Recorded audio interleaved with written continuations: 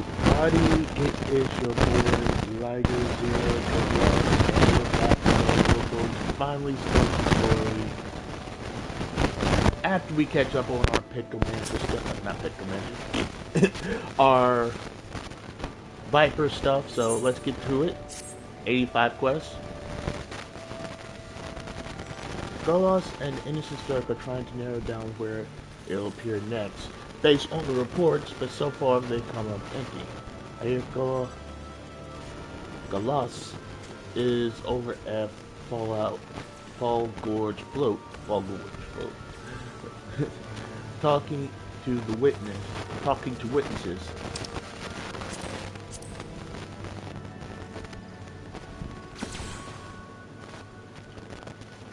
Let's go see what he's learned.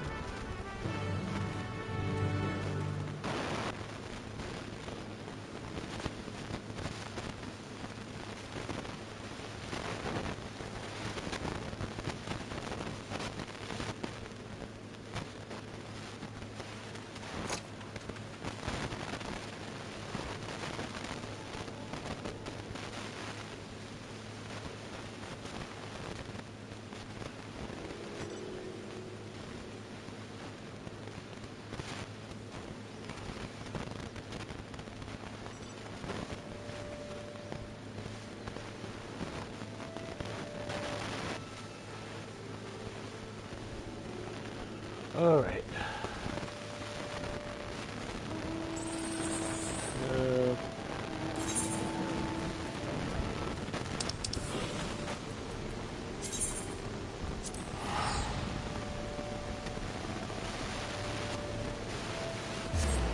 Alright, let's see how well this is going.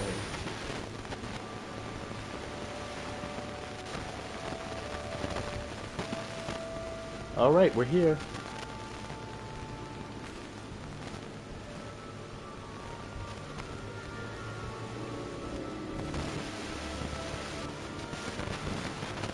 Alright, let's see. But yeah, so far I've been liking everything. I'm sorry I didn't come back last night. Family comes first. Family stuff came up, and I'm sorry about that. But now I'm here, and we'll go stream as long as I possibly can. Thank you for coming. I expected Kiswa to have shared some of the details, but it's even worse than we thought.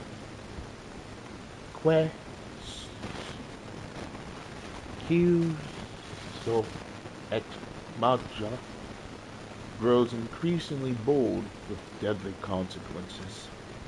For a blessing, the people here remain calm, though we must act quickly to avoid widespread panic. The adders have called upon anyone with information to share, and asked that they gather here. As we requested that any details be reported, no matter how small, we find ourselves somewhat inundated. I'm certain, however, that among the accounts are clues vital to locating our quarry.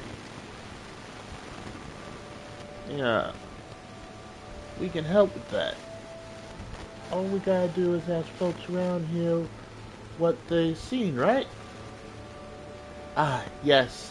That would be the most helpful. Perhaps you could start near the Aetheryte, while Naruto assists those over there by the Bobby Fork.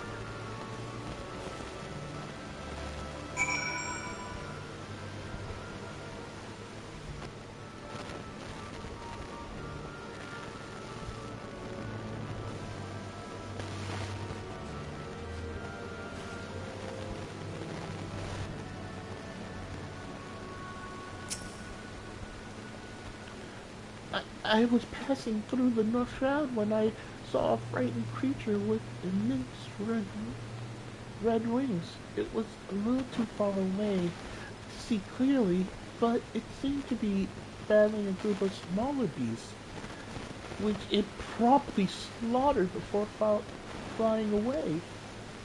Well, we know it has a taste for the hunt now. Great. We found Xenos in beast form.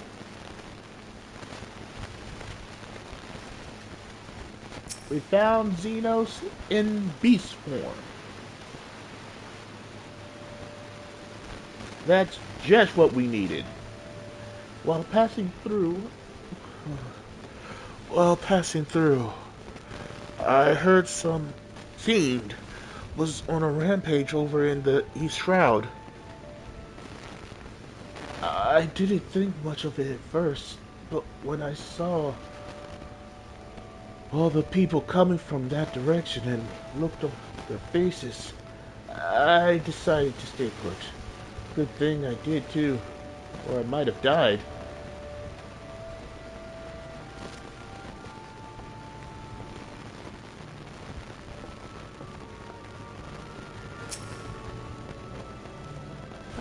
I saw it.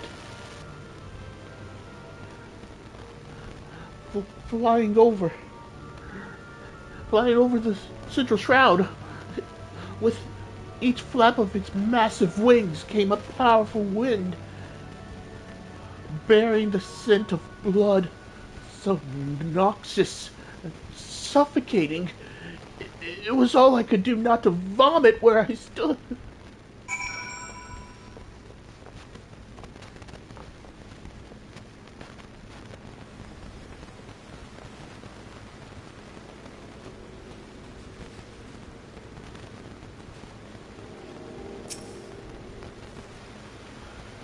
Everyone's got a story to share, but nothing that seems to point where Majin might strike next.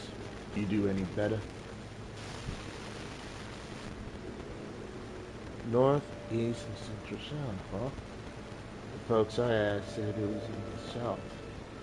I tell you, you must be trying to make the whole damn forest its territory. Hold on now. One of these guys I talked to was in the East Shroud. Your witnesses heard the beast was on a rampage, but mine said he never saw Majin, even though they should have been there at the same time.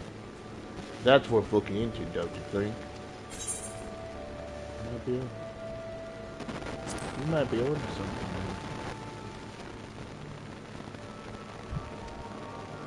We gotta go chat up the fella again. I'll take you to him.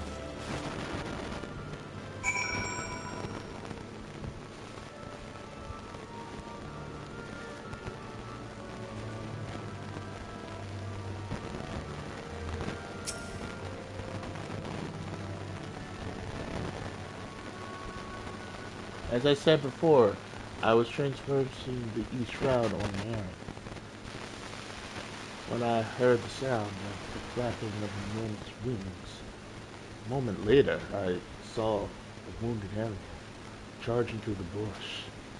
It was then I recalled the rumors of a monstrosity on the loose, realizing I was in danger, and ran.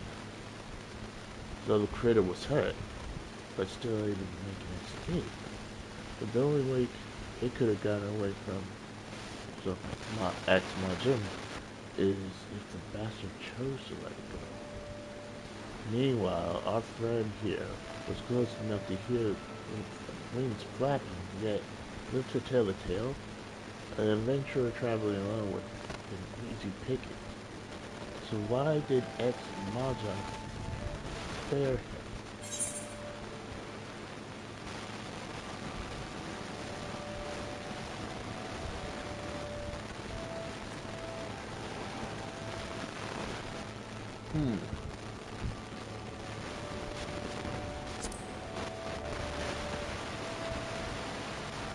All I had on me was some borrowed potions and ether, but there was one other thing.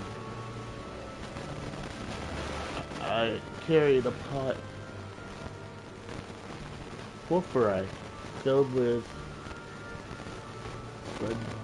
a belly of wild grass and Almegan custom in case you're unaware. That's gotta be it. Golos will want to hear about this. Anything else? That was odd. I never seen so. But it's all sorts, I suppose. Okay, I'm guessing like the grass is either like repellent or kind of like scent masking. If you don't know what scent masking is, it's basically covering up your natural scent with something else from the natural world. There are chemicals that can do it, but they're far and in between and cost a whole lot of money. Could you wait here a moment? Kiswa has asked me to verify a theory of his. I shan't be long.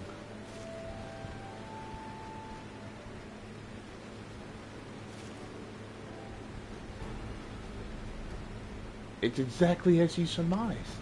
Most of those who've seen IQ, Squaw, Ex Majin, and live to tell the tale are Alamegan adventurers. I knew it. It's gotta be that fragrance. A lot of animals have powerful sense of smell, and the Ex Maja is no exception, which makes it that much more sensitive to odors that it doesn't care for. I reckon the beast can't stand the wild grass in those pulperizers. It's a potent fragrance, a lot like any other kind of grass we got back in Toro. Come to think of it, accused Margin never went near anywhere the grass was growing. If one man's mead is another man's poison, perhaps the same could be said for the aromas. Exactly. Now that we know what...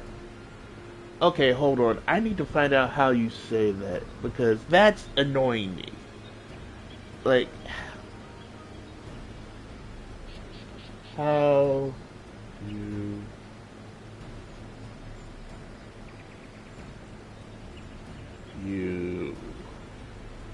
say... I'm guessing that's going to be an L? Q...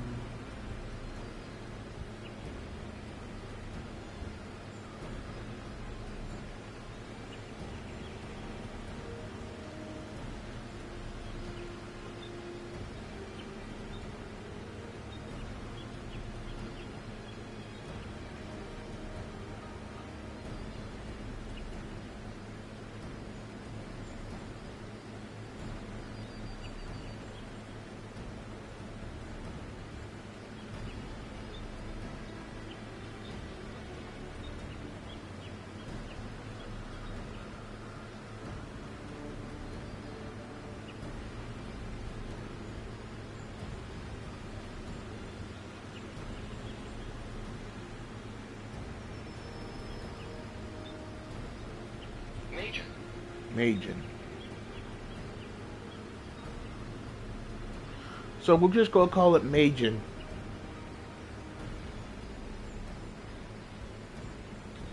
We can use this information to drive it where we want.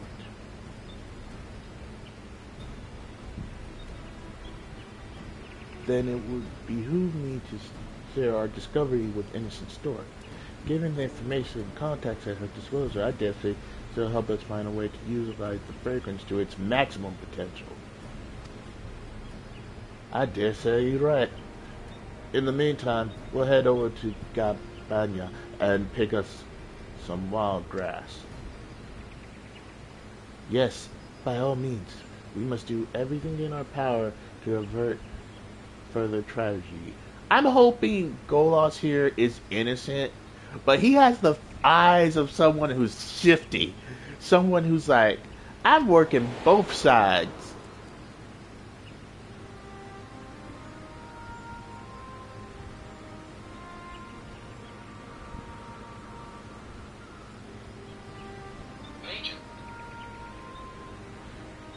Many of the adventurers gathered here are so terrified of encountering Majin that they considered abandoning the profession entirely.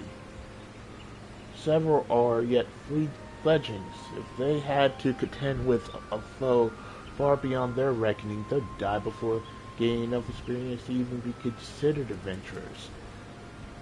The thought of their bright futures being scratched away like that is almost more than I can bear. This is the very reason I joined the Twin Adders, to prevent such senseless death. Okay, hopefully Goldlaws 8 play both sides. I hope not. I hope that that's just my paranoia acting up. Therefore, I humbly request your cooperation and slay Mujin.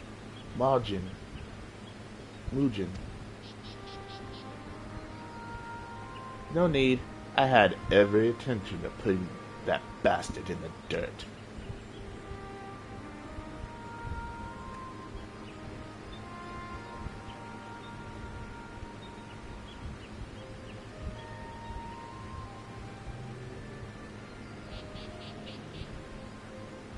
To the matter at hand, a few moments ago, one of the adventurers mentioned that wild grass we seek grows abundantly at Peak Falls. Once you've collected enough, let us rendezvous at Quarry Mill. I must warn you, though, that Galbanya is home to some particular vicious wildlife. Be on your guard.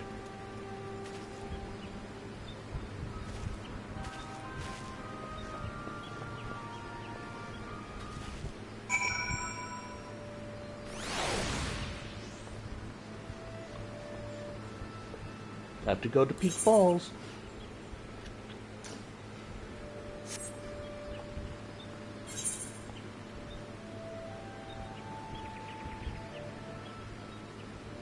Peak Falls, I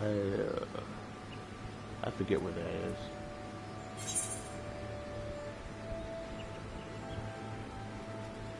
And that's right off side. I keep saying yes.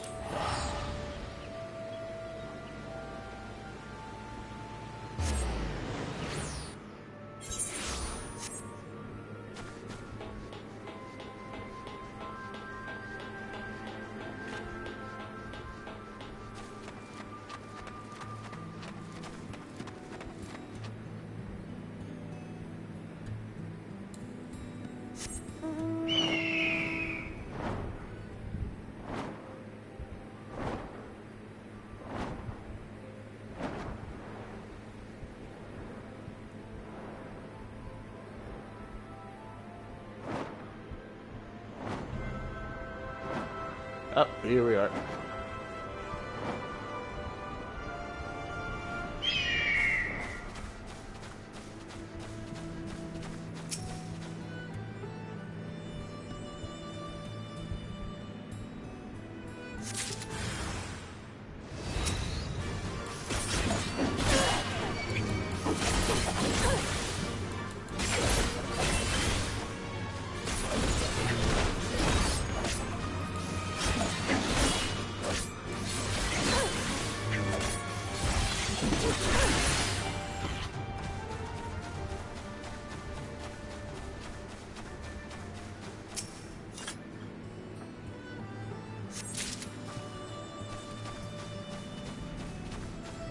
I tell you, man, those bees.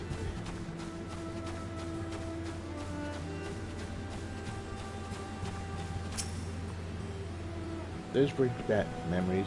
One time I was picking herbs to make paralyzing agent that would work wonders on Taral. The Daral? What?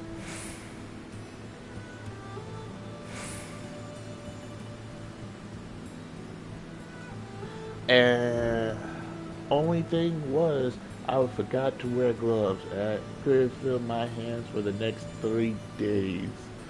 Yo, I've done that on a mission. Picked up a acidic plant. Caused myself to burn my hands.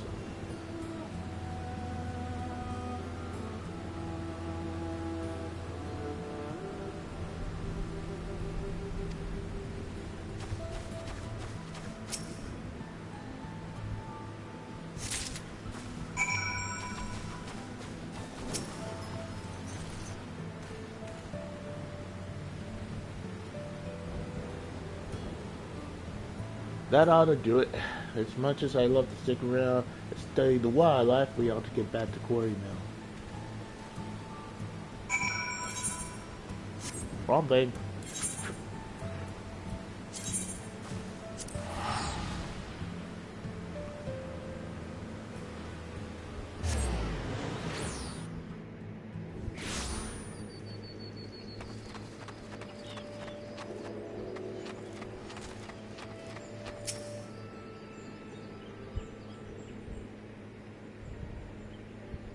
You've done well to gather so much wild grass. As promised, I've called upon an ancestor to advise us on our next steps. I placed an order with an alchemist acquaintance for a custom-made diffuser pouches, which we may employ to spread the aroma over a wide area while prolonging its potency. We will issue these pouches to tornadic units tasked for driving the beast into an isolated location of our choosing, away from civilians, an ideal spot for the final showdown. That's good. That's good thinking. Indeed, once the pouches have been produced, the beast is as good as ours. If I may, there is a further request I was to make. Rather than slaying outright, would you be able to capture it alive?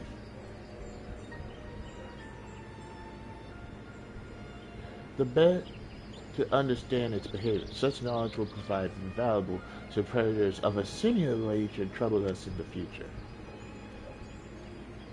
That's a risk we can't afford to take, madam. Those hunters of yours tried baiting it with a carcass laced with sedatives, but Ma Jun saw right through their plans. It demonstrated a degree of cunning to rival any man's. Even if we did capture it, it's only a matter of time before it escapes and kills again. There's only one way this can end, or that you could deal with a monstrosity like that. You slay it first chance you get. No half measures, no hesitation. Rip and tear till it is done. Then we are left with no other choice. And here comes the betrayal. Pray forgive me for making such an ill-considered suggestion. I shall abandon all thoughts of capturing the beast, instead turning my attention to procuring See, the way she said it is what kind of like red flag, all over the place. And instead turn my attention to the procurement of the diffuser pouches. You will hear from me soon.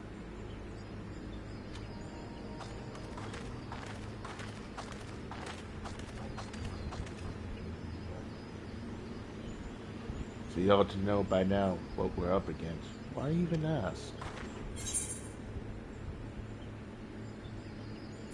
She got her own angle. I ain't the type to guess at folks' motives. Wish she'd do us all a favor and put her cards on the table. The rich and powerful rarely so obligated.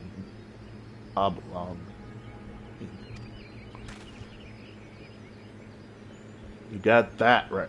You got that right. But since us salt of the earth are speaking our minds, there's a fear in you. But of what, I can't tell. Gilbert for your thoughts? Never know. I might be able to help.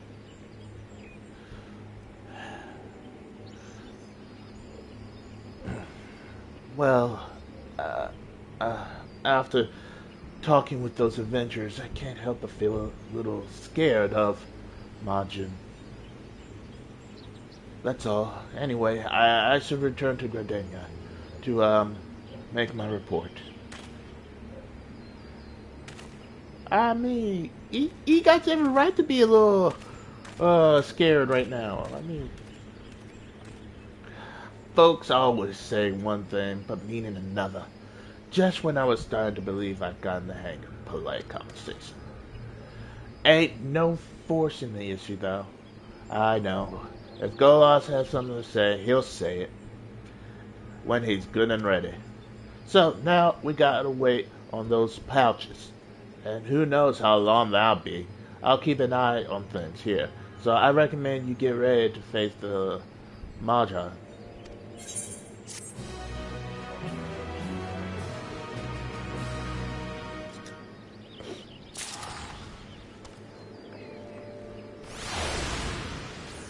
Alright, that was actually a real good quest. And obvious things be obvious because let's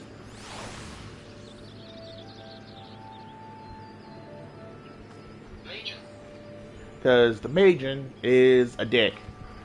It is, like I said, it is basically Xenos in beast form.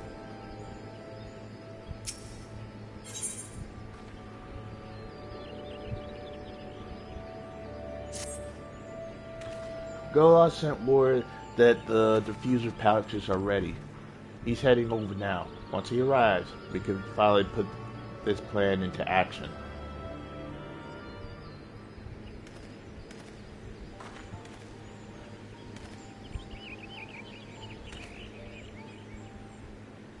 The pouches have been distributed among the Twin Adders.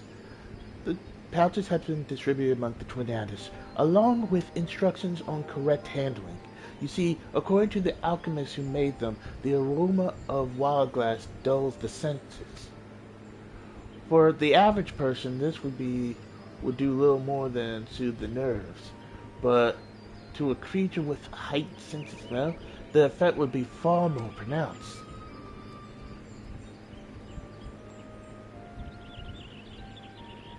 As for where we entrap Mulligan, Innocent Stark has proposed a location in the Dravanian hinterlands that she believes is ideal. The surrounding area is largely uninhabited, and Ilisar, the only settlement nearby, is relatively simple to defend. We have already consulated with its guardians, and they gave us their blessing to proceed. That's all well and good, but by the looks on your face, you're not.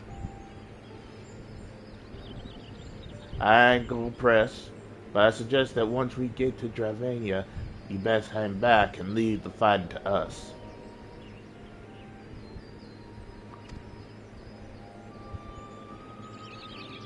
I'm thinking of changing the sandals of my outfit. You know full well I'm keeping things from you. Yet, you still show your concern for my well-being. Why? Just my way, I suppose, or the way I was trained as a viper. It's our job to keep folks safe from creatures that go against the natural order. Doesn't matter who you are or whose side you're on. Politics, feuds, all that drama ain't none of that our concern. I'll admit, I got my doubts about you, but you're still someone I need to protect from Marjorie. Simple as that.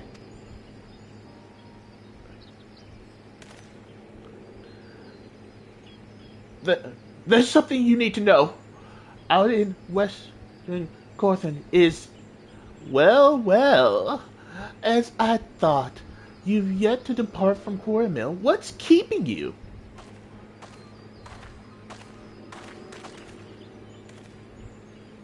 Lieutenant Golf, whatever is the matter? You look like someone just walked over your grave.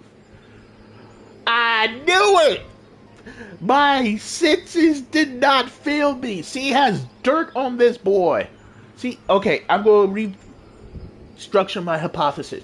Instead of him working with her willingly, she has either dirt on him and knows something about him that he doesn't want to get out, or she's blackmailing him. It's blackmail or it's it's basically blackmail, both same thing, but it's blackmail or something along the lines of getting him kicked out. It has to be because he was about to tell us something important, but as soon as he walks up, dies in his throat.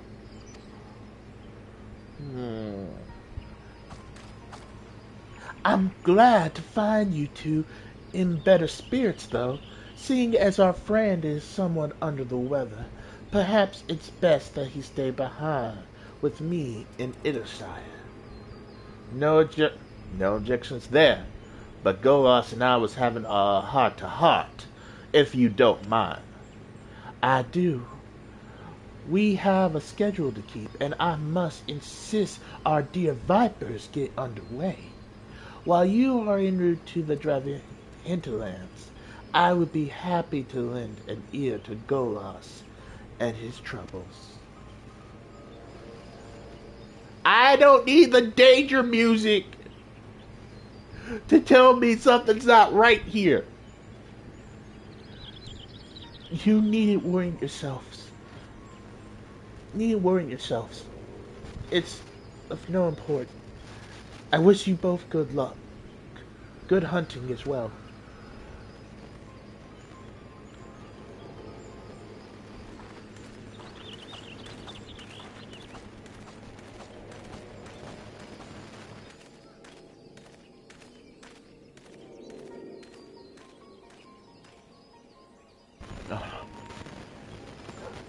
Talk about timing. Holy crap, we have a curse word in Final Fantasy XIV besides bastard? Haha! We're moving up in the world, boys! For better or for worse, we'll find out what he was holding back soon enough. Anyway, we got Taral Vidoral to slay. I hope someone says the name in a cutscene so I can know how that's truly pronounced.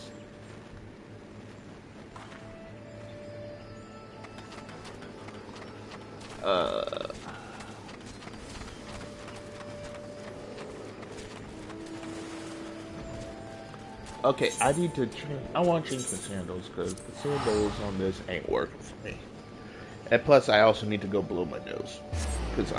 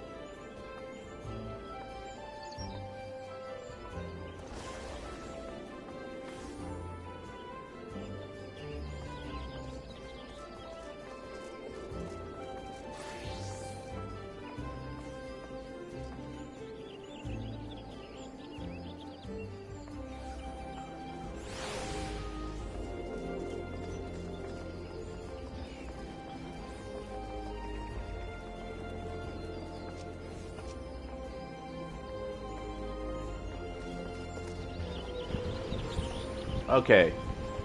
So after we change our glam real quick and kill the Majin, or at least have our first like actual confrontation with him, this is going to be interesting.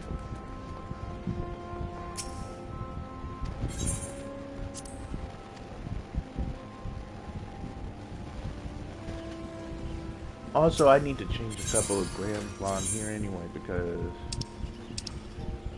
certain ones I can't even use anymore because I'm no longer a Viera.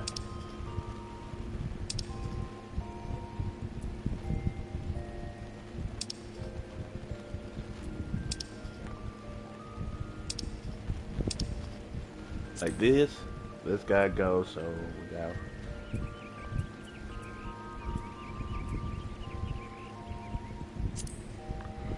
put those.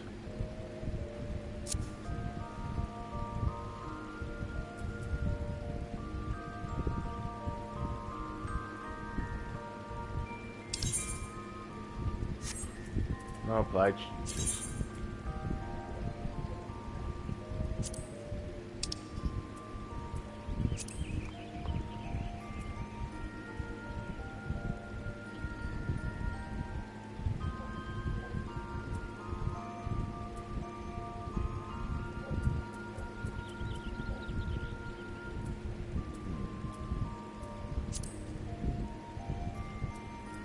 No. Oh.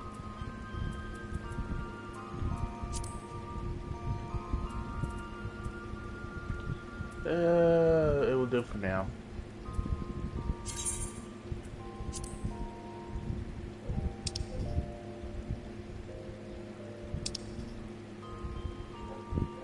That's still good. This looks even better. Like, I'm keeping this simply because it looks so good.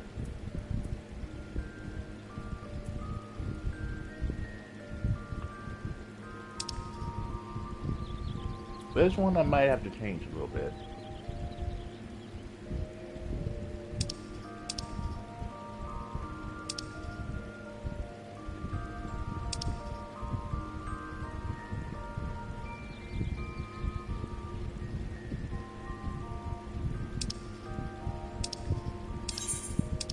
Okay, but yeah, we're going back to this one. Keeping... Oh, there's something I want to see. Where is it? Okay.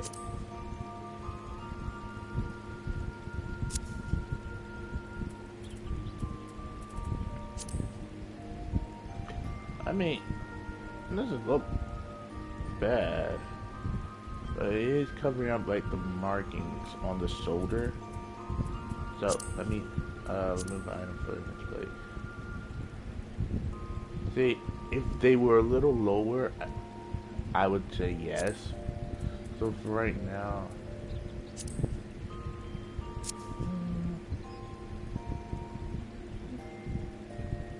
actually that doesn't look too bad.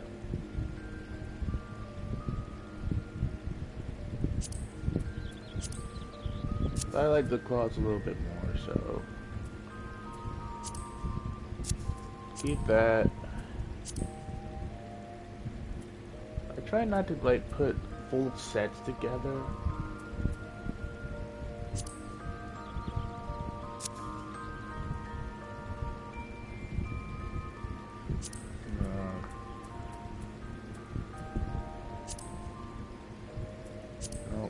No. Nope. Nope. Nope.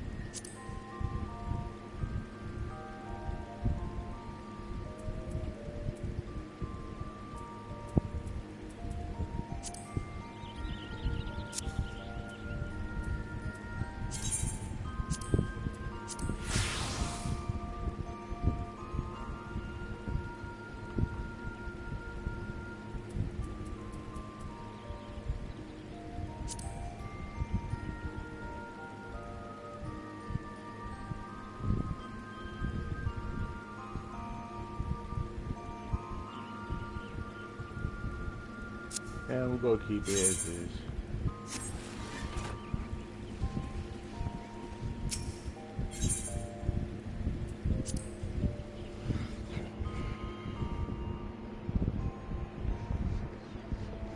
That's better.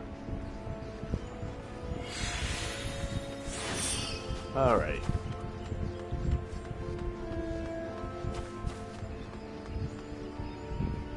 Seems like we're ready to go. Let's see what we got.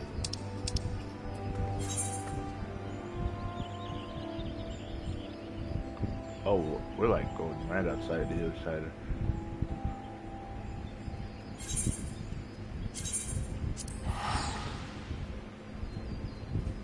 Once we get to like our weird awakening, I'm gonna start the actual story quest main.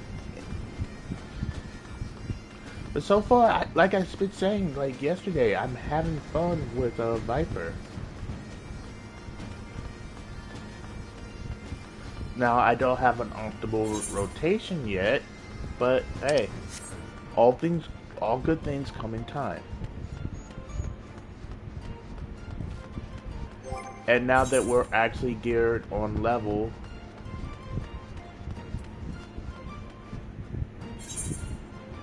everything 660. Yes, I have no melts right now. Don't get on me about it.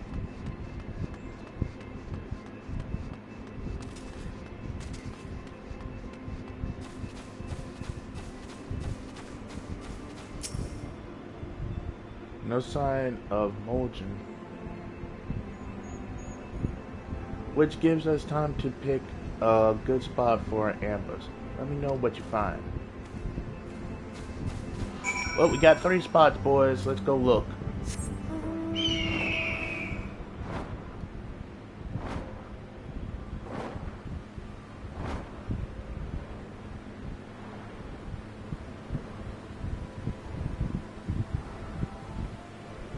But yeah.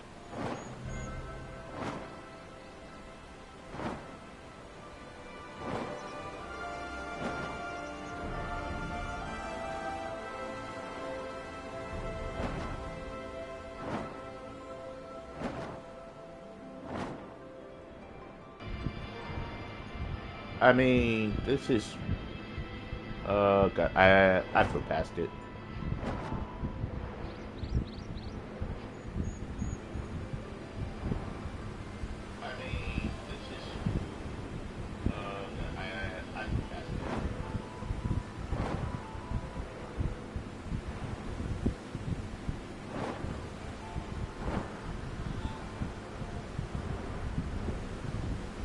Okay, there we go.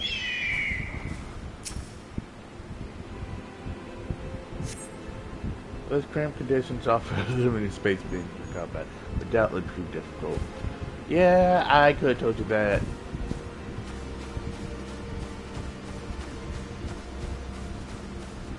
Is it really up?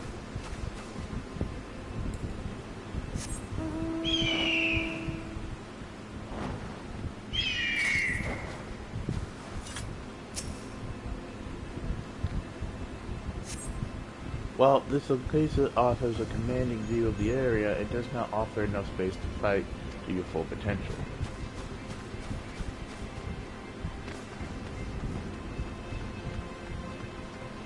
No crap! That I couldn't fight there in my full potential. Here, yeah, here I could probably do more. Although the view is obscured by the wall, you should be able to remain concealed easily. You have surveyed a number of locations. Yes, I have surveyed a number of locations, all amounting to 2. Each varying in suitability. Keithwell will be eager to hear your report. Yeah, I looked at all, like, 2 locations. And I looked at 3 locations, and you know what?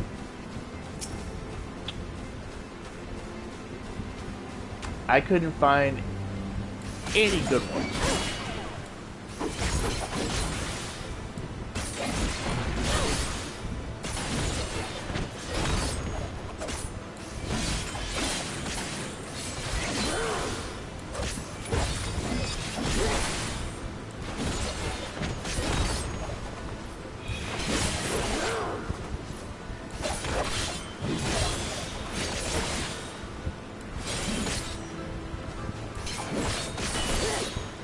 Okay, now I want to see. Is there any, like... Oh. So there's no positional for those.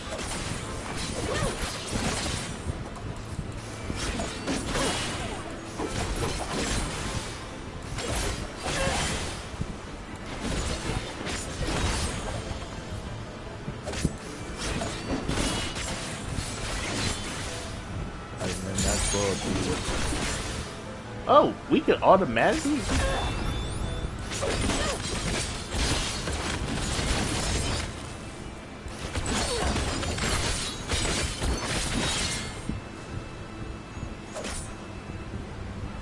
Okay.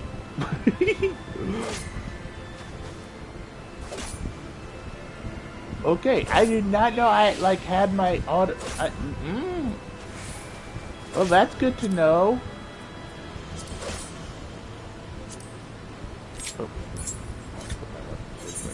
And then start coming. Okay. Okay.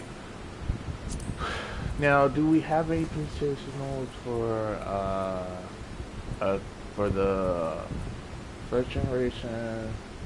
Deliver attack to the first enemy. Blah blah blah. Proceeds increase.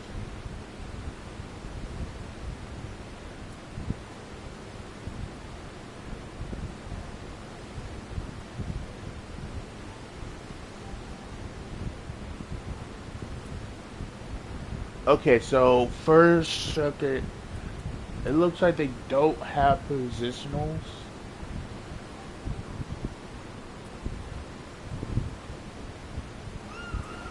Which is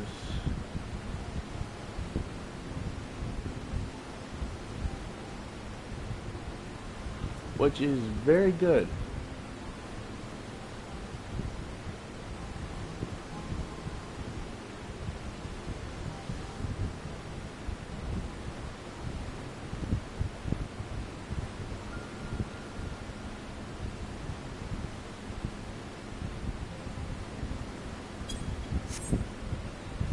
So let me try this again.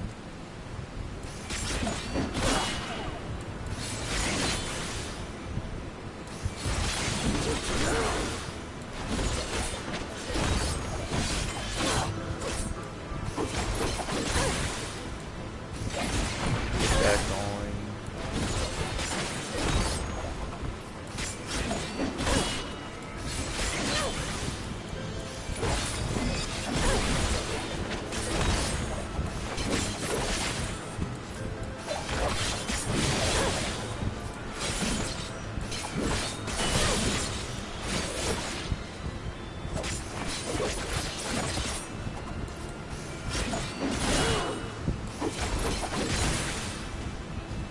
High strike side, go to the back,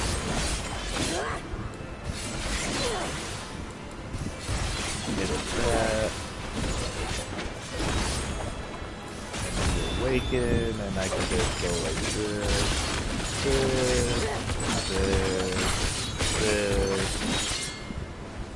and that's basically my burst. Okay, then I go back into this.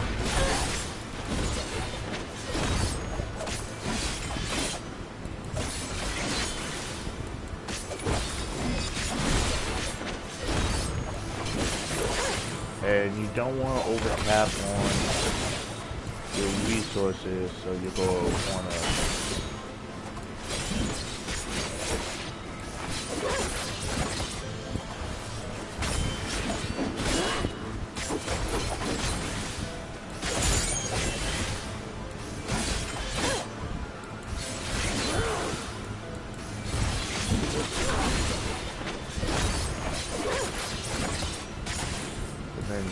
Pop this.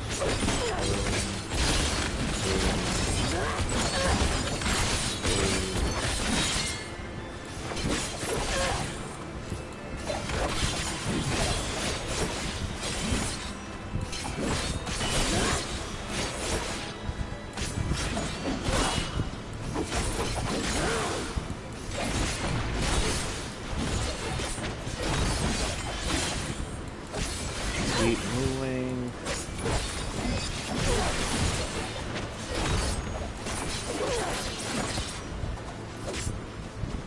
Okay, so yeah, I get it now. Okay, so I get it now. It's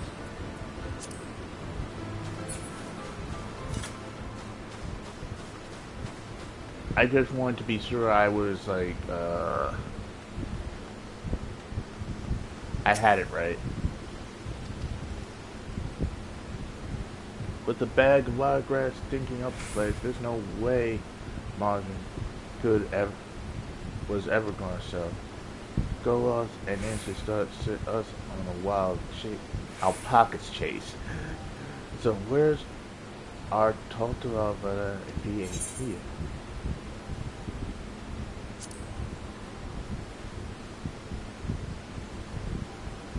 Ah, so that's what Golos was trying to tell us, at least until he was cut off.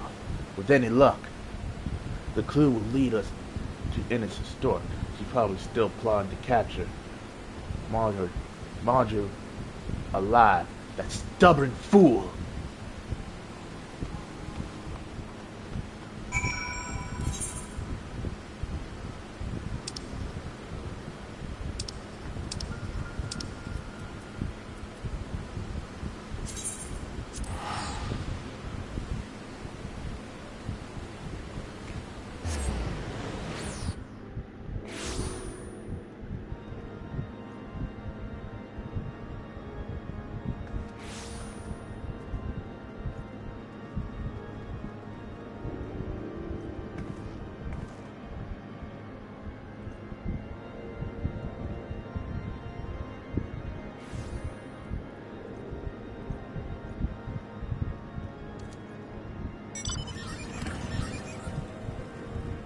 Alright.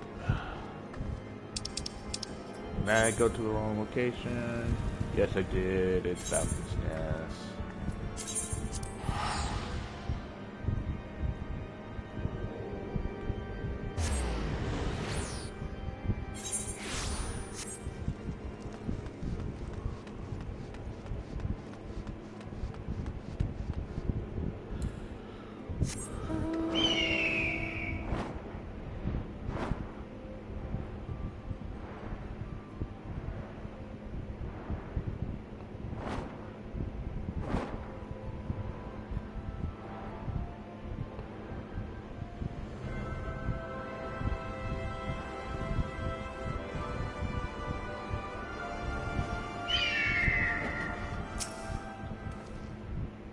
No sign of our tricksters or Mujin.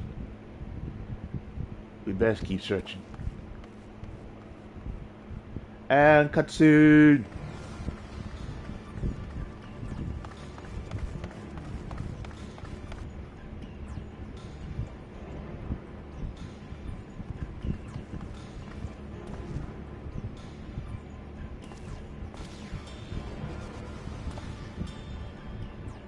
There they are.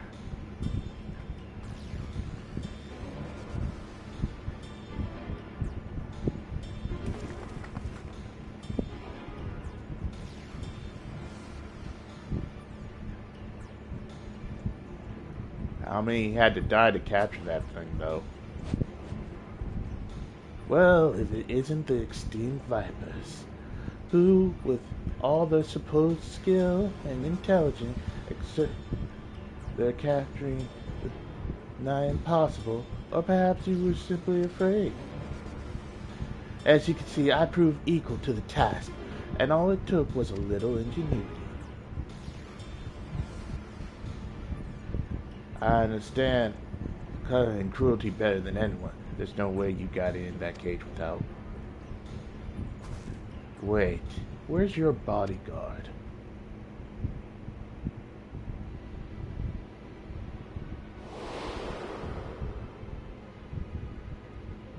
You yourself observed how attempting to lure Marjorie without obvious bait ended in failure. But a beast is still a beast. A predator that is compelled to hunt. Casualties were inevitable, and a prudent strategy must account for them. An exceptional one, however, would leverage this element to its advantage, as mine did.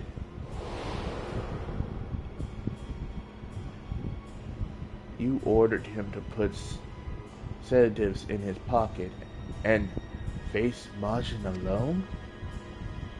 It was over before it began. His screams still ringing in my ears.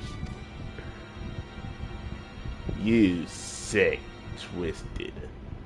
So you fed the Majin the sedatives, and your bodyguard along with them? You telling me he willingly offered himself up? Enthusiastically, even.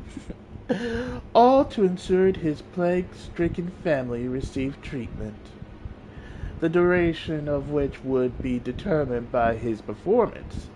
He all but leapt into the beast's jaws. As I'm sure Golos will agree, there's no limit to what we can accomplish when given appropriate incentive. I noticed he was blackmailing him.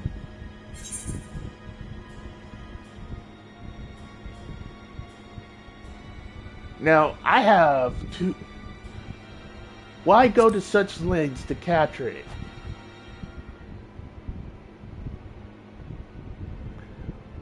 Oh, please. Everyone's getting everything they wanted. So let's not quiver over the details. As a gesture of goodwill, I'll even answer your question, rudely asked though it was. Everyone has their own unique proclivities, and I'm no exception. I have awoken to the thrill of bringing rare and ferocious creatures under my power. Slight nod to Beastmaster, confirmed? Slight nod to Beastmaster, I'm just saying. But that only whelks my appetite for the true pleasure when I unleash my pets upon worthy opponents to enact scenes of glorious carnage. I've met my fair share of monsters, but none of them compared to you. A monster and a fool. That's a tra-virara. The moment you open that cage, it's going to rip you to shreds.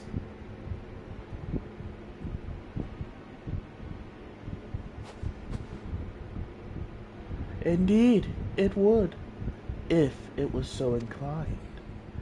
But if Majin is as intelligent and bloodthirsty as you say, it will soon learn that I can provide a constant supply of worthy prey. In return, it will accept me as its master.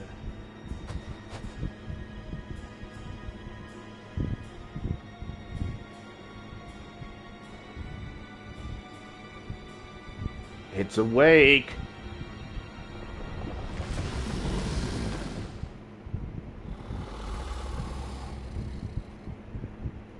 And it don't look too happy.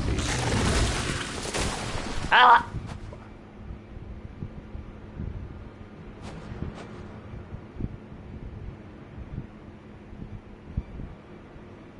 I grow tired of this place.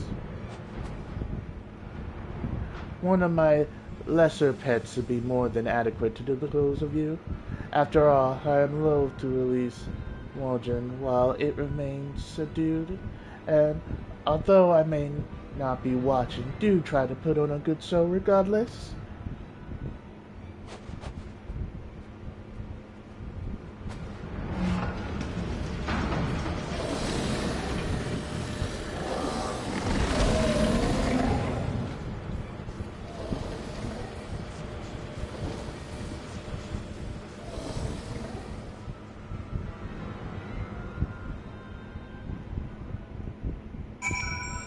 I don't know which ancient created these things, but let's get to it, boys.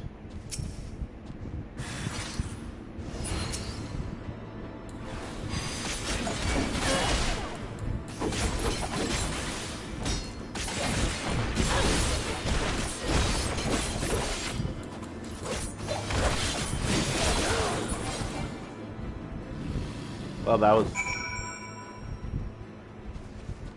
I thought that was gonna be a little harder.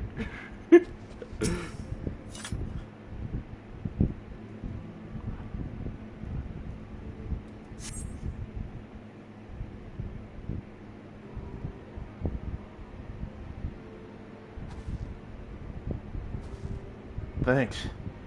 I owe you one. Gods damn it!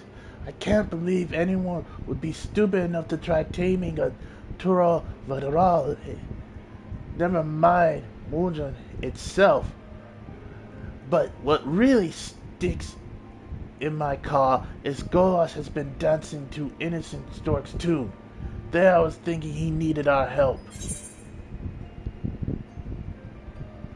She must be manipulating him. You're right. There's more to this than meets the eye. Anyway, no point in freezing our asses off here. Let's get back to Quarry Mill to think things over.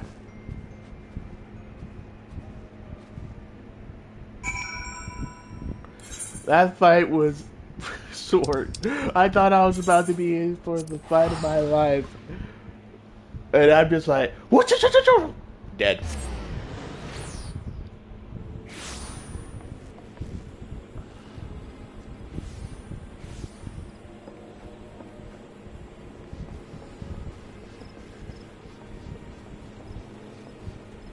Oh wait, I went to Gadea, not Quarry Mill.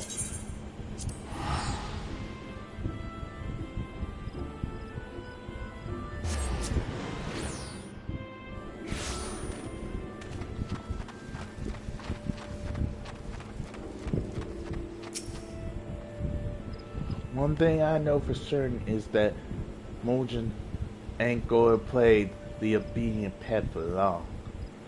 And it's a stork gonna find that out the hard way. But I reckon that that'll be after she gets the urge to indulge her twisted appetite. I'll do what I can to suss out where she's got to before then. Then there's Golos. The twin adders need to know what he's been up to, and that he's still alive, for now at least. You best go back to your training for now. Cage or not, Majin it's still out there, and our job ain't done until it's dead.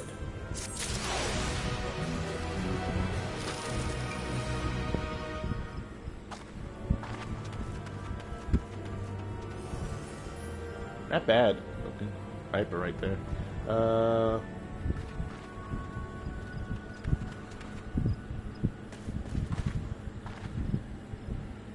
But yeah,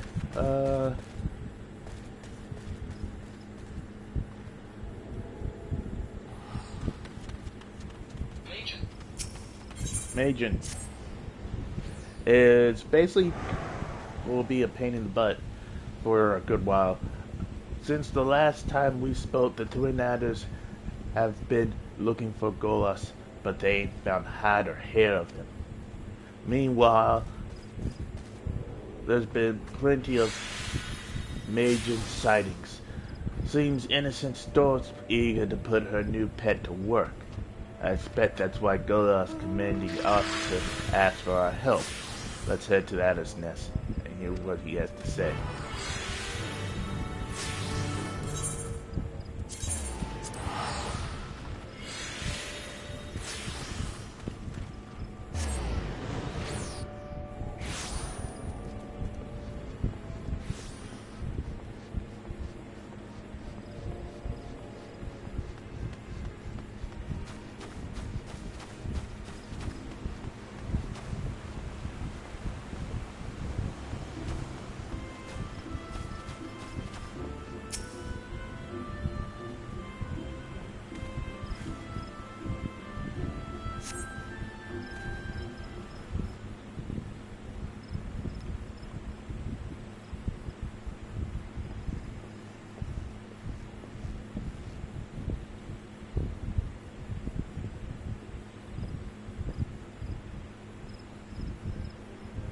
It's good to finally meet you both. Golos spoke highly of you and your contributes to our hunt for Mojang.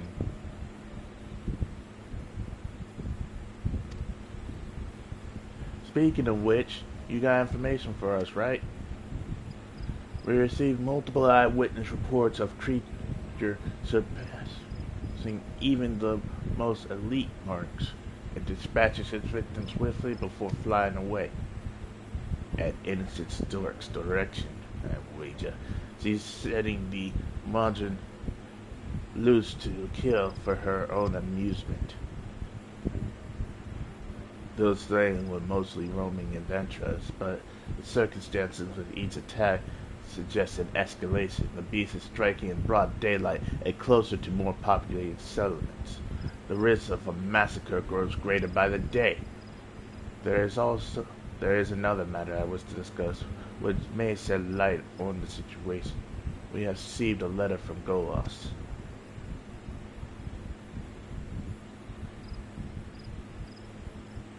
Though details are sparse, he wishes to resign from the Twin Adder. The letter also includes a message for the two of you. Do you recall our discussion in South Danaland? Though my aspirations were beyond me, I prayed that you succeed in fulfilling your own. I remember, Golos. You wanted to prevent those with bright futures from dying before their time. That's why you joined the Twin Adders. Wait! We had that talk in this shroud, not Danaland. And he mentions our aspirations, which is to protect people from rapage beasts. You see, he's telling us Marjan is going to appear in South Danaland.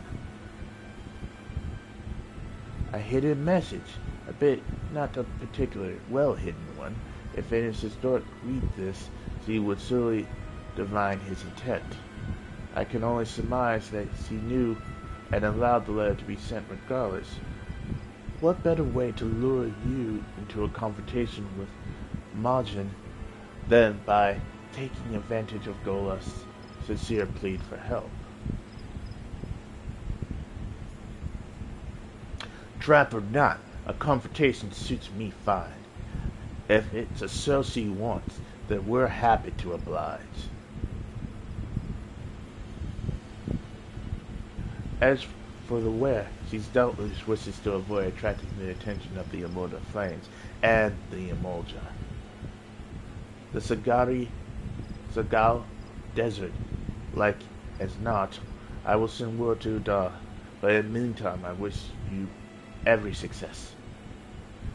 Time to go kill Majin.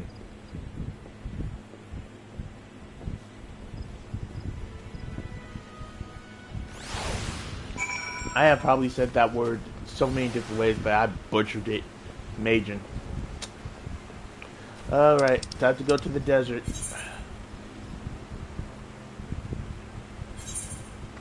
Yes, no.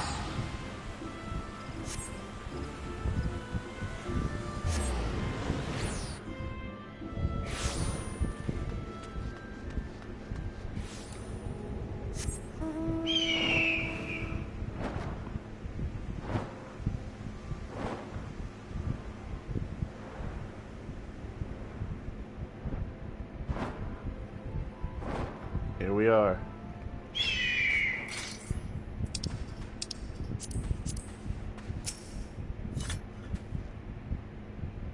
Another carcass. This was Majin's work. Did he expect the trail to be this easy to pick up? Perhaps I should have. All that's left now is to walk straight into the trap. No viper worth their salt ever shied away from danger. Am I right?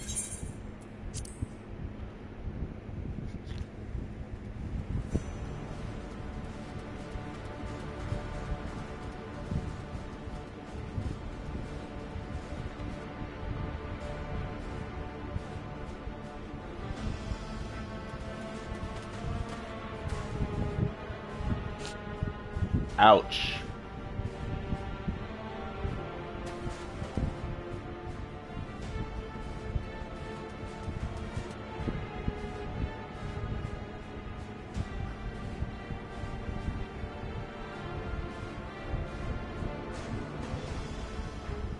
Such grace, such power. magnificence itself given form, worthy of awe. Alas, these meteor core distractions are poor canvas for your art.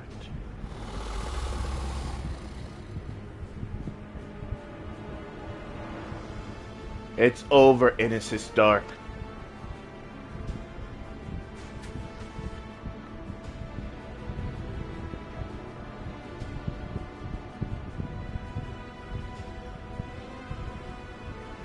On the contrary, the main attraction is just beginning.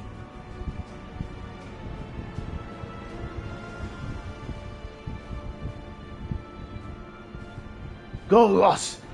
What have you done to him?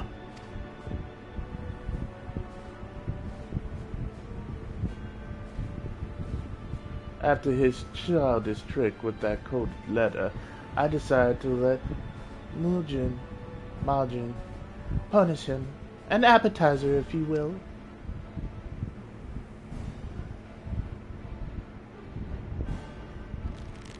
All the money and the privilege in the world, and this is how you choose to use it? Killing for the sake of killing? You're no better than a Taral, a monster that deserves to die. A flattering comparison, though you seem to be forgetting the literal monster that stands before you. Majin, I brought you fresh play.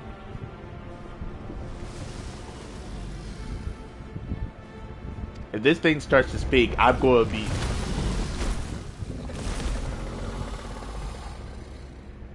Oh, I haven't forgot about you. A coward through and through. I knew but one I thought had some pride. Guess I was wrong.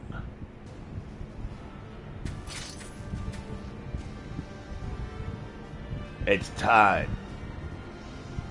Majin is ours.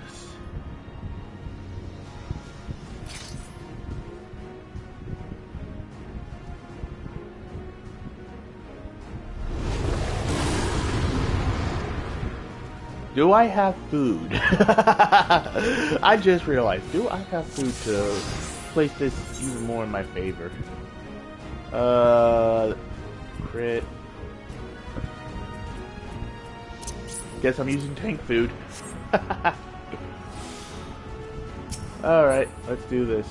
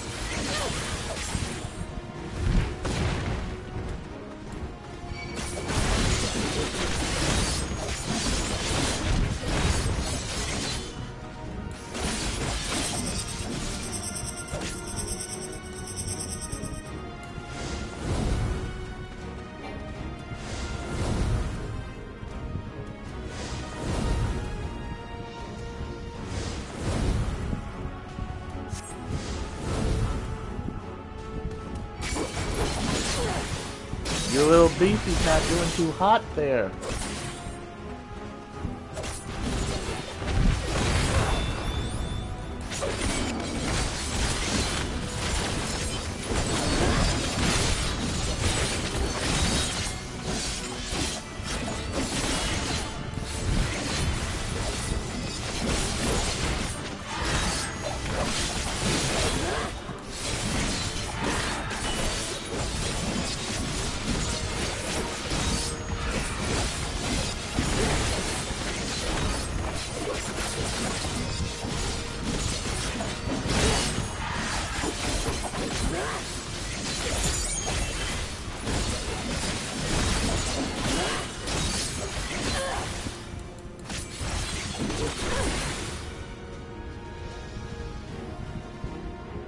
Is that all you're capable of?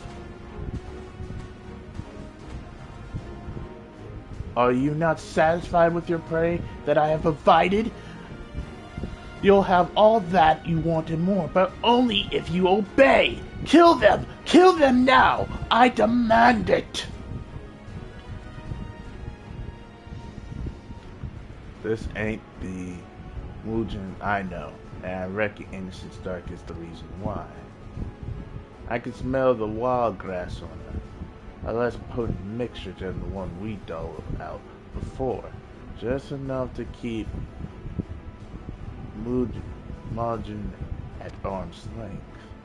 But even that's too much for the latter senses.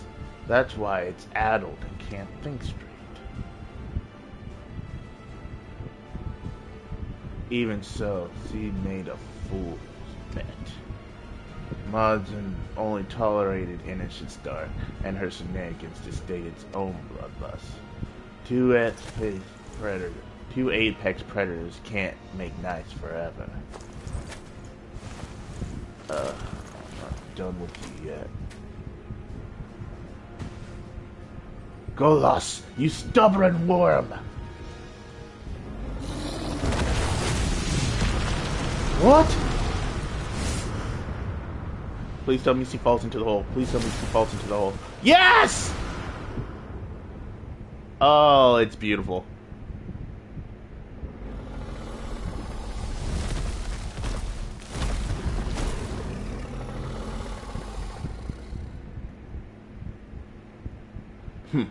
Maybe now I can concentrate on the fight. Alright, Naruto. Give it everything you got.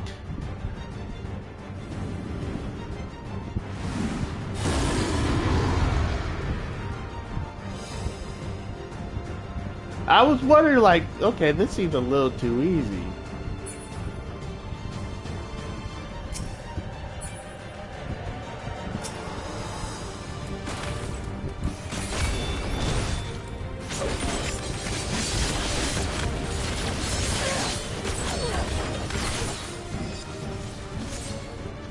Oh, it's doing the thing from, what's its face?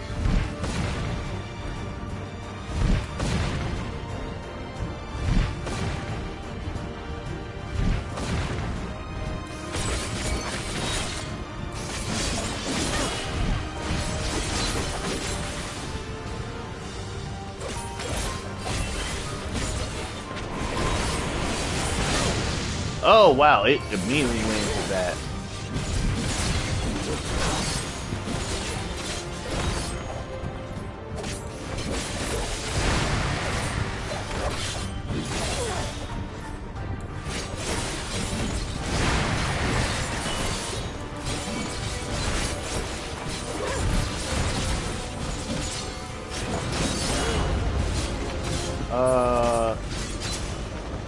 Do we attack?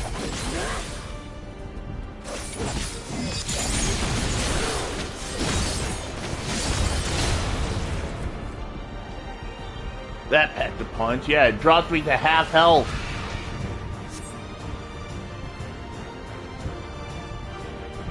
This ain't over. Not by a long shot.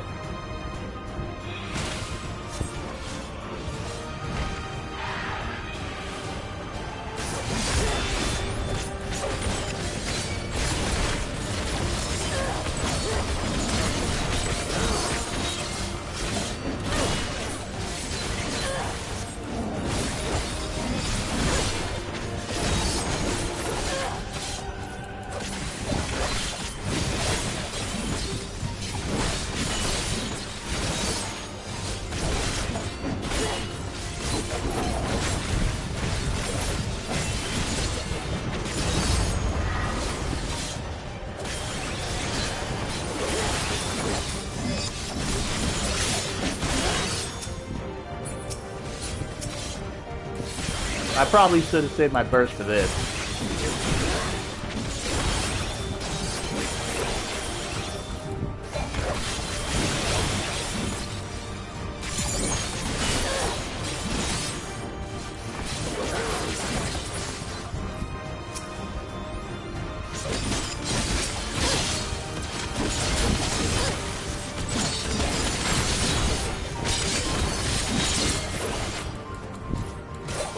that's gonna hurt.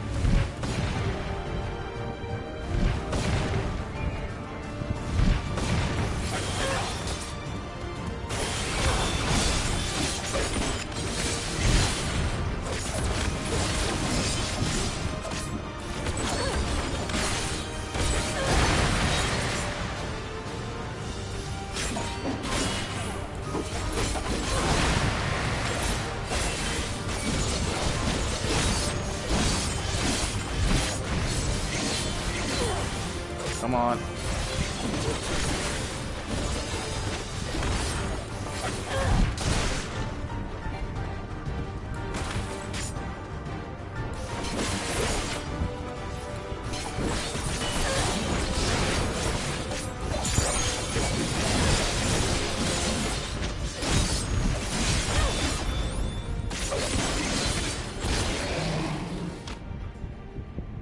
And that's how you get it done.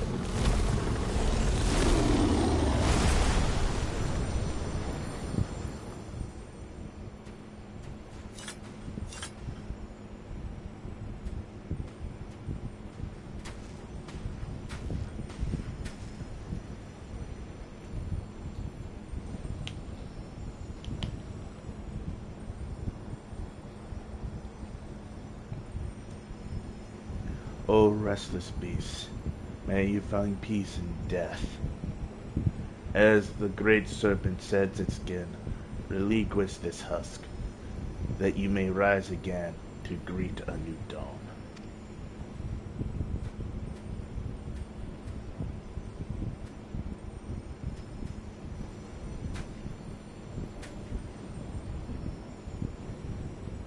And as she started genuinely believe that she could bend such a creature to her will.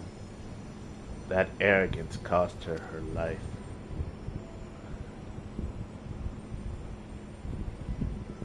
She never understood what she was dealing with, or afforded it proper respect. She took her superiority for granted, but that power she wielded to flaunt the laws of men was powerless against the natural order.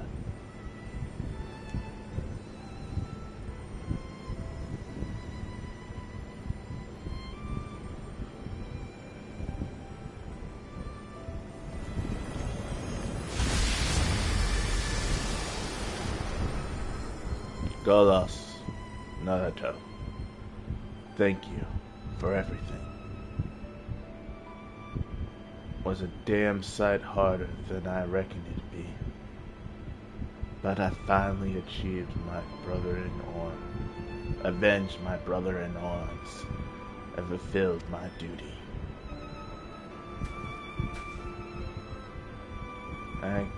once again hold my head high.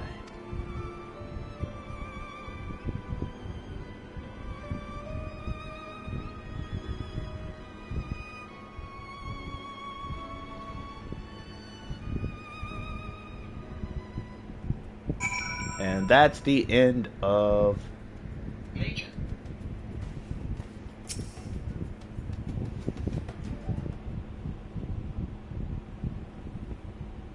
So, Major might be dead, but we still got a loose end or two to tie up.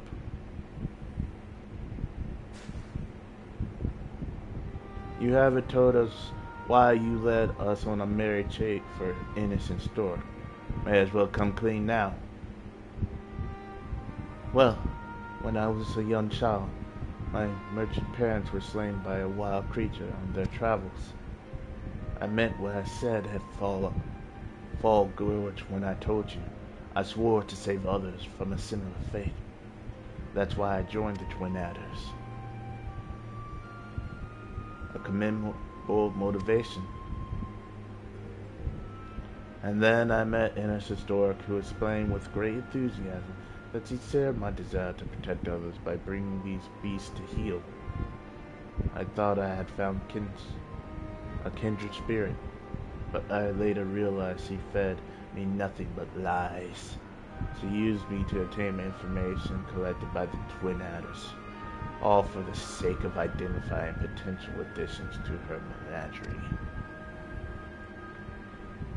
I disclosed all manner of secret, sensitive intelligence to her, believing it was in furtherance of her efforts to save lives. By the time I learned of her true intentions, it was too late. I confronted her, told her that I was going to inform my superiors. She smiled and laughed, said that she would unleash her fiends upon Gridania if I spoke a word, with some of her finest reserved specifically for my family. I'm guessing that it's an historic idea to have you join the investigation into Malgin. It was. There's no excuse for what I did. Allowing myself to become her pawn has led to so much needless suffering. Nothing I can say or do will ever be enough to earn your forgiveness. Whatever punishment awaits me, I shall gladly accept it.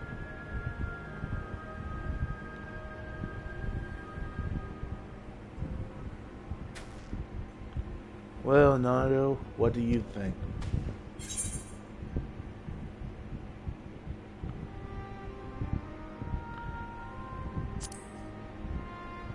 I think you should decide.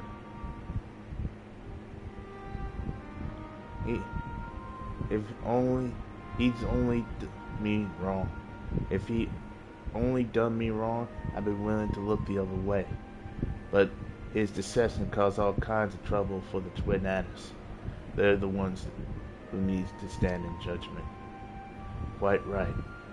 I will request that my superiors meet us at Quarry Mill, while I shall give a full account. It's settled then. Meet us there when you're ready.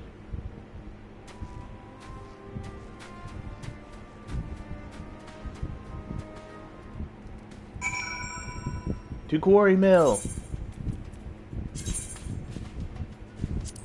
Away!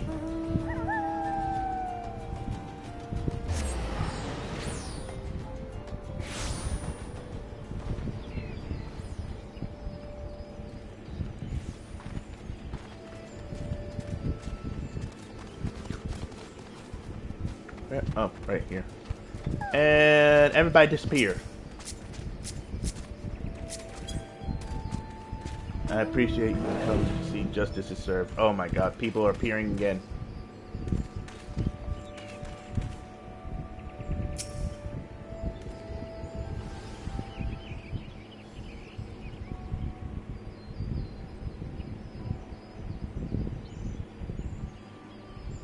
As a soldier of the Twin Adders, your actions are inexcusable. Once I have made my report, expulsions will be the least of your worries. There will likely be a trial.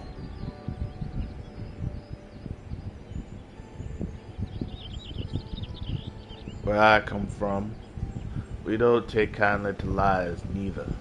Our word is our bond, and the violation of that trust demands punishment. But I will say this. The lies he told were to protect the people of Gradania. Not only that, the actions he took contribute directly to the defeat and death of Majin. I won't say the ends justify the means, but it's not nothing.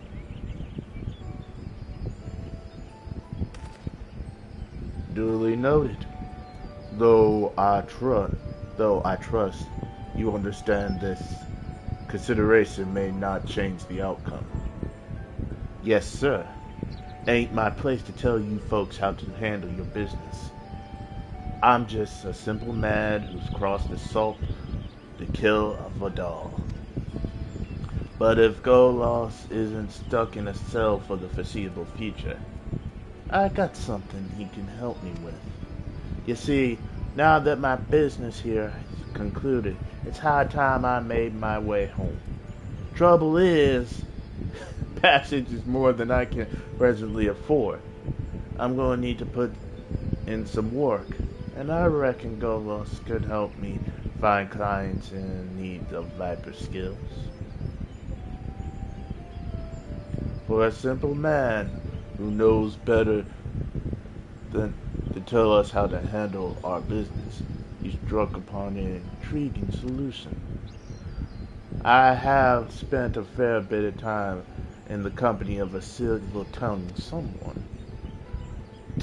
Well, I don't mean to brag, but Golos, your conduct cannot be easily forgiven.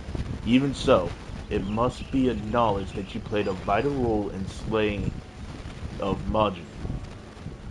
Swear to never stray from the path of righteousness, and no charges will be brought against you. Moreover, I will accept your voluntary resignation as you did previously request. With this arrangement, you may yet pursue your dreams of defending the innocent from nature's most deadly threats. In your capacity as Kiwa's assistant, what say you?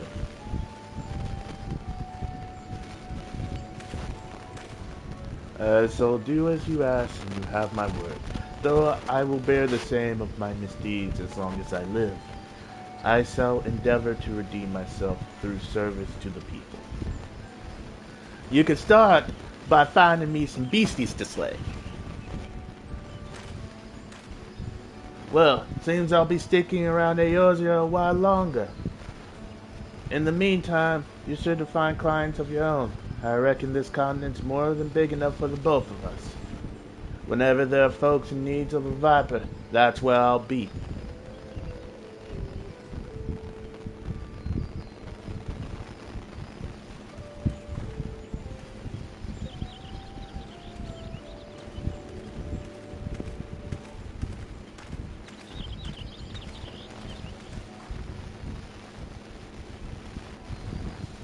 And thus, everybody gets a happy ending, except the bad guy. Bad guy's dead.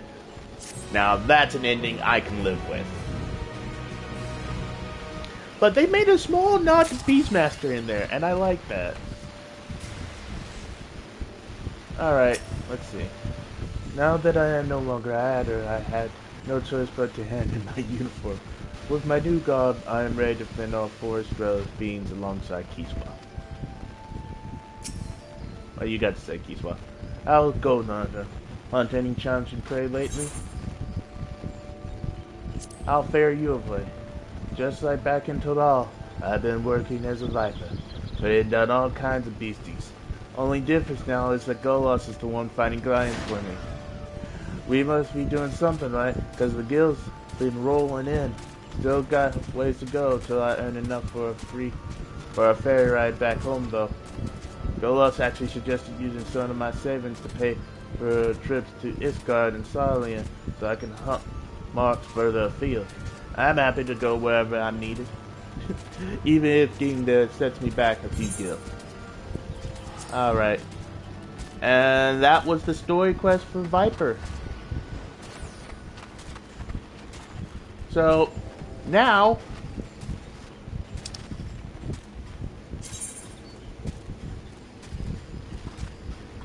we can do the story quest for the main story quest.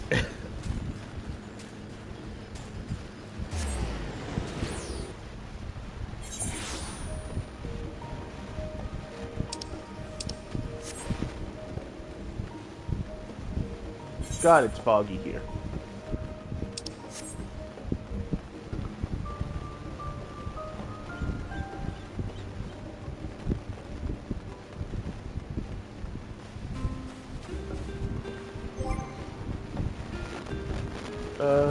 Are there any other traits I'm going to really need? I'm just making sure I don't have any other traits that I should be worried about right now. Okay, so Elizabeth cannot be assigned to.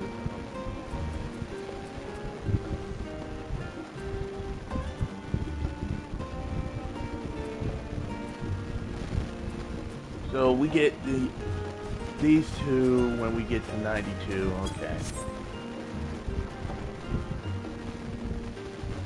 Now it's time for story quest. Story quest. Story quest. Ojaka Tesajaka has a message for you. Welcome back, Naruto.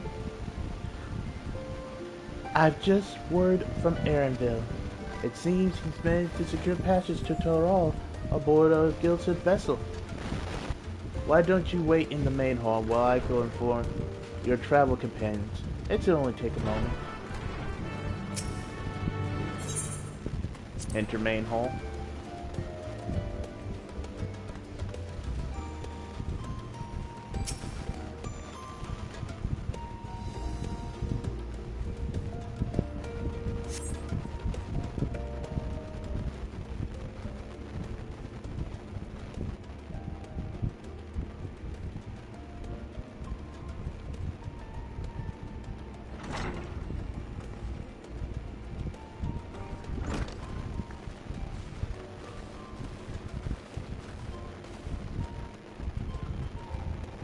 Gave us the good news.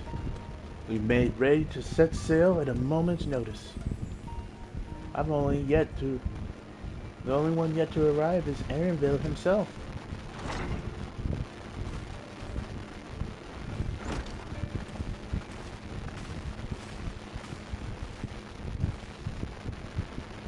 Ah, you're all here.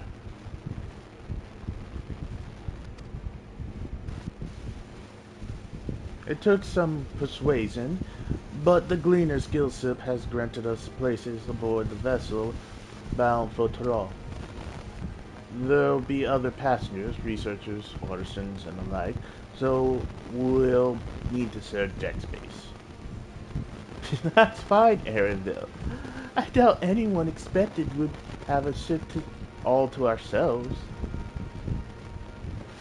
They're not casting off just yet. So, if you have any lingering concerns, now's the time to voice them. I wouldn't call it concern, but everyone is still clear on what we'll be doing in Toral, yes? We've not forgotten. The nation of Totoral is in the midst of deciding its next ruler. As your chosen allies, we shall assist you during the rite of succession, and support your bid to become Dawn Servant. In addition to that, Alphino and I have another objective. As part of its reconstruction, Gargamel sees ways to reconcile and re-engage with its neighbors. By visiting Toral, we hope to learn more about how its myriad of cultures interacting with one another, how they find common ground, develop stronger ties, the sort of insights that might help our friends in Isabar. But we'll pursue this goal in our own time. You can be assured that we'll give the contest all due attention. That's all I ask. Otherwise, you're welcome to do as you like. You wanted to find out about your grandfather, right, Cryo?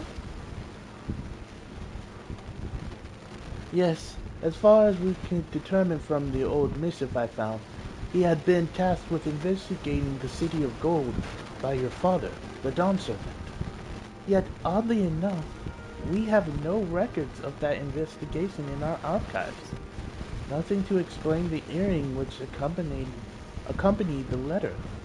Thus, for reasons both official and personal, I shall very much like to get to the bottom of this mystery.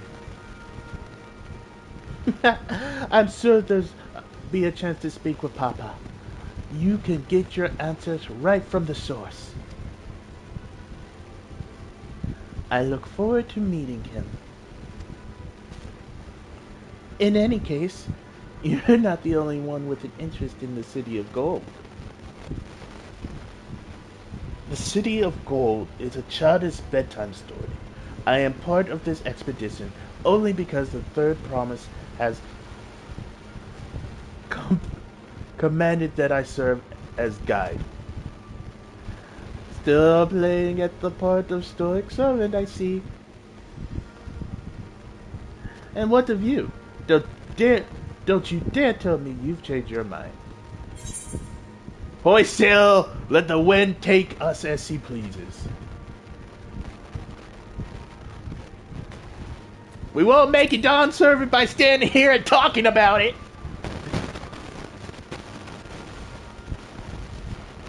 Ah, a woman of action. Right, then if all are still committed to the journey, then I shall we make way ready to depart.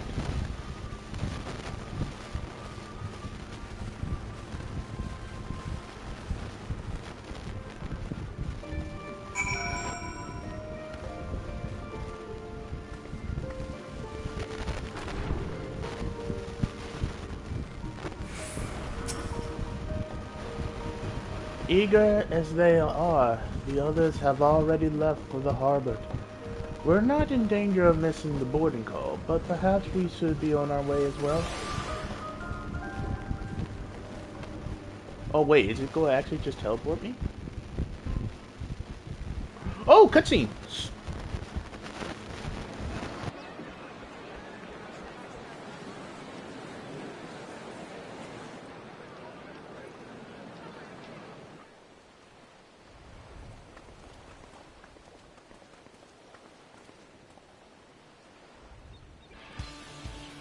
Savoring the moment? I can feel your excitement, your eagerness to explore the unknown. Well, for once, the fate of the world doesn't rest on our shoulders. We might even get a chance to enjoy ourselves. Do not be so quick to relax. Oh, Tural may seem but a short sail away on a map. The vast seas between brim with peril. The treacherous waters of Shade's Triangle alone have claimed countless vessels. Okay, I have to make one interjection. Shade's Triangle has to be the Ayozra equivalent of the Bermuda Triangle. Please tell me we're going to get to explore the Bermuda Triangle. Or Shade's Triangle. Please tell me that's going to be part of this expansion. That we get to go to the Ayosian equivalent of the Bermuda Triangle. Even following the safe route plotted by Admiral Bufiswin herself, this will be no pleasure cruise. Perhaps, but my voyage here was uneventful enough. Disappointingly so. Either way, the two of you have first-hand experience, which will be of great comfort in the days ahead, I'm sure.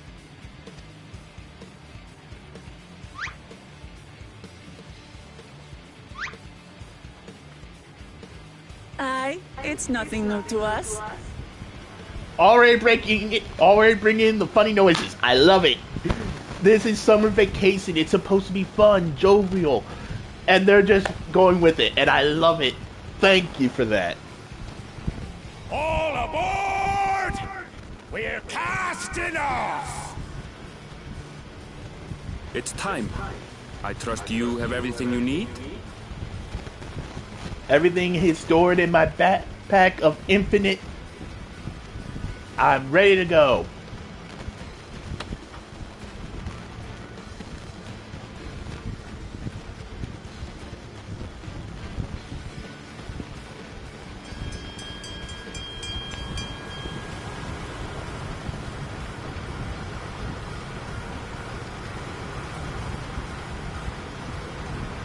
And so does our ship cast off from the docks. We sail west, as Captain Ram did some 80 years past, bound for the New World, known to her children as the continent of Toral.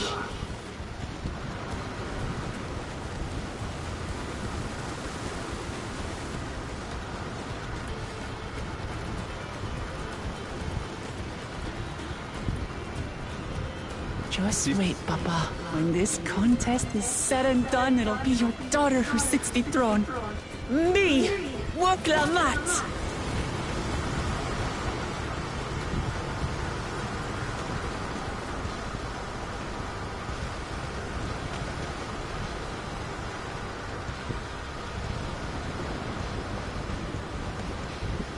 Now get down for there before you hurt yourself or fall overboard.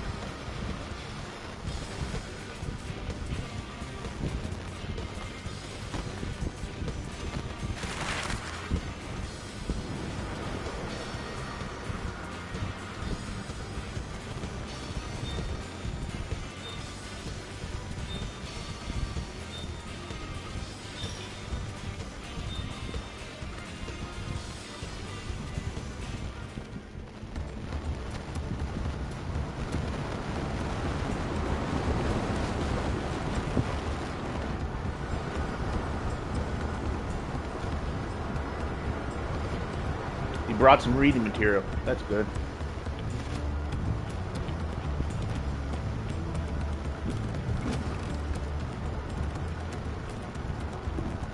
Smooth sailing so far?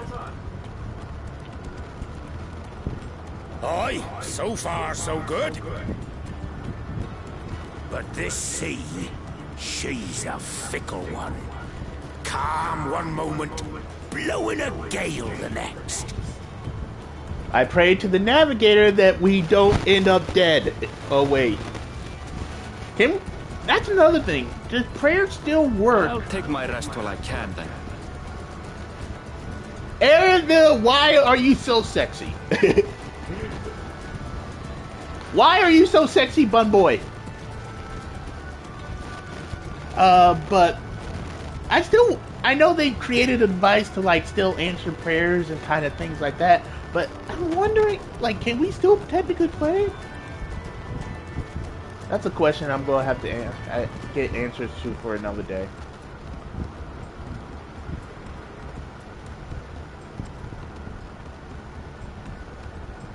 We left port what seems an age ago now, and we've seen naught but open water ahead. I knew Toral was far, but it's another thing to really know. My eyes almost look black from that angle. Speaking of which, some of our fellow passengers have made this trip before. Several times, in fact. I was able to learn a few things about Tuliolal and the right of succession. Since we still have a long way to go, why not have a chat with them yourself? I'm sure you have questions of your own. Time to gain the knowledge.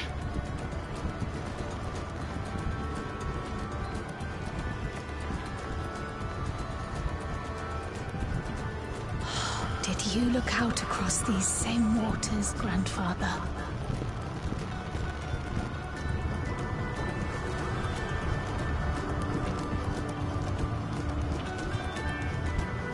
Okay, I'm not gonna lie. When I first met Kryle and she was wearing that hoodie, I actually thought she was some kind of like mix between like Lalafell and like one of the beast tribes or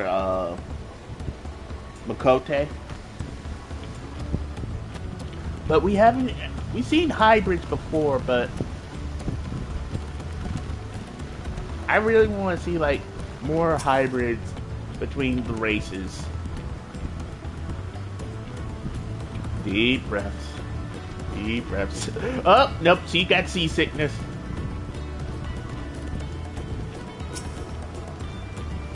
I can feel my edge start to dull on these long sea voyages. How about some light sparring later? Sure.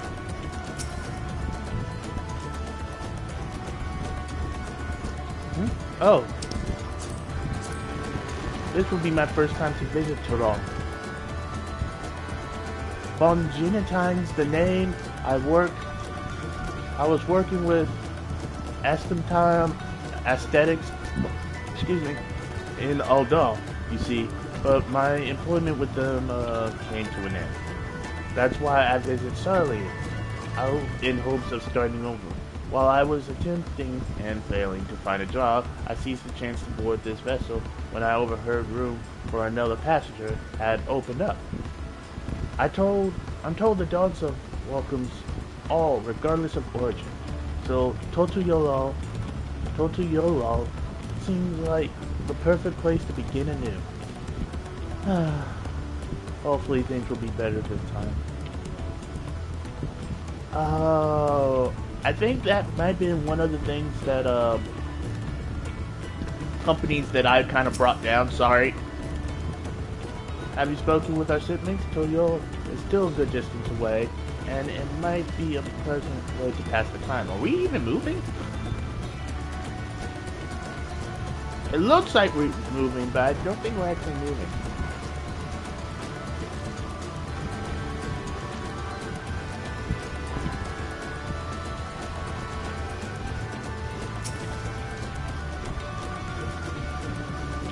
I heard Erenville was looking for patches to Toral, so I managed to squeeze his party aboard one of our chartered vessels.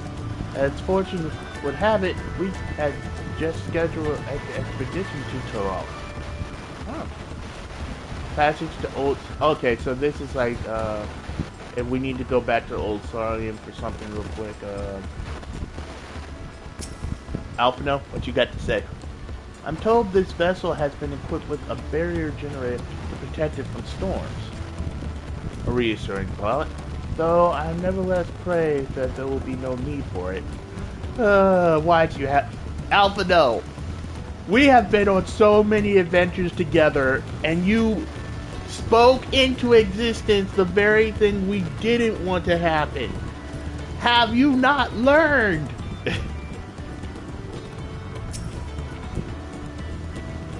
Did you want to make a wager? We're taking bets on who will be sat next on the Dawn Southern side of the chair. There's 4 claimants in the right of succession. Your young Wukumat being one of them. But from what Wolja Bloke was telling us, the other 3 are all strong contenders. Not too many keen to risk their coin on the 3rd promise.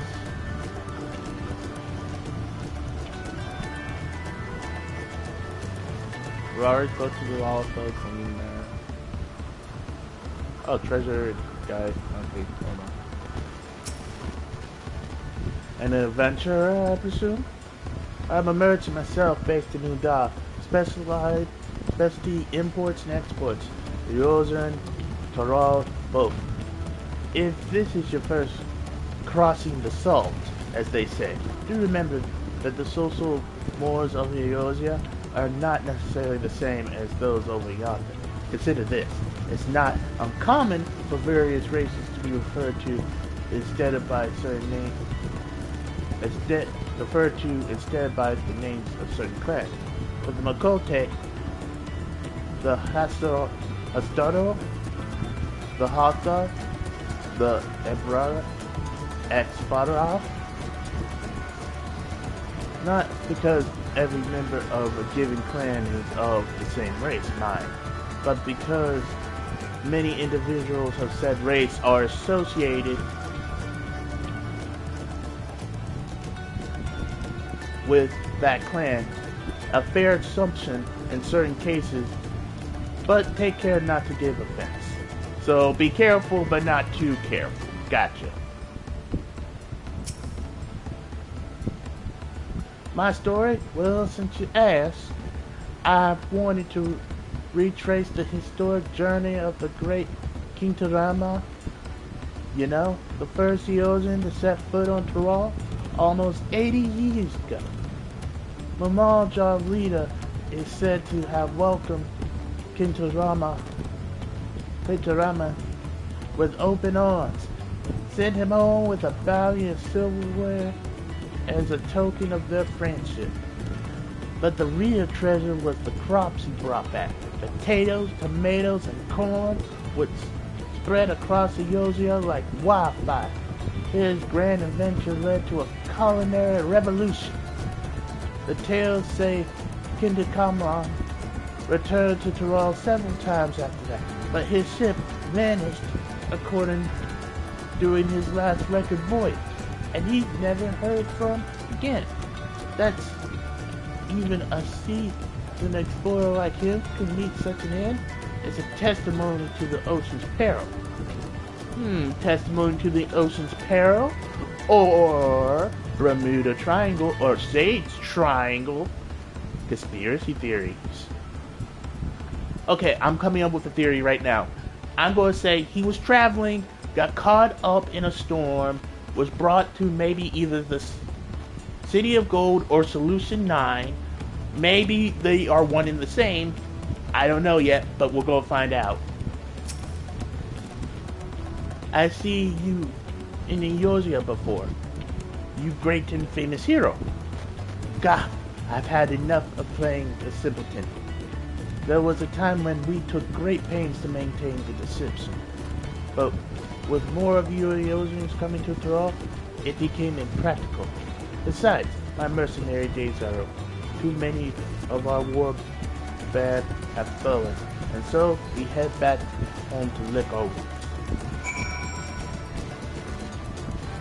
I guess that's everybody. Did you learn of anything of interest? Yes. I've also come up with a couple of theories as well. Oh, I haven't heard that about the clan's name. We should have Wukamat and Aaron picture the ones we should know. Actually, it's getting a little chilly up here on deck. Let's all gather in the cabin. I like it chilly. It's better than overheated. Oh.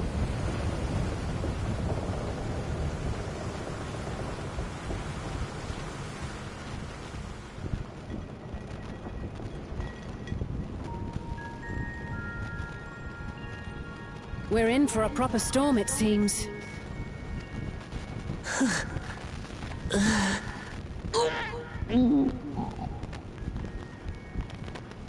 How's your stomach? Any better? I don't know what you mean. I don't get seasick. No, but you get something, all right. I'm just feeling a little nauseous is all. I wonder Isn't that what seasickness is? Tried to put on the You were born in Tyrol, yes? Do many Vieira live there? The Shetona, as my people are called, have settlements mainly in the north, in Shaptural. Satona. Okay, so Vieira from Tyrol are called Satona. Zatoral. And your family? I know nothing of my father, not even his name. As for my mother... Oh, and there goes the interruption. We're in the teeth of the Nomads! Brace our sails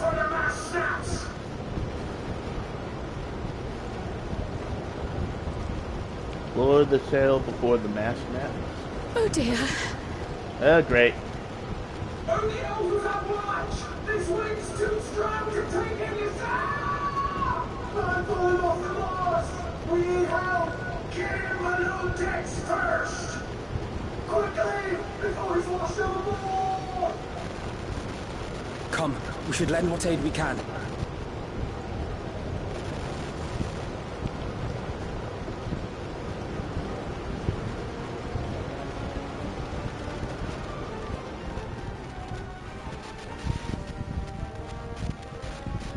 I have not seen the ocean rage with such fury before or since.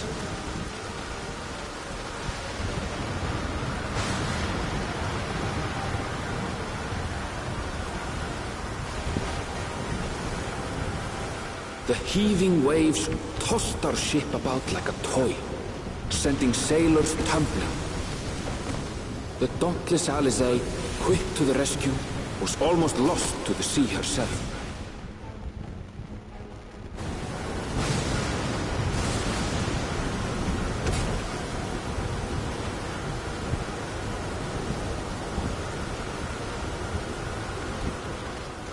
Meanwhile, our champion rushed to deploy the vessel's magical defenses, and thereby shield us from the lightning.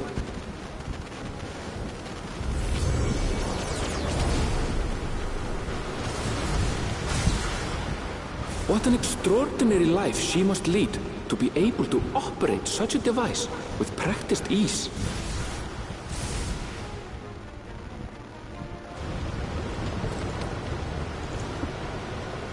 Voklama, too, threw herself into the rescue efforts, though one might have mistaken her for another soul in distress.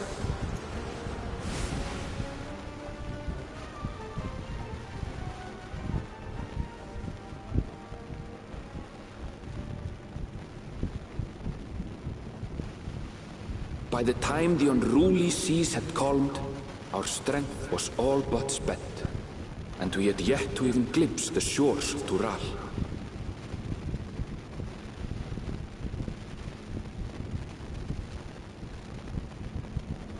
In retrospect, of course, that battle against the storm would prove a fitting prelude to the coming contest for the throne. Nothing is ever easy. If it's worth doing, it's going to be hard press.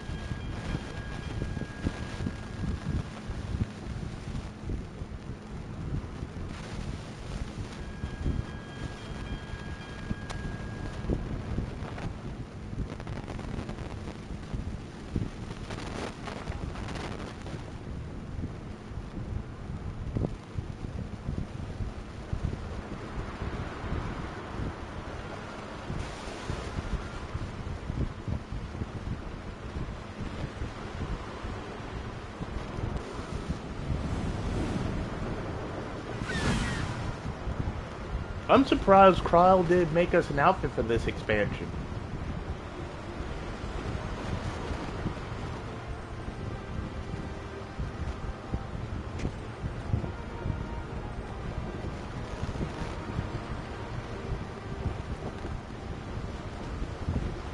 Morning. Joining us for some fresh air? Yeah. Seems my belly has settled along with the weather, but I'll feel much better once we're on solid ground.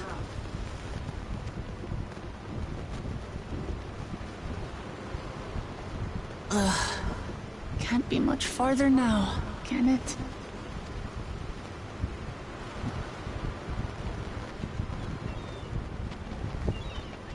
Seabirds.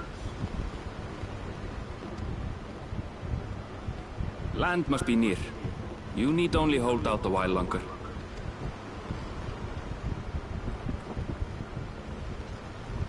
For a dark moment, I thought the ocean might swallow us. Glad to have my pessimism proven wrong. In other good news, I examined the sailor who took a fall, and he's faring well. I'm sure he'll make a full recovery. That's good. Didn't want to Good news lose indeed. anyone before we got to the actual If all's well, place. then we needn't delay in launching the landing boat.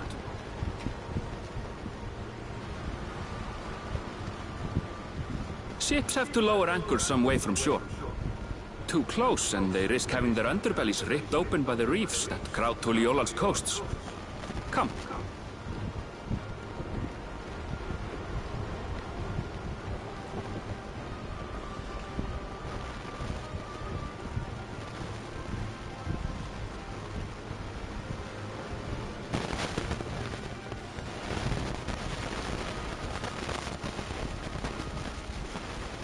Thanks for bringing us all this way. Ha! We only did what we were paid to do. Couldn't hardly set you adrift halfway. If anything, it should be us thanking you for helping us through that beast of a storm. As a matter of fact, everyone's starting to fancy your chances in the contest. At this rate, we won't be able to lay wagers no more. Then I better not let you down.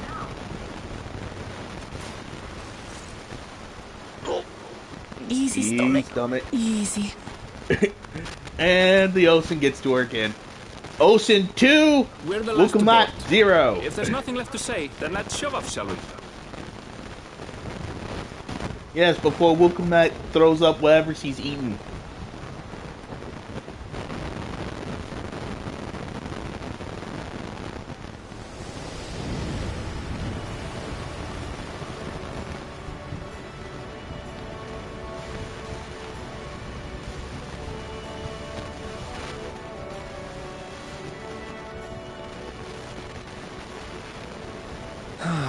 Blue seas, clear skies, and boundless possibilities. I dare say our destination will soon be in sight.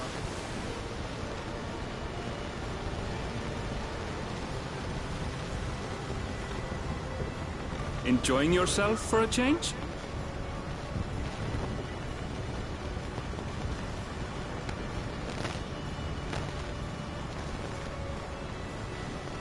There, look, my friends. Behold the scene of our next great adventure.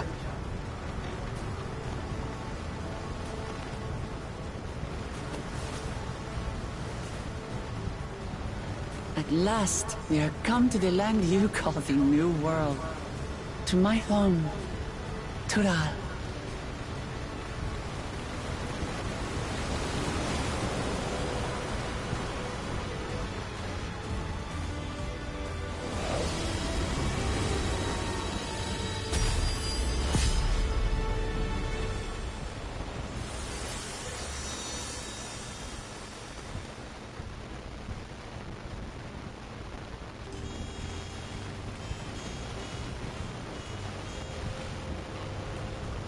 It looks like the boat's flying from this angle.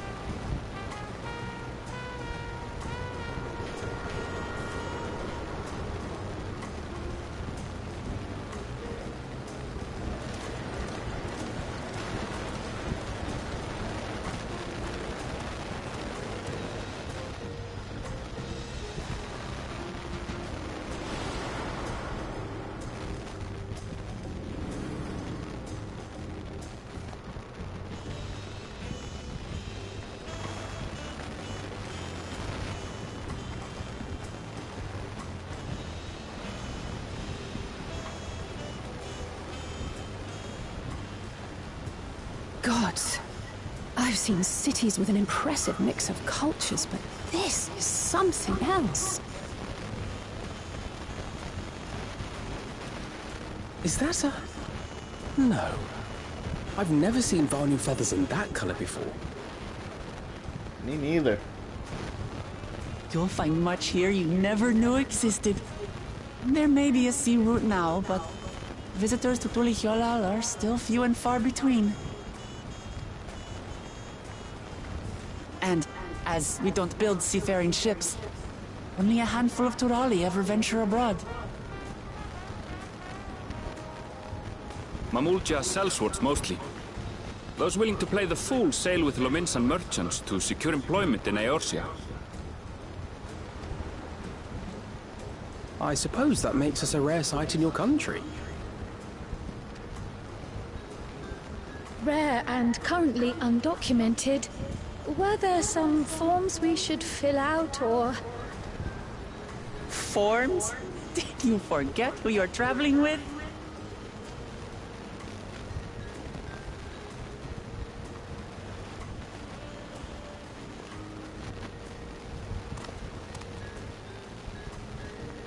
You are outsiders? Visitors to Tural? We are.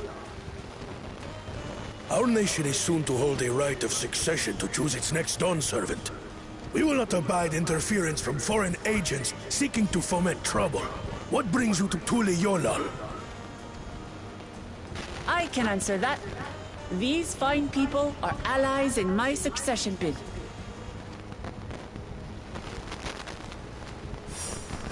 Third promise. If you vouch for them, then all is well. Of course. Please, accept our apologies. No need to bow and scrape. That our soldiers are so diligent in their duties fills me with pride.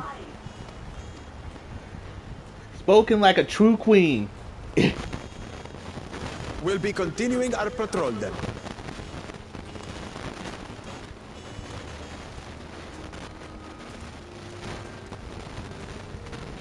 Well, well. You really are a figure of authority here. Are you suggesting I don't look the part? No. Anyway, first things first.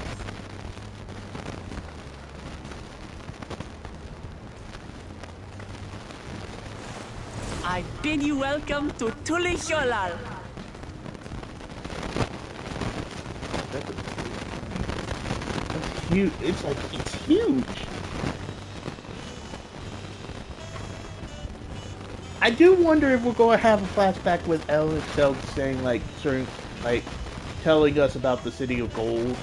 Like, this is the City of Gold, like blah blah blah blah blah blah. What you got to tell me? It's so nice to feel that familiar breeze again. Wasn't sure my stomach would make it. Crowd, what you got to say? I wonder what kinds of troubles those soldiers are expecting. Alexei? What an amazing city. As lively as Uda and even more colorful. And Alphanel. According to Aaronville, the Vanu I thought I saw belongs to a clan known as the Hanabana. Hanu? Oh, the Hanu. It seems they share more than a physical resemblance. Alright.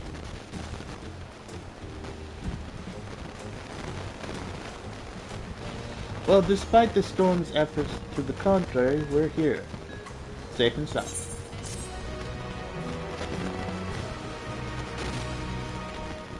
You have arrived at Tulihyolal. You can return to the city at any time by speaking with the swart sailor in Scholar's Harbor in Old Southern. Okay, Aaronville. I would ask if the journey tired you, but I'm sure you adore far worse. Okay, so pretty much the same thing for all of y'all.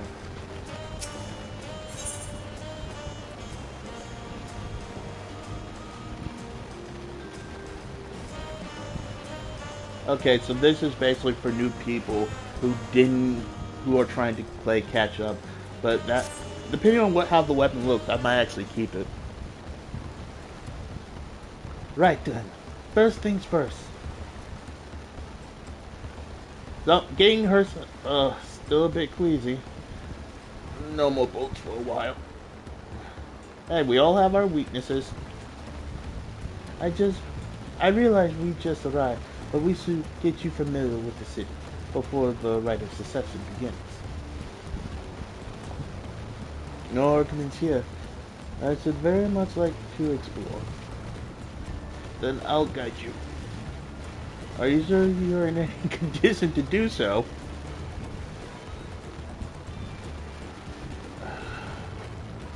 Ah, we were wondering who these strange folks were. So third promise of Founder's son, the new followers then. Followers. Welcome up. Are you unwell? Oh god. No, not at all. Could it be better? The problem does not get sick. No, sir. As for my hand-picked entourage here, I recruited them to help me win the rite of succession. I was about to show them around the city, in fact. That sounds lovely. But a group of foreigners is going to attract some attention, especially if they're in the company of the third promise. Everyone will be curious. We certainly were.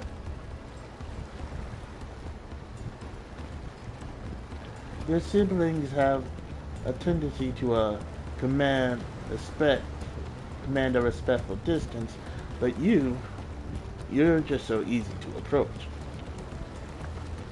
And I enjoy so much when you do. Please, don't ever worry that you're a bother to me. See, that's what you want in a leader. You want someone who you know is going to be like, oh yeah, it's fine to be yeah, I'm not going to be upset. That's the good kind of leader. That's the best kind of leader right there. You're very kind. Good day to you, third promise. They did have a point. Ugamalk is technically royalty here. Like it or not, a person of her status surrounded by this many outsiders is bound to draw a crowd. Wait, what do you mean technically? I suggest we... I just like how Arabil's like, I'm not even touching that.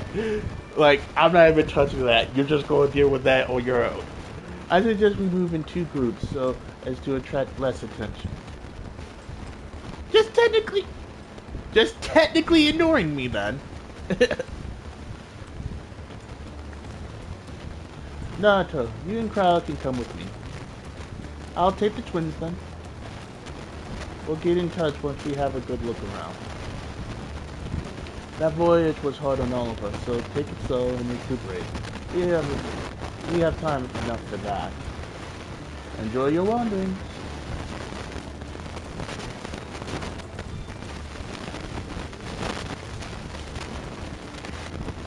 Perhaps we should wait a bit, at least until Ugamat's nausea subsides. No need for that. Look, I'm ready to go.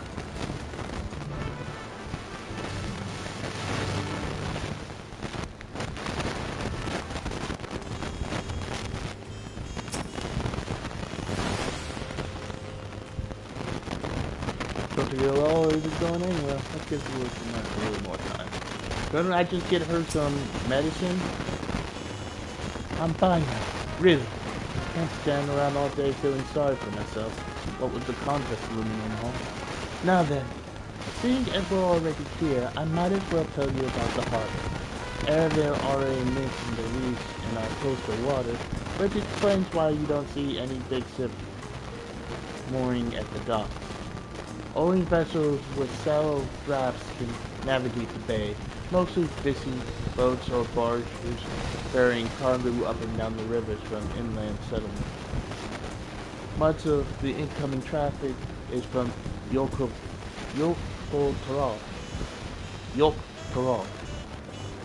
the southern landmass. The plants there produce various goods of export. The wares are unloaded here and carted off to the merchant stalls in neighboring markets. Speaking of which, Bayside Bevy should be our next stop. Wokamak and Cryo are now coming.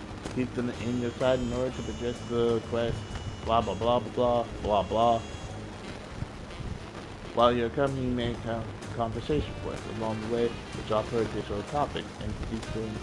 We will try to get all these points. Wait, is that a girl? Is that a girl, Aura? No, that's a male, Aura. I was like, dang. Much? Like, I was about to be like, did you mod yourself to be that tall as a female?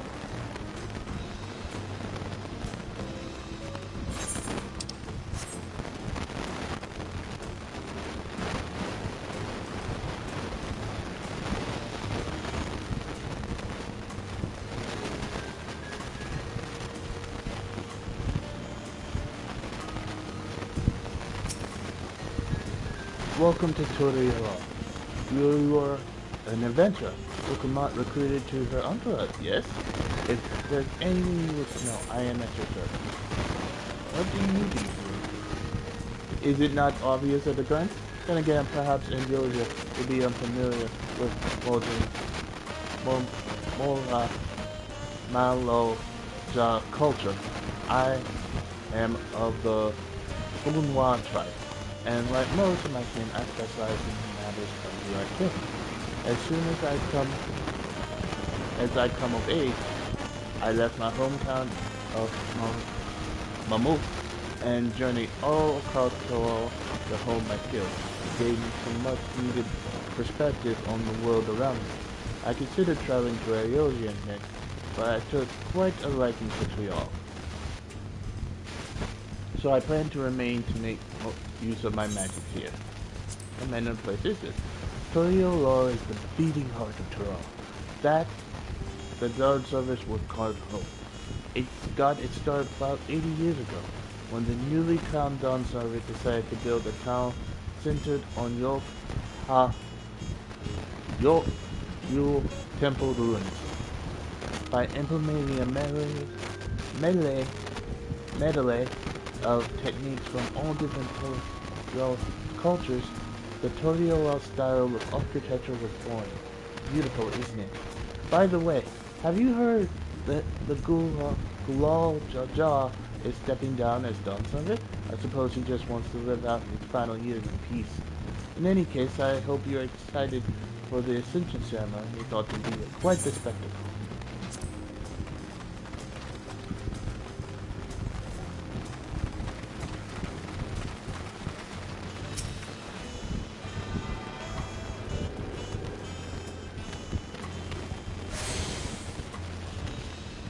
Always attuned to the 8th right. Immediately attuned to the 8th right. Don't hesitate, don't wait, just go. We're just gonna look around a little bit. That's a material mender. Vendor.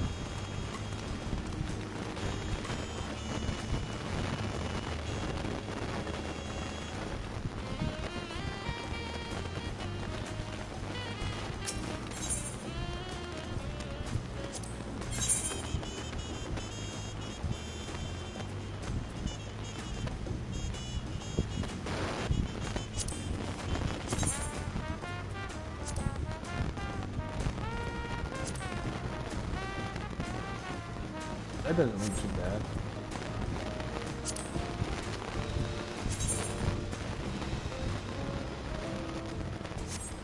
Yeah, it doesn't look too bad.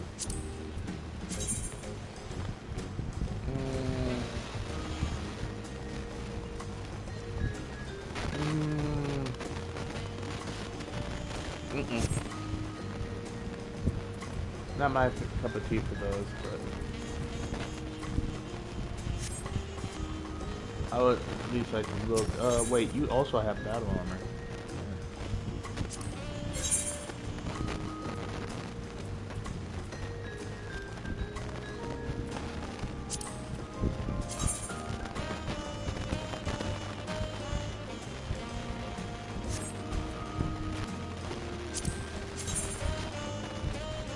Can't put it on.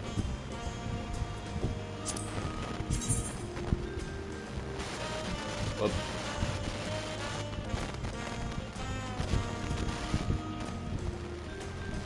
And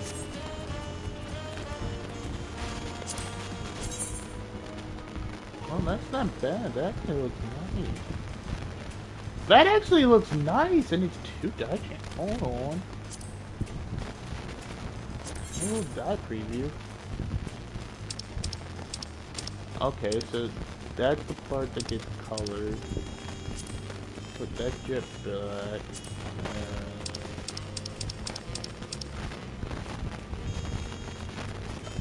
Do we have like a metallic silver?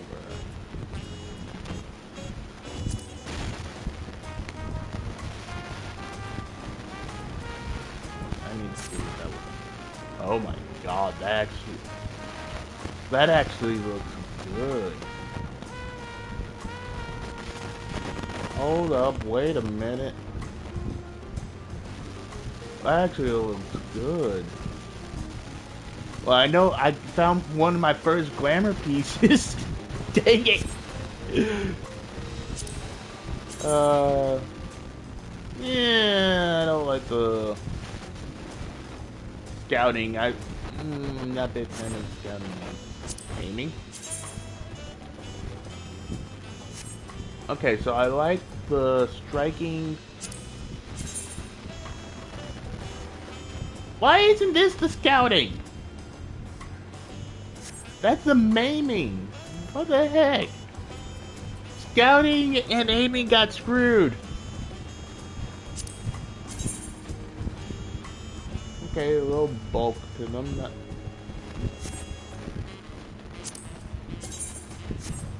Okay.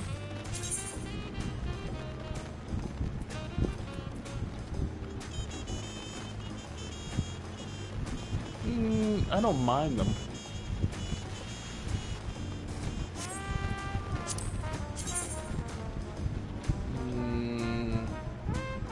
Still not my cup of tea. Yeah, definitely not my cup of tea. Okay, for the pants for the fending, I'm not minding too much. Aiming, pretty much the same. Scouting. You gave me a skirt. I don't mind it. Hold on. Oh god.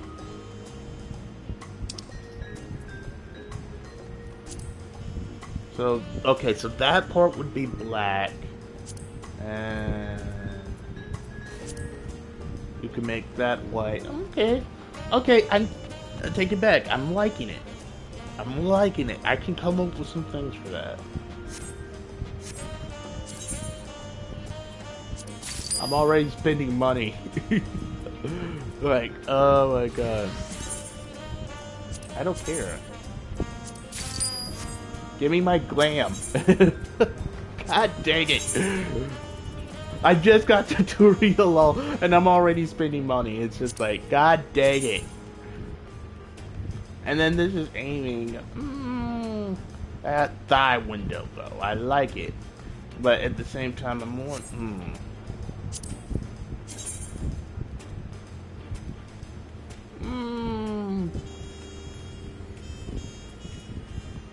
I don't mind it. Like, I don't mind it.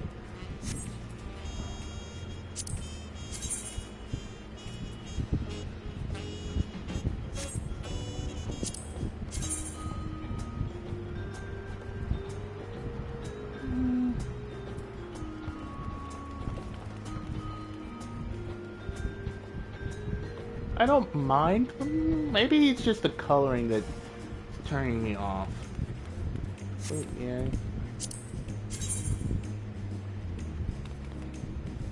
This.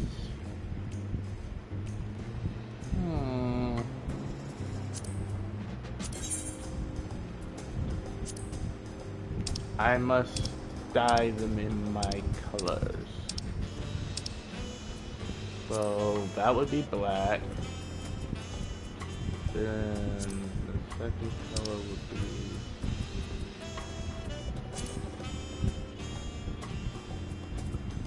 white. Still has a little bit of green, but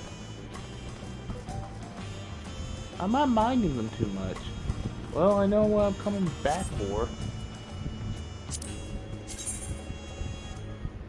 I don't like these. All these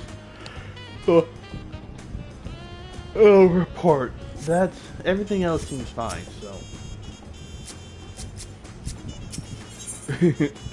it's like, I'm sorry, you two, I am doing glam shopping and I'm sorry. Can't wear a helmet, but we're just gonna skip that.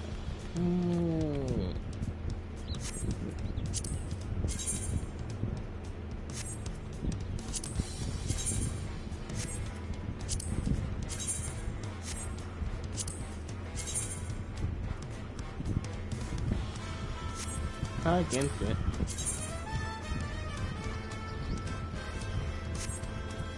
Hold on one. So they're longer for the caster? So there's a slight difference. Okay.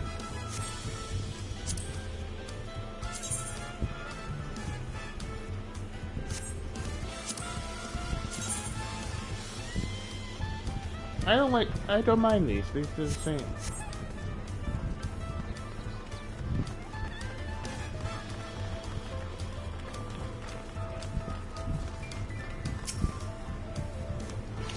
I take it you come to see me about a retainer?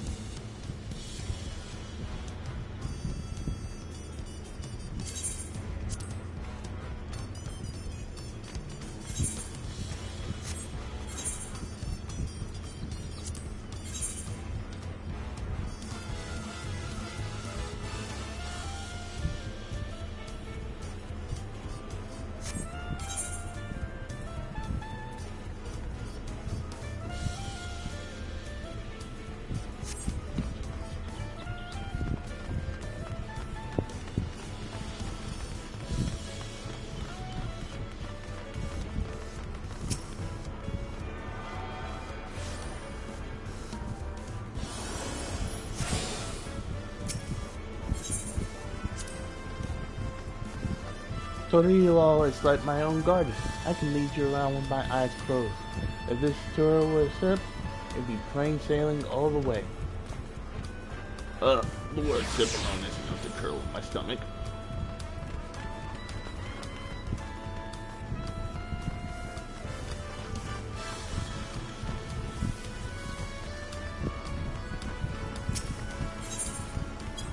Oh wait, holy crap, she's cute.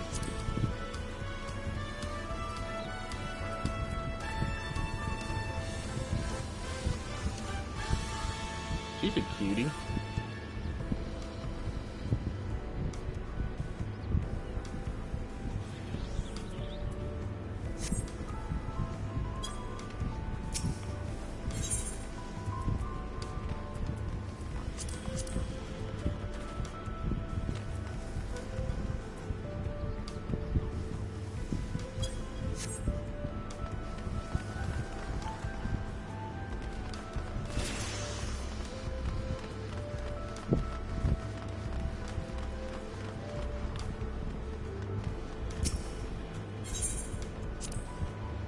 Wandering around the city is so exciting, unfamiliar wonders everywhere we look.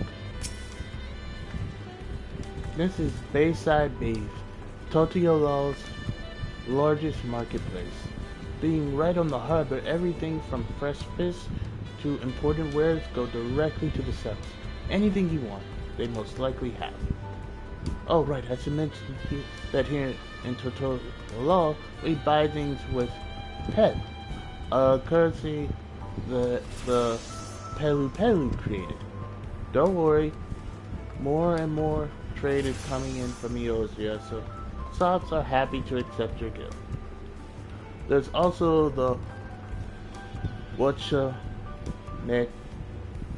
Medme? Another market to the east of here, but that can wait for another time. I have other places I want to show you first. Next, we head back a bit, then northwards, up the stairs to a certain plaza. Can't wait to see the look on your faces.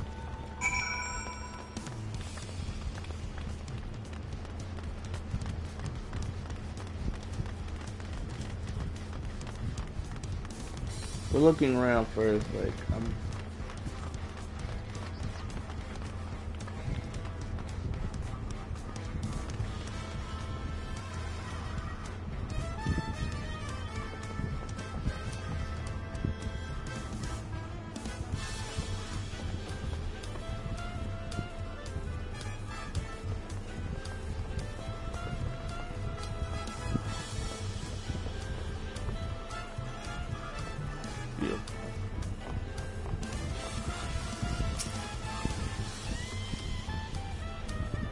everyone knows about our tacos, but have you tasted our margaritas?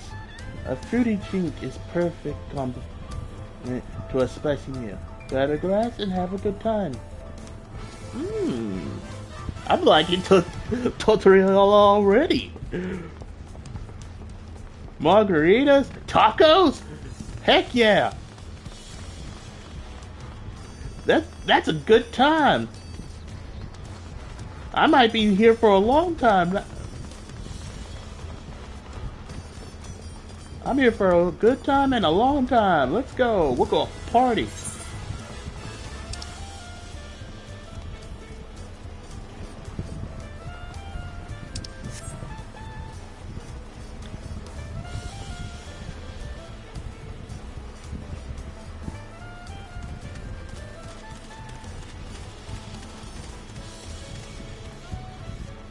God, my tongue's on fire.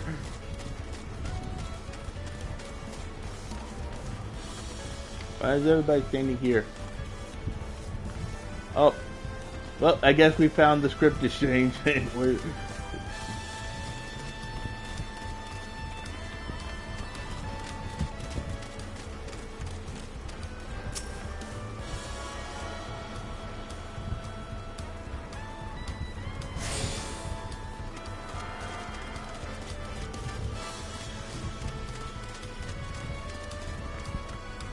Holy crap, they're still huge.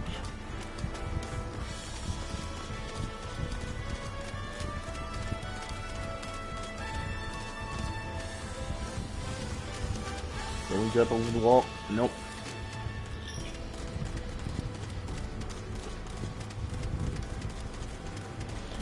But yeah, like, oh my god, it's so beautiful here.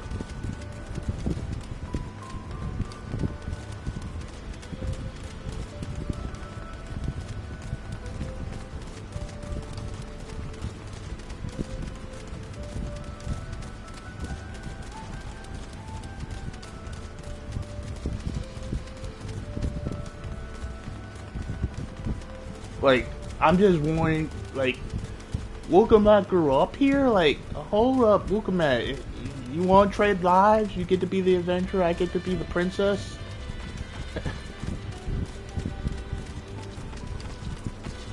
Like, dear God, it's beautiful here. It's reassuring to know we can use our guild for shopping here. I already did that. Too late for that. What do you think of that, eh? Goodness me, you have aetherites in Todiorol? I think I told you before, but my brother Korra spent 3 years studying in Sarlian. He fell in love with the nation and its ways and brought to us the knowledge of aetherite construction. Papa warmed to the idea at once and had one built immediately. Did you do the attuning thing? If you're ready to continue, we'll head down again and then up the slope to the side. Right at the top is the gate which leads to DAWNTRAIL. Let's make a stop at White Plume's post on the way. So that's the headquarters for the Lands Guard.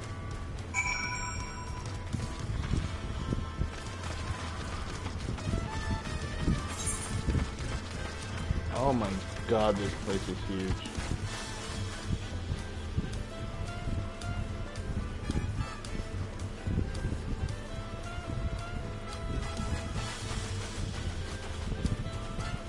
Okay, no.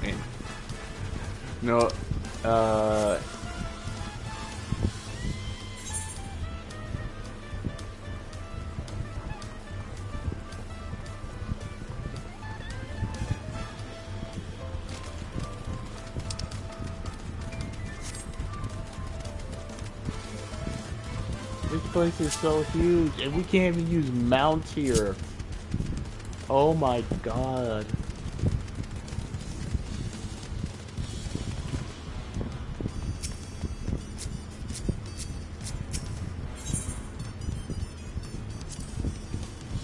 Trudging up and down all these slopes and stairs is exhausting. I understand now where Wugamoth gets her endless endurance. Thank goodness for Aetherites. Though I don't share Wugamoth's dislike of ships, I'm especially not eager to make that voyage again. We have a lot of narrow, winding streets that crawl up the sides of the mountain. As you can see, though, the builders made sure the city maintains thoroughfares were wide enough to accommodate wagons. Wagons. Wagons. Wagons? Dragons. Wagons. Make sure you're tuned to the Aetherite. I don't fully understand how it works, but I do know you'll regret it if you forget. We're going.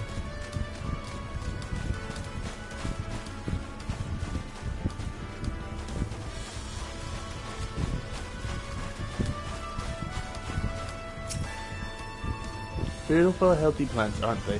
Growing a garden on the coast has its challenges, but nothing we can't overcome. Like, everything is beautiful! Can we go into the house? There's still no breaking and entering. No breaking and entering for us. That actually hurt.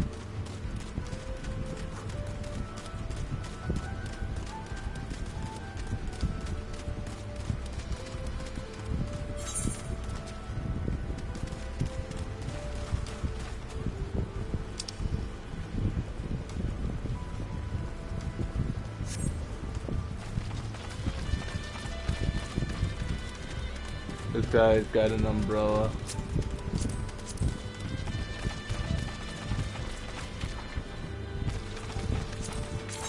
He went full native monk. Can we go up here?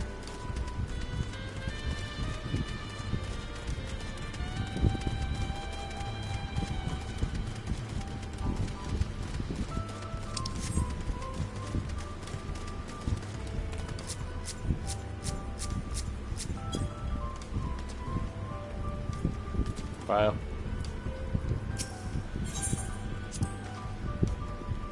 Okay, so nothing changed.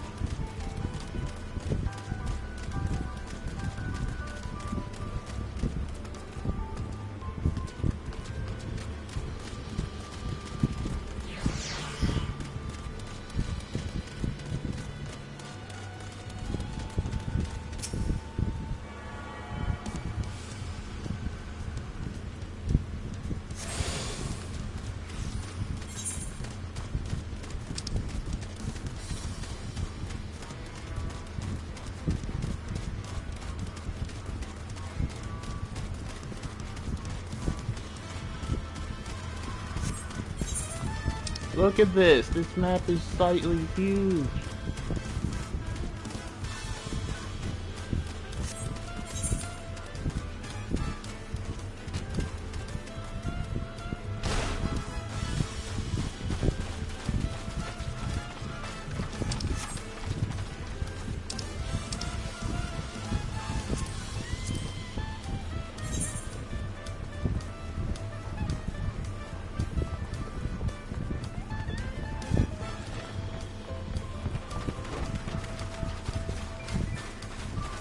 I have no idea where I'm going anymore.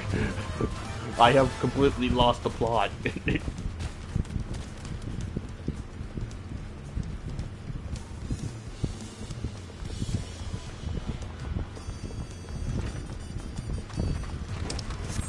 I don't know how we made it here to the Aetheryte, but we somehow made it.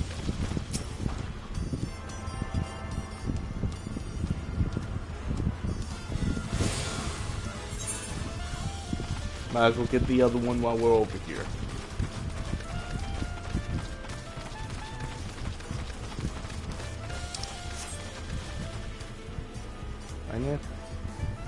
Haha.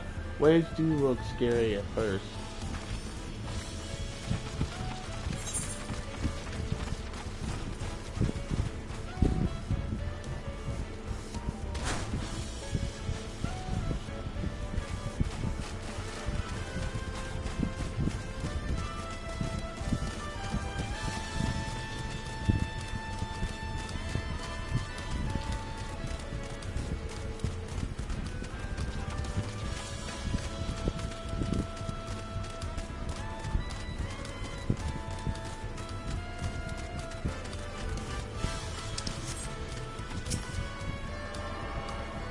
I love the background music, just this like nice swinging beat.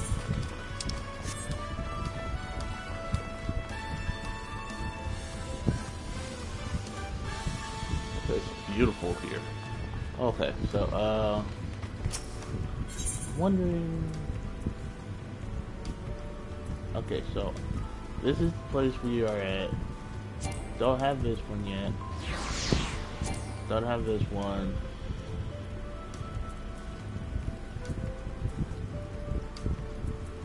So we go to the main one. And they're still with me. Okay, time to sprint.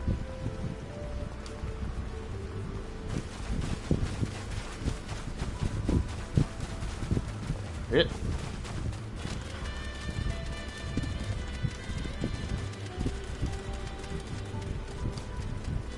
Growl, do we need to carry you? She has short legs. She hasn't been on grand adventures of this size before. Her stamina isn't maxed out yet.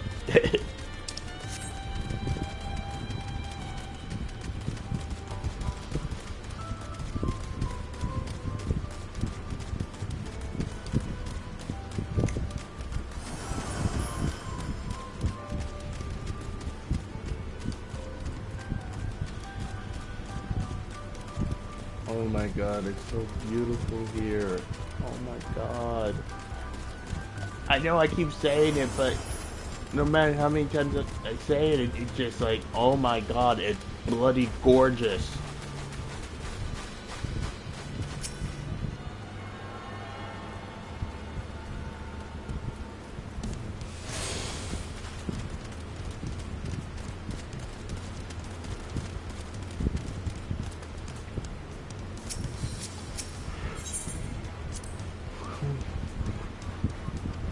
Okay, so that's still the same.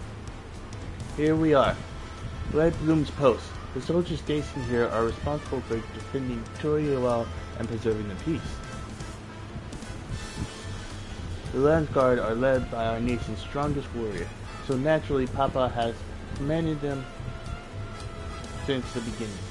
At least until 3 years ago, when Zaralja took over as commander.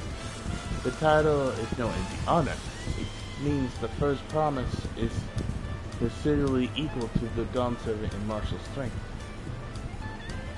Meanwhile, I haven't even managed to. Well, I'll discuss my brothers and their accomplishments later. Alphino and Alze will be around here too.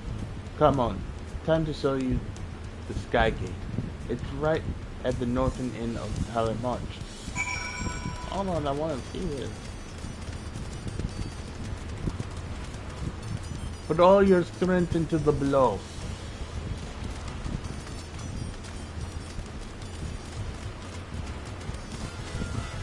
Get your whole body behind the thrust. Concentrate. Wait, nothing distracting. Just that.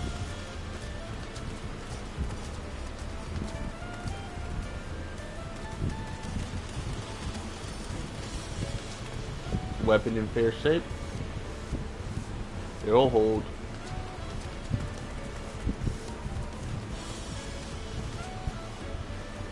It looks more like a glaive than a actual thing.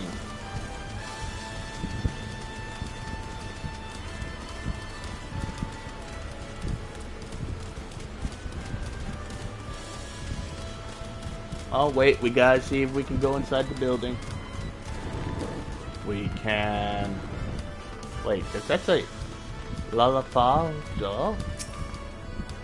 La Farge. This is Bright Boom Pearl's headquarters of the Land Guard. You are welcome to look around, but take care not to interrupt our training. I will not interrupt my training. I understand what it's like to have your training interrupted.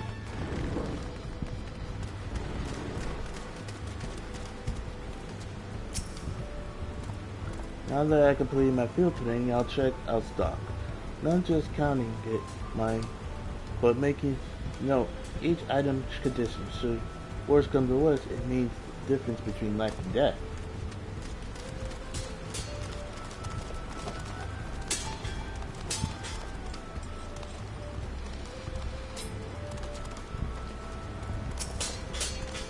As you can see, the Land Guard recruits from every culture of Toriola.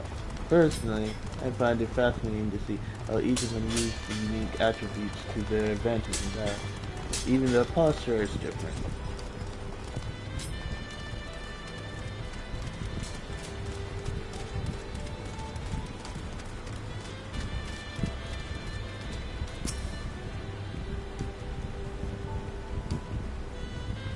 Under the command of the great Zoranaja, we hone our combat skills in order to apprehend any threats detected on patrol. You may come and go as you like, but do not cause trouble. You hear me? Okay, so now we gotta go further.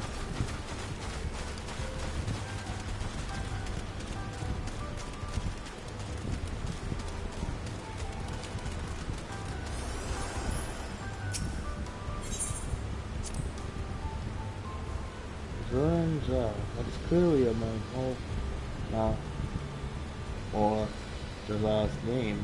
Interesting family. Cutscene.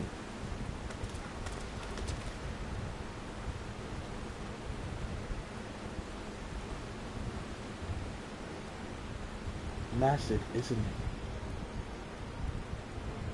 On the other side is the equal massive bridge to March. Both were constructed by a race of giants. The Yo. Strictly speaking, Taral is actually two separate continents. Taral, the southern land of the mother, and Zaktral, the northern lands of the father, which lie beyond the bridge. Legends say it used to be one great landmass. Long, long ago, the two gods fought a titanic battle, and when one threw the other to the ground, the impact was so devastating that it split the continent in twain. Whoa! If only we could tell you the truth.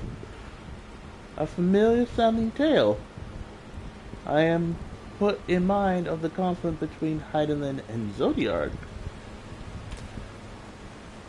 Yes, same as I. Threw him to the ground and watch. But getting back to... So basically, it's their tale of why the continents are separated. Everything was Pangea at once. And then Hydaelyn and Zodiark had their throwdown. Hydaelyn / Fanat basically said, I'm taking you down, and literally drop kicks him into oblivion, shattering him and the continents and the dimensions. That alone should tell you how powerful Hydaelyn was in her heyday. That even though she was weaker than Zodiark, she shattered his butt into 14 different pieces. That alone should be like, yo, You ain't got nothing on Heidelin. As he was, like I said, weaker than him, and still took him to town. Those lands are also part of Toriel Nation, correct? That's right. Isn't my father incredible? He united peoples of 2 continents into a single nation. The many clans of Toriel had been at war for generations, and it was only when Papa traveled the lands and put a stop to their major conflicts that we finally had peace. And the main reason I want to win the throne, so I can preserve the peace he built. But I see you are more interested in what's behind the gate than hearing about my aspirations. Crossing the bridge to DAWNTRAIL requires a special travel pass. Unfortunately, they won't issue any new permits until the right of succession is over. I promise to get you one when I'm done serving, but until then, you'll just have to wait. Then I'll make sure you win, mark my words.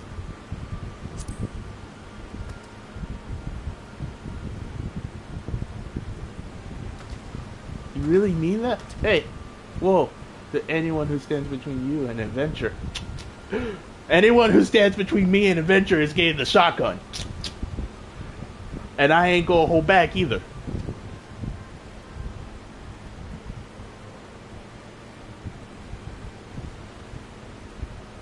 I made a promise to a friend, and I'm going to keep that promise to explore every part of the area and this star until literally there is no place left to explore but the stars.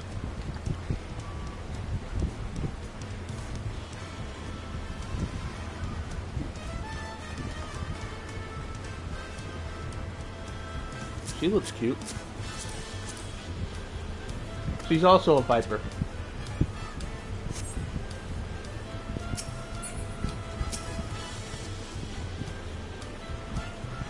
Tired from all this walking? Take a moment to rest. We'll continue the tour. We must have covered half the city by now. Toriel is unlike any other place I've visited. I'm thoroughly enjoying myself.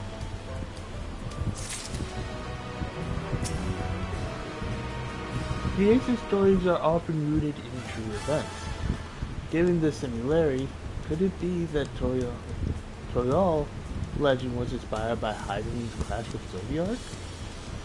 I have no doubt about it, and if we find out that it is, we might have to bring Wukamak into the fold. The City of Scares. Wukamak is ready to commence the second half of your Toriel tour. We'll head west, towards the Arch of Dawn. The dirigible landing is on the way. You have dirigibles too? Toriel does not want the methods of travel. We get by. Now, if you've seen enough of this area, let me know and we'll continue on. Okay, so that's still the same. The Arch of Dawn is on the other side of the city, so to speak. So speak up if you see anything that interests you as we walk. Well, come on. Yeah, we know.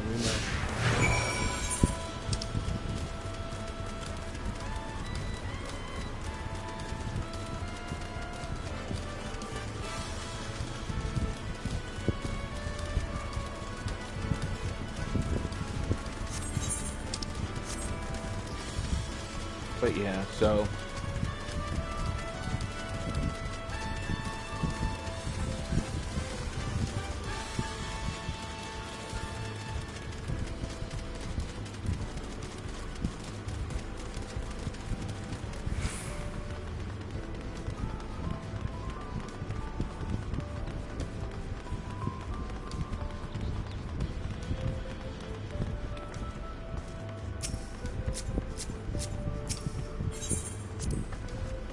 I'll be on too, Toriel has plenty of sex to see. I'm still struggling to conceive how one could construct an entire city on the side of a mountain. This was originally the site of Yohara's temple. The giants built it when they were first making the bridge to DAWNTRAIL to appease the god who slumbers in the great ocean trench. After Yokyu withdrew, the temple stood empty for centuries.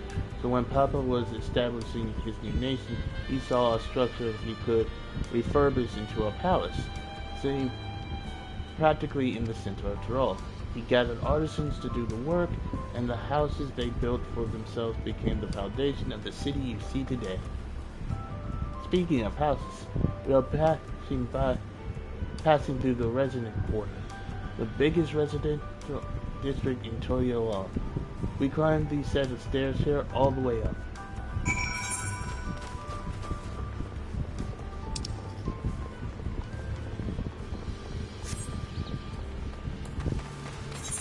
More running!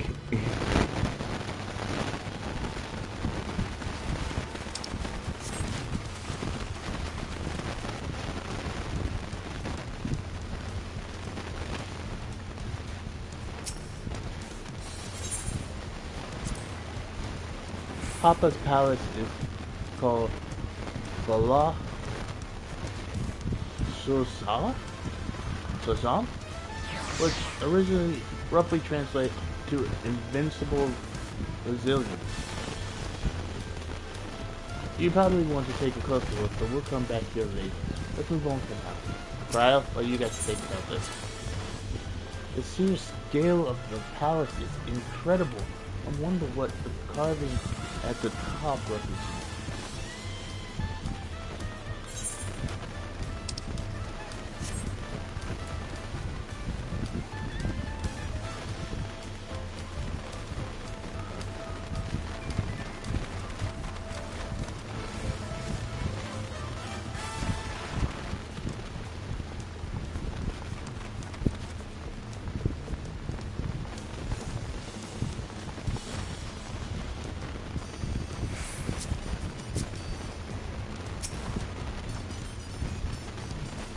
So this is the resident quarter. What manner of people live here? Oh, we have residents from all over Yorkshire Clan.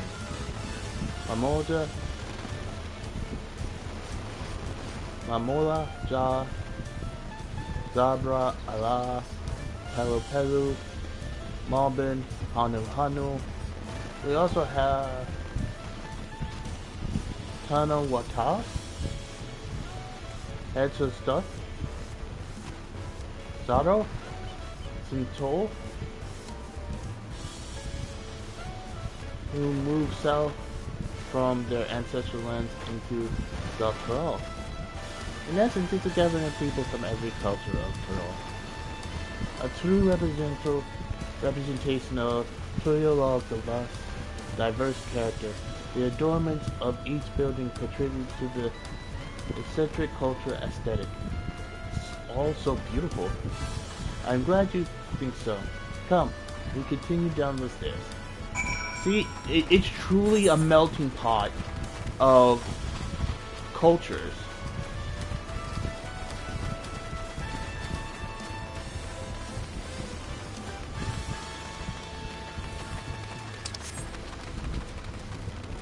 It's like I said, it's truly a beautiful melting pot of all the cultures that call this place home, and I love that.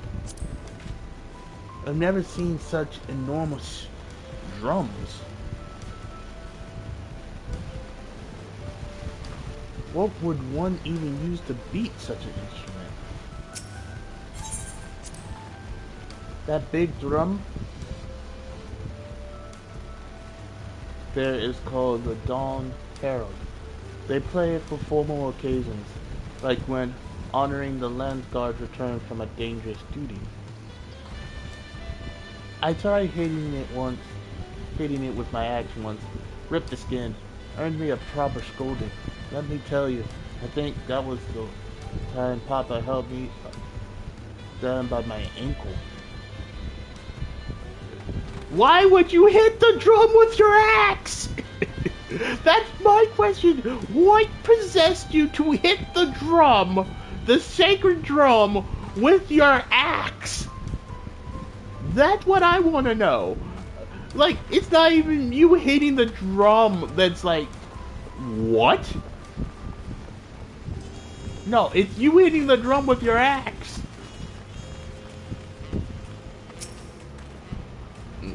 The alpacas just made a long journey, so I'm giving them a bit of a rest. That storm really churned up the trails, and my forward-looking friends are having a harder time than usual.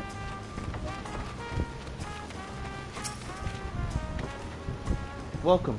If it's the alpaca you need, then look no further. Before we get you set up, I need to add your name to our register. It'll make things smoother for the next time you need to ride.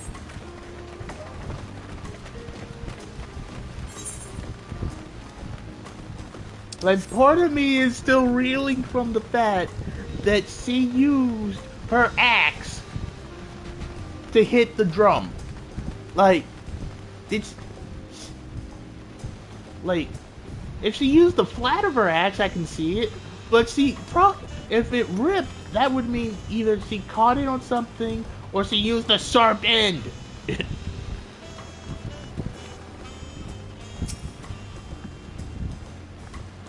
And here are our dirigibles. Not bad, eh? I hear other nations use airships to sail the sky, but you'll only find balloons before you're long. We have them for the exact same reasons as the acorns. Coral brought back the plans from Sarlian, and Papa thought them fantastic and commissioned their construction. That was around 3 years ago. Since that time, we've added flights to other settlements. Trade with frontier communities has never been easier. But that's enough about the riddle. The Arch of Dawn awaits.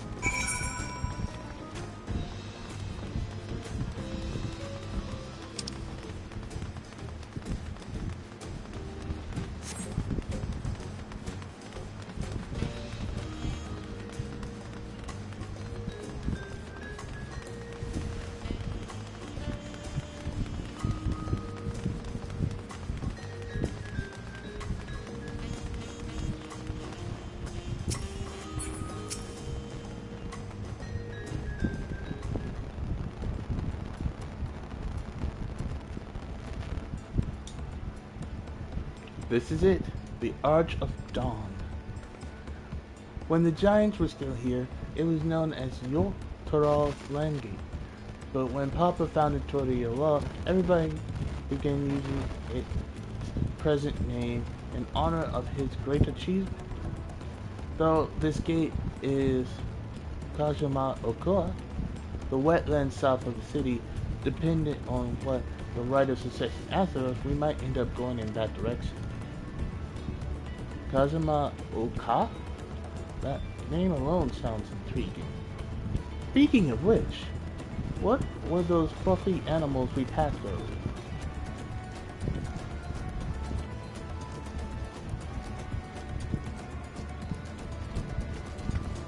Ah, those are alpacas. Fearsome four-legged fiends.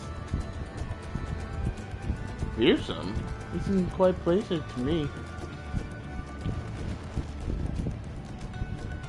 You'll learn soon enough, Kyle. You'll learn soon enough. Alpacas actually are very docile, but when they get angry or you upset them, they make their anger known. They're like, so I get where Wukama is coming from.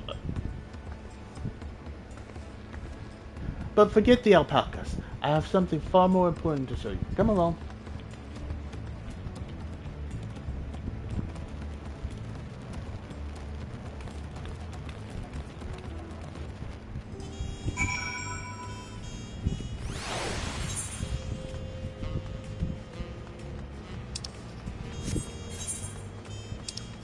I want to get the last save right before I,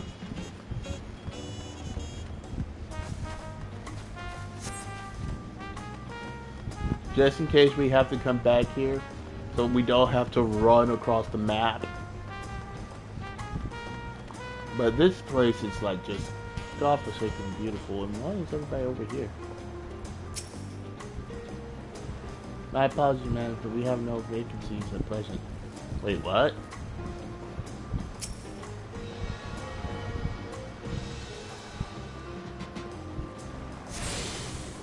And boom.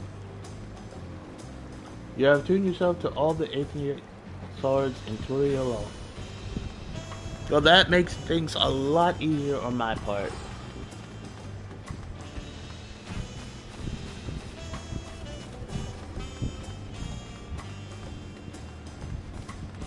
Okay, where's Cryle? Okay, I was about to say, did we lose Cryle? Are these pillars what Wukamot wanted to show us?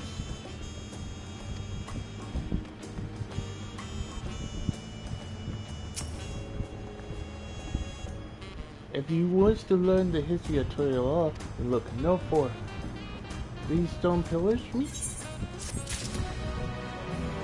Very lovely. This bot cat crowd of attention. Alright. What is so special about these pillars, if I may ask? At a glance, they might look like ordinary stone decorations. But if you take a real good look, you'll see something much more interesting.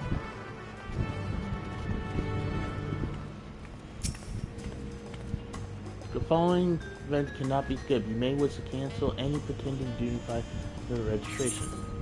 Don't care, because I'm not in duty finder right now.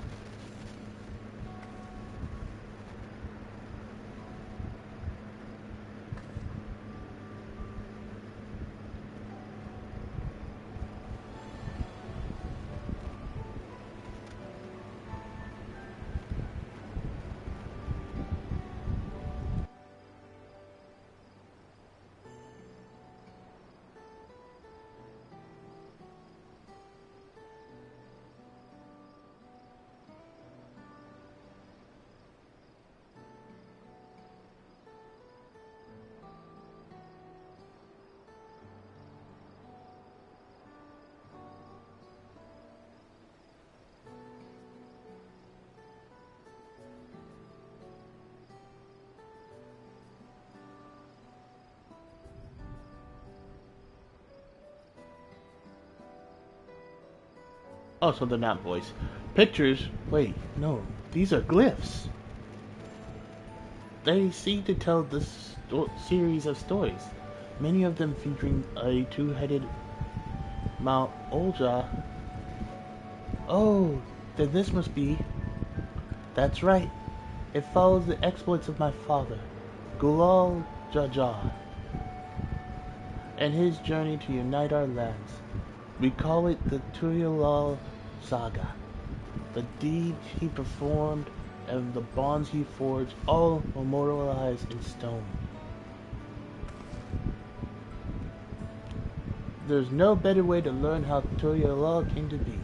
Study them as long as you like.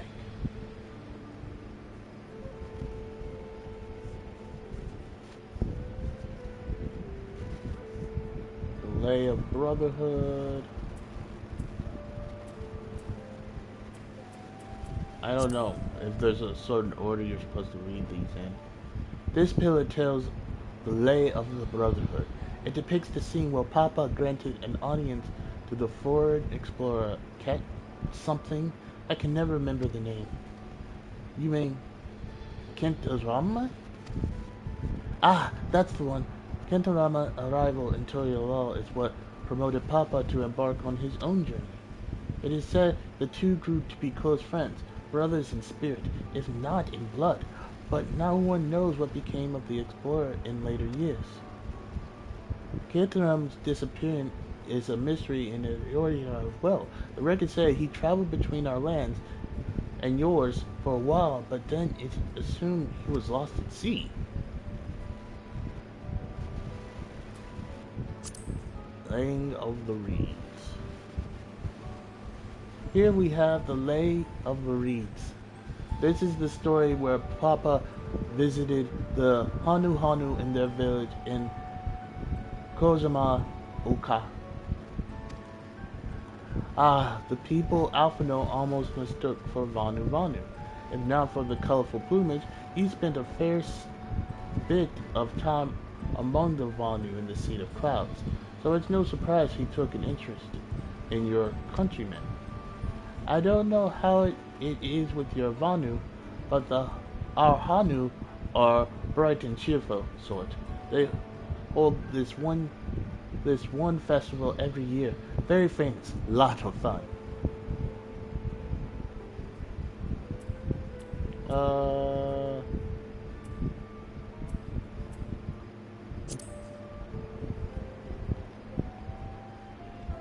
let's see. This one is the laying of pots, which depicts the Mobbins, Kojima Aka. They might wear a mask and sound really muffled when they talk, but the gold and silverware they sell is the best you'll find anywhere. Mobbin goods are the standard when it comes to gift giving. Clearly the Vanu aren't the only people with distinct Troll counterparts.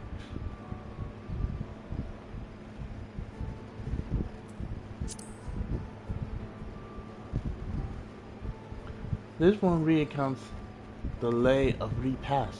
As you can probably tell, the figure depicted here is Zabra Allah.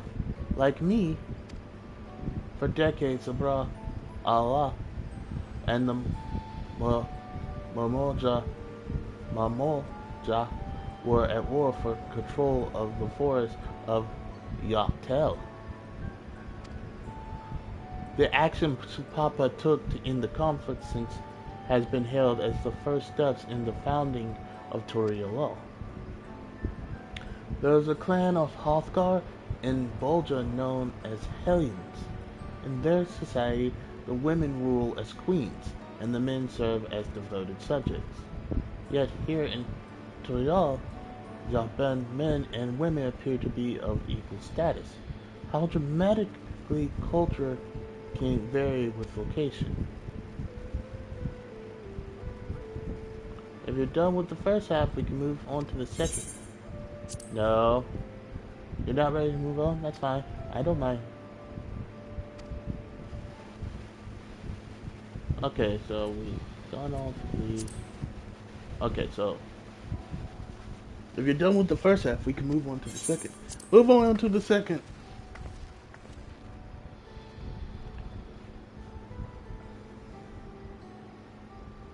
Lay of Gold.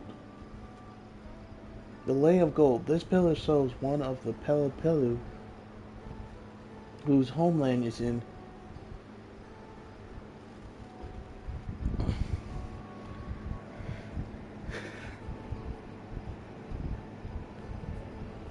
I'm just typing in how to say this because I have no idea. And I'm trying not to, I don't want to butcher too many words.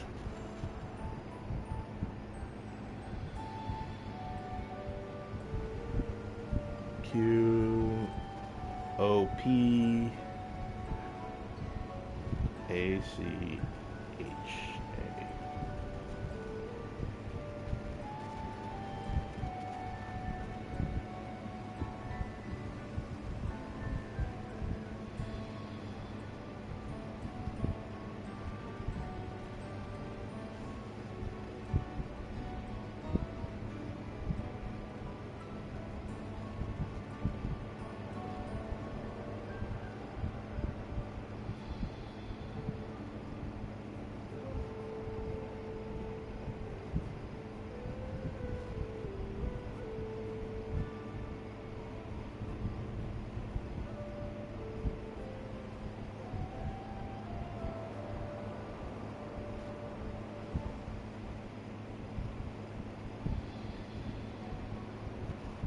So, Ukupacha means land of Ceres.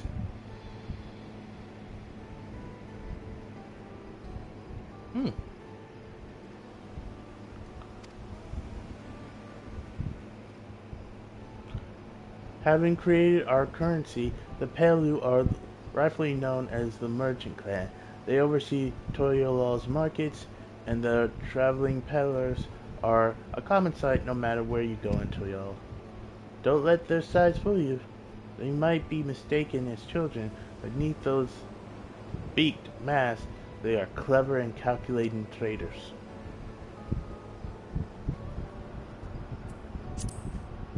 Lay of Ice. Oh, this one's my favorite, the Lay of Ice. It depicts the battle with the legendary Tura Baral Valamanda. I should explain. A Tural Valadal is a creature that has lived far beyond its usual lifespan and awakened to pre-natural power.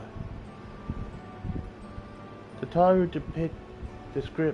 describe the Far Eastern Aspides in a similar fashion. Could these be the same phenomena?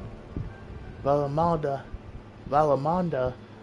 itself was dubbed the Sky Ruin, a name earned from the destruction and terror it visited upon Toril every time it stirred from its slumber.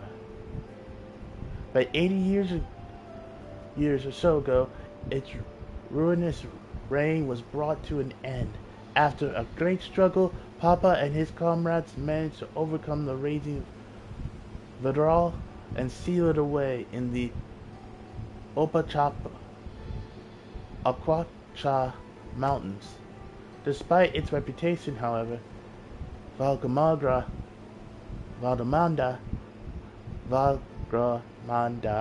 is also a symbol of power. That's why you'll see its likeness on Taral's national emblem and adoring the banners at the palace.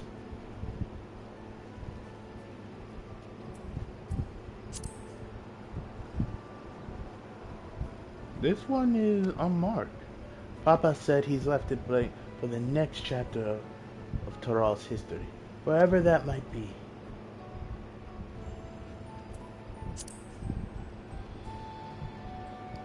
Ah, the Lay of Proof. The big fellow is York-Haru, the largest of Taral's people.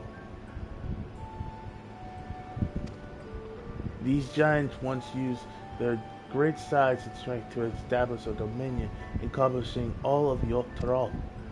Having brought the southern reaches to heel, they then turned northwards, settling their sights on Jactaral. You'll recall the massive bridge they built beyond the Sky Gate. Sometime after launching their northern campaign, however, they just gave up. They abandoned the lands they conquered and withdrew into the mountains of Orkatra. I've never seen any of their kind so much as set foot in the city. This was a people with the power and resourcefulness to raise a temple on a mountaintop and build a bridge across the sea with stone. What would move them to renounce their ambitions and their place in Trial's history? Okay. Theory. Quick theory. At first I was going to say the Asians probably kind of stopped them, or either slowed them down or convinced them to stop. Solution 9 may be the also cause, or the City of Gold being the third. So those are my three theories. Either Asians/Ancients, City of Gold, or Solution 9.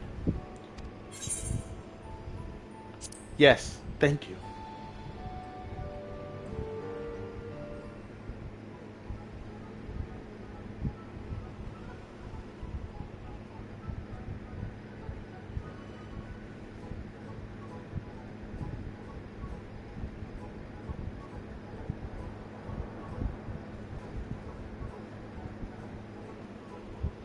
Glad to hear it. You know, I feel awfully hungry all of a sudden. No surprises there, seeing I couldn't keep any down for a while, but now I think I'm ready to eat again. So let's go and have ourselves a bite at the local delicacy. Come, I'll take you to the best restaurant in the city. I like the sound of that.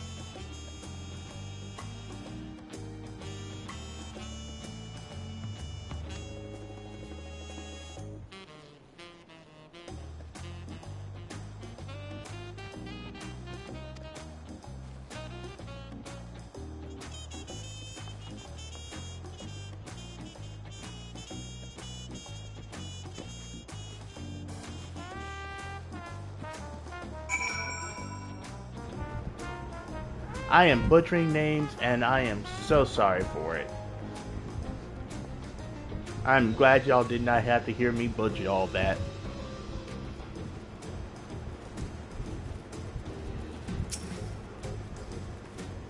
Every dish looks delicious. At the risk of sounding like Wukamaya, the mere sight of so much fine cuisine is making me ravenous.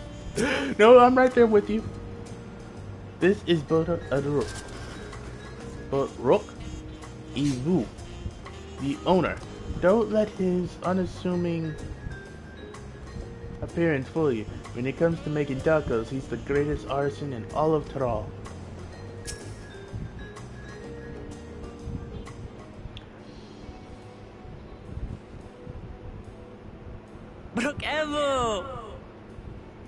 Brook Evu. Okay. My companions must sample your heavenly tacos. One for each of us, please. Right away, promise. And I'll pack them tight with my choicest feelings. Only the best for you and your friends. I love him already.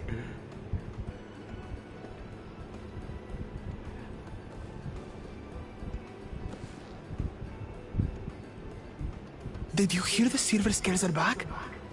Seems their overseas foray ended in disaster. More than half their warband is missing, including their leader.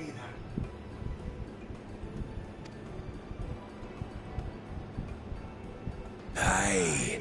And now keen to rebuild their broken reputations, the survivors seek the Golden City. A fool's errand.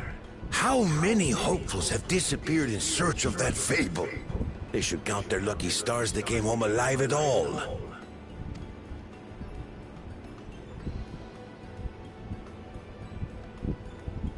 The legend of the Golden City is well known here, I take it.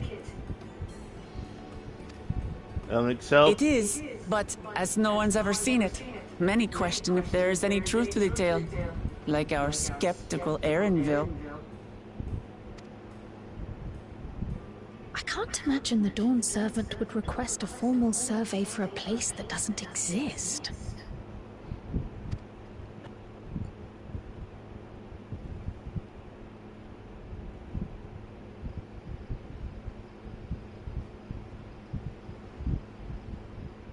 MXL said it exists, so I'm going to trust in now him. to find a spot with a pleasant view to enjoy our crunchy spoils. You're gonna make me spend more money on tacos. Well. And, well, there goes our tacos.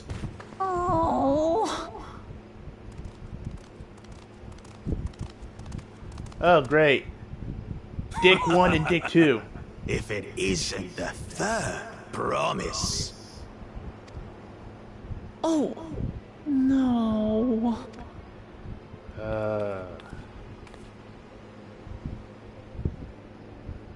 Yo, you just stepped on my food. I don't know these ones. New salt. Dredge from foreign waters is my guess, brother. Of course, that's it. Wuklamat is so afraid of the coming contest that she went crying for special help. Yo, you want to fight right now? I'll put you on your butt. Let me put you on your butt. Let's see who's still talking big afterwards. Was there something you wanted, Bakul Jaja?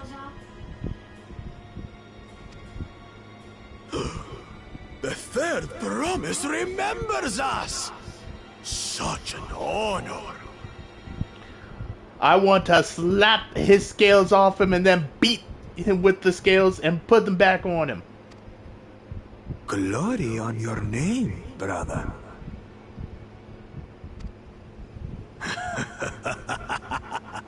And on yours, brother. Now I do have a question about their anatomy. Since each head has its own, like, thing, does that mean they have to have 2 hearts as well? Like, double everything? Because you would have to double the blood flow because you have 2 brains, right? I know my rivals for the throne. Nothing more. Another child of the Dawn Servant? No, this brute. We have no ties to their farce of a family. Whoa. Unlike the sneeveling house cat, we are blessed siblings, the elevated chosen. We alone are fit to succeed Golul Jaja as Dawn Servant. So, we have found the Donzo of the group. We have found the Donzo. What do I mean by that? Donzo was a warmonger in Naruto who wanted the best for his village, even if it meant throwing the entire nation into war. This is why I'm comparing him to Donzo right now. This guy seems like he's the one Yoshi P was saying was, oh, let's go to war with Golem while they're at their weakest. I'm like, I just achieved peace. I do not want to be Mr. Incredible and be like, I just cleaned up this mess. Can we, like, keep it clean for, like, 10 minutes? All peoples are equal in Tulihiola. Your heritage gives you no greater claim to the throne. You tell him, Wakama. Shall we test that idea here and now? See if your strength is equal to ours. You're itching for I'm sorry, you're itching for a butt kicking, man. You're itching for it, and it's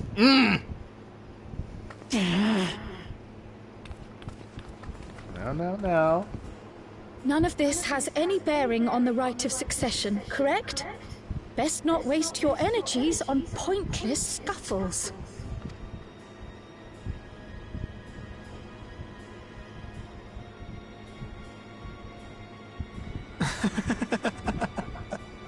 The kitten comes to the house cat's defense.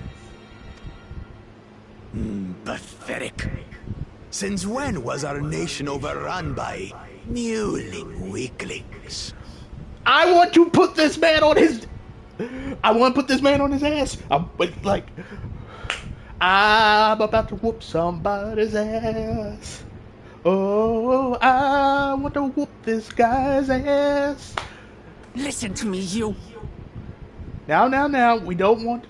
Nah. Stay your hand, Wokamot. Whoa.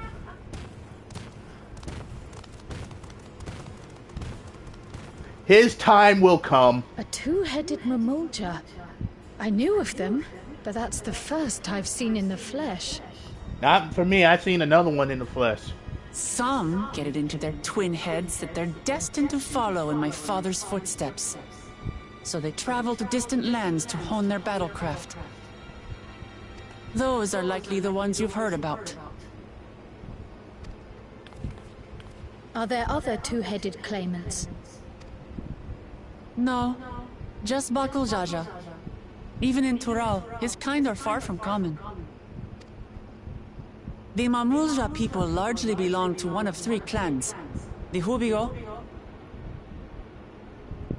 The Julio.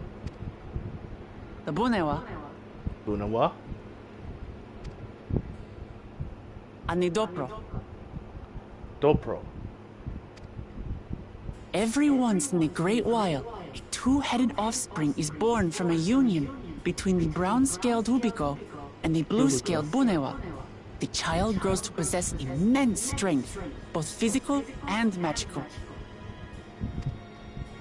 Blessed siblings indeed. And yet I took down one. I think if we're counting right, our character took down 2 so far, or just 1. I can't remember. Forget them. Let's go and buy more tacos. I can think of nothing better to rid me of this bad taste in my mouth.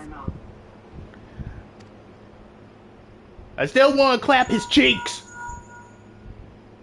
Enjoying your tour of the city, I trust. We've seen our share of notable sights and took a moment to rest. As such, we're ready to present ourselves at the palace for the rite of succession. Shall we meet you there? The palace it is. I'll let Wooklamart know. Destiny calls. Perhaps we can return for more tacos later? So it goes. It's like, now I have a bad taste in my mouth, I'm hungry, and I'm angry. Great. Please tell me we get to go toe-to-toe with this man. Please tell me someone tell me we get to go toe-to-toe with this man so I can put him in the dirt. So I can show him, like, you ain't nothing. I have defeated gods. I have defeated primordial gods. You ain't nothing. Baruch and lovely made tacos went to waste, and it's all that Brutus Baruch Jaja's fault. No, I'm fully with you right there, Kid Wokamot. I need to beat somebody. I need to beat somebody's butt. Please tell me a dungeon's coming up, because I need to beat somebody's into the dirt right now. I was looking forward to trying some authentic cuisine, but we shall hurry and join Alphino and the others at the palace. Alright, it's a bit of a climb to the top, but you can head up from the Resplendent Quarter, or even the eastern side of Talon's March if you prefer. Now that you have an idea of the city's layout, I'll let you find your own way to Voxaso. My poor empty belly.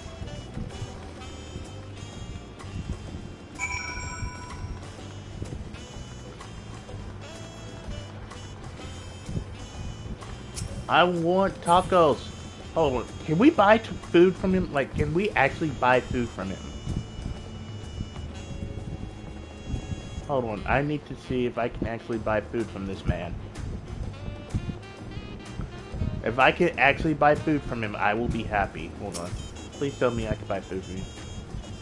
Dang it! We can't! Now I'm salty. Let's look around.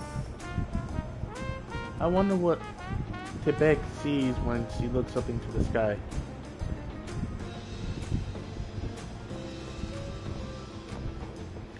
I am salty right now.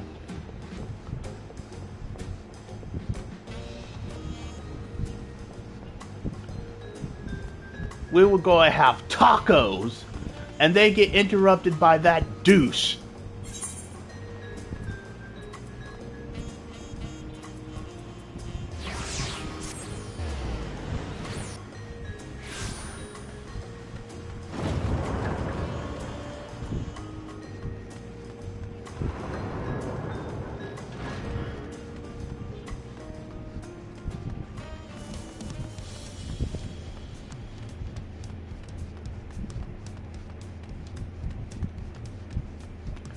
I am, oh my god. Can't wait for the beatdown for him.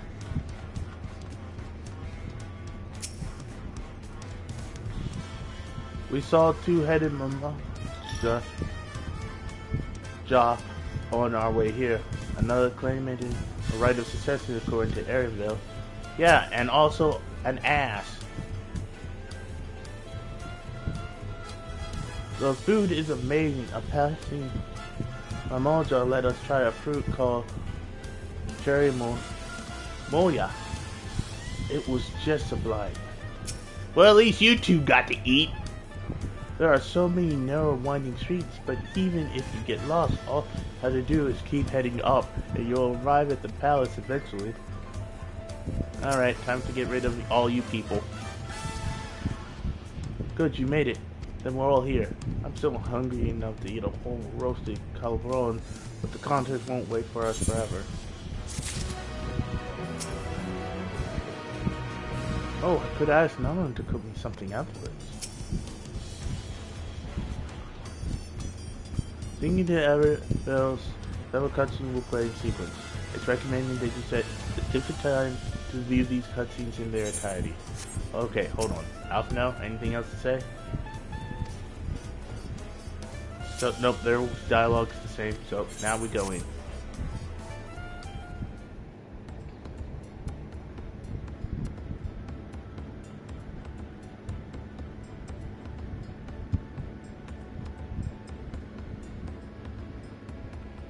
I've acquainted the twins with the city as best I could in a short time.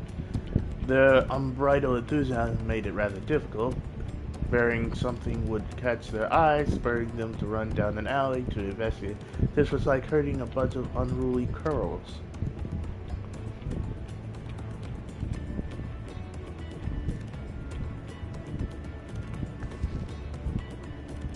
Yeah, I understand all too well. Sarlian had the same effect on me. Right then. Now it's time we saw the inside of the palace. Papa will want to know I'm home and to meet the allies I've chosen. Given how impulsive he is, though, there's no telling what we might be in for. I don't care! If he wants to come at me, let him come at me. I'm feeling confident. I'm feeling good about myself.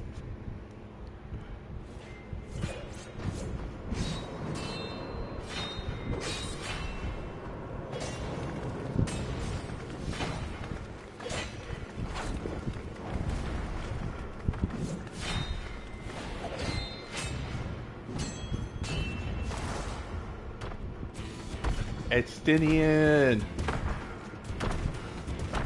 Estinian got a glow up for that armor, though.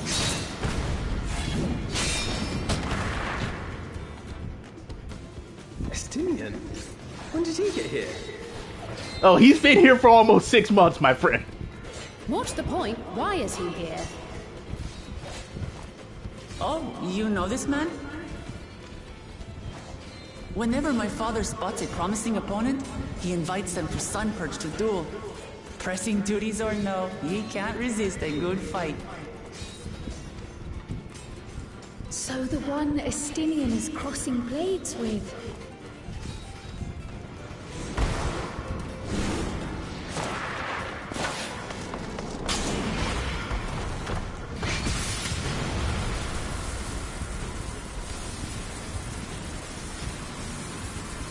Now you're getting my blood.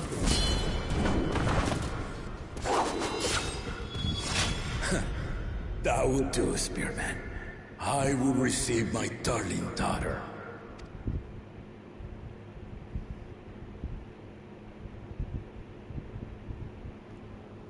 No, that you are the strongest I've fought in many a moon, if not longer.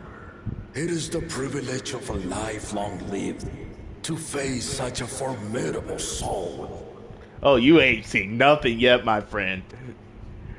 It's digging into the appetizer.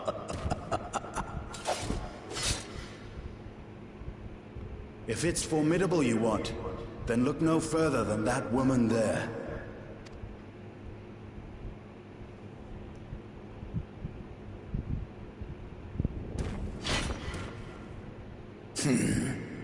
I see you, warrior.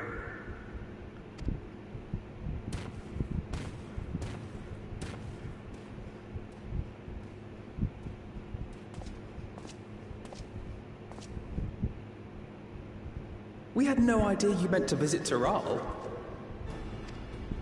I've seen what lies east. This time I chose west. He's not wrong. And thus did our itinerant dragoon make his travel plans. You witnessed our bout. If you thought he was fearsome, that was with one head dozing. I'm not sure I understand.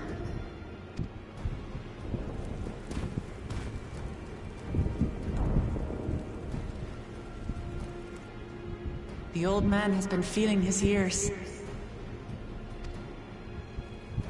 The uncovered side is the head of resolve, and age has only deepened his love for combat. But the head of reason, wiser of the two, sleeps more and more these days. As I understand it, the veil helps with the restoration of his magical energies. Enough about me, Lamati. I want to hear of your adventures. Lamachi. A term of endearment. It's what my family calls me.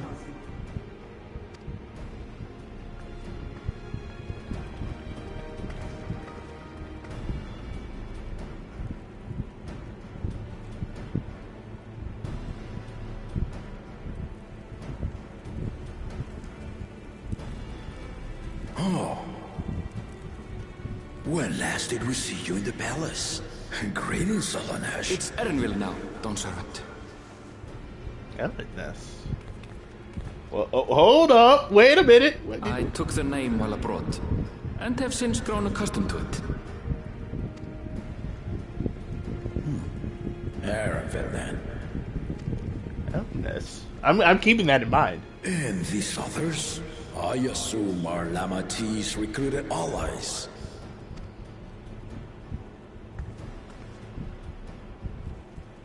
Ha! Old-tempered steel. Yet as much as I'd enjoy testing their metal, the hour of the right is at hand. I will summon the other claimants at once. Then I shall leave you to it. Oh, good fortune, my friends.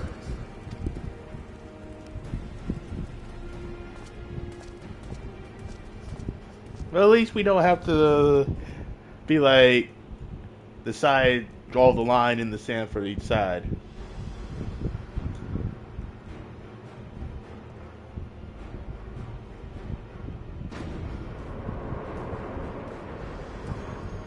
Here comes Eric, get Deuce number 1 and 2. Or do they count as a single number? Even he doesn't like them.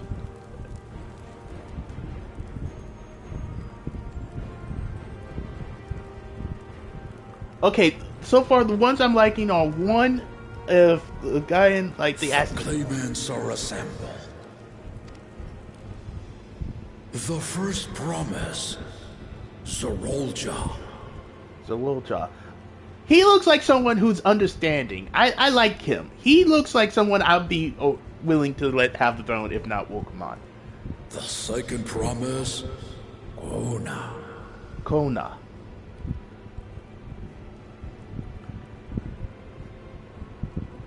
Also looks like someone I'm okay with. The third promise, Uklamat.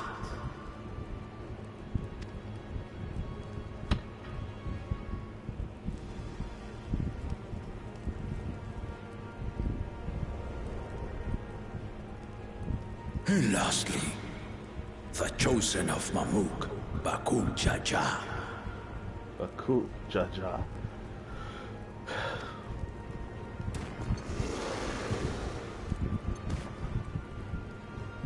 You four will compete in the rite of succession, the outcome of which will decide who takes my place as Dawn Servant.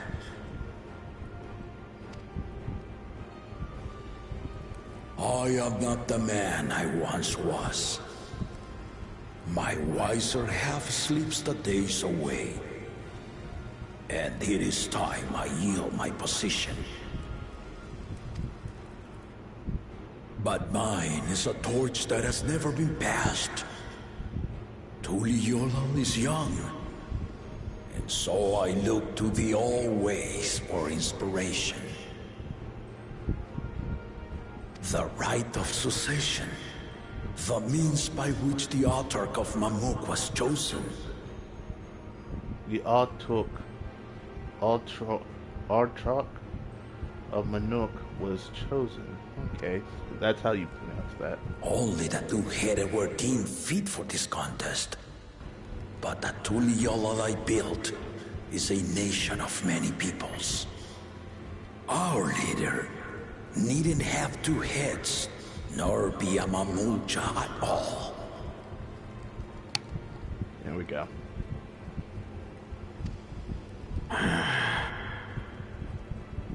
So I gave the right of claimant, not only to the son I sired, but to my adopted children as well. Yet the opportunity to rule was still not equal. That is why a recent tournament offered a place in the contest as the winning prize. If I knew that, I would have came sooner.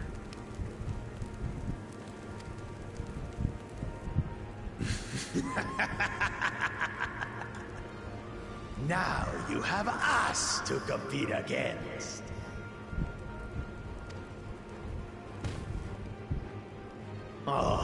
Though it seems the one head was already too afraid to face us in the tournament.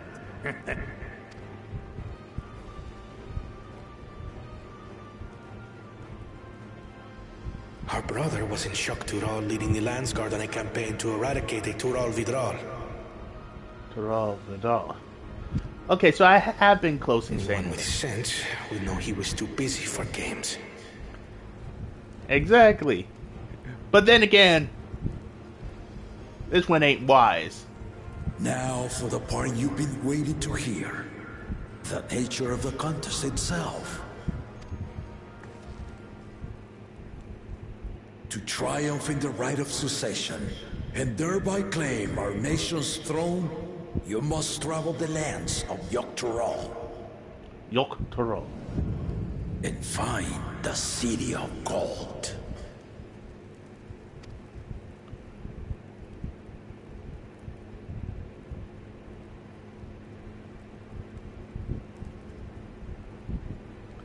Oh, this guy hates it. If I may, Father. Speak, Kona.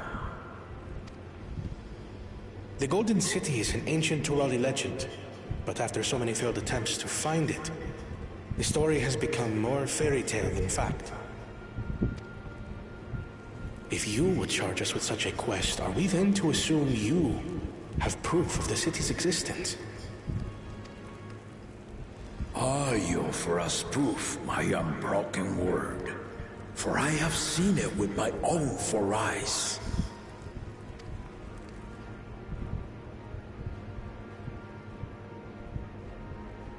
The city's real. All those years. This was before the founding of Tuliyollal. I traveled the lands of Tural with my companions. And we ended our journey at the gates to the Golden City. I mean to have you do the same. But in order to achieve victory proper, you need to break the seal I put in place. Bring them.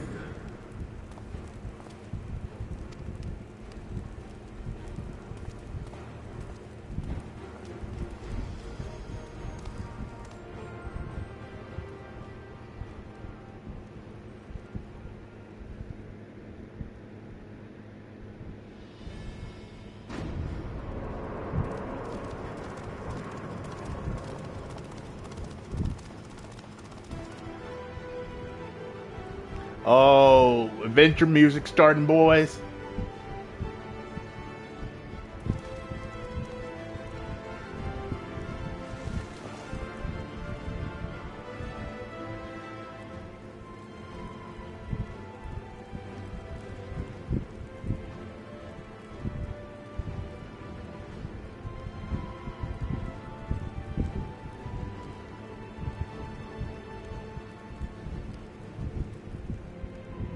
Tuliyola saga.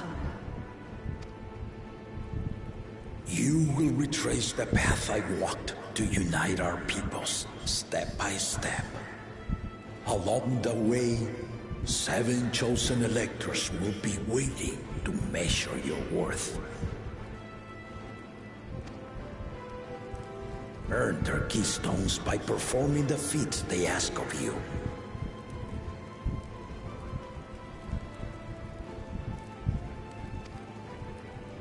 Once you've fitted each of the 7 tablets with the keystone, you'll have the key to unlock the seal on the Golden City's gates. So the contest is in stages, none of which can be skipped by rushing to the ultimate objective. Exactly. Exciting, isn't it? Martial tournaments, hunting festivals, and now this? You do so love your contests, Papa. I love this guy. Were I a few years younger, I would have joined in myself, giving you a proper challenge. Curse aging! Curse you aging! We could have had this guy in there, not the deuce next to us. I would have taken this guy. This guy seems like Susano. Like, this guy seems like a Susano guy. Like, he's not there. He's not here to be a dick. He's not evil to be evil. He's just there to have a good time for a long time, and I love that. That's the kind of leader I like. You may think the ride is tedious or nonsensical, or both. But I am yielding our nation's throne.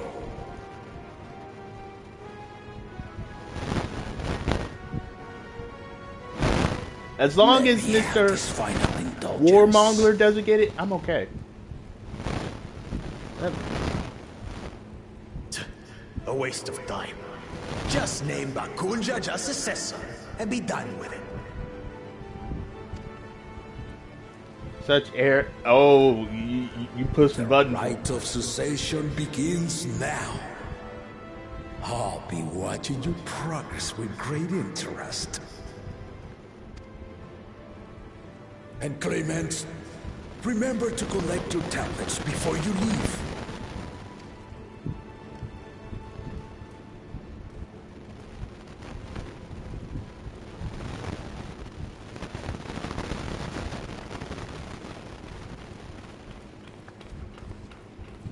Cryo's brave.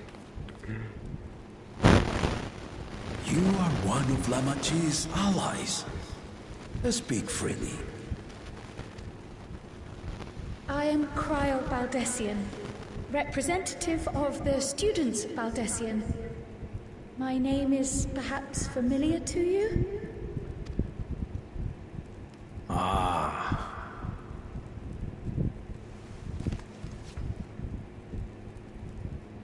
It would seem you sent this letter to my orders some years ago. The ink has since faded and much of the writing is illegible. Ooh, that's tender. Even so, we managed to determine the essence of it.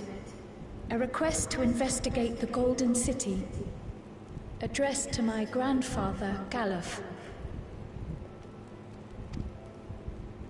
Included with the correspondence was this earring. I love how they A zoom in fairy on it. tale and a piece of jewelry were enough to convince my grandfather to sail halfway across the world. So there is surely some greater mystery at work here.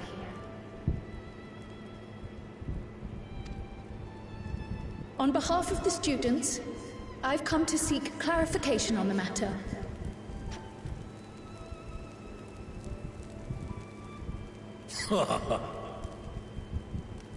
No, not at this time. I have tasked the claimants with finding the Golden City. To fulfill your request would afford one of them an unfair advantage in the right of succession. Too true.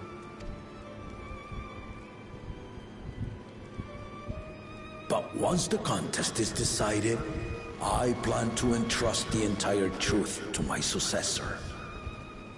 If you want to hear it, then you had best help Lamachi win.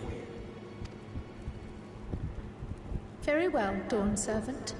Lock and load. We're going in. On my honor as a student of Baldessian, I will find your Golden City.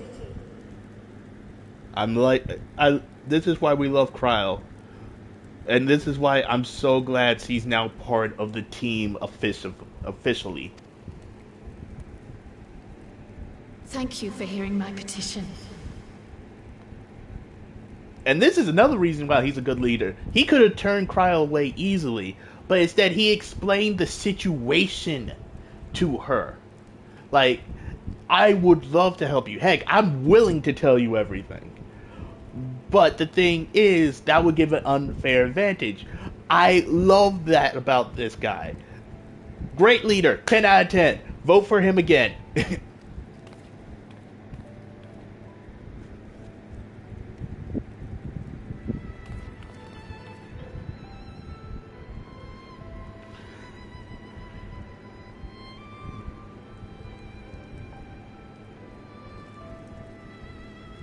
How about that?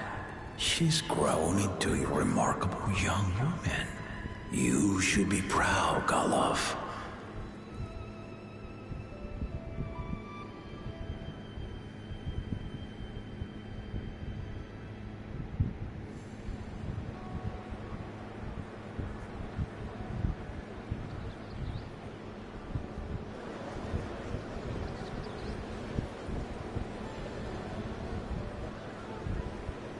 Too late to change your mind now, I suppose.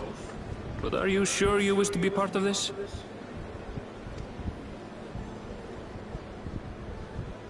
Our third promise is not wont to take no for an answer. Though you may have agreed to help, I worry that you were swept up in her relentless enthusiasm. Or perhaps you've been lured by the glory of the Golden City. Either way, this contest for the throne will place you and yours at the heart of political turmoil. So nothing new. If you are second-guessing your decision, tell me now. This may be my last chance to help you withdraw. I promised Emerald that I would find the City of Gold. Life is a series of journeys, my friend. And there's no telling what awaits us on the long road. But what's important is to be true to yourself as you walk it. Only then can we hope to be content when we arrive at the end of one and step forward into another.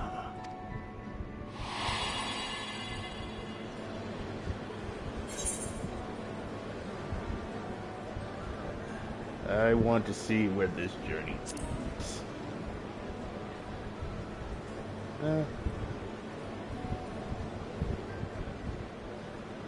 So you are committed to your path? I will speak no more of it then.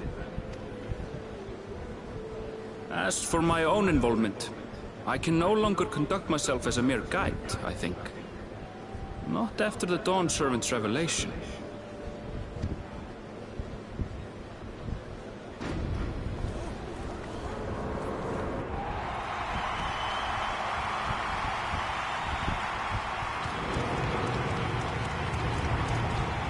Here they come! It's Saralja! Such a fearsome mien.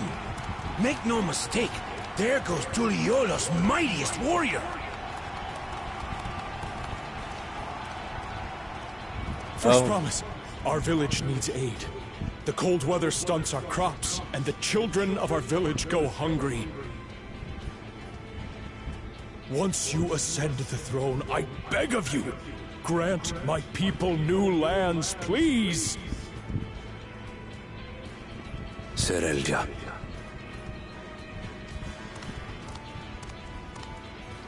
Take heart, tiller of the soil. The resilient son, blood heir to the Dawn Servant, has heard your pleas.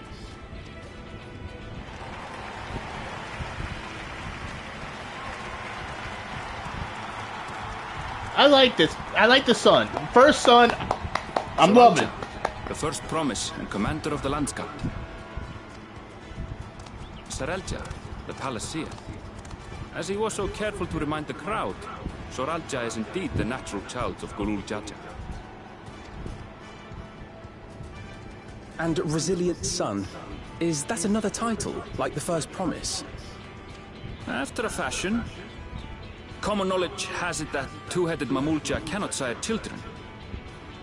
Yet Soralja was born all the same, with the head of Resolve's features and the head of Reason's scales. An extraordinary example of life's unyielding resilience. And a warrior's reticence. He says little, but the way he moves... I know a hardened soldier when I see one. He's a natural swordsman. A gift he inherited from his father. Some even say that the son has already surpassed the sire. Should he come to power, the first promise means to employ that martial prowess in the conquest of foreign lands. For this, he and his supporters have been labeled expansionists. This puts him in direct opposition to Uklamat, who advocates for the preservation of peace. You may recall that she spoke of a claimant who cannot be allowed to rule. That is Soralja, the warmonger. Him? He's the warmonger? But he doesn't seem like it. But then again, Donzo was also quiet too, so... It just seems like he's like one of the good characters, like, he cares about his people. He seems like he actually gives a damn about his people. Where the big one with the two heads doesn't seem like to care about anything at all except sport and being worshipped.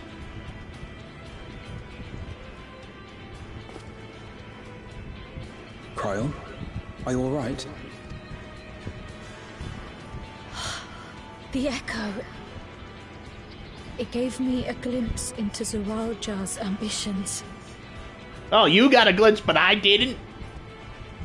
Deep and unknowable, like an abyss. Yet at the same time, a roaring, unquenchable fire.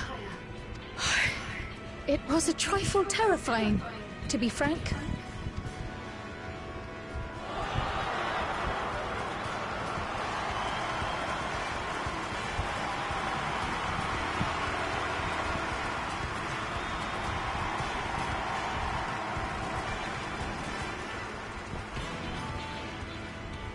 Second promise! You must bring us more marvelous conveniences! More dirigibles and trains and the like! We need you in charge to make trading easier! The elders, they complain and complain about abandoning tradition. But we're not like them, afraid of everything foreign and new. You have our wholehearted support. With your ingenuity and knowledge, you're sure to win the contest. Forgive me, but the right of succession is barely begun. I will hear your petitions if and when I am named Dawn Servant. If you will excuse me.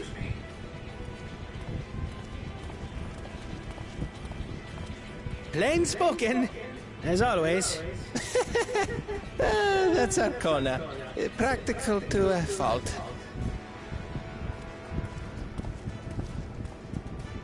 Here we have Kona, the second promise, who spent time as a pupil at Charlian's own studio.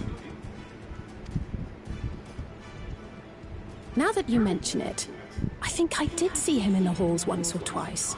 There was nothing to suggest he was Turali, much less from a royal family. That was by design. He forwent his usual garb and took an Eorzean name to avoid attention. So it was Kona who introduced the dirigibles? And the railway too, given what we just heard. In furtherance of his goal, to enrich Tuliolal with every bright notion he learned of in Sharlayan. He is the hope of those who prize innovation. As aloof as he may seem, Kona and Wuklamat actually get along rather well. They bicker and banter as only close siblings do.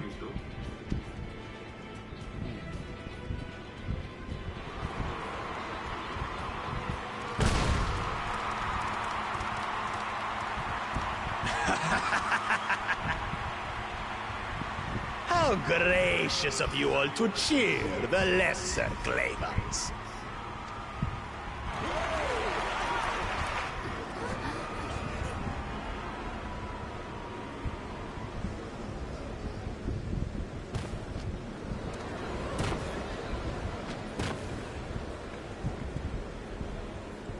Oh, come now.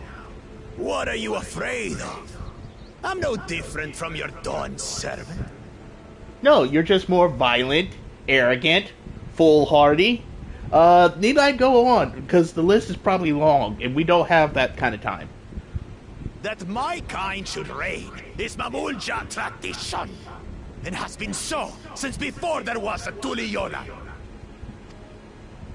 I'll brush aside your feeble contenders, and then you'll see who deserves your fealty. See, this is who I thought the warmonger was. You're telling me it's the one that, it's like, oh my god, this guy. So we have basically two assholes in the contest. One that doesn't seem like an asshole, and then we got the blatant asshole. Well said, brother. Oh my god, I hate him already. Like,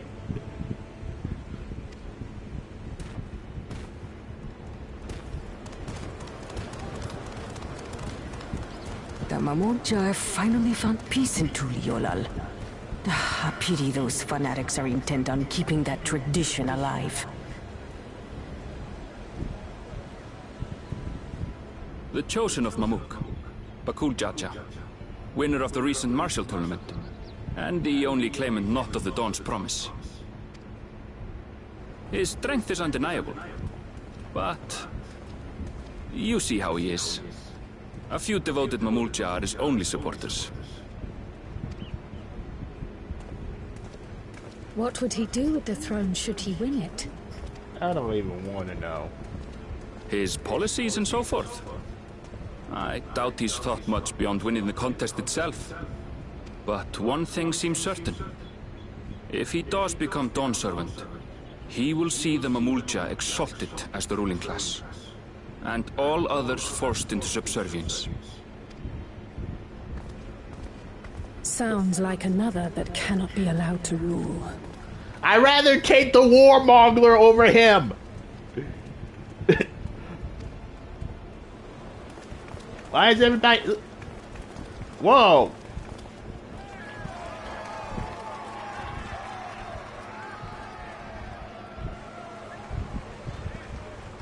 Why is... Wow.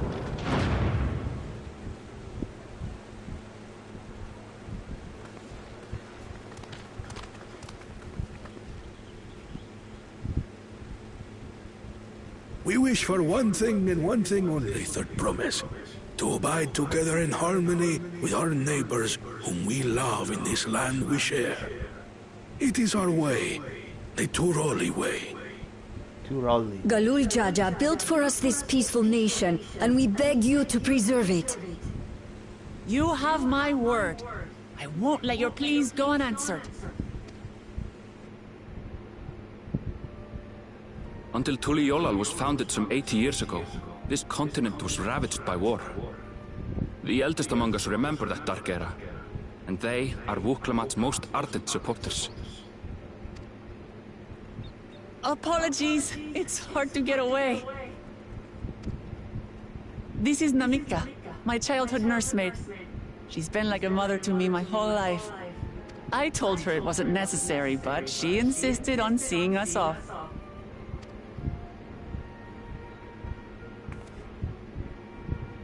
I place our precious Third Promise into your care. Did you know Wuklamat was taking part in the rite of succession? Of the Dawn's promise? I thought it was only Zoralja and Kona. If she has any accomplishments to her name, I've yet to hear them. Compared to the two Mamulja, she pales in martial prowess. And then there's Kona, who's far and away the most educated of the bunch. I hate to say it, but it's hardly a competition. It's fine. More than anyone. I understand how much better my brothers are than me. Better? Wuklamat. I have never thought of you as the lesser sibling. Your brothers may excel in their respective ways, but you boast qualities that both lack. A strength that is yours alone.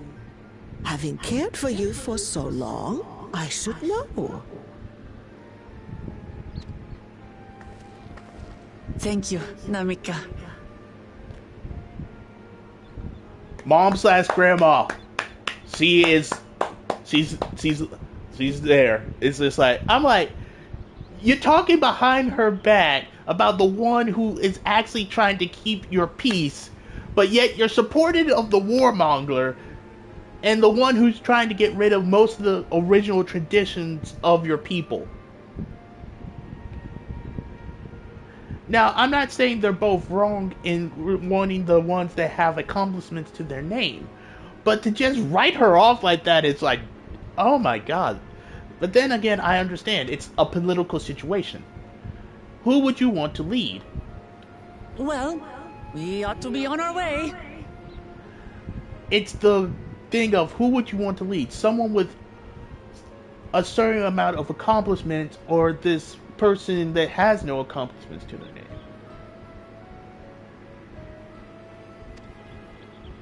Yes, hurry along. I await word of your victory with bated breath. Oh no. Red flag just went up. And you know why I say red flag went up? Whenever someone says, I await for you, usually means Square Enix has put the red flag down and they are now on the watch list for people who might die.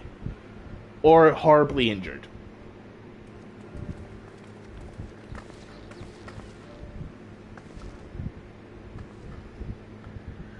I'm really hoping I'm wrong on this one. I'm really hoping I'm wrong.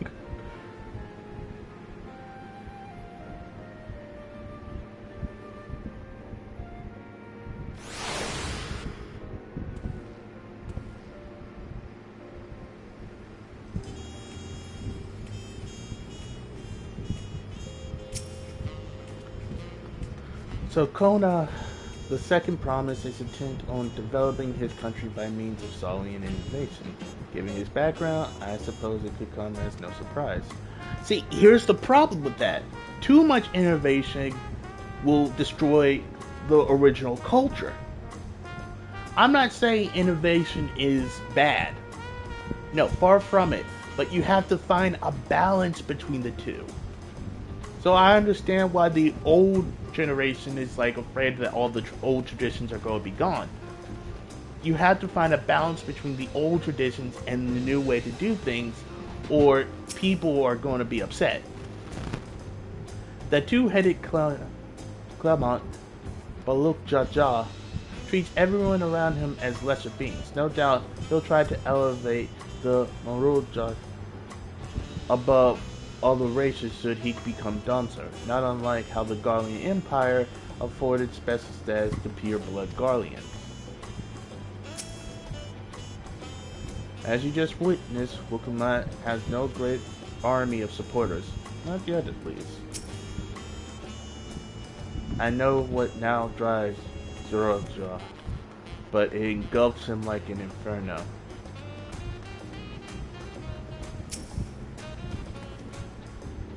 Well, so much for the brief reunion I had in mind. Papa is not one to waste time when he decides to act. I'm used to it by now, of course, but others are often caught off guard. In any case, we should talk about how we're going to find the City of Gold. All we have to work with are the 7 tablets and their connection to the Taliyol saga. Might I suggest first comparing the tablets against the pillars? We can check for any discrepancy between them. Good idea. Let's go take a look.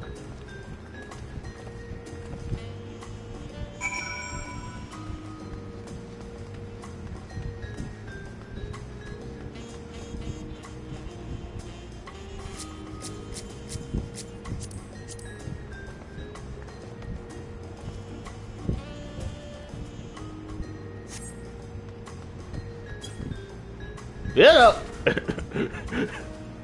I'm okay. It's just like, yeah.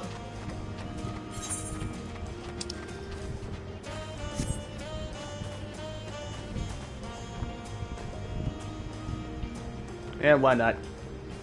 Yeah.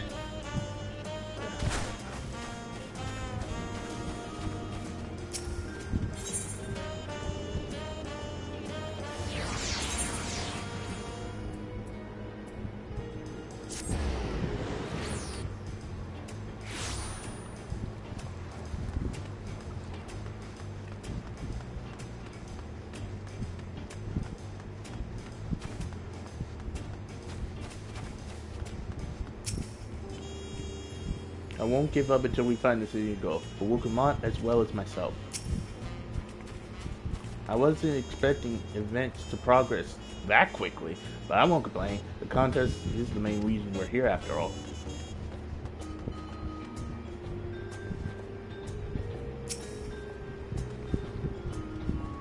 At a glance, they seem much the same.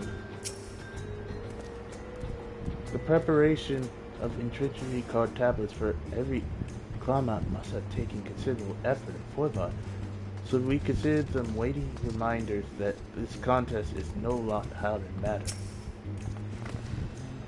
That makes everyone. We'll come at the tables if you would, of course.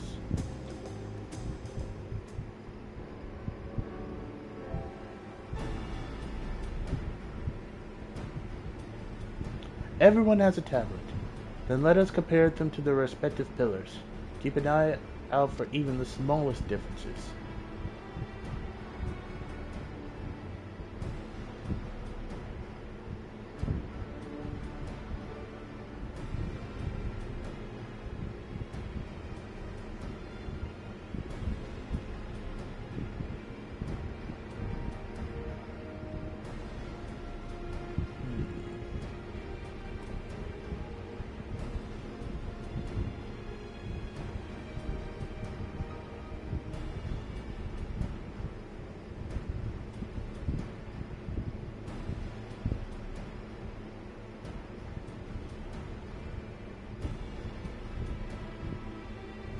Unless I'm missing something, the glyphs seem to be identical.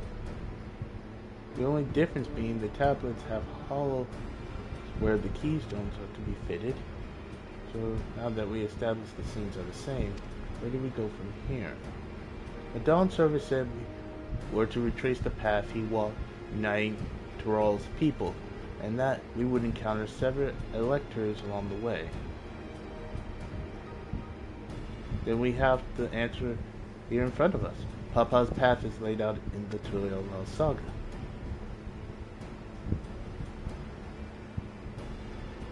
The events the glyphs portray, do we know the exact location where they took place? If one is close, we can go there and search for the elector. Then that would confirm we're on the right track.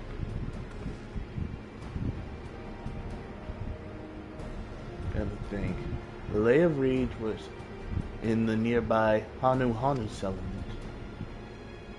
Papa took me there once. It was during festival season. The whole village was alive with good cheer. Then there's also Lay of Gold. That one involved the Palu village, which is about the same distance from here. Before going anywhere, we should ask around about the road ahead. I hear a lot of talk as we tour the city about the storm we passed through at sea, apparently and ravaged Yogg-Toroil several days ago. Since our roads are not as well paved as the Eorzea, they're more susceptible to damage from natural disasters. If we want to avoid wasting time taking a dead-end trail, I suggest we spend a few moments making inquiries. If it's information we need, just leave it to me. I'll bring the information to us.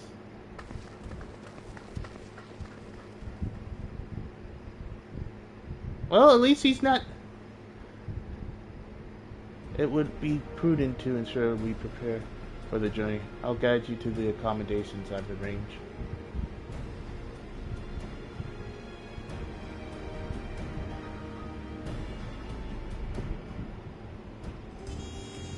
Alright, we've been going at it for what almost feels like 4 hours already. Holy crap. We'll go take a break real quick. And I'm going to go get something to eat. So we're going to head to the location, I guess. Where is that? Oh, right here. And I shall be back as soon as possible.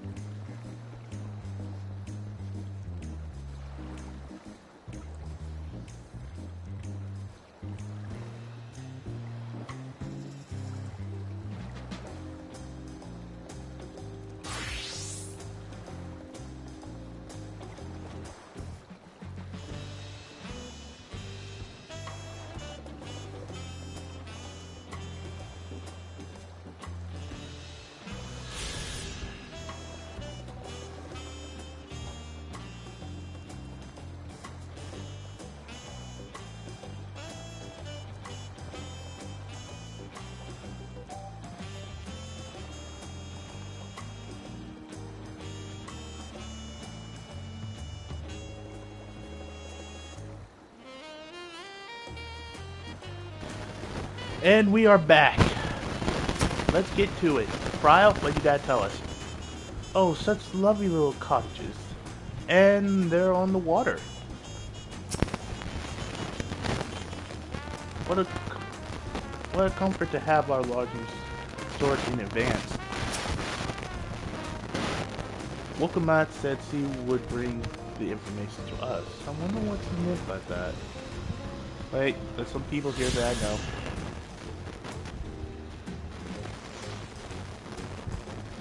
I see an orange name. Ah, there we are. Art. It's been a long time since I've seen her.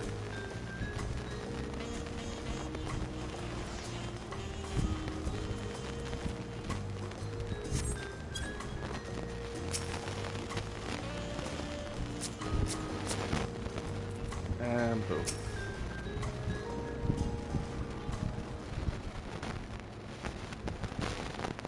That's right. The reservation is under Wokumat's name.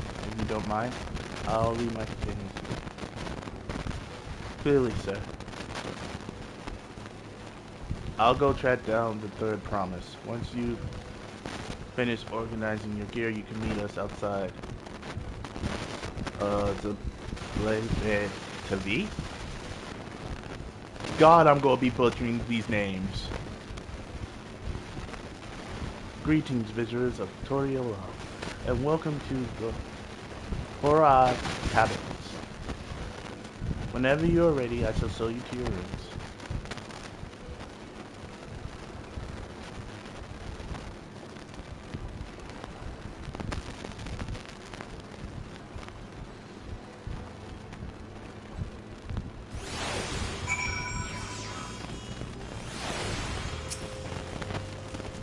And I'm bored tied to my room real quick. Oh, wow. Dude, this is nice. Hold on.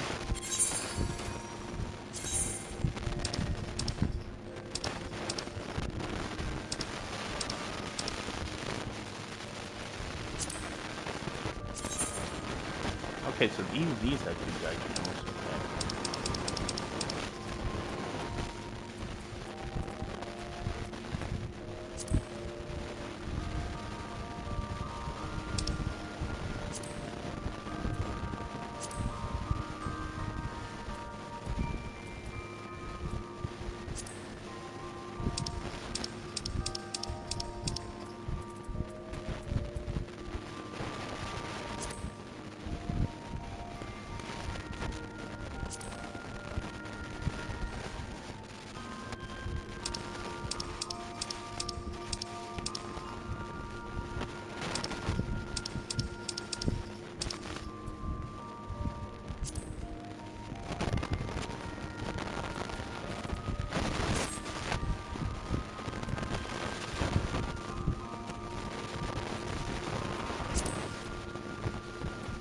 I forgot this is even viable too. Come on.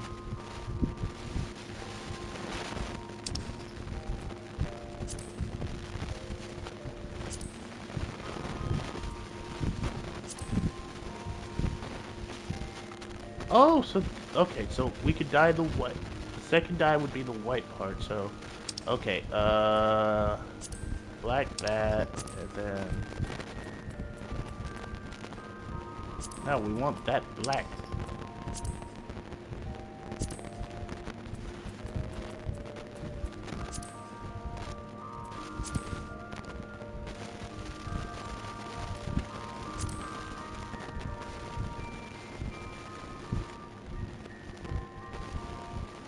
Oh, there are so many ideas now. So much fashion. We have taken fashion to the next level.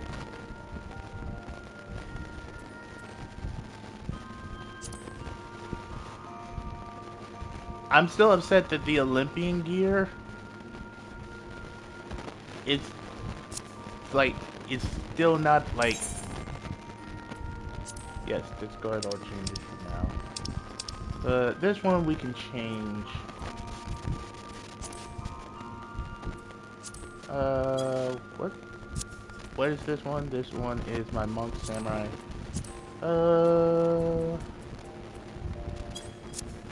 Hold on. We had stuff we need to put in here anyway.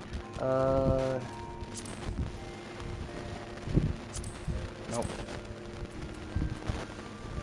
Nope.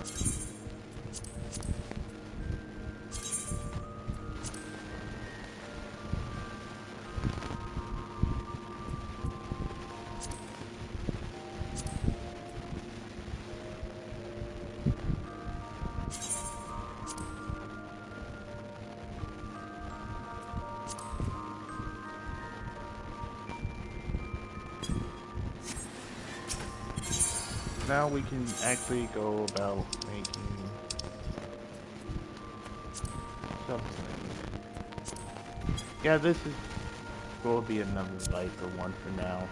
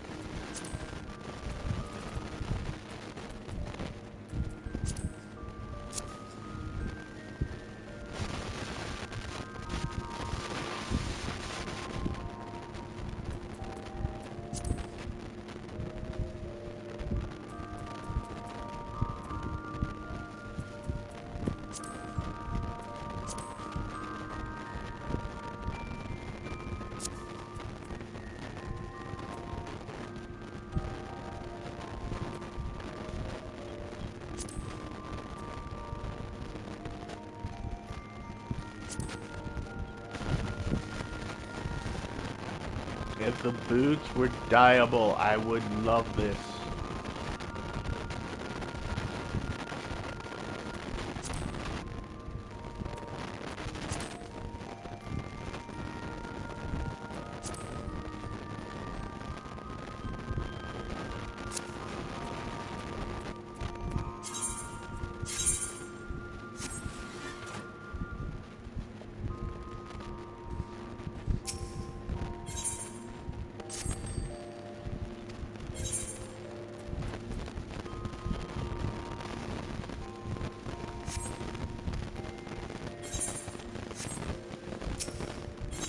Alright.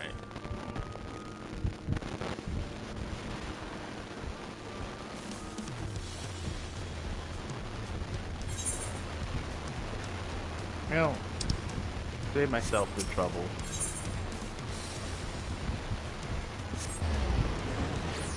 Now, can we please get some good tacos?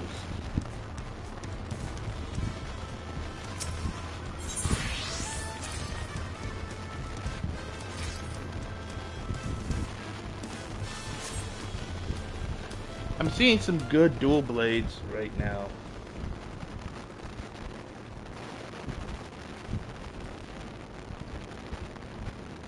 Trust you to be the keenest to head out, Naruto.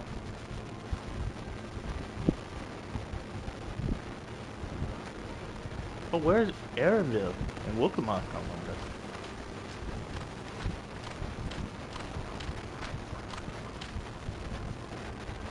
Oh good, you're all here. And who might your companions be? Seeing as we need information, I thought, who better to get from than the locals? These two hail from the villages we're thinking to visit.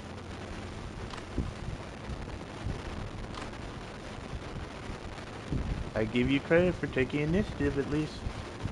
And what do you mean, at least? I am honored that the third promise would seek my advice. I too am happy to answer your questions. Any encounter might be an opportunity to do business. Thank you both for your help. And before we begin, there will doubtless be other occasions that we need to act independently, so I bought these two for you.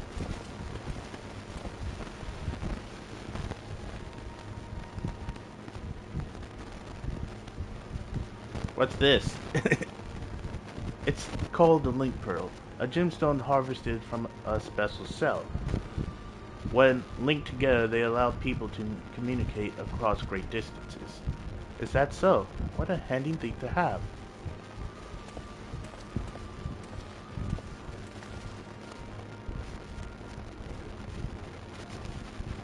It'll be very useful on our travel. Speaking of which, I should get back to introducing my two friends here.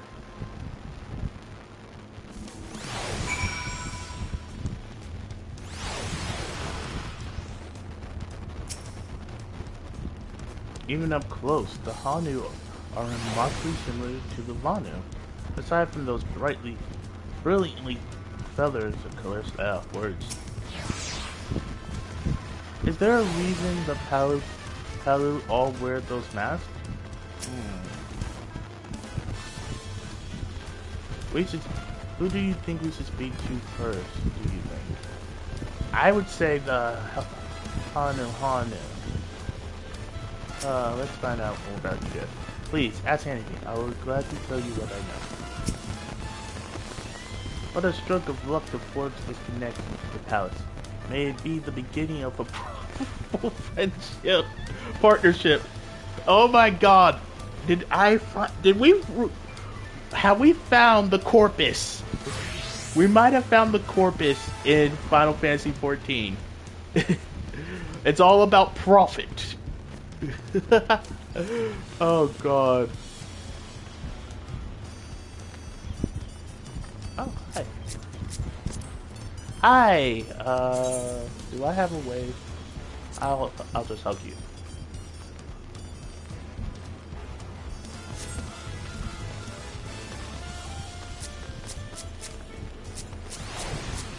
But yeah, oh wow, I like her outfit too.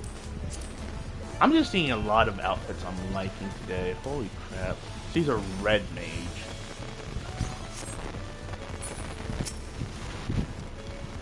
Wilgamot may not be as experienced or accomplished as her brothers, but she has an affinity for people. For her, finding those willing to cooperate is as simply as asking.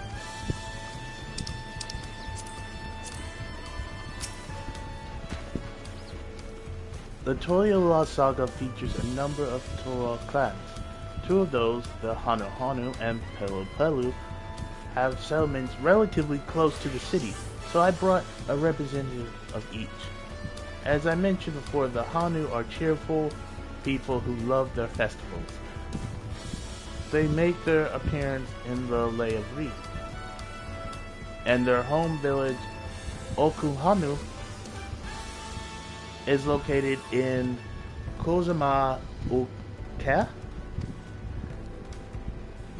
The other smaller fellow is one of the Pelu, a clan of business-minded folk from Upacha. They appeared in the Lay of Gold, craft all kinds of marvelous goods in the Wanapelo, their village. Now, as for deciding which visit first, why don't you take the adventure? Put those adventurous instincts of yours to work, Naruto. Take our destination. Upon completing this quest, the main scenario will branch into two paths. Accepting the quest from the helpful one will temporarily prevent you from accepting the quest from the personal Pelu and vice versa. The second quest path will become available from the respective NPC once you have completed a series of quests for the first path. Furthermore, story elements and quest rewards will not be affected by your initial choice of path. Will not be affected by your initial choice of path. Speak with the NPC you prefer. Embark on the trail for the rite of succession.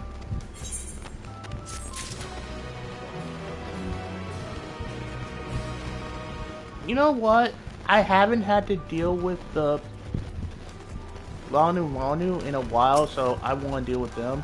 I do not want to have to deal with mini Corpus. Now, I don't think they're as bad as the mini Corpus, but I just don't want to deal with them right now. I don't think they're as bad as the Corpus, but the reason I compare them to the Corpus is because they see a business opportunity at every turn. That's the only reasonable thing I've seen so far that relates them to the Corpus, and that's the only reason I'm saying that. The helpful Hanu is waiting to answer your question. So what would you like to know? The route to OHH. We go south through the Arch of Dawn, then follow the road which runs alongside the Kazuma River. Is that right? It is.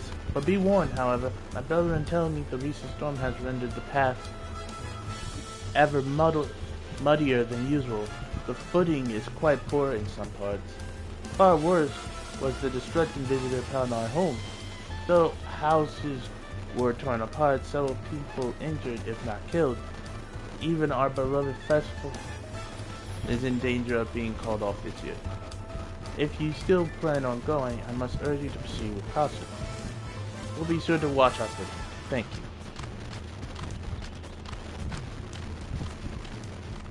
Now, I'm worried for the Hanu. Sounds like they were hit hard by this storm. Anyway, we're bound for Kazuma. Kazuma? Oh my god. Legend of the Dragon reference from Yakuza. Oh my god. God dang it. I didn't see it until now.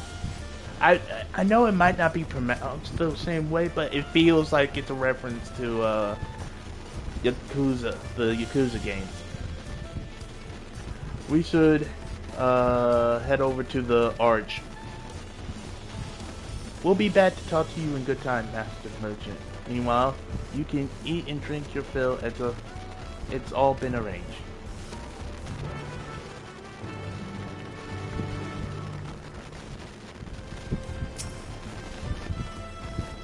Unlimited tacos in exchange for a few days of my time? I'd be a fool to pass up that deal.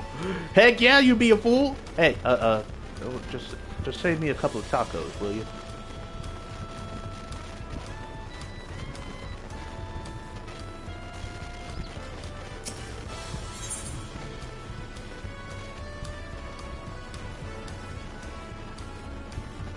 Okay, this has... Now we have quests. Sights of the West. Oh my god.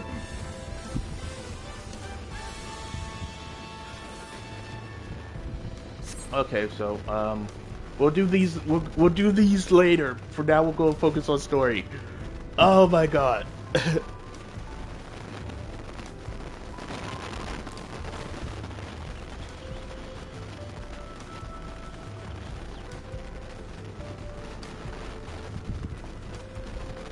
Oh no, they're here for that.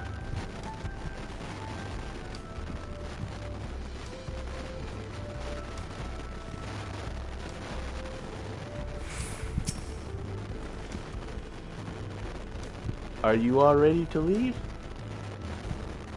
Then onward. Open the way.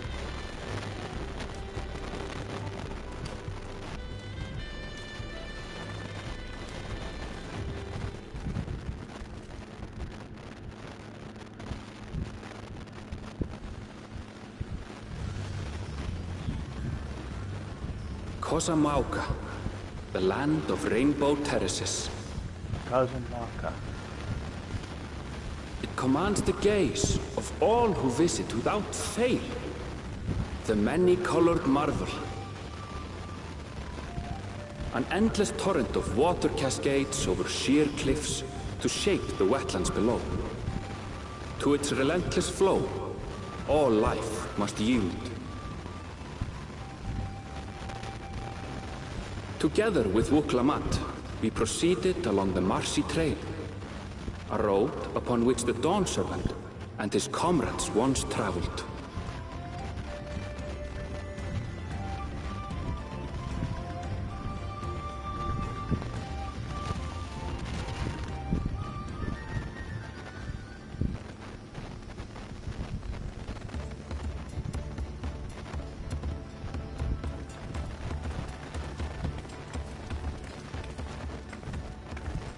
Look at those falls.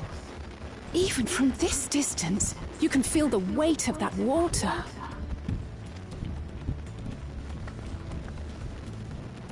The Isle of Ham was impressive, but as you can see, Tuliyollal is not one for natural wonders.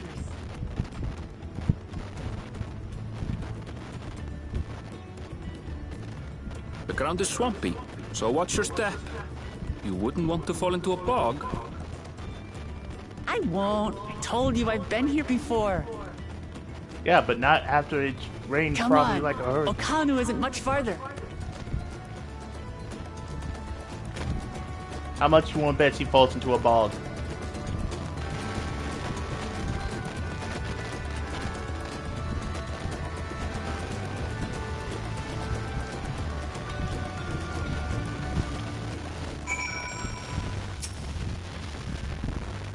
I love to stand at the bottom of those huge waterfalls and bask in the majesty of it all. Pity they're so far away. Wetlands. An apt name. Much of the ground here is positively saturated. There's no stopping the third promise, is there? Good thing she has Erebit to keep her from getting lost. For all his grumbling, he's certainly there for her. Everyone should be so lucky to have a loyal childhood friend. Right, let's get moving. If we continue along this road, we should find ourselves in the village before long.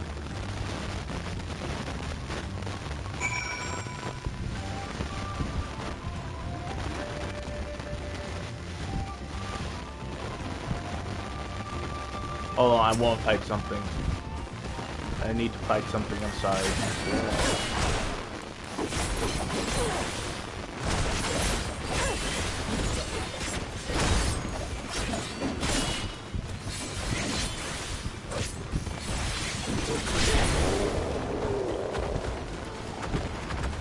First thing killed. We killed our first thing on the new continent.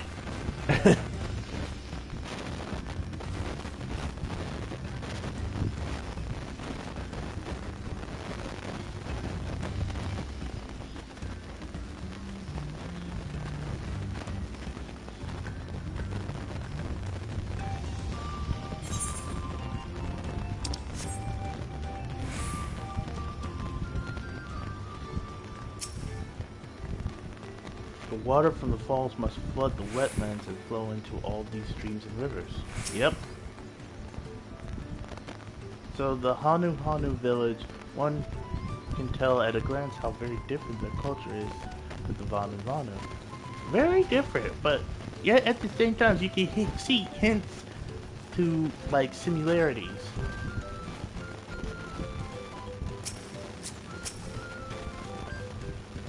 Assuming we have the right idea, one of the Dawn Servant's electors should be somewhere. Ow, stupid distracting waterfalls. See, slipped into a bog. Ah, everyone's arrived. None the worse for wear, except for a certain third promise who slipped in mud despite my explicit warnings. Hey, I asked you not to say anything! He wouldn't be a good friend. Real friends wouldn't have said anything. Best friends would have told on you to everybody and then rubbed it in your face. Anyways, this is the Hanu village I was telling you about. Oko Hanu.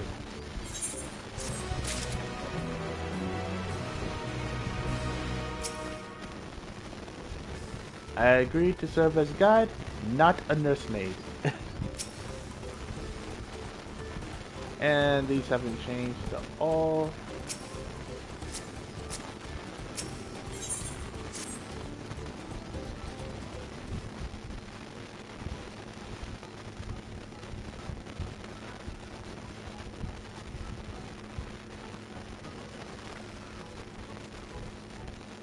It's like our friend said, people are in no mood for festivities. I can only assume they're still recovering from the damage wrought by the storm. Indeed. Well, let's do what we can, what we came to do, and find that selector.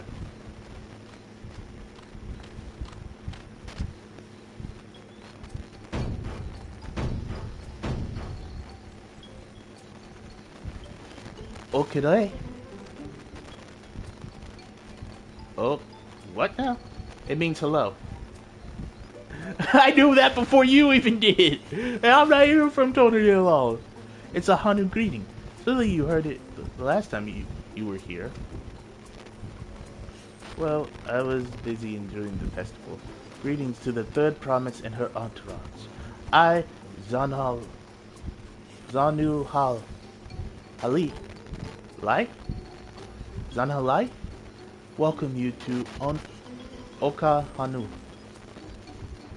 As elder of my people, I shall also be fulfilling the duties of a elector during the rite of succession. The idea about the elector was correct. Just do as Papa said and retrace his path from the saga. I'm ready. Give me the feat and test my worth. All in good time, all in good time.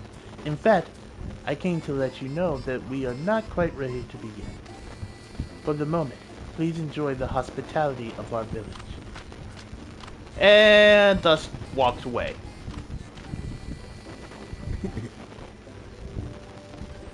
So we poke around a bit. We might pick up some clues about the feat. You know, prepare ourselves. That's surprisingly prudent of you. What? Do you think I'm being too cautious? No, I'm impressed, is all. You admire and respect your father, who is prone to decisive action, so I expected you to rush in, ask questions later, or never. I do look up to Papa, but you should know that he has a pragmatic side too. The head of reason is the thinker, who takes the time to consider all the possibilities. With the long naps he takes these days, though, the head of resolve is less restrained by his wisdom. I can't fault you for thinking all this. That's all there is to him, but there's more to the DAWNTRAIL you've seen thus far.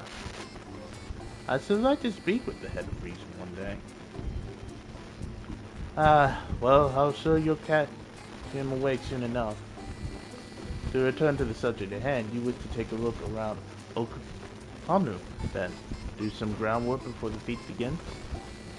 Something like that. I mean, I could probably pass the test with my eyes closed, but it'll keep us busy while we're waiting. Wukamat is right, has the right of it. As Elder Zahu said, resident of this village, learning more about it can only improve our chances in the future. Might I suggest a division of forces? For instance, Airville, Alizé, and Crowd could concentrate on the southern half of the settlement. Meanwhile, Wukamat, Naruto, and myself will handle the northern half. Sounds good to me.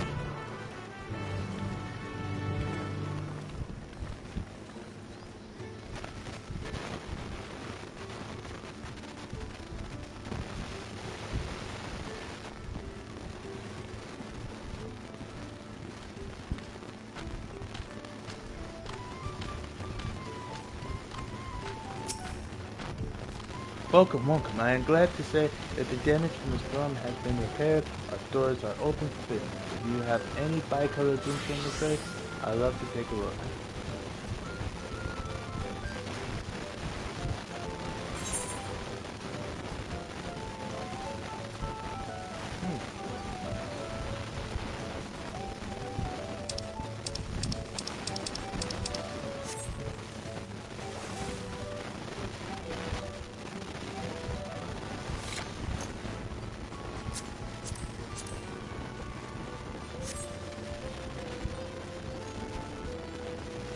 I see new fishing spot.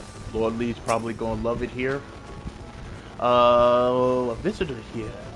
Well, if there's anything you want to know about Haku, I suppose I'm the one to ask. Tell me about yourself.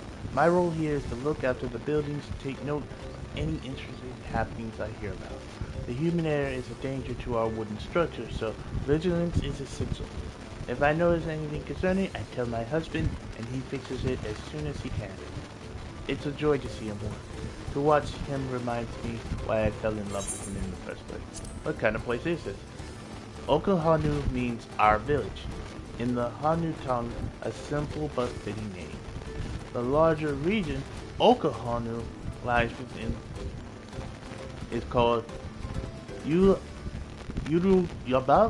meaning grove of eggs.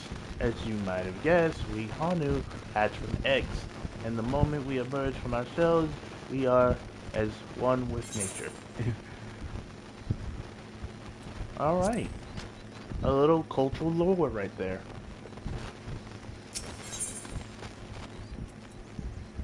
I'm going to guess that the outfits are pretty much the same. Yep.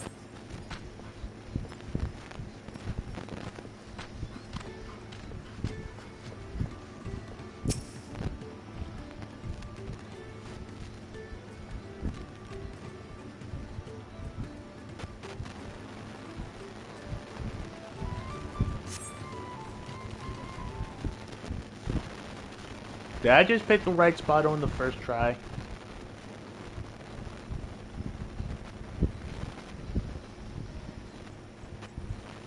The gaping hole in the wall and missing portions of the roof are clearly the work of the storm. Powerful winds. Repairs appear to be ongoing.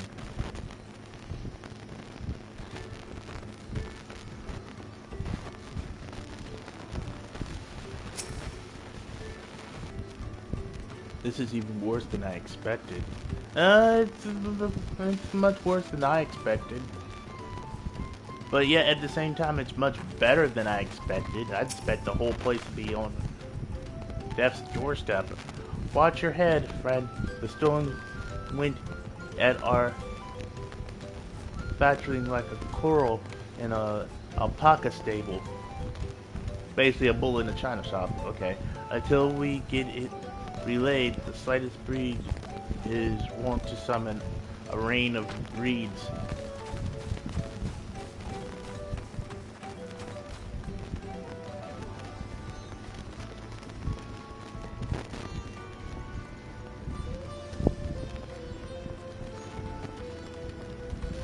Resist the urge. Resist the urge. Ah, crap. I can't resist the urge either. God dang it. Whoops, I'm naked.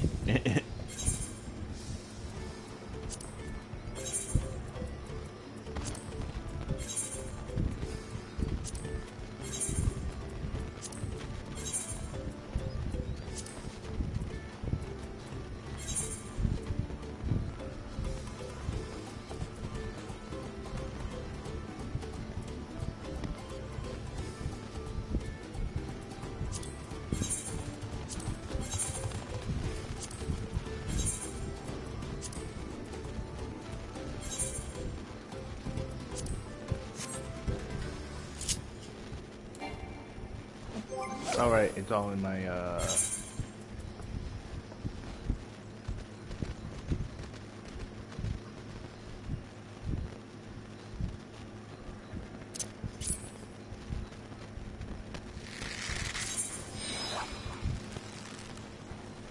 well, break out 10.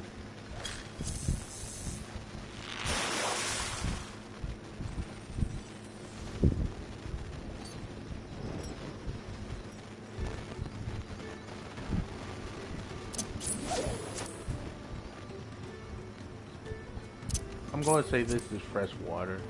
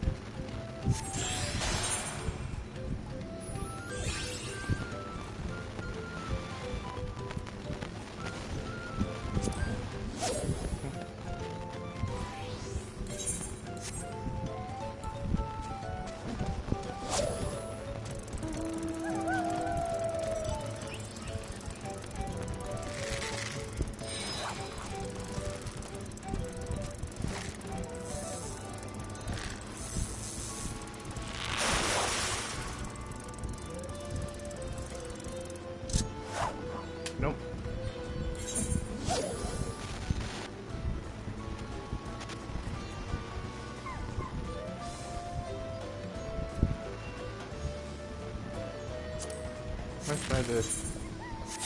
Like I said, it's been a long time, so I don't know what bait to use here.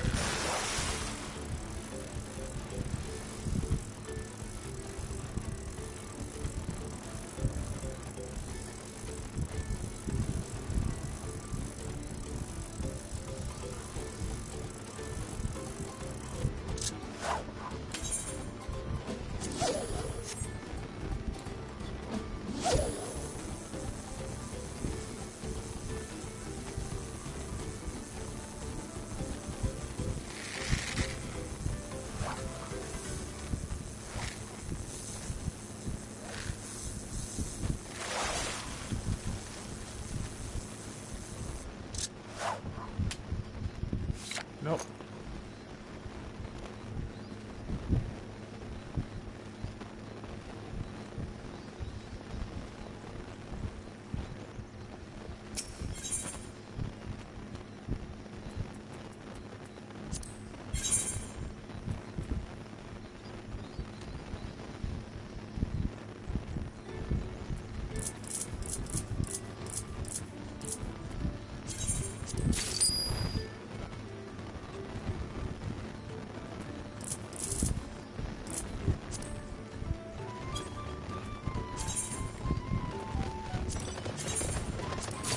Don't care.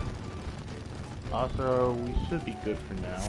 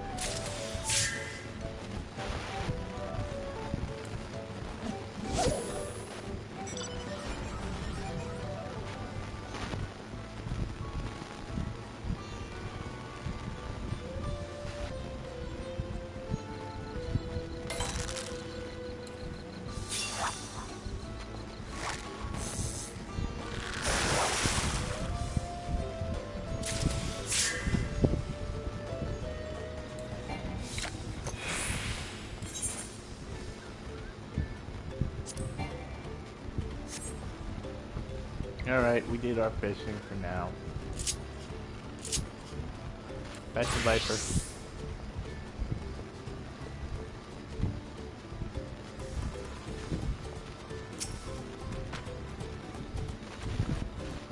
Sigh. You heard about Storm? Yes? I've never seen the likes of it before. With supplies and help the Dawn servant sent, we're making progress rebuilding and repairing our homes. But while walls and walls can be patched, there's so much else that was lost for good. A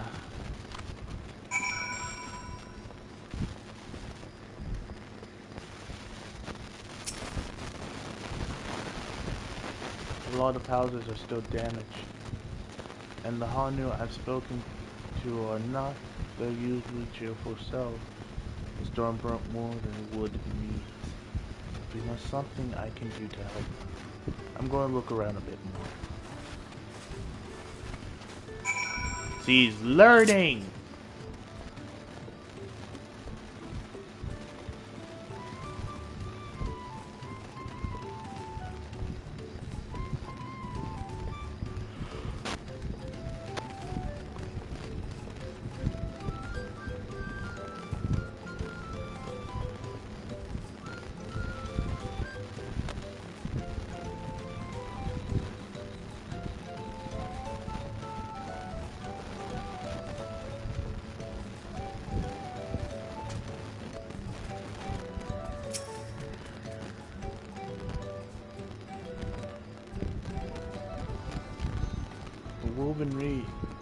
Woven from reeds, this boat, like vessels, reminiscent of a bird. The beak and feathered tail in particular stand out. Some manner of boat?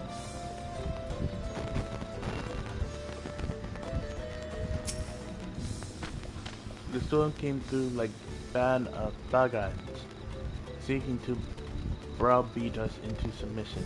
Not only did it make show of its strength by tossing heavy crates and furniture as if they were fleeting playthings, it proved its savagery by trying to pluck out our feathers too. Wow.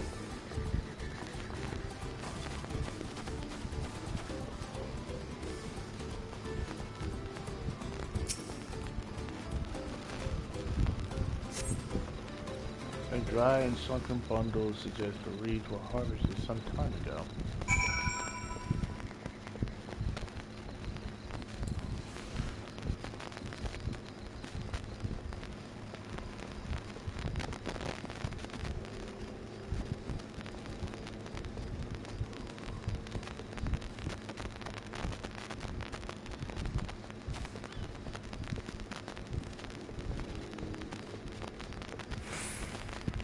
But yeah.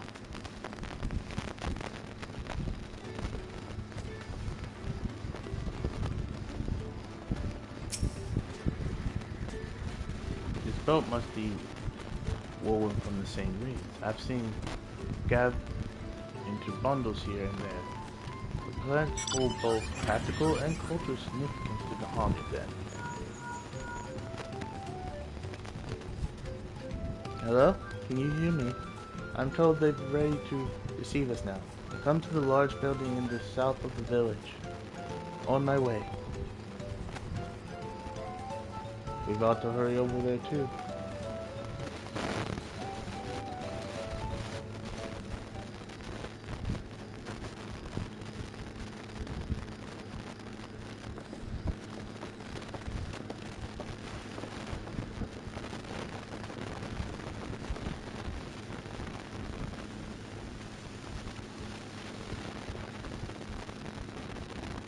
No sign of Zorolja, or that oversized lout. How much easier it would be if Zorolja were to fail here. But that isn't likely to happen.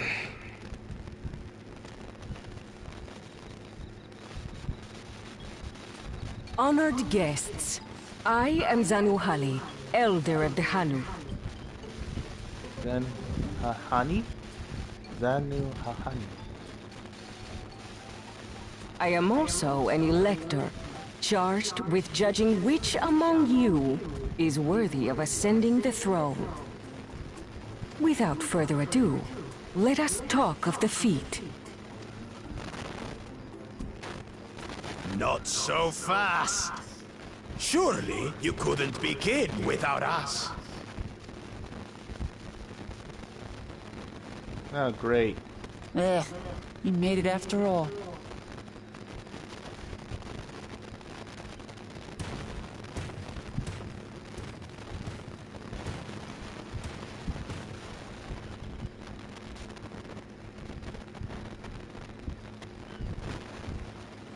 No need to fuss. There is no time limit for this challenge. Now, if you would allow me to proceed.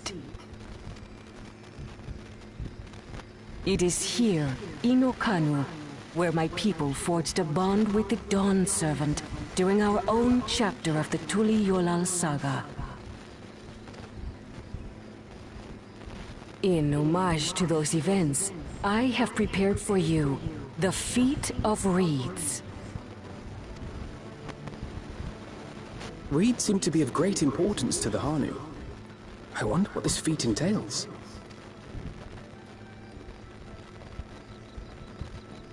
We use reeds in every part of our lives, be it as food or weaving material. So kind of like how some of the Egyptians did along with the Aztec and Mayans. But look around the nearby paddies, and you will see that this season, our crops are failing. How fortunate, then, that my appointment to Elector coincided with this predicament. For surely, those who aspire to be Dawn Servant would find the matter of an ailing harvest a mere trifle to resolve. Aye, well, it is indeed the duty of a ruler to address the people's woes. Exactly, exactly. Do well in this, and you will earn my keystone.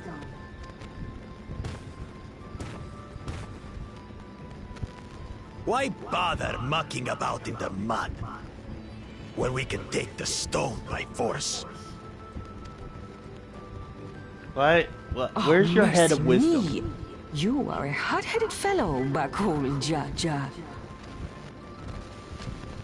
Some electors may enjoy going toe-to-toe with scrappers like you, but I refuse to entertain your base instincts. Thank you. Arrangements have been made. Should you attempt to engage a feat giver in combat without their consent, word of your immediate disqualification will be sent to the palace. If you're still feeling feisty, then by all means, draw your weapon. Give me a reason.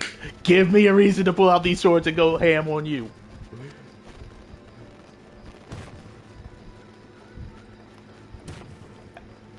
I don't think the head of wisdom... This contest is presided over by cowards. There's no sport in fighting you.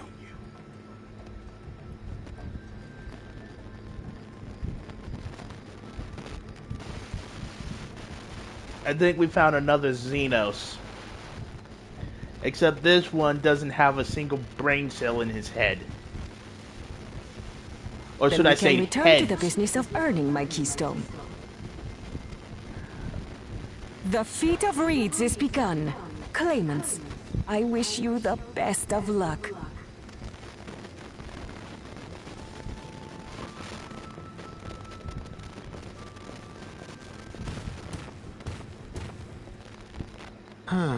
The clever kitty crossed the seas to study foreign novelties. He might know tricks we don't. Tricks we can use. What of Little Miss Mittens?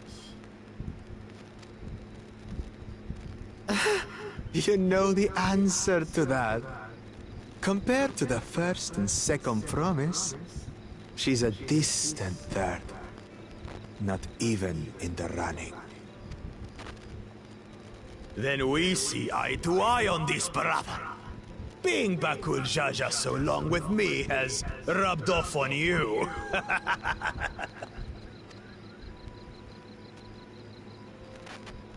These allies of hers, though, they might be a problem. Give me a reason to cut you down. I will take one of your heads and mount it on a wall. Damn it. I'm just as qualified to be here as they are. This is the true Naruto no saga right here. Remember? Let's keep calm and think things through. This is the Hokage saga right here for Wokomile. Right. You're right. I won't win against that lumbering Vidrol by losing my head.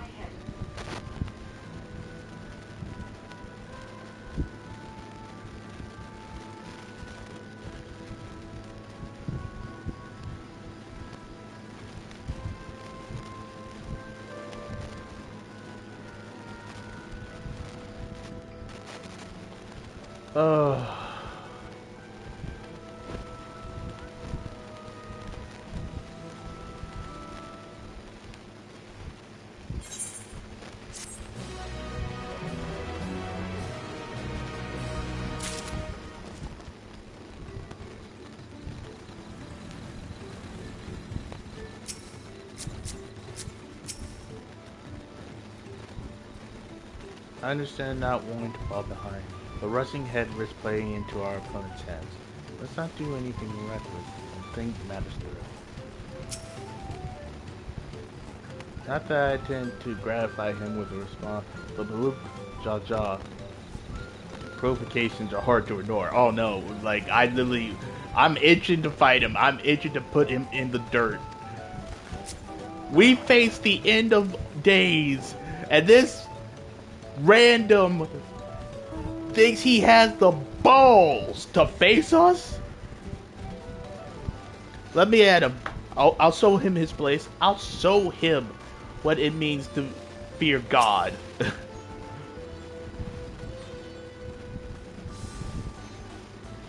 So the Hanu also eat the reeds? Yet another way in which they differ from the Vanu.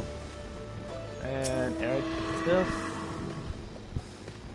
This kind of feat is tailor-made for a rational, educated scholar like Kono. Well, lucky enough, she also has me. I don't know the first thing about fun, but if there was a way to save the harvest and help the Hanu, we'll go and find it. I'll make Bulak Jaw eat his words. Oh no, we're going to force feed them down his throat. Both of them. Understand the nature of the problem will be the key to solving it. We need to examine the reeds themselves and then deduce what caused their poor condition. Aaronville will take us to the fields where the reeds are grown. Of course, follow me.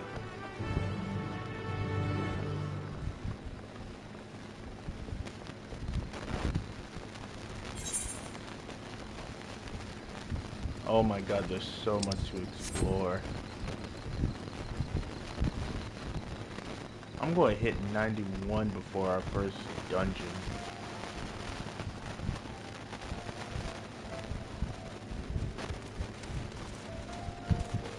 I'm going to say Pictomancer. Yeah, I was right. I was like, wait a second. Pictomancer.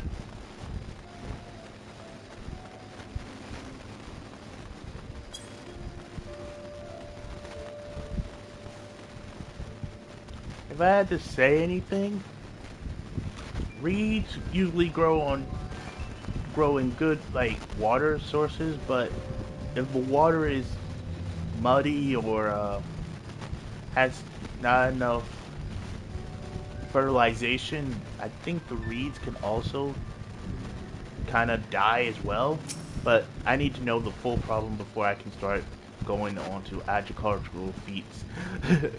And there I thought these feats would have us battling dire fiends or similar. Agriculture is a far thornier problem. God dang it, Alice. I see the irrigation of the fields by diverting water from the neighboring river. It's likely the reeds. It's unlikely the reeds ever dry out. No, but they could be infected by something in the river. Reeds are a very hardy plant.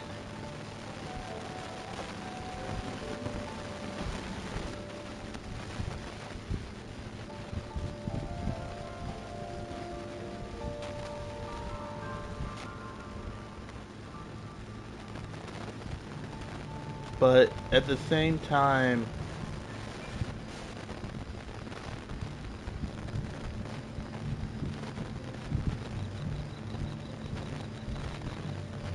maybe, like I said, reeds also are very temperamental plants.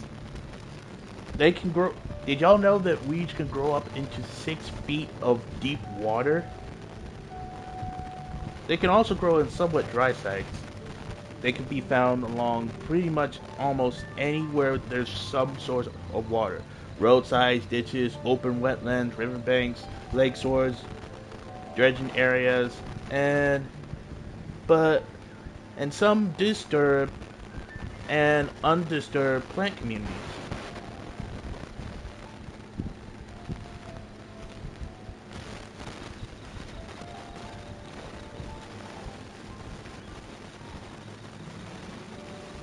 But if... Oh, wait! The storm! It might have flooded the reeds! They need to be... Reeds need to be in a moist, but yet well, like, drained or well irrigated area.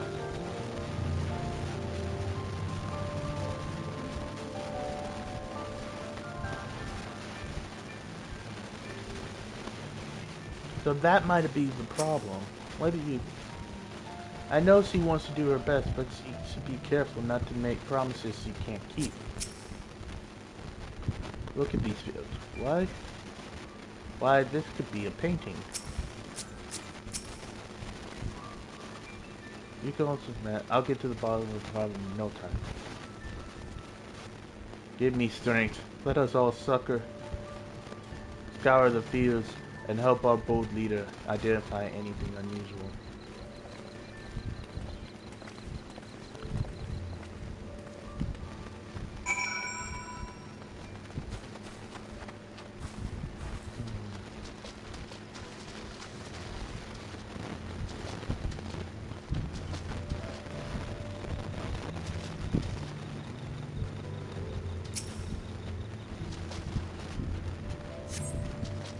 As a reed appealed wilted and unhealthy.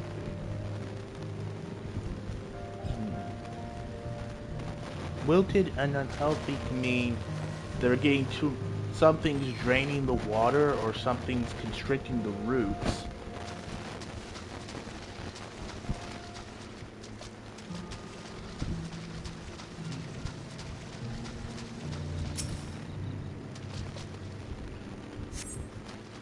Water contains no obvious contaminants and looks fresh and clear at a curious glance. At a curious glance, yes, but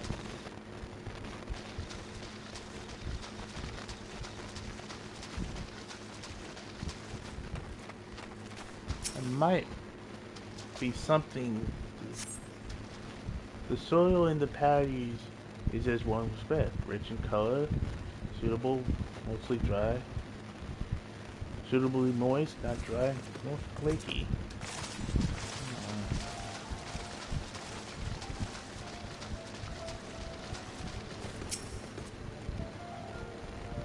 Oh, a water strider. A bit sluggish though. More of a water sampler. Sluggish. Water striders are usually pretty fast on the water. For it to be sluggish would mean there's something in the water that is either causing it to be sluggish or causing the crops to become... I think the crops have been contaminated. by something. Not just missed with the patties themselves, as far as I can tell. It's not the patties themselves. I'm thinking it's something with the soil or the water in the. Any luck? Gugumat, you got anything? I'll find the cause of all this any moment now.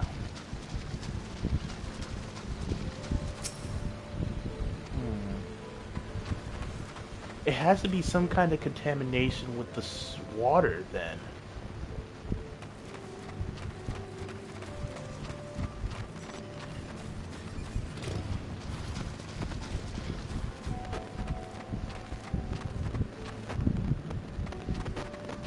I wonder.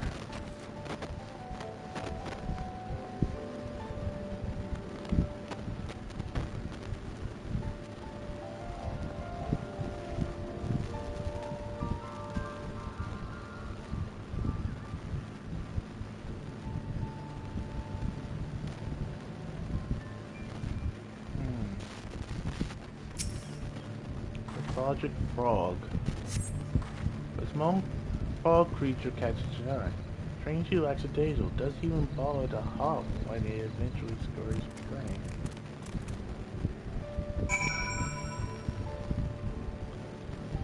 Fields were poisoned. Something causing them to be sluggish.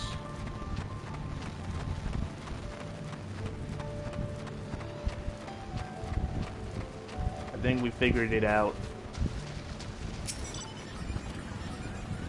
See enough? I'll call everyone together and we can share our discoveries. Something is causing the animals to be lethargic. Well, what do we think? Any obvious problems?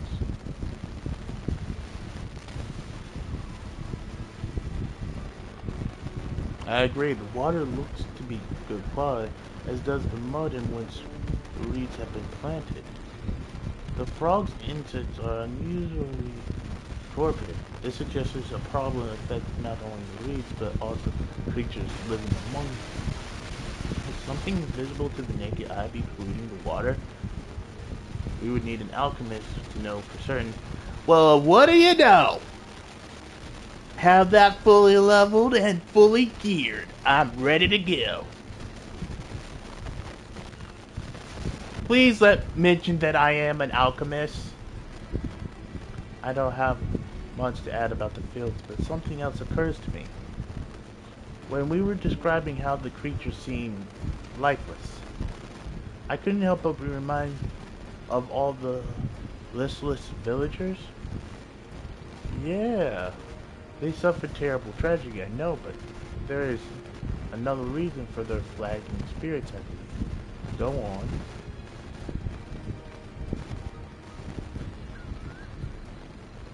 The festival, this tradition. So without it, the Hanu are struggling even more to recover. Last time I visited, the village was in the middle of the festivities. You will never see a Hanu more joyful than alive. It's indispensable part of their culture, and its absence will only compound their woes. So I say we help them put on their festival, give them a reason to cheer in these sad times. Who knows, maybe fixing one problem can lead to the solution of another for them. I don't know about that. This is one of the times I'm going to have to be the skeptic. Because I'm usually like, oh yeah, fix one problem. Is it so strange an idea? I also got to see the relationship. Let's not be too hasty in dismissing the idea. Things which seem unrelated can later prove to be connected in surprising ways. True. Being bequeathed of ideas as we are, any proposal is worth entertaining. I still am upset that it's like I leveled alchemist, yet my character does not mention, hold on, let me break my alchemy set out and see if there's anything wrong with the soil. Besides, this is Wukuman's journey. It's only right we follow her lead.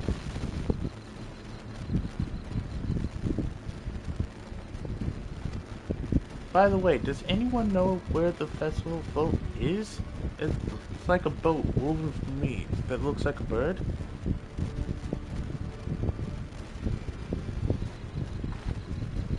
And that big building more. Let's go see it.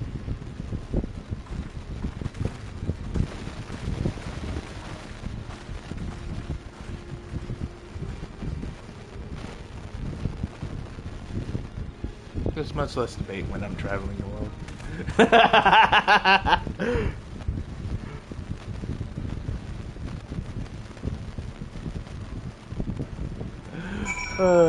But I do believe there's something in the water.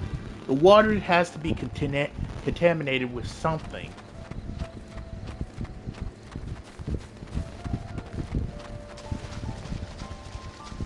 Because, like they said, they're lethargic. Like, everything that's around this water, or I'm guessing in the reeds themselves as well, are lethargic. Me wonders a lot.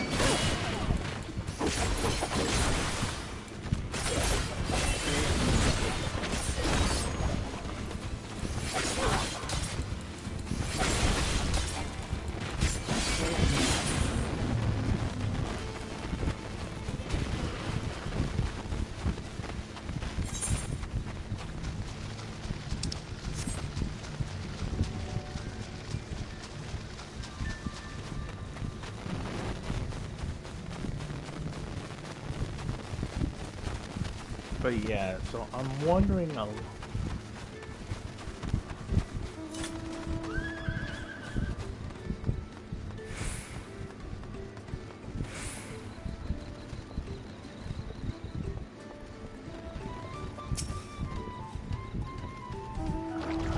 never been here during festival season, so this is all new to me. What a charming float. I wonder what bird was this inspiration for its design. Look at the size of that thing. Hope they don't expect me to help carry it. The handles give me pause before, but now I understand the purpose. Yes, this is the float I remember. Does it appear somewhat damaged to you? We should take a closer look. Inspect the float. Move your camera as well as zoom.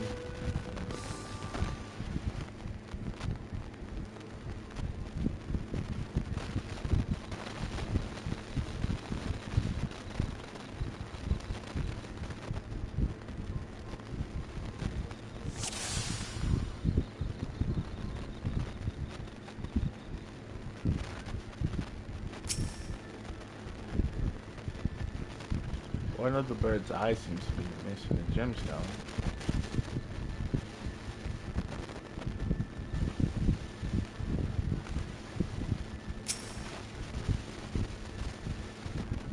Oh, that's definitely broken. How will they lift this great big vessel without all the carrying poles intact?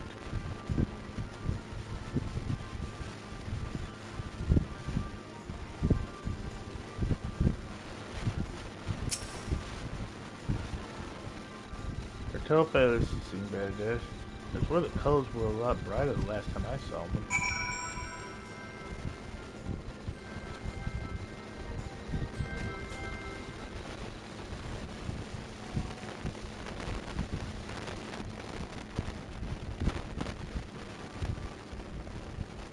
I think we can all agree the bird boat is in dire need of repair. Now, how do we go about fixing it? What's going on here? We're admiring your festival float. It's a shame it's in such a poor state. Due to the recent storm, I gather. Yes, we had to leave it exposed while we ushered our people to safety. With the float in this condition, there can be no lifting of wings. No ilahana? That's what the festival was called. I want to help you hold it. Have you not seen our village? homes are ruined. We struggle to make repairs, and you want us to... I know how it sounds, but giving into misery never improved anyone's situation. A celebration of life and growth may help give you the strength to work through this tragedy. The role of festival leader is mine this year, and there's nothing I would like more than to lift everyone's spirit.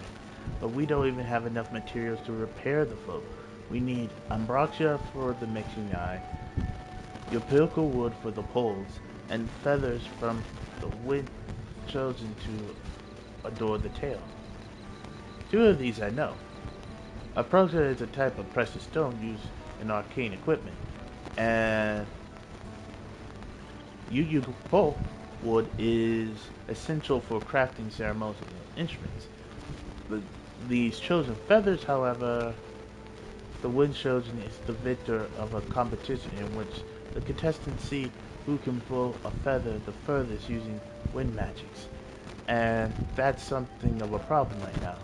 We Hanu are gifted at employing such air sorceries, but expend a great deal of mana when doing so. We are soon exhausted by the effort, and have no reeds to eat will only make it harder. I think I understand. Your vibrant reeds grow quickly and vigorously, so much so that they stifle the development of nearby plants. They must be a potent source of energy. They must be a potent source of the energies you naturally lack. They are indeed. Owing to the poor harvest this year, we've been left invigorated, and if we cannot gather the correct materials as dictated by customers, we cannot repair the festival float. Oddly enough, we may have just stumbled upon our solution.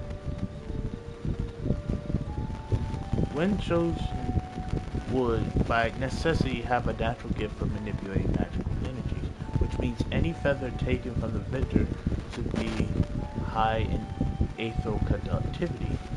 The float construction also requires a stone used in arcane equipment, as well as timber favored for ceremonial tools. The demand for such specific materials must have an underlying reason.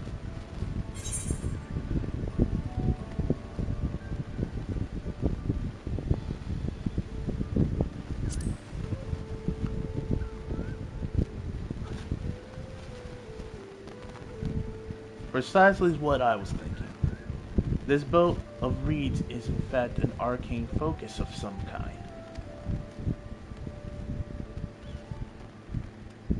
A focus for what? Oh, it's a harvest festival, isn't it? Then that must mean the float was made to encourage healthy crops. So if we repair the boat and hold the festival, its arcane powers might fix what's wrong with the reeds. We won't know until we try, but 'tis a sound theory. Celebration, prayer, ritual ceremony, these have been known to entice miraculous effects. Wait. The float? A tool for magic? This is the first I am hearing of it. In the beginning, it may very well not have been. After a good harvest year, there would be no reason to charge it. But when the harvest was poor, new adornments were likely needed, and those who performed the labor may have imbued their work with ardent hopes for a brighter future. Throughout the years of trial and error, Hanu would have refined their festival float into a focus for harvesting prayers. Incredible. I know you're practically fainting from hunger, but reviving Alahara really does sound like a solution to all your woes, and I promise we'll do everything in our power to help you. I'm still not convinced about this focus business, but I accept your aid nonetheless. I will introduce you to the shipwright who's been maintaining the float these last few years. He replaced both eyes and the pole before, so he knows where and how to produce what we need. Excuse me. Then Alize and I they allow Alize and I to acquire the feathers. We would encourage the people of Okahanu to gather and vie for the title of when chosen by sharing with them our own reserves of mana. I'll go with you. I carry some alchemated brews that may afford the same effect.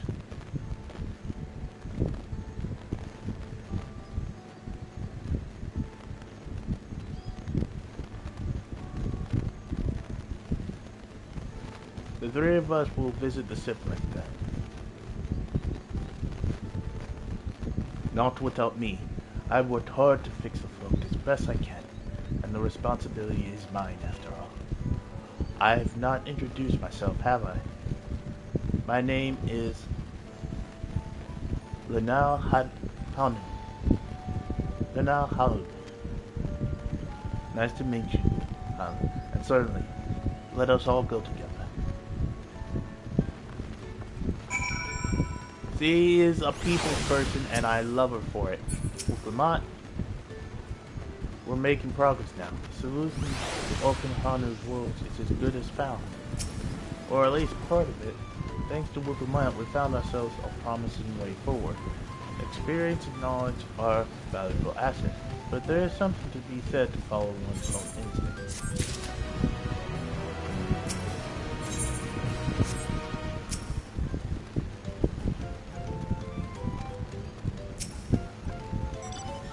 I wonder what manner of shipwright repairs we will propose. We're about to find out. The shipwright's name is Wuka Iva. He's a explorer who moved to Kazuma a few years ago, but since mastered our customs to an almost frightening degree. He's especially strict when it comes to manners, so make sure to offer him a proper Hanu greeting. We wouldn't want to offend him right before asking a favor. A proper Hanu greeting. Oh, that one? Don't worry, I remember how it goes. Then we shouldn't have a problem. Let's head to Obak, to the east of here. Wukamat, please. Wukamat is not a good diplomat. Let me put it to that.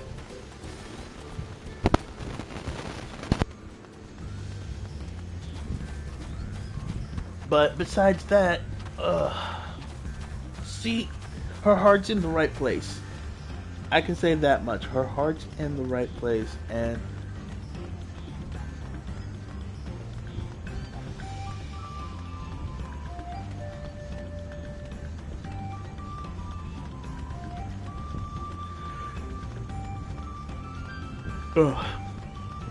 she deserves a chance to prove herself.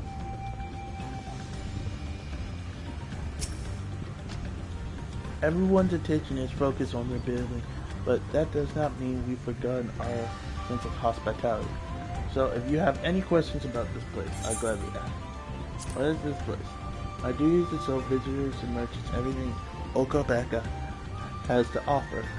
People from far and wide have settled here, and some find it so pleasant that they never leave. You too are free to stay for as long as you like. What kind of place is this? Okabeka means the village of all. People from as far as Toyo come here to trade their wares or do whatever work suits their skills. Some enjoy the woods so much they move into one of the Hanu villages. I understand why. For there is nothing better than a life spent listening to the soothing sounds of nature.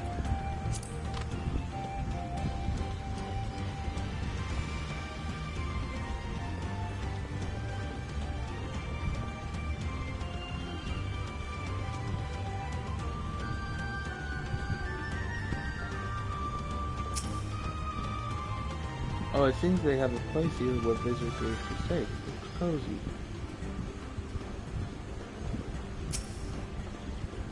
Look over there. Do you see that big winding staircase? Yeah.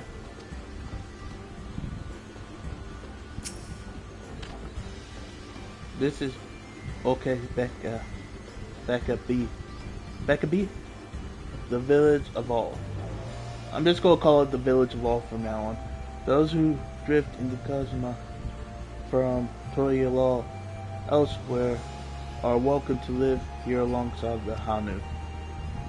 As for Wokvi, he lives and works in the House of Waters High, at the top of the large tree nearby. Follow me, but I should warn you, the climb up the stairs can be challenging.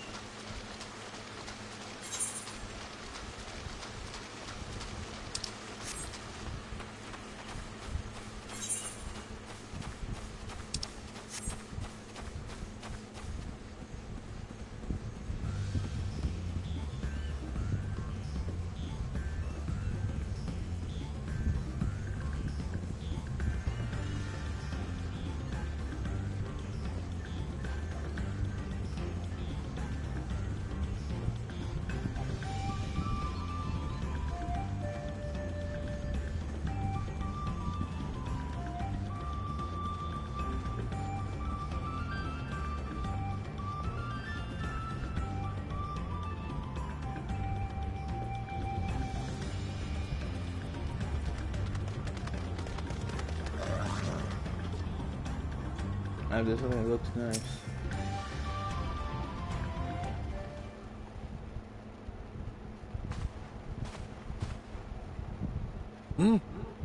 What do you want with me?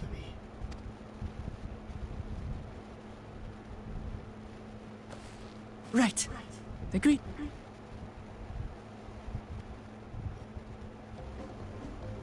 Oh no, I go.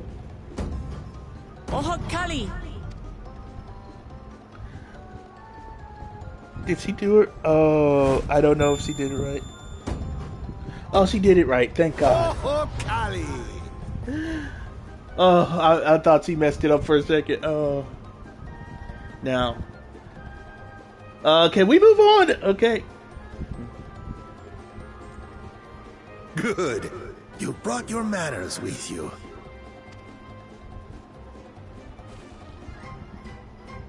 When you know Kanu, do as the Hanu do. For a country as diverse as ours, the preservation of harmony demands that we respect the cultures of all peoples who call it home. Amen, my brother. Speak the truth. Well, that explains your familiarity with Hanu customs. And you speak truth, of course. To live together means to learn about each other. Ah, I appreciate an open mind. In fact, I get the sense we've met before.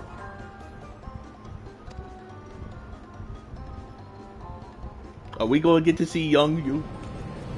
You're Wu Clamat. Oh, what an unexpected honor for old Wokevu. Here I am prattling on about manners, and I've gone and insulted the third promise herself. There is no excuse for this betrayal of etiquette. Whoa, whoa, whoa. Calm down, old man. Calm down before you give yourself a heart attack. Please, take up your axe and claim my impunity. Whoa, whoa, whoa, whoa. Keep your head. Yeah. Woo. That went from 0 to 100 in less than like 5 seconds. I know we. Oh my God. Like I hate formalities anyway, so forget about it. All right. All right then. Consider it forgotten.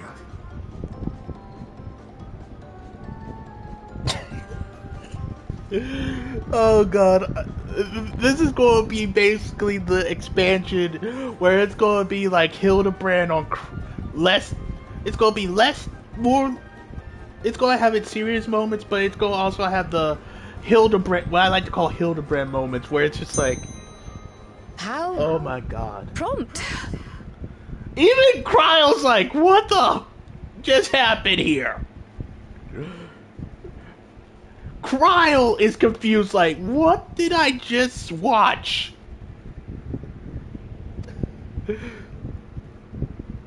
We're actually here about the Ihihana float. It's in bad shape, and we need you to craft new carrying poles and a new eye. I'm told you worked with Uyuipo wood and a certain kind of stone? Abokisha? Abokisha? That I do. But while I would like nothing more than to offer my services, I just used the last I had of both those materials. My lumber in particular went to fixing homes damaged by the recent storm.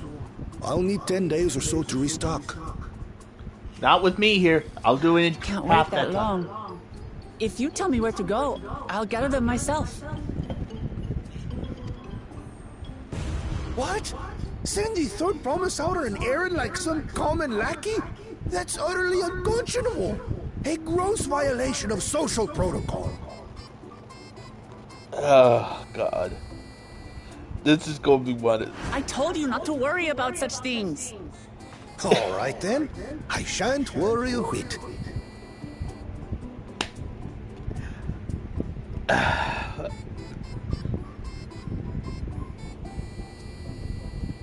This is gonna hurt my brain. Cryle, maybe you should take over while I go sit outside. What's with your Hanu friend there? This is hurting me. I am festival leader this season, and have come along to oversee the float's repair. As strange as it may sound, Wuklamat and her friends believe the float is an arcane focus, meant to encourage the growth of our struggling reeds. Too many Hanu have forgotten, it seems. But that is indeed the true purpose of the lifting of wings. Your education is impressive, Third Promise.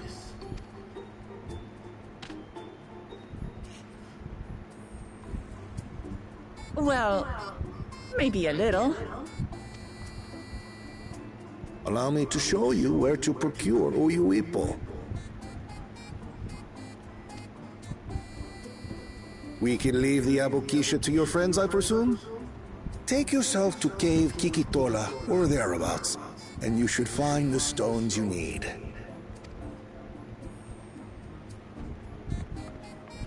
Alright, Cryle. I've been there once or twice. I can guide you. Thank you, Big Bird. That should save us some time. All right, then. Let's get moving.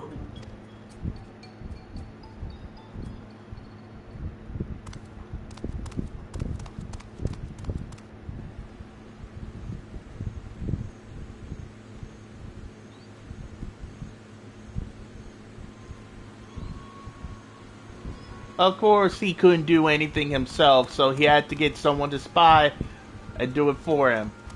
Chosen one of your rivals is making progress.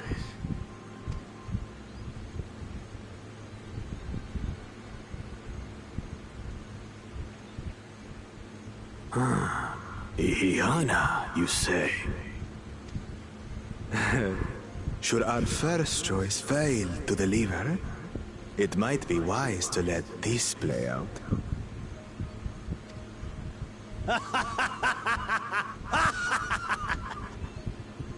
The third-rate promise is making herself useful after all.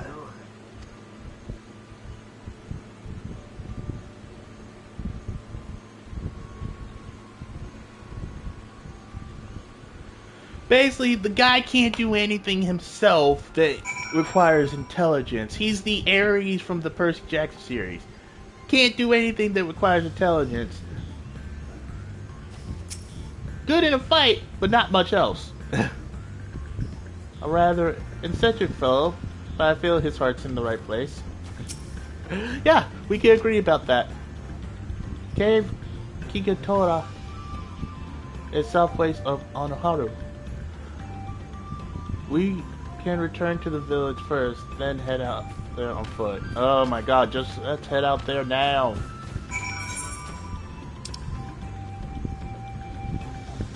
Oh crap, I forgot. I pulled a stupid. Also, I can't fly.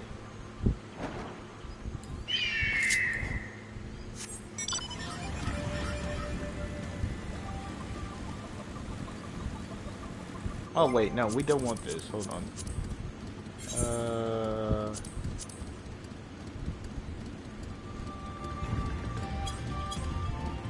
There we go.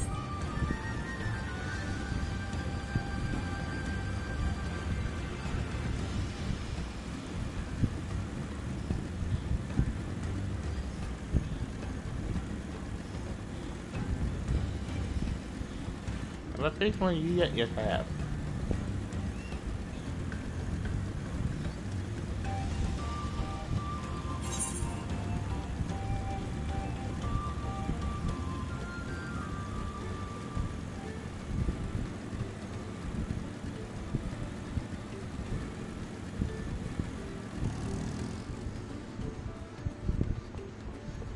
I broke my first rule.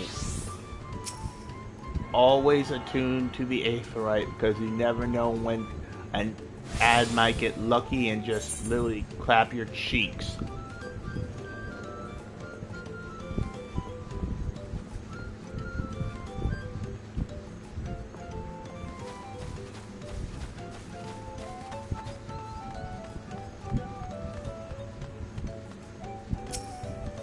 Alright, Big Bird, what you got for me? I almost envy how effortlessly he can shift from one mood to its polar opposite. At least I presume he does it so by choice.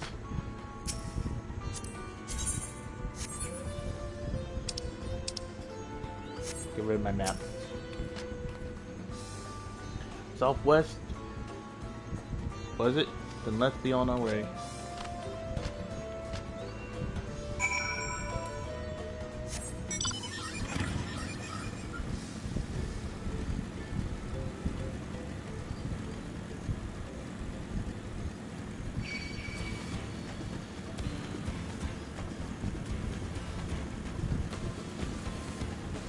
But yeah, this has been, yeah, I do not like him. I put even the Warmonger above him.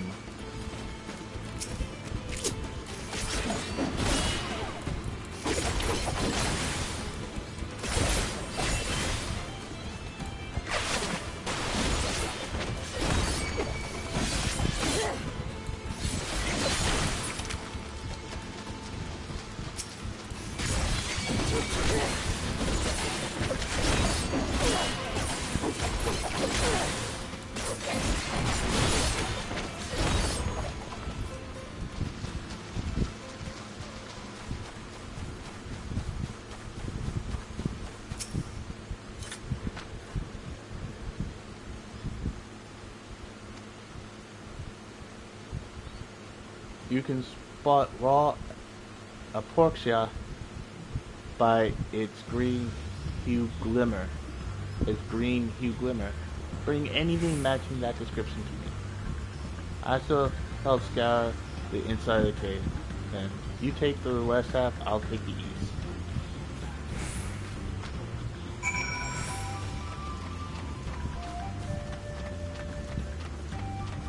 Well, for all intents and purposes, it's just very beautiful here. It's just natural beauty, everything. Like, I keep saying it.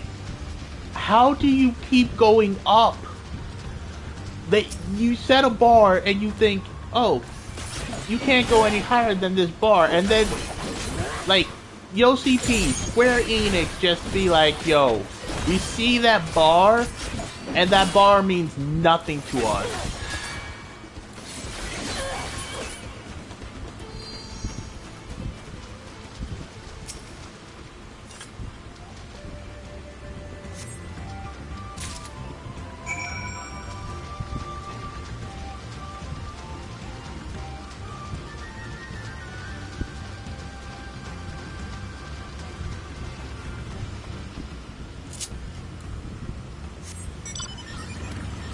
Oh, there's a win eighth, right?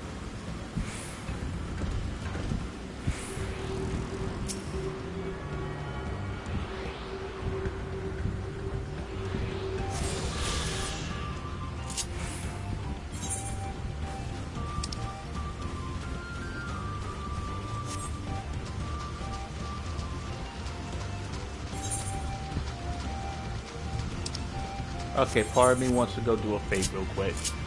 I know we got story, but this is what happens when you leave me in the open world. And I can just go anywhere. Oh, that's deep.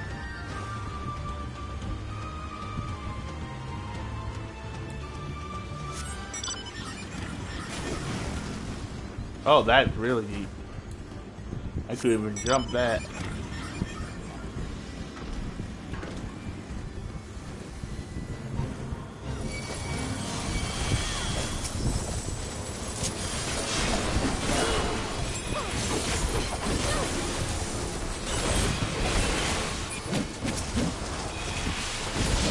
Looks like we're back on crab duty, boys.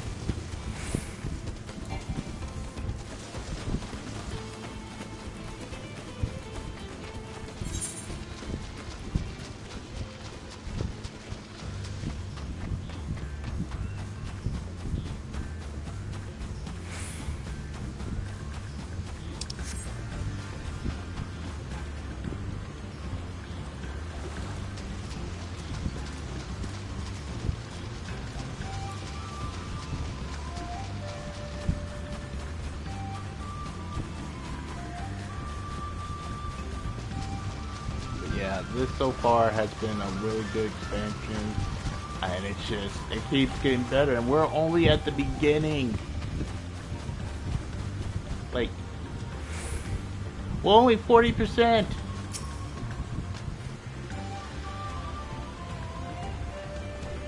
I would say, have you failed luck inside the caves? Yes, this is Ambrosia. Along with cryo comforters, we have more than enough for our needs. The stones you have brought, so I am very proud. I thank you both.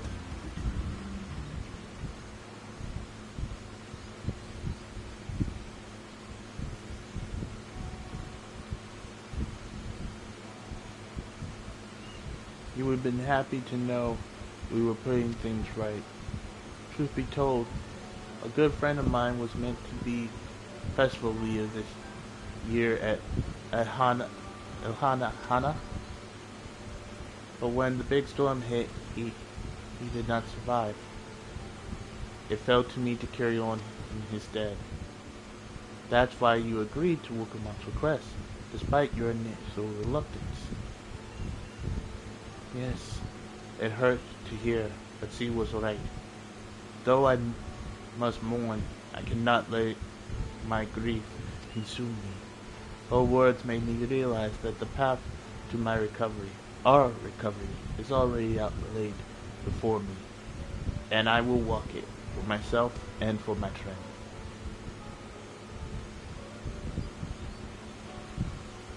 Thank you for sharing your story with us.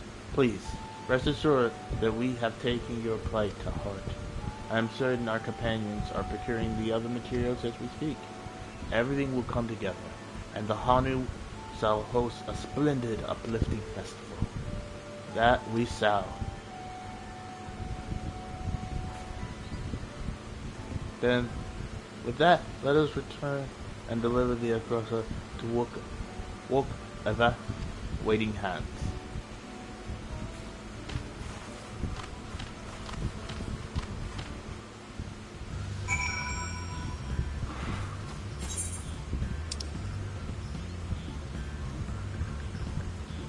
Well,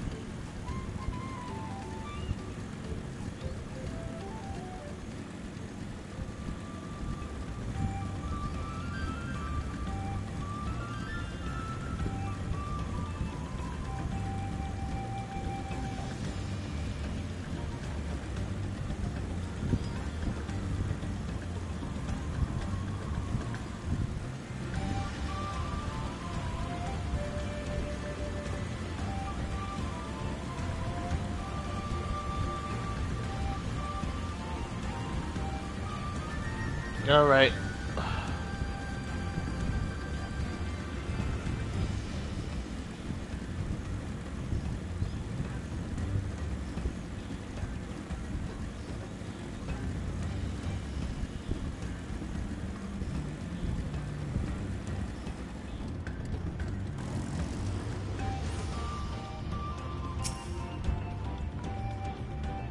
I hope Wukamon's foray was productive as ours.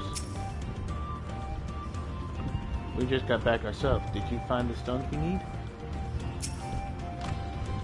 We come too far to stop. The uplifting of wings must happen. Thanks to the bird's promise and her mighty wings, we collected some suitable loads of Ubapito. What of the Angoxa?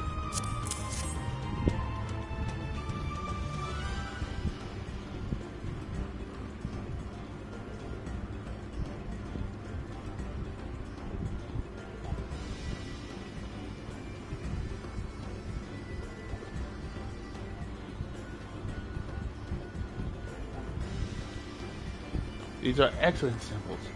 They're of good, godly quality too. At this stage, you likely surmise that the lifting of wings encourage the crops to grow, but not exactly how, eh? Well, you're in for a treat. If all goes to plan, the results should be spectacular. Now, to get to work on crafting these pieces for the float, I could use an assistant versed in the arcane arts to enhance the Yukamoto's conductivity. That would be Cryo. Then I'll be delighted to help. Everyone else should head back to Onoharu. We'll join you at the float once the work here is complete. I don't think we should leave them alone. You know how someone says, some people will say, don't count your chickens before they hatch? I don't trust Mr. Warmongering himself.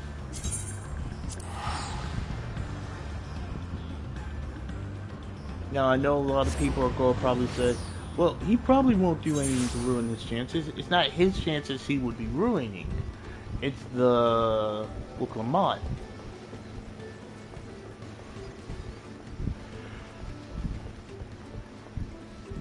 So I don't trust him not to do something to ruin us.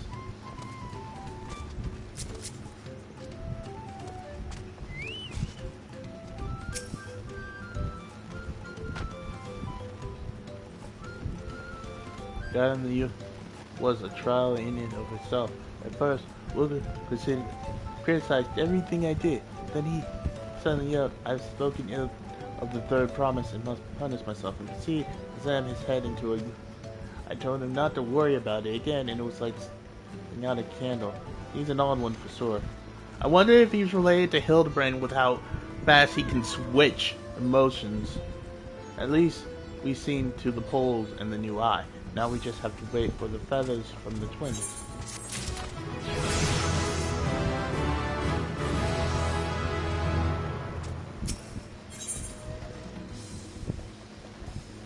What paints we got here? I'll take the night piece. We should get some rest before the excitement begins. Oof.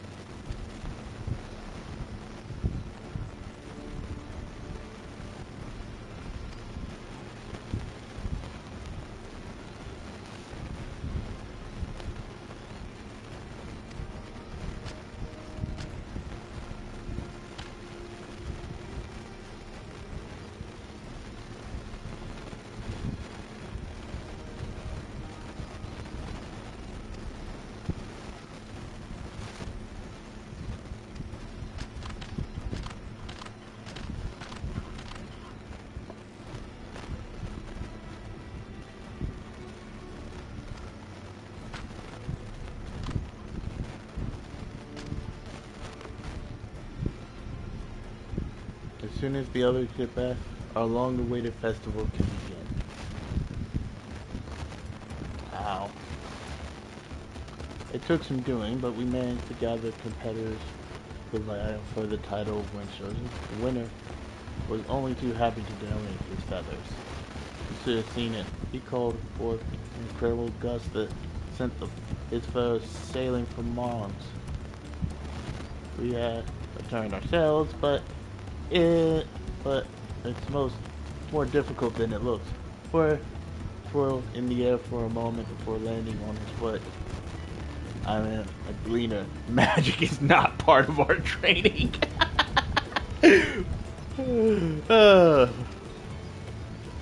As for us, we brought the wood and gemstone replacement crafted by E. All that's left is to attach them. Has it been decided who will ride the float? Papa was the guest of honor the last time I was here. I remember being surprised that they could even lift the thing with his hulking weight on top of it. The rider must be personal persons of great esteem, which is why an invitation is usually extended to the dancer. This time, however, I have another in mind. Oh, who is it? Our beloved Ilhana. The lifting of wings is only being held because of you and your companion. Thus, I nominate you, Wuklamat, as our guest of honor. Huh? Me?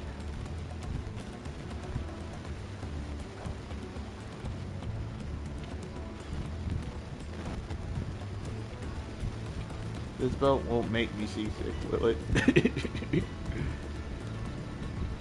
I don't think so. Don't worry. Then weigh anchor. I can hardly refuse a request from one or even more enthusiastic about the festival than me.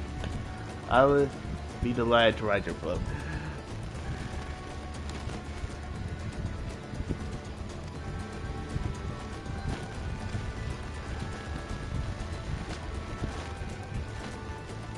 I have roles for the rest of you as well. We'll be carrying the festival in a slow process towards the Cozinari, where the sacred likeness of Quetzalcoatl is enclosed. What I like to do is clear the path of dangerous wildlife so that the procession can move along unimpeded. Consider it done. You expect me to sit still while I finish with the folk? Let me come along to help with the clearing. As you know, I'm not much for fighting. I'll stay behind and assist Wuka with the repairs. If you aren't sure where you need to go, the path I spoke begins at the south of the village and branches off to the east. That will lead you across the bridges to the stride of the sun. Then praise be to the sun! Then we shall see to the clearing to end to end.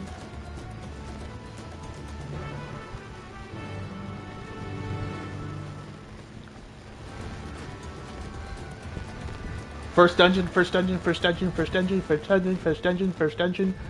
First dungeon, first dungeon, first dungeon, first dungeon, first dungeon, first dungeon.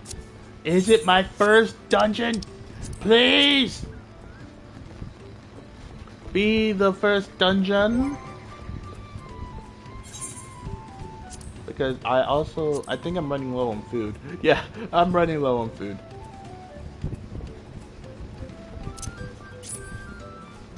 I'm not gonna pop that until I know it's the first dungeon.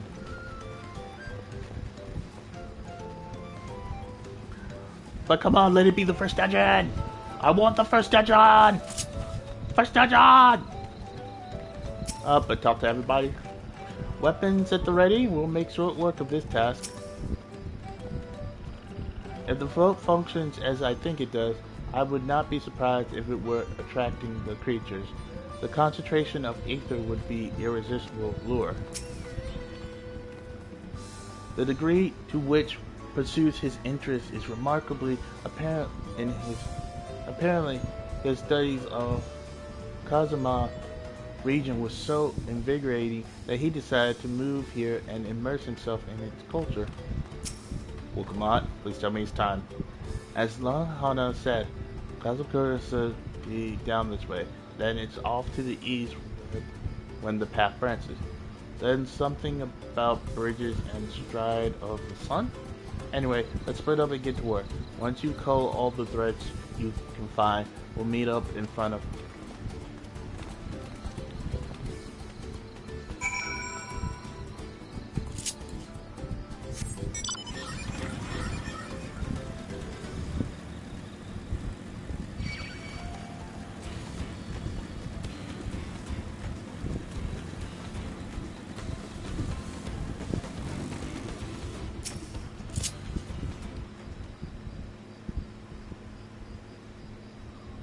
Not first dungeon.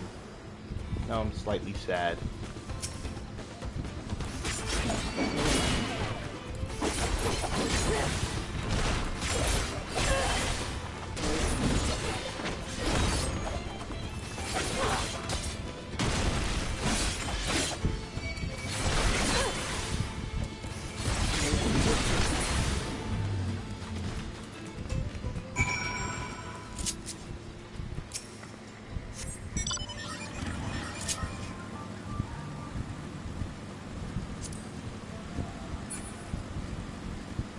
But yeah. Oh, there's Cryo. I told you, you don't need to watch over me anymore. It's not that I was watching over you, I was just coming to check it. Well, not check on you, but to make sure everything was going good, because I just saw you take down that tank of a creature. So yeah. Oh, here comes another one. Oh, here we go.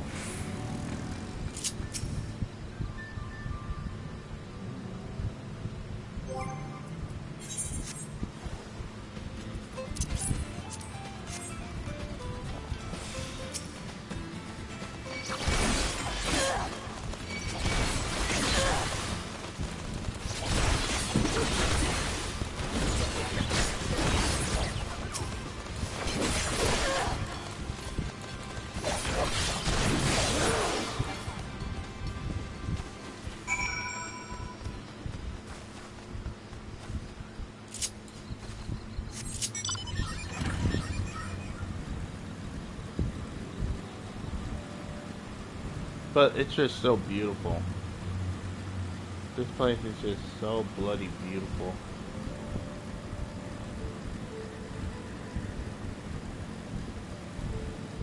Damn, Wukamot, you go hard in the paint. That's one down. I'm already at 3.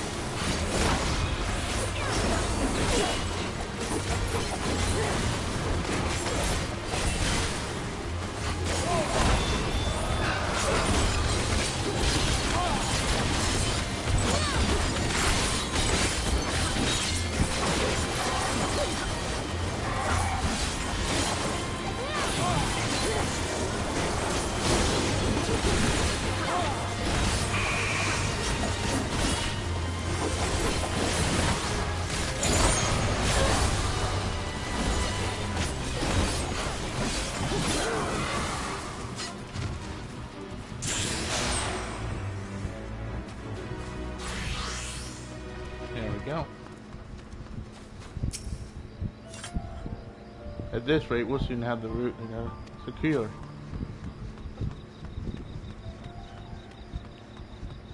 And I got me a fade in.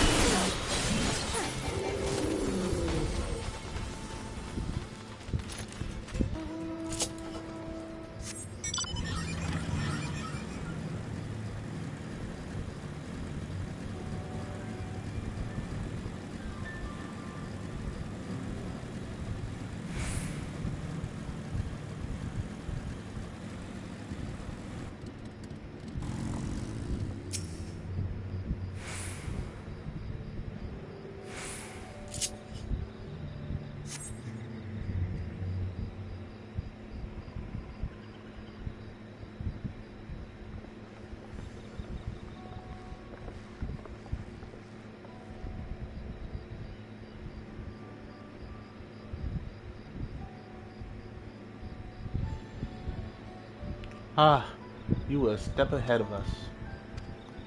Ah, crap, I did not mean to click. The Hana deity of the harvest.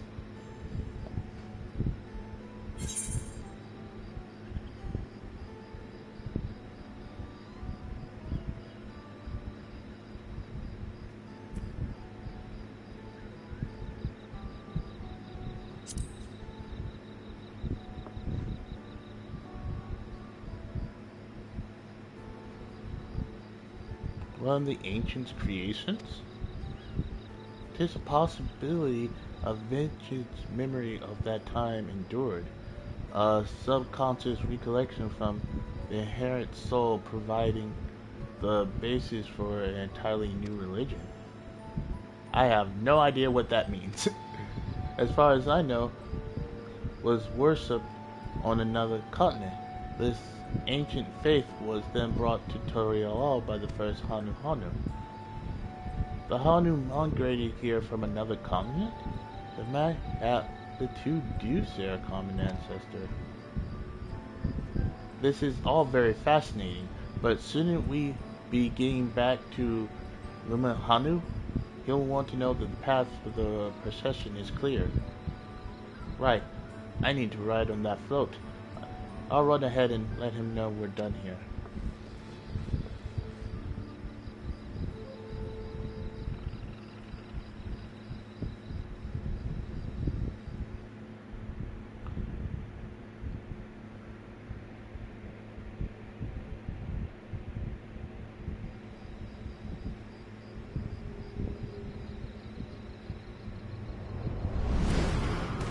Why am I not surprised? Not sure we heard you right, old man. Why don't you say that again? Oh my god. As many times as you'd like. The third promise tasked me with repairing this float, and I'll not relinquish it to an uncultured brute like you. Much less one that can't even manage a simple greeting. We wanted to handle this in a civilized way, but we're more than willing to kill you. See? Why would we want this guy as leader? We have a two-headed problem. Yes, please hurry. Well, she's on her way back already? Stand back, Wukevu! I will protect the float! Yeah, but who's gonna protect you?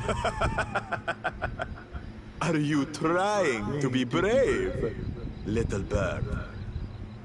Please tell me we get to either put this guy in this place or he dies a horrible and painful death.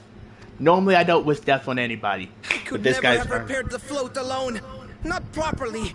But thanks to Wuklamat and her friends, we can hold Ihihana again!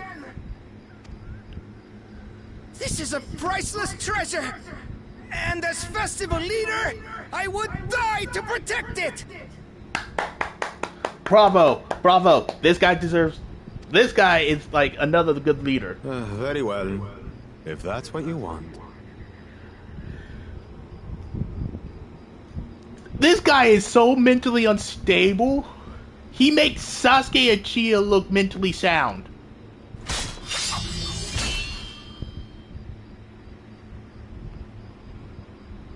Please tell me I get to whoop.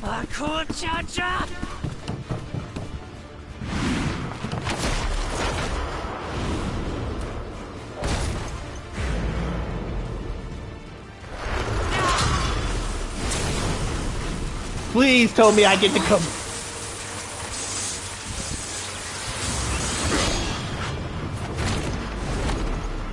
Please tell me I get to come in. Everything into that blow. Good. The better for you to understand the gulf between us. Yeah, there might be a gulf between you two. Lessons. We'll carve them into your mangy hide until you cry and beg forgiveness. Sorry, I'm late. I'm here to open a can of whoop ass on a two-headed idiot. Your brilliant plan was to steal the float and take the credit. The so-called blessed siblings are nothing but cheats. Thank you! Your scorn is sweet music. Come, weaklings. We'll crush you each in turn. Or all together, if you like. Please, let me do the 1v1. I want to whoop this person. I want to beat him within an inch of his life.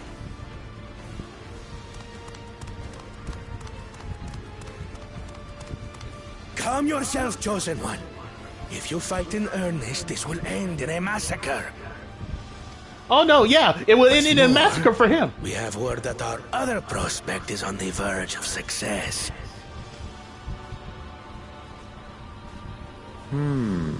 Then it would be foolish to expend effort sweating nuts. So basically, you're not only a cheat, you're also a coward.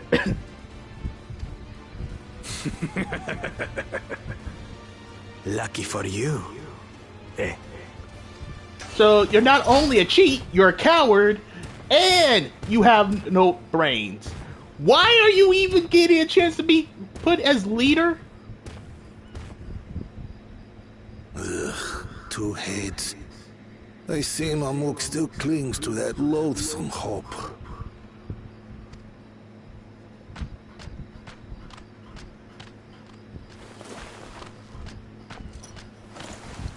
Talk to us, Third Promise. You're not dying, are you? He's not dead yet. It'll take more than that to kill me. So, are we having this festival or not? Ow. I had to adjust my headset.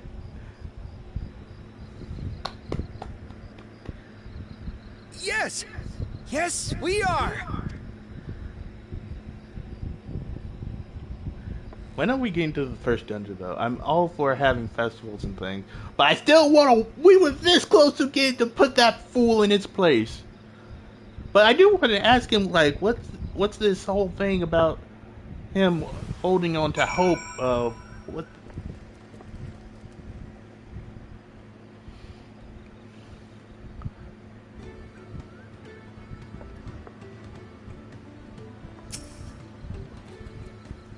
If I've learned one thing in my life, it's that poor manners are often betray poor character. Yeah, maybe you're not wrong. A tense encounter. I'm thankful Alphonor thought to share those link pearls. He waited for us to leave so he could steal the float. A coward and a thief. Oh yeah, I forgot to add thief to that. So coward, thief, and cheat. Wow, Thank you, Alexander, for reminding me of that part, because I completely forgot about that. So, a coward, a cheat, a thief. Why did he even get nominated again? Simply because he had 2 heads? No. He's a failure. I'm thankful we made it back before anyone was seriously injured. We should have seriously injured the one with 2 heads. You should have let me cut off one of them. Let's see how blessed he is then. Given the nature of the right of success, and I expected such altercations are inevitable. I'm glad we kept the float out of Baluk Jaja's clutches, but gods, he's thrust me aside like I was a bothersome gnat. It's not your fault.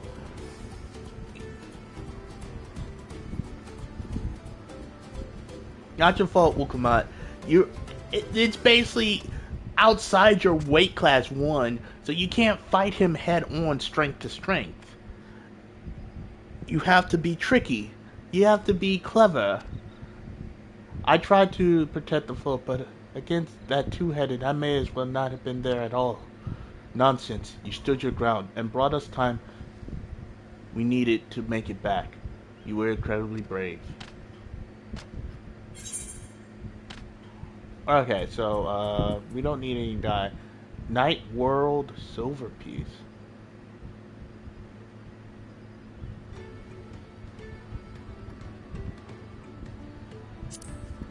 I normally don't.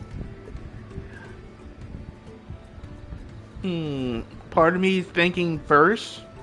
This has something to do with the first, but I'm not holding my breath. I was so afraid Wukamak would come to harm. Onoharu has seen enough death.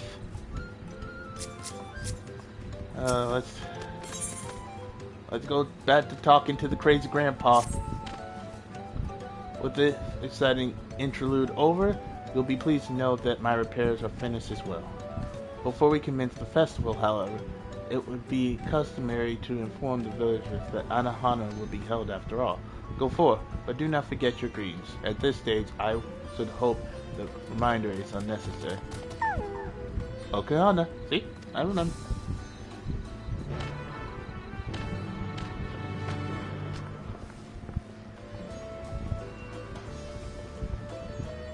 In the Say chat, use your keyboard or software keyboard to enter the phrase containing the words Akahana. Once again, you made me type things in chat. Okay.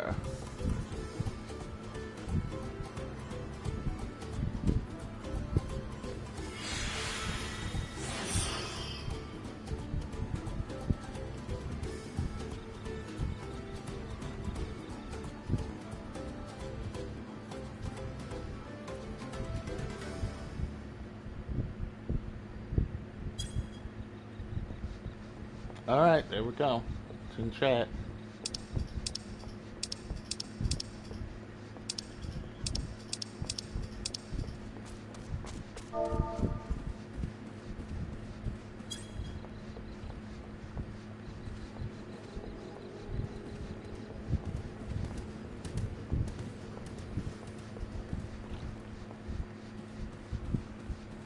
But yep, I am going to enjoy this so much.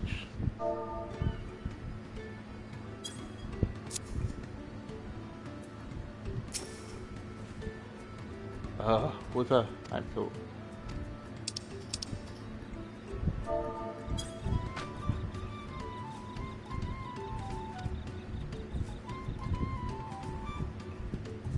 Thank you for letting me know. I would very much like to attend the festival, but the repairs should be finished as soon as possible. What to do, what to do. Enjoy the festival!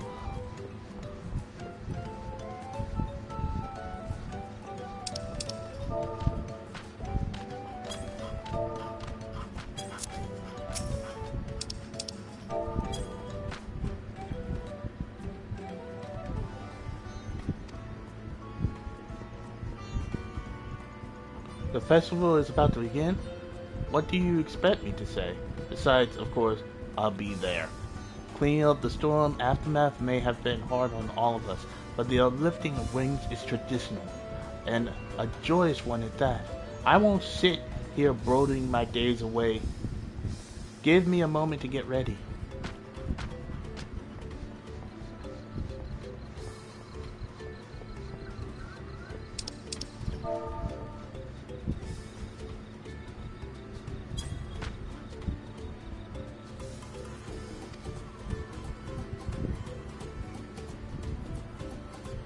What? The float is fixed?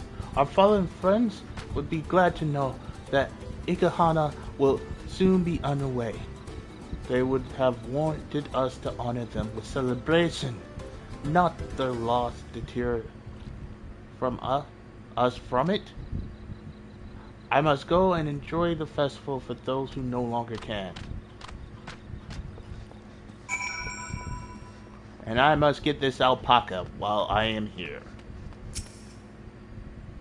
Welcome. If you need an alpaca, okay. Before we get you set up, let me add your name to your register. There we go.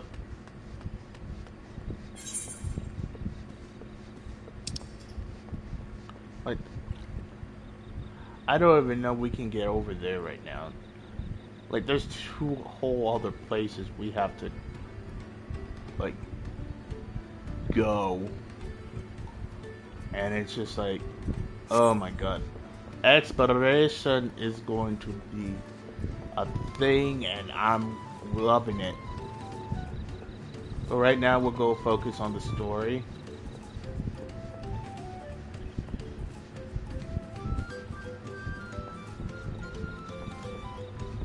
And if we just so happen to cross certain things and all that, the Hanu were pleased to hear the festival was going ahead, I imagine. That is well. Once your friends return, the lifting of wings can begin at last.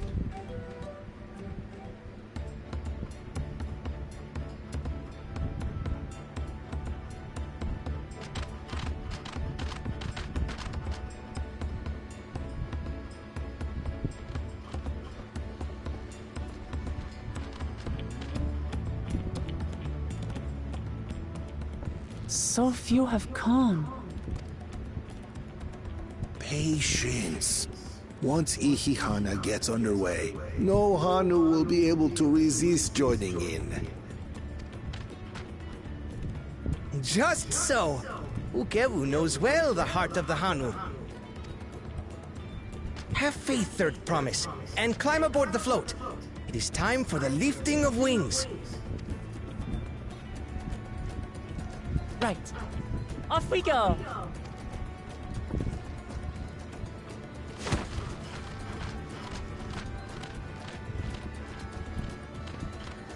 Ihihana is a prayer for bountiful harvest, but this is not its only meaning.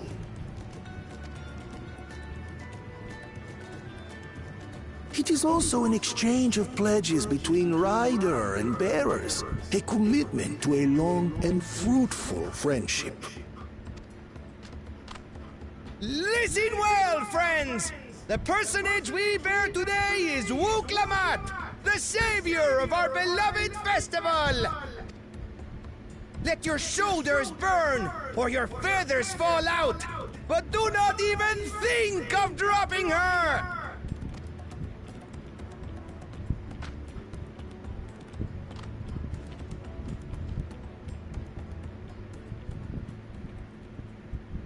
Ready and...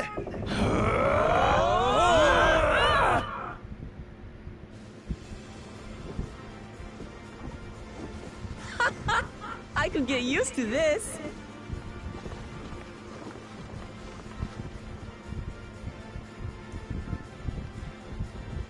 It's like carnival.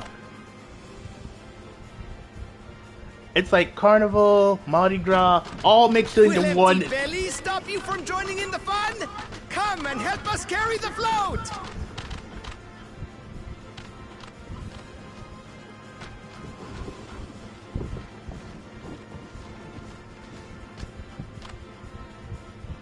Well, well, well.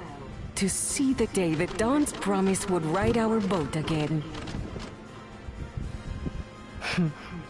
We've not had the honor since you were here, Gulul Jaja.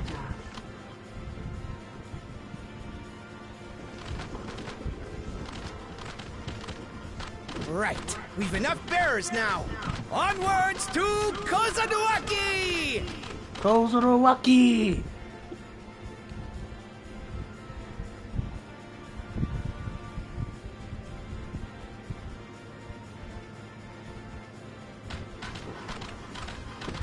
I swear if that two-headed fool did anything to that statue, I'm gonna hurt him.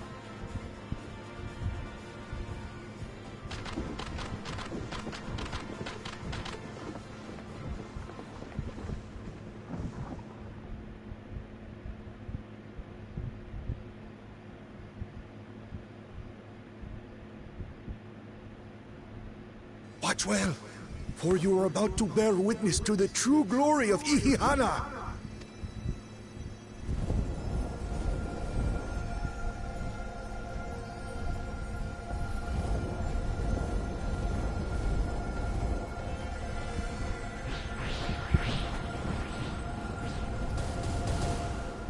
The float draws upon our life force, concentrating and amplifying the energy.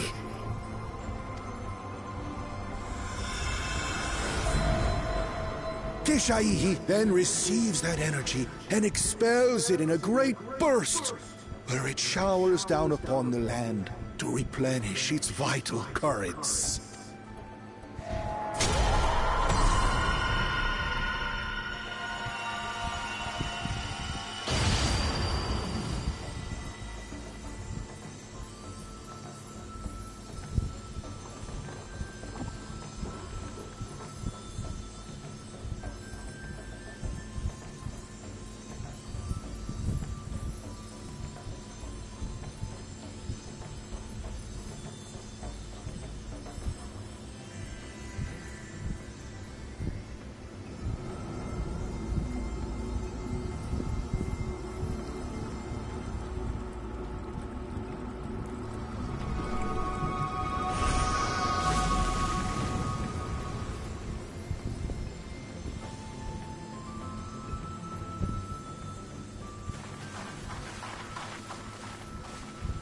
It worked.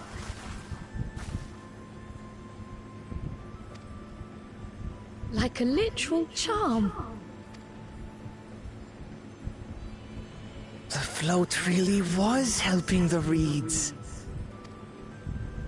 That was amazing! To think that such a thing was even possible! Oh no, I knew it was possible. I just didn't think it was the right choice.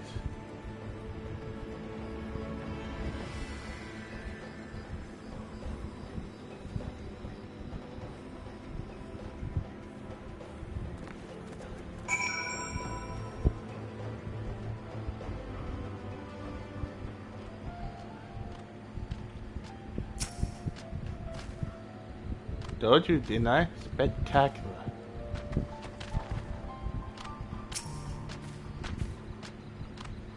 Even deprived of their usual sustenance, the Hanu seem invigorated the moment the festival began. Either Hanu is truly magical. I wasn't sure what to expect, but the festival was definitely impressive. Immediately impressive.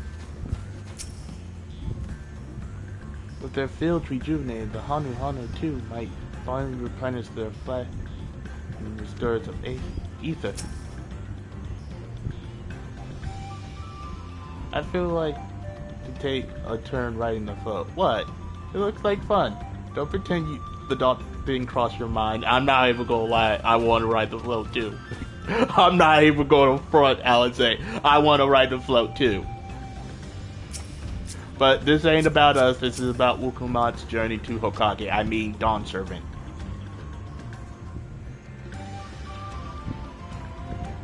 I was too quick to dismiss the idea that the float had arcane properties.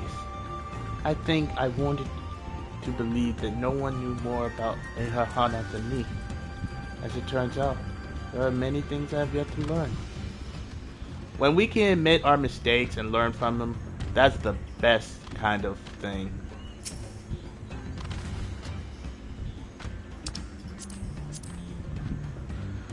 Should I have left the float behind like that? I was so excited to see the reeds. Nothing to worry yourself over. My brethren has swept up by the festival fever. Last I saw, they were taking turns of carrying poles on the way back to the village. Please, feel free to look over the fields and enjoy the sights of what you've accomplished.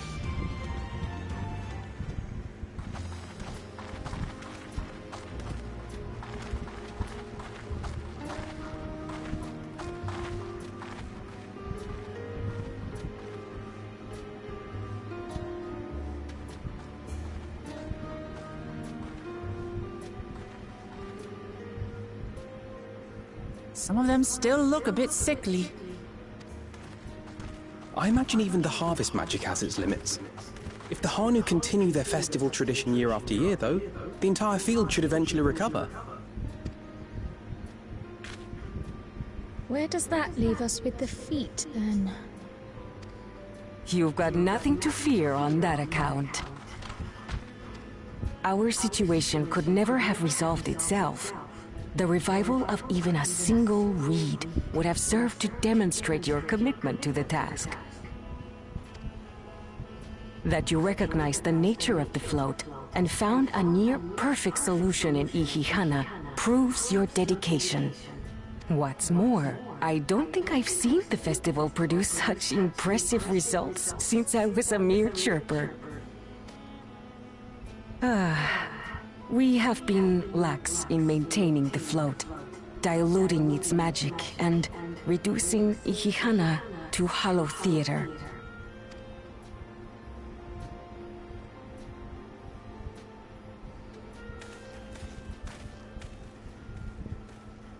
Kona! I was delayed by an unpleasant encounter, but it seems I arrived at a good time.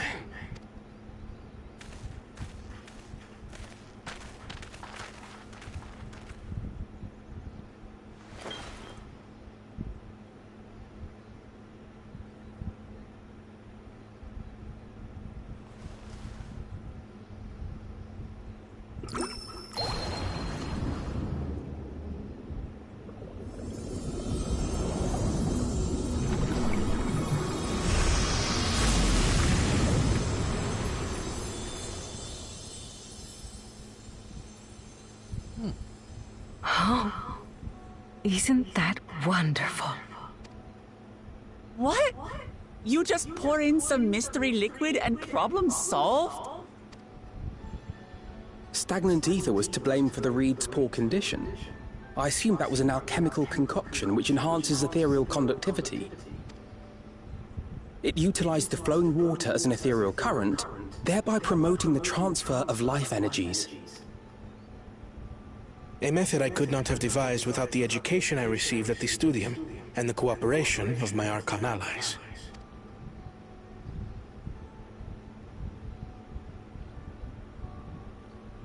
Archon allies? You see, Lamachi, this is why we need to embrace foreign knowledge and technology. Employed appropriately, they make light work of what would otherwise be arduous labor. There's no need to lug around heavy floats. So you're basically throwing away tradition for an easier life. Well, you always were the clever one, brother. Your approach was no less effective, Wuklamat. It achieved the same result. Indeed it did. And you enjoyed the festival, yes? Yes, it's tradition. I did. It was You so don't much give up fun. tradition just because, oh, it's hard work or it's something you can't do.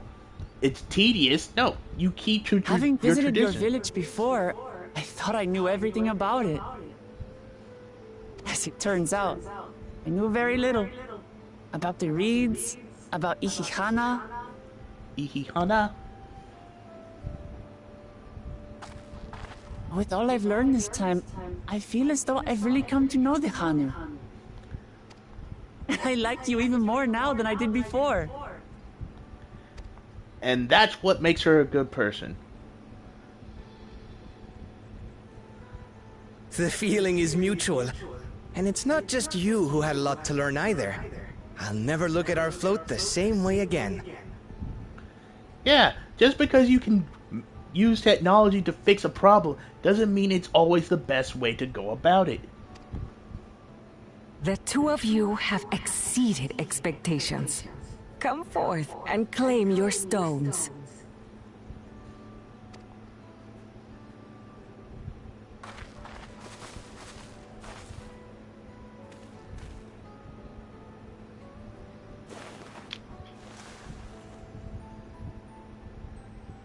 So this is what they look like. Looks like candy. Go on, set it in the tablet.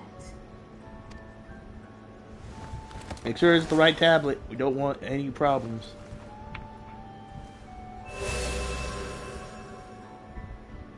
A perfect fit. That leaves 6 more.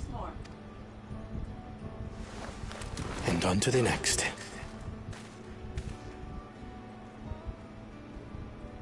Not even a moment of celebration. That's Kona for you. The third promise? You must join us for Ikikana next season. As Dawn Servant, of course.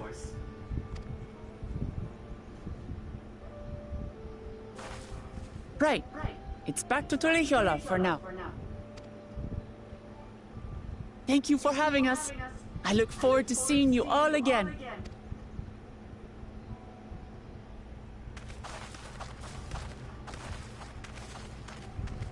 We still haven't got our first dungeon yet.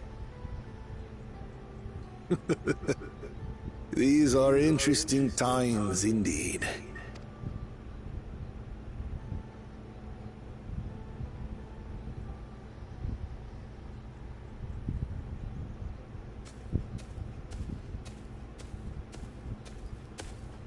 The concoction was brewed by Kona himself.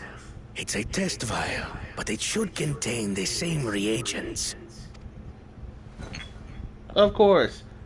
Thief can't do anything himself, has to get... Good work. We'll use whatever we must to win. For win we must.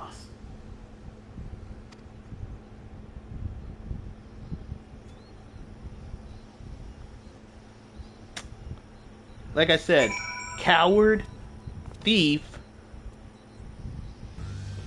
and stupid.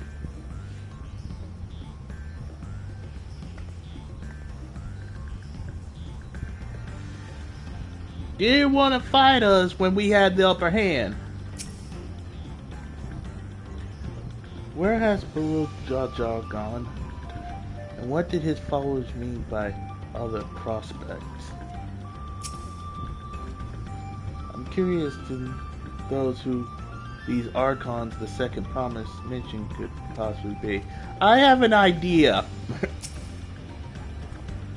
Two head troubles aside, Wukamot completed the feat and earned a keystone. That's all that matters. While Khan seems a decent sort, he strikes me as a man who likes to keep others at a distance. Once again, not bad qualities for a leader, but not the best qualities for a leader either.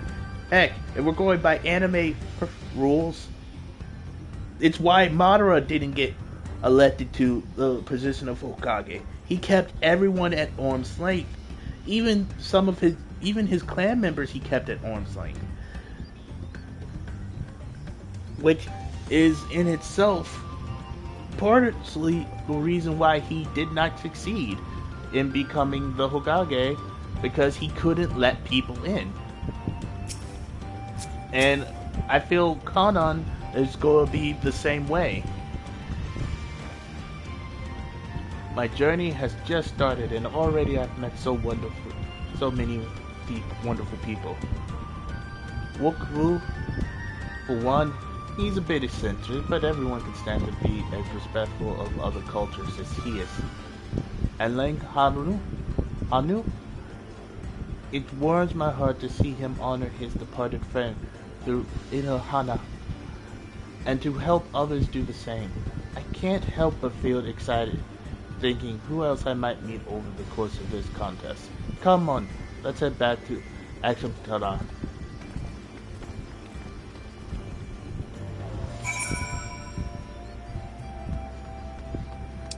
Oh god, we have so many places we can go looking. And I'm actually getting hungry again. Oh my god.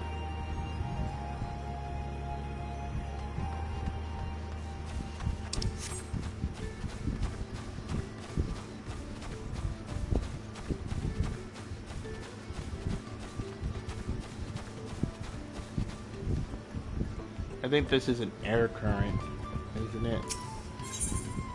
Yep, right for the offering. How many are there? Aether current.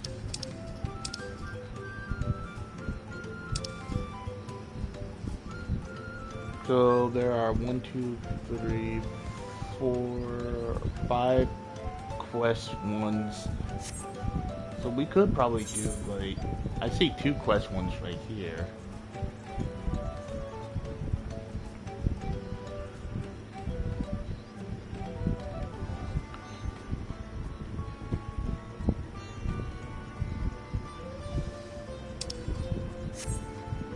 So after I come back, because I have been going at this for how long?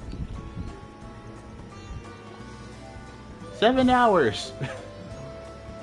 So we're going to come back after I eat something, or at least get me something to drink, and we'll be back to do the first air current quest and the second one in this area. And then I want to try to get to here, because it looks like we can go there, I think, but I don't know. We're gonna find out. So BRB.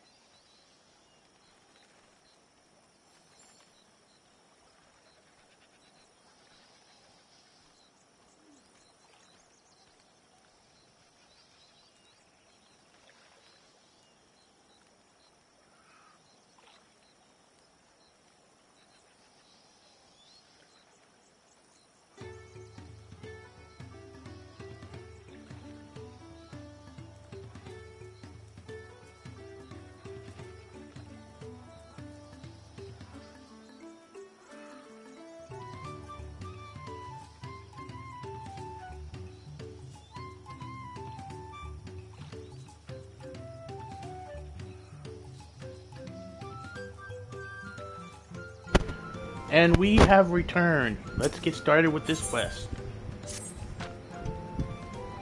Yo, Wukumat's companion, aren't you? Kitaza smiles upon me. I had hoped the great bird would guide one of the village saviors to me. You see, the time is to come. The time is come. You see, the time is come for us to make our customary offerings to Kikizada. It is ceremony we hold dear, and I would invite you to participate as an honored guest. You will join us then. Oh, that makes me so happy. My feathers are standing up straight. The traditional offering is a fruit that grows to the southwest, and they must be so ripe that they fall to the earth. Gather 3 and deliver them to Lukaha at the shrine.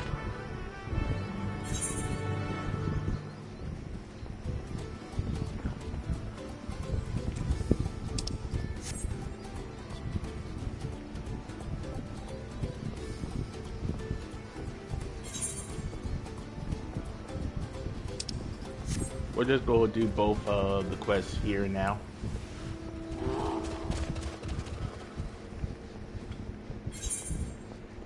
Oh, that's the wrong way. That way.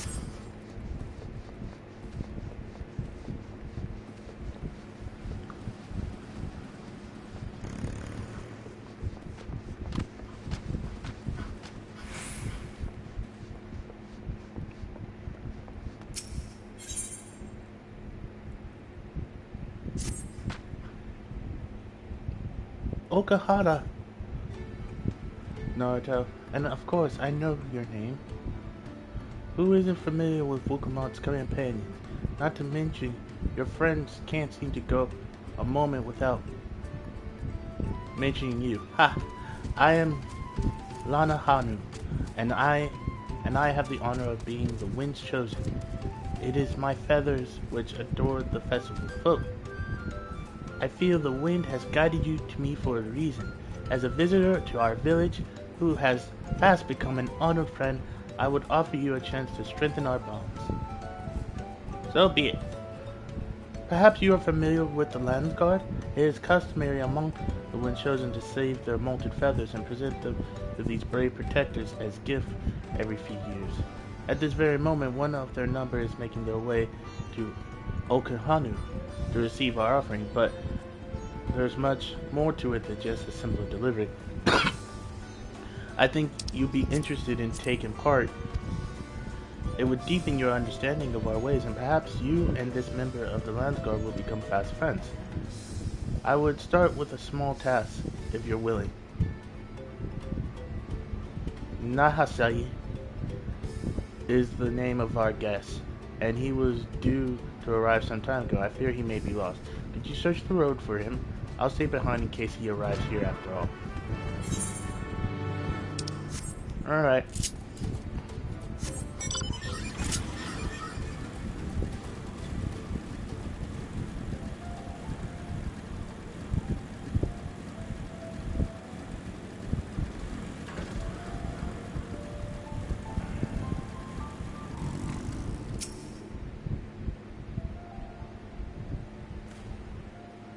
You're looking for me? You're not a Hanu, unless you're molting something awful. Ah, so that's the way of it. Well, now that you found me, I suppose I'd better get on with it. Sorry for my lack of enthusiasm. I joined the Land Guard, hoping I could burst some skulls, slaughter some beasties, you know, use these muscles of mine. But for my first assignment, I get lugging crates of supplies around. It's not exactly what I had in mind. I suppose complaining won't get this done any faster. Let's go meet the Lanaru then.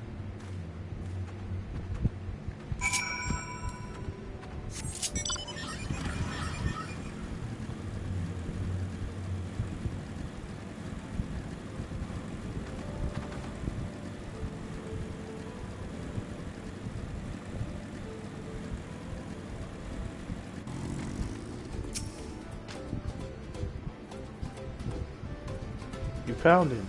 Now we can begin. Before the gift of feathers is to be bestowed, there are proper steps that must be taken. Firstly, I bid the warmest of welcomes to Nadasia. As the wind chosen, it is my solemn duty to show you what sights our humble village has to offer. As one of the land guard, it behooves you to become familiar with all corners of the continent, yes? Then come with me to the center of Onaharu, where you can behold the village all at once.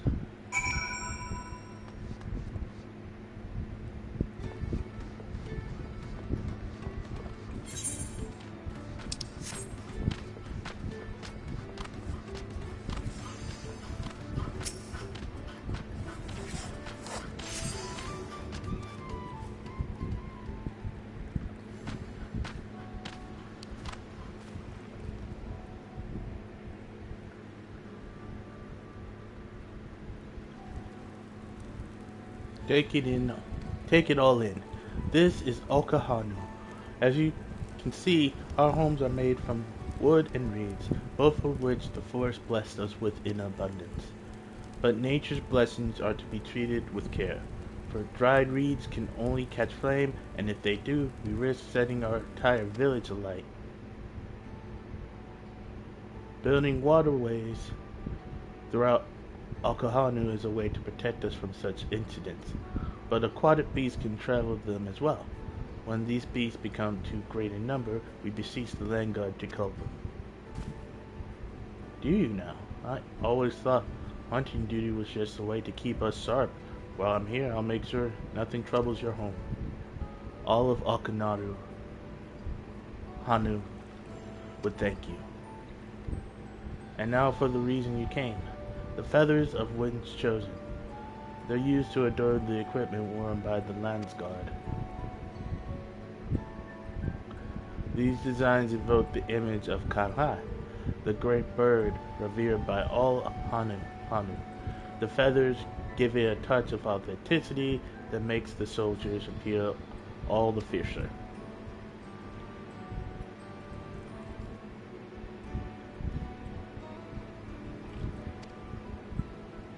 So without further ado, let us begin. I first ask that you meet me at the gate to the southeast. Fine. I should warn you, I am not known for my delicate hands.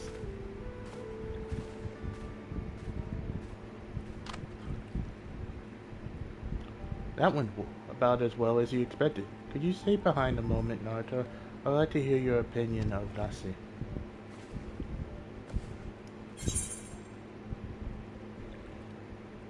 He's...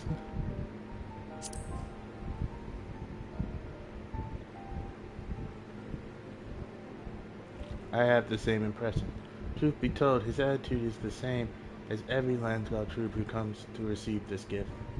And we're meant to fix it. Ouch. Consider this rite of passage of sorts. The Landsguard sends us troops whose rough edges want for polish, and the task we set before them serves as a whetstone. Over the course of our work, they gain a great insight into the history and meaning behind the exchange of gifts.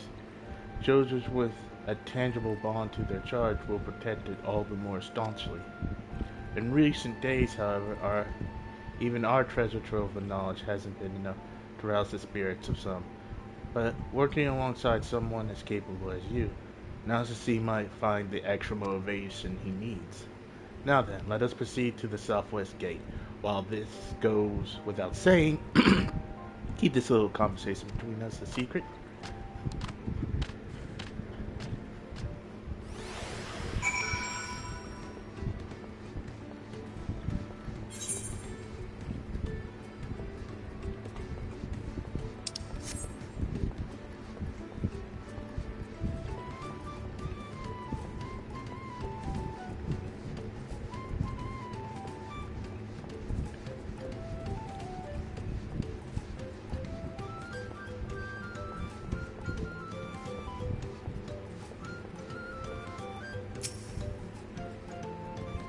What did I do to deserve this?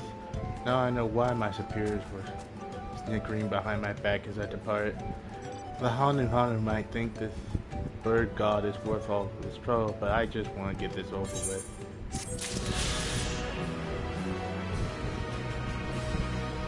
We will be back to teach you the errors of your ways.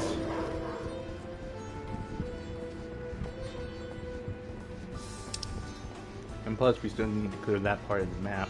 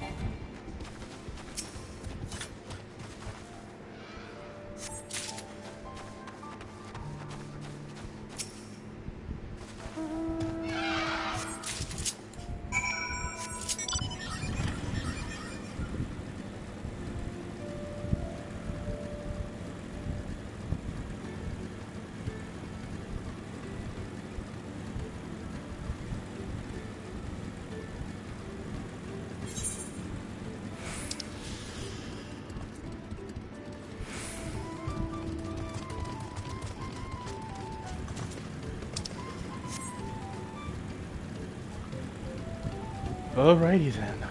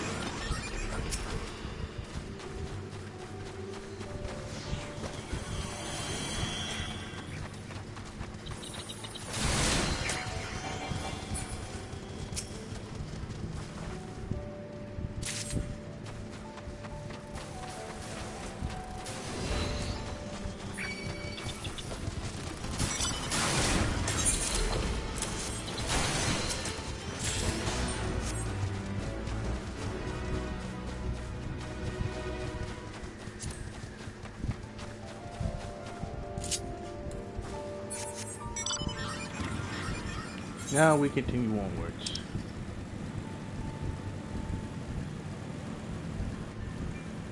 So we have to go down and then uh-oh.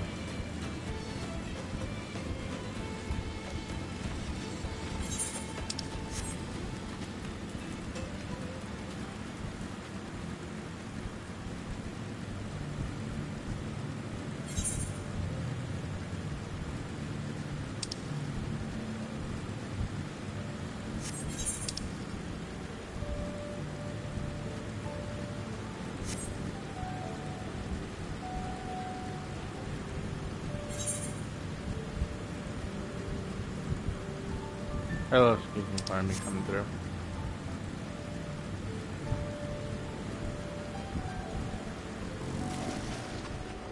Like I said, that's deep water.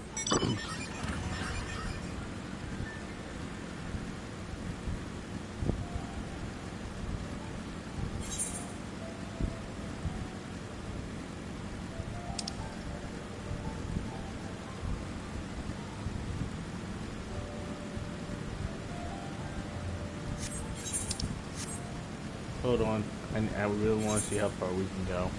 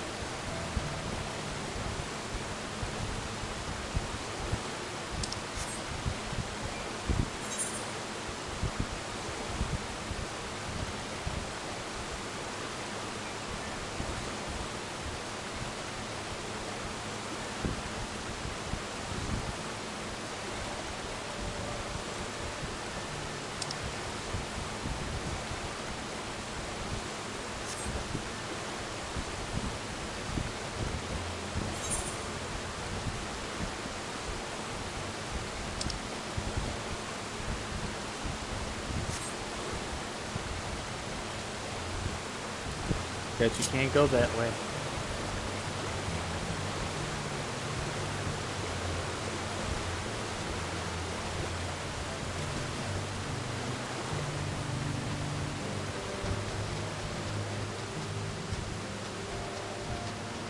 Soft rock to the bottom? Most likely. Bring it on. If we can get to the top of the falls, I'm recreating that.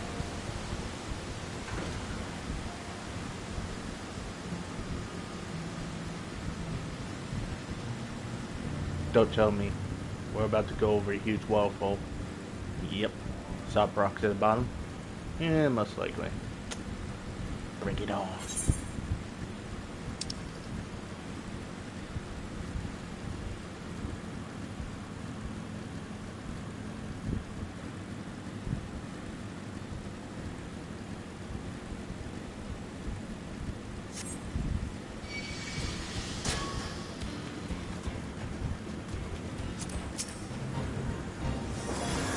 Hey, I took that thing on already.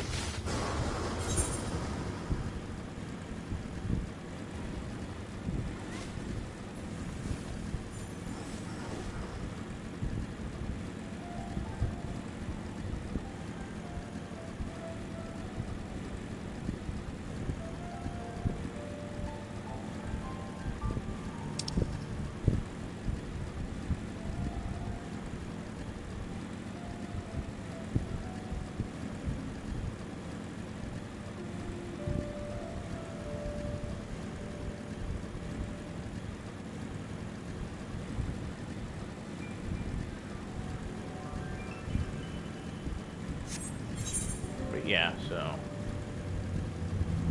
now that we got all that cleared out, we can see at least half of the map. Quite literally half of the map.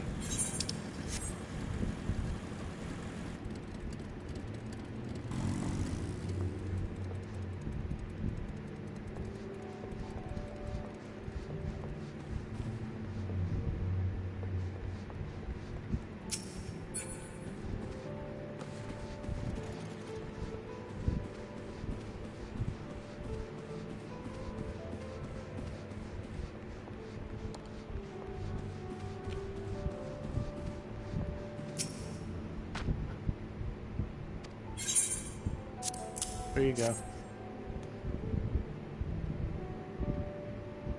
Ah, Kitsalani will be most satisfied with these.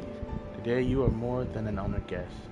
You are the very heart of the ceremony.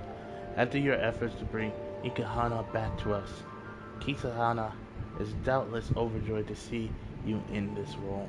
The fruit shall bear a powerful blessing indeed. Now, you must take the preservation's offerings back whence you came. Deliver the blessed fruit to a Anu Haru, and the ceremony will be complete. Go a taste. Okay. You said with haste, so this is the fastest way I know.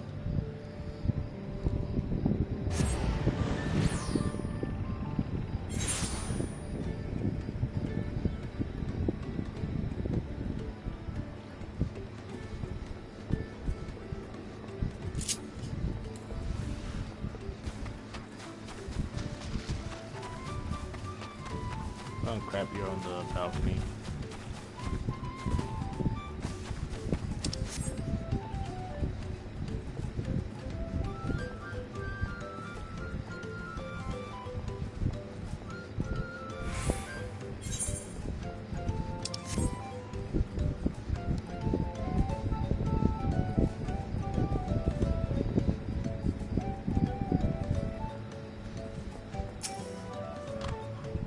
Welcome back. Was Lanu Adi impressed with your offering? Told me to bring this. Yes, I can feel Ketsan's grace emanating from these. Thus the ceremony is complete. The young Hanu clamor to participate in this rite, you know. It's said that the fruit offered to Kisahan becomes imbued with its divine spirit, and all who carry them shall be blessed with great luck. Surely you will be too. Though you travel far, I hope you feel enriched by the experience. Go with our gratitude, and may the wings of Quetzalcoatl sweep ill fortune from your path.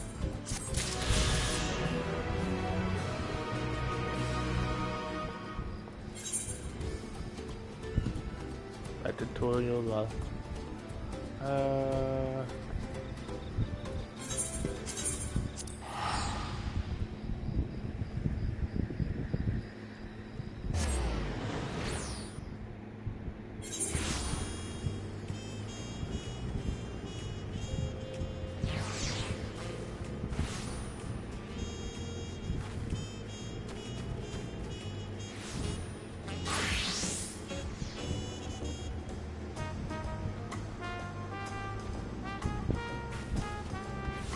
We already got people loitering here.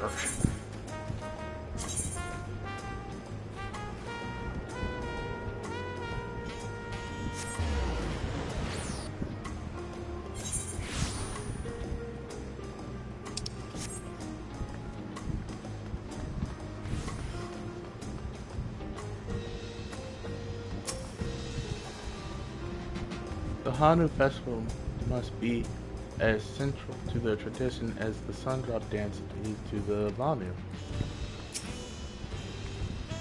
I pray we don't cross paths with OHH the next beat. I noticed OHH was not at the Hanu village.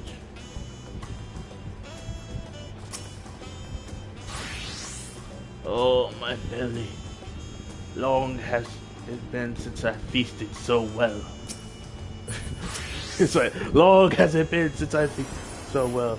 When Wugelmat declared her intention to save the festival, I feared it was where it would lead us. I'm glad to see my concerns were unfounded. I am. Me and Wugelmat are kissing. Holy crap, I'm taller than her. It might be the heel though. And just like that, we found the Elector and won our first key to him. I knew I was right to trust your engine. Come on, let's keep things moving and march towards... Since are good, we'll find an Elector there as well. Before we do anything, however, we should see what your opportunity Pelu friend has to say. He's been stuffing himself with taco. Come on, Naruto, let's see what's waiting for us at the next village. Alright. The approach of Pelu is awaiting your questions. I've been waiting for what feels like days, eating enough food to feed an army. What is it you would like to know? Our main concern was confirming the state of the road ahead. As I recall to reach Apacha, we depart from the Arch of Dawn, then take the road west at the first fork. Should we be wary of anything along the way? That is indeed the way to Apacha. After the damage wrought by the recent downpour, however, you'll be doing more stumbling than walking. But do take heart, when it comes to the rugged terrain, we have the most dependable solution available. Come with me. We're going on Alpaca, aren't we?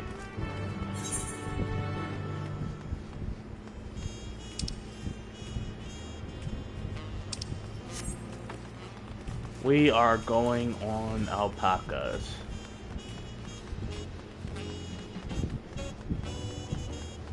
Not that I have anything wrong riding an alpaca, but it's just...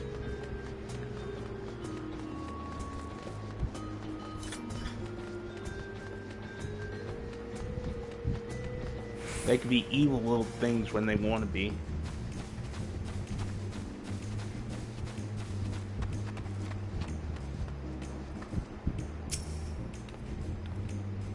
Oh my, are these fluffy babies our mounts? The Pelu are being... all being small is confusing enough, but these masks make it almost impossible to tell men from women, let alone guess at their ages. I know Wokomat is not happy. The beasts are sure-footed, that's for certain. Talking to a Pelu before we depart was a wise decision. I, for one, would rather not brave treacherous, slippery trail on foot. And Wokomat? Why did it have to be alpacas? Snakes! Why did it have to be snakes? Alpacas! Why did it have to be alpacas? Oh, God.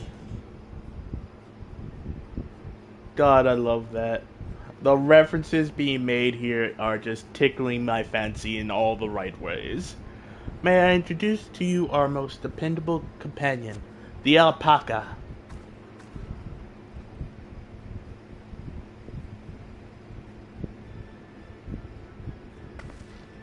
Right there with you, Wokomat. These animals can transport alpacas steep mountain trails as if they were gentle fields, all while carrying heavy loads. Our merchants would be lost without them. So they feel the much same needs as our chocobos back home. You don't have alpacas in Eliosia? Alpacas are native to Yoko Tora. Eliosia has its chocobos, and the eastern lands have their horses. Why go to the trouble of breeding another pack beast in a place which ill suits its qualities where it's not needed anyway? But must we ride these little monsters? I get the impression you aren't fond of alpacas. When I was small, being a bit naughty, I went around pulling on their wool. One of them spat on me, and it was the foulest stench you can imagine. I see. What are they like to ride? Alpacas breed as mounts are inquisitive and docile. Even those without the experience find them easy to handle. We're really doing this, man. So, was my information useful to you? Aye, yes, very helpful, even if it wasn't what I wanted to hear. Good, I'll take my payment now. You want me to pay you? I guess I should have expected as much from a Palu merchant. Let me see what I have on me. The Palu value the act of spreading joy through trade, and as you know, they take pride in making deals that benefit both parties. So, I wasn't wrong about Corpus, them being Corpus, except they're actually fair in their trades and don't give you crap. Unless, well, technically, I don't think that Corpus do that. I think they actually do give you what you paid for. I think the only one that tries to cheat people out of their money or their labor is Nefanyo. So they're not the Nefanyo of the Corpus. They're actually the good Corpus. Here you go, a fair price for your advice. Yes, I've made a trade with the third promise herself. My friends will never believe this. I shall be on my way now. I wish you safe travels. Off you go then, and thank you.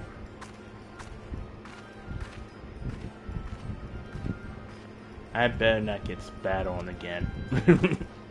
You brought that on yourself. Remain calm and gentle, and so will they.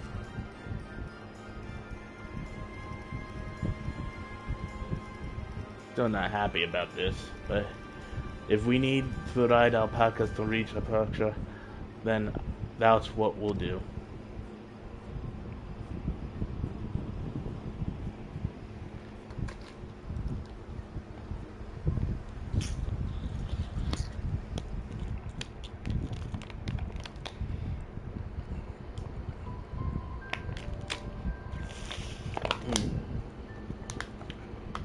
Turali poets of yore sang of a mountain that would stand tall, even should all other lands sink beneath the sea. indomitable and eternal. It arises from Urkopacha, the 100 peaks of time. Of all the beasts which crawl and fly, only the legendary Valigarmanda could hope to disturb the summit's serene majesty. Yet, with that flying calamity imprisoned by the Dawn Serpent, what great feat remains for those who would claim the throne? Killing the said beast?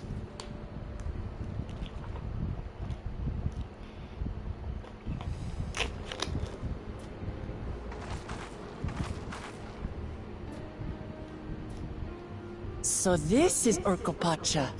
Urkopacha. I've never actually been here before.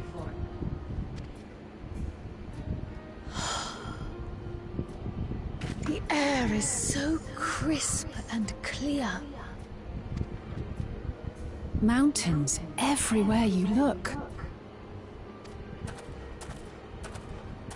That one massive peak in particular has quite the presence. It puts me in mind of Som-Al. That is Workor Sormor, the tallest mountain in Yogg-Tural. Its sheer height makes it an imposing climb. But there are other reasons the ambitious keep their distance. Oh? Do tell.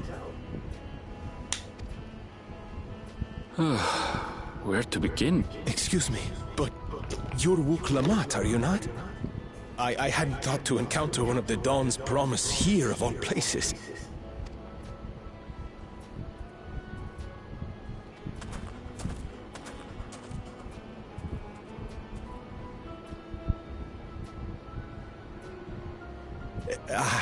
But I should introduce myself. I am Bol Nok, a weaver by trade. Well met, Bolnok. We're on our way to Watrin Pello. Pello. Okay. Oh, truly. I've just come from there, as it happens. I'd asked the Pelu who sell me their wool to give me a tour of their alpaca ranch. The head rancher and I shared a bottle of mezcal while he explained the finer points of wool production. Mezcal? Is that a local beverage? It's an Urkopacha specialty. A spirit made from distilled agave heart juice.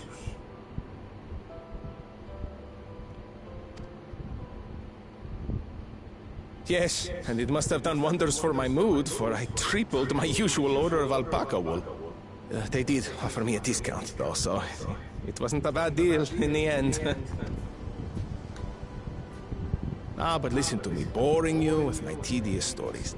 I will leave you before you are lulled to sleep. Goodbye, and safe travels.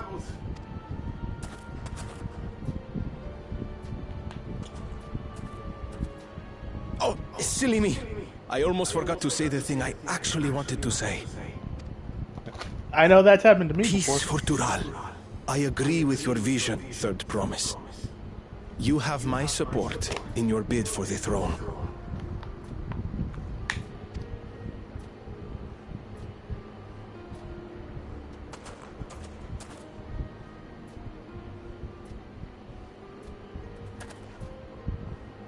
I gather from his tale we would be foolish to underestimate Pelu merchants. Yes, they do more than run the markets in Tuliyola. Pelu peddlers can be found everywhere in Tural, traveling from place to place on their sturdy alpacas. They are effusive and engaging speakers, and many's the customer who's been talked into spending more than they bargained for. They won't find this customer so easily charmed. I'm going to give it maybe 10 minutes before you have like 10 bags worth of stuff.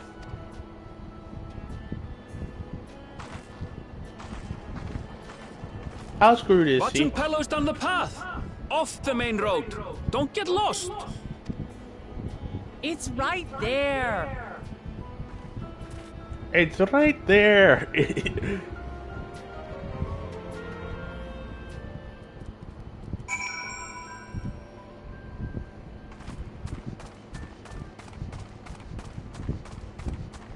Now, the question is, do we kill one? I'm a horrible person.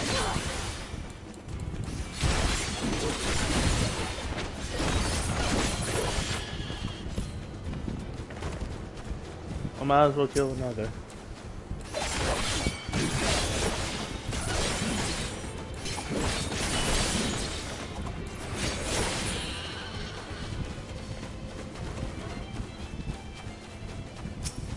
If I haven't seen it or killed it yet, it must die.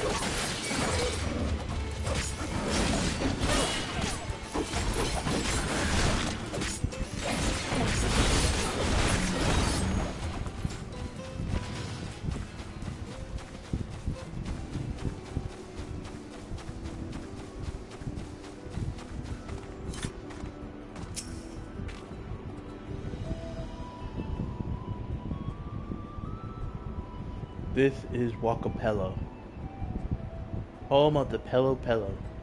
Wakamatsu have arrived before us.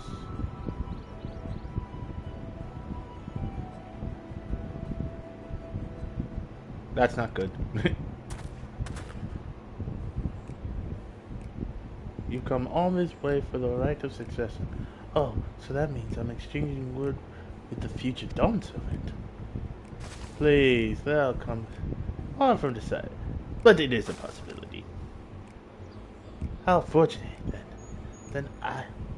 I deal in clothes woven from specific alpaca wool. Such a garment will look magnificent when draped over the shoulders of our bidding ruler. They are sneaky little devils! Oh my god, when I compared them to the corpus, I was pretty much just joking, but looking any way to make a buck. And a nation's ruler should dress her best for her adoring people, yes?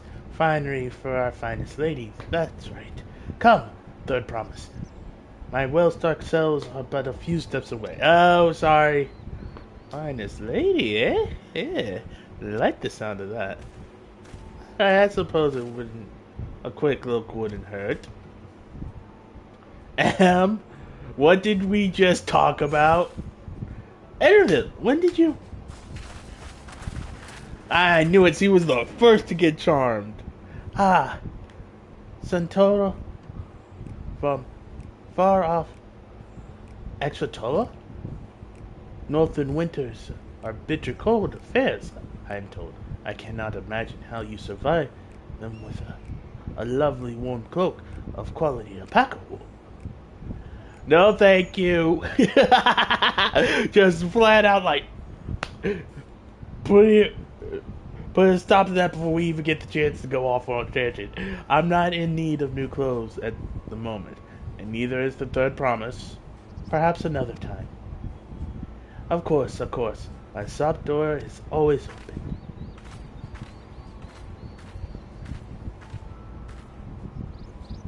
That side eye! You were saying something about being easily charmed. That side eye! Oh my god. He just gave her the side eye like, weren't you just saying something about not being easily charmed? I'm like, dang, Ervil just like, oh my god. I love him. Love him too much. It was just,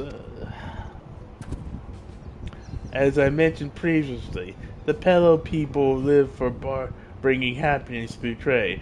They won't cheat you or sell you defective goods. They will, however, disarm you with the turf turns of phrase, and unwitting customers like Wookama fall prey to this affordable approach time and time again. Your only recourse is clear and firm refusal. They won't pursue the matter since you hate your disinterest plain. A valuable insight into the minds of the Palapulu. Let us all take a word of caution to heart.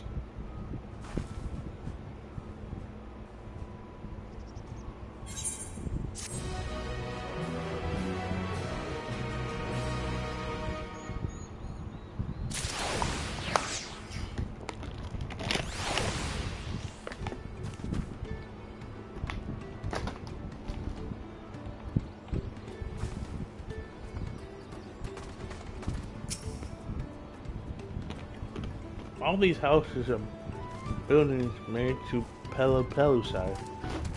And mine, to come to think of it.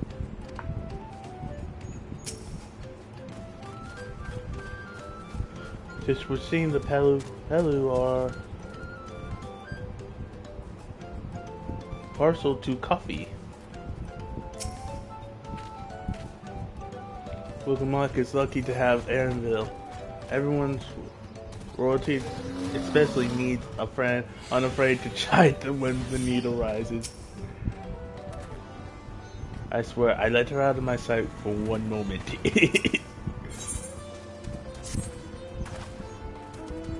Not my finest moments, I'll admit. But now that we're here, I'll do what we came to do. Find the Elector. Allow me to propose a strategy then. Kryl, Alexei, and I will speak with the merchants. Wilgamot, you and Erebin might try approaching travelers and passerbyers. Naruto, pray investigate any other establishments which catch your eye. Should we learn naught else, let us relay to the third promise.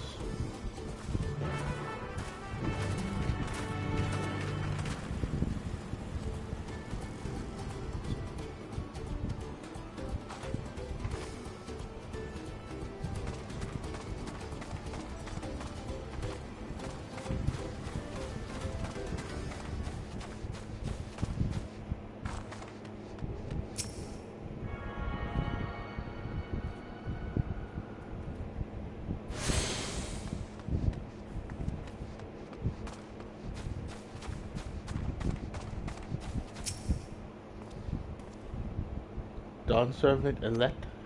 Ah, I thought you were a new face in town. Here for the right of succession, I take it. Me? I don't much care for who sits on the throne, so long as they keep Toral peaceful. People tend not to be in the mood to relax and sip are excellent once arrows and spears start flying. If you know what I mean. Speaking of which, would you like a cup? A droid share is a droid double, I say. Why not? Oh, right. Yes, you were asking about the Elector business. Being but freshly returned from my trading route, I've heard that there's a contest afoot, but not much else. Our head ledger, Tobile, could probably tell you more about it. Thank you.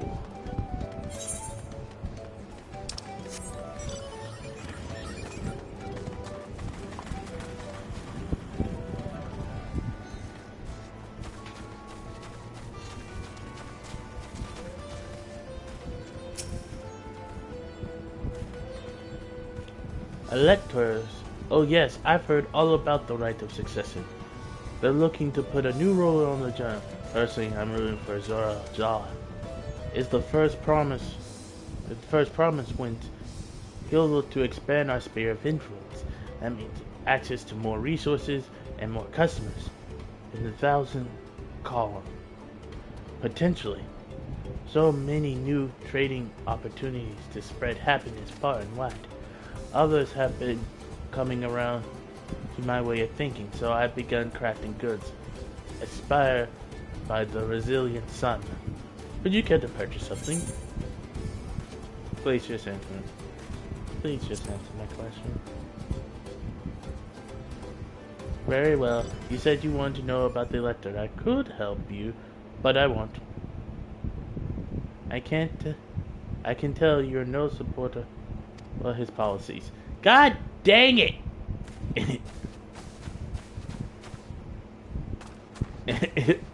All because I didn't want to buy something.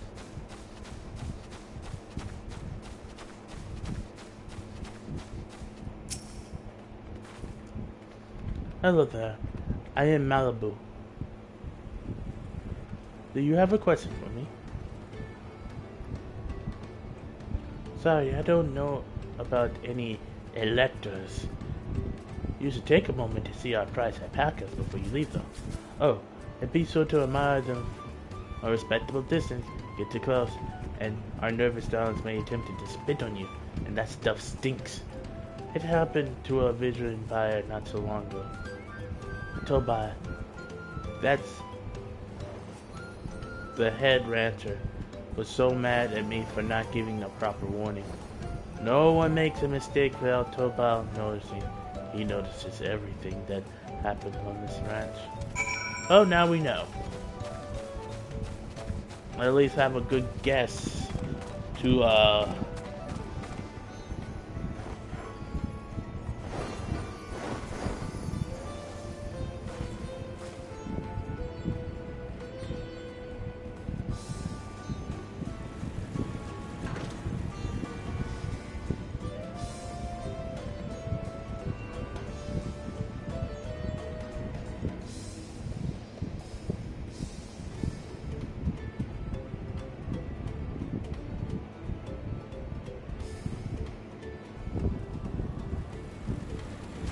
but it seems we're going to go talk to Wukamont real quick.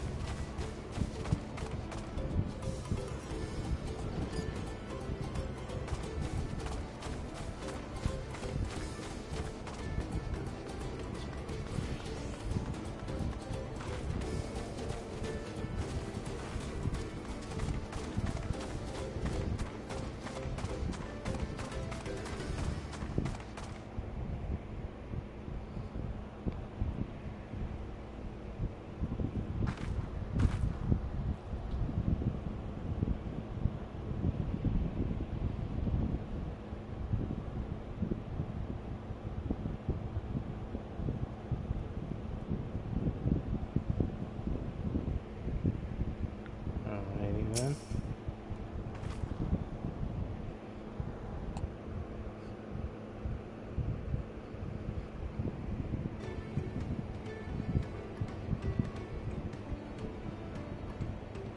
Okay, so I still have a little bit of time. Alright. You really have to watch yourself around these silver-tongued peddlers. I almost bought a bottle of mezcal and a stack of blankets, and then there was that enchanting ornament. Anyway, I did manage to learn that Teva is the main talk to about the contest. Now, if only they say where the head ledger of theirs is to be found. Really?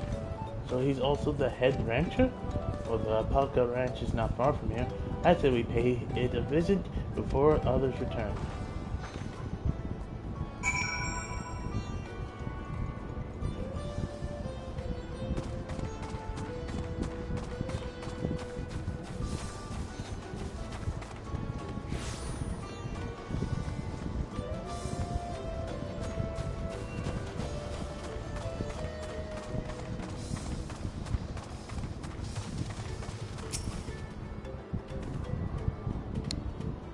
Welcome. If it's a alpaca you need, then look no further. Before we get you settled up, I need to add your name to our register. It'll make things smoother next time you need a ride.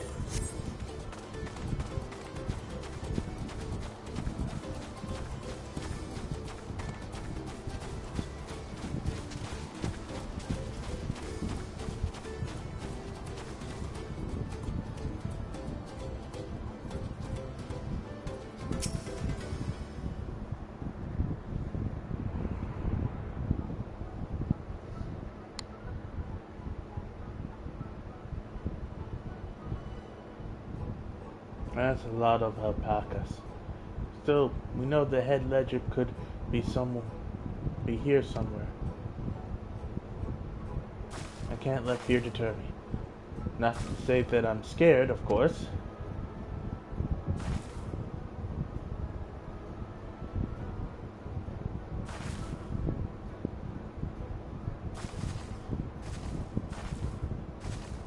Excuse me, is one of these workers Tabal? Tabal? Oh yes, he likes to mingle with the ranch hands, keep an eye on things. I can't tell you which one he is though. You can't? Is this part of the contest? All I can say is that Tabal often mentions his favorite pun and subject. He also can't resist a profitable trade, though who amongst us could?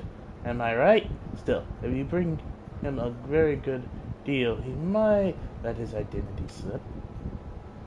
So, it's like a game. Easy enough. All I have to do is offer Toba a deal he can't ignore. No problem at all. Well, maybe one problem. I don't think my purse is deep enough to pay everyone we think might be Toba. Let's ask some questions first to narrow down the field. Great. We can meet back here and share our impressions.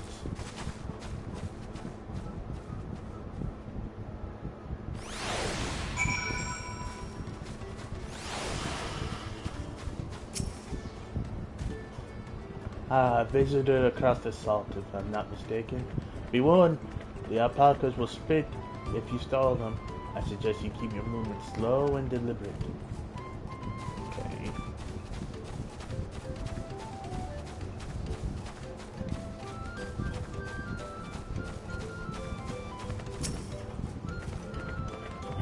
Am I Toba? Yes. Yes, that's me. Excellent work from the third promise and herald. Top instincts. We shall commence the rite of succession then. Oh. You think I might be Toba? Haha. Well, maybe I am. All I will say is, in this village, none have reared more alpacas than I.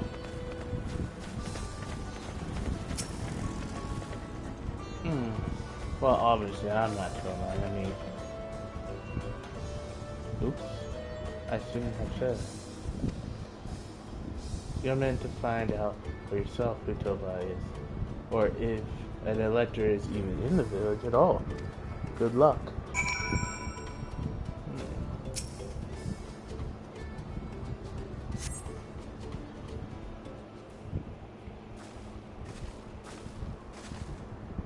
You see, we're both done with our interrogation. So who do you think it is? But I'll let you.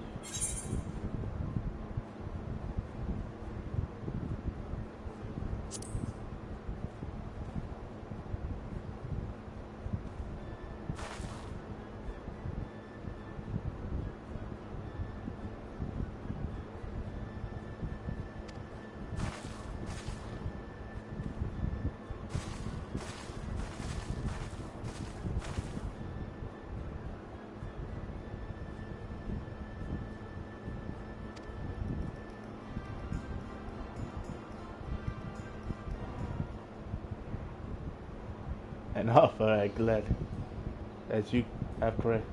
I am indeed head ledger of Wakapalo and head rancher of the family ranch.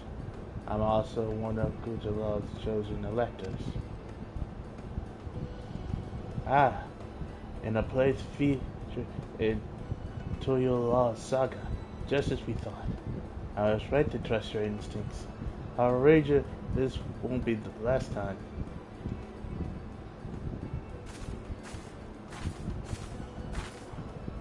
She found you out fair and square, Taban. I'm glad she did. Would have been a pity had her bid ended here.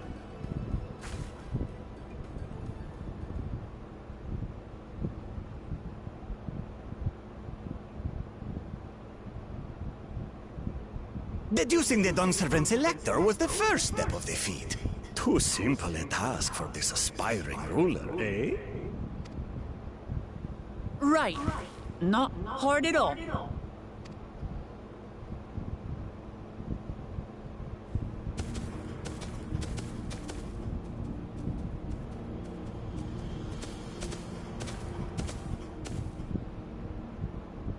Zorolja.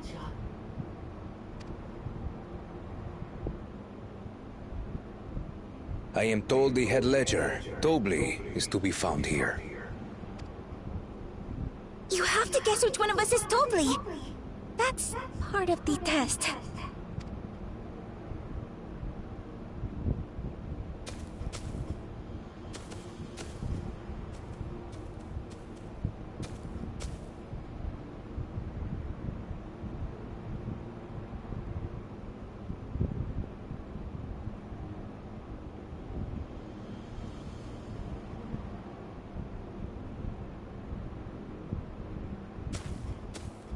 You're Tobley. Without even asking a single question. Very impressive indeed. With that amusing prologue out of the way, we can proceed to the actual challenge. Per the Dawn Servant's instructions, I was free to devise any manner of feat. I considered a number of possibilities in the 10th column. But I think I have a good one.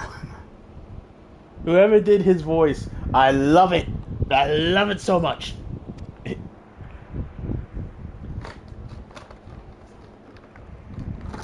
You must go forth and capture for me an alpaca. I'm guessing this alpaca is not a normal alpaca. This is going to be like some kind of like behemoth level alpaca. I feel like that is what we're going at. While I've not had the best experiences with alpacas, aren't they generally docile creatures? That doesn't sound like much of a challenge. It's not. This is going.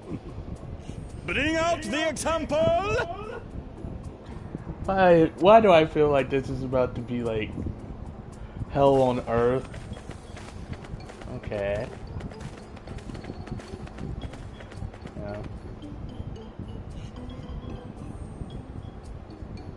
This is a special kind of alpaca. Would you please approach the animal, Third Promise? Oh no, she's about to get spit on, isn't she? Who? Me? Well, it should stay calm if I stay calm, right? That's what Erinville said.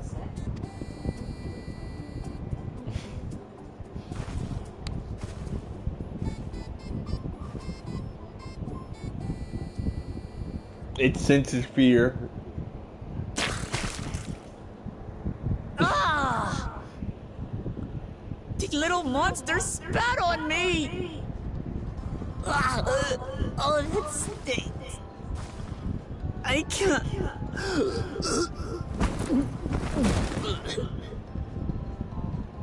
That just. What the? Alpacas are paradoxical creatures, being both extremely curious and extremely cowardly. Press your luck when they're frightened, and you'll get a face full of spit, as you've all just witnessed. Has an awful stench, their expectoration. The globs contain half-digested food, you see, making it an effective deterrent against perceived threats. Wild valley breed like this one are especially timid and can therefore be quick to lash out. They're also especially hardy. Indeed. We take the rugged wild alpacas and breed them with our gentle domesticated stock. This produces the strong but beatable pack animals prized by our traveling merchants.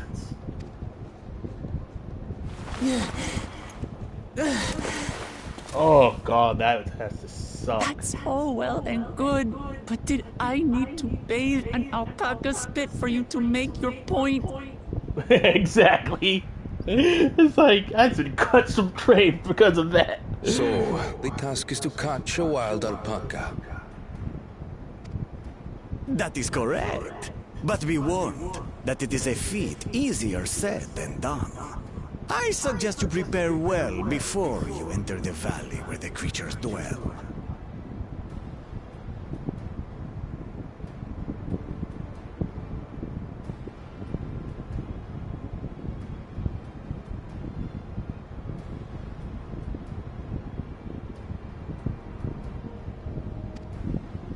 And by you, I mean the claimants only. Allies are not permitted to assist with the catching. The alpacas will help me judge which of you is worthy of receiving a keystone.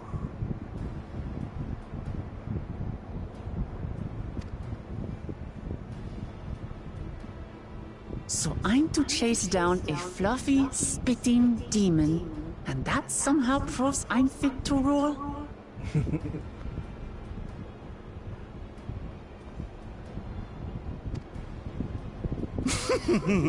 As I said, the Dawn Servant granted me the freedom to decide my challenge.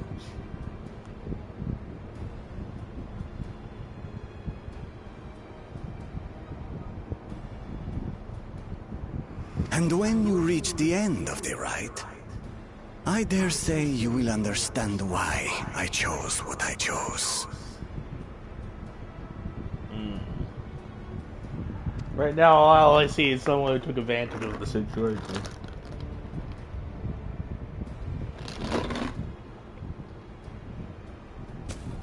Very well. This won't take long. Wait! Didn't I warn you this was easier said than done? There are preparations to be made, factors to consider. A beast is a beast. All yield to strength.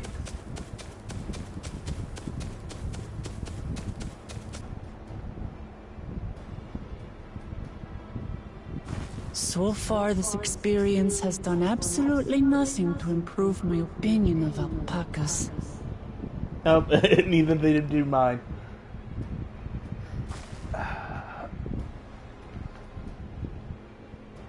But that doesn't mean I can't do this. Revolting spit aside, they're just another animal.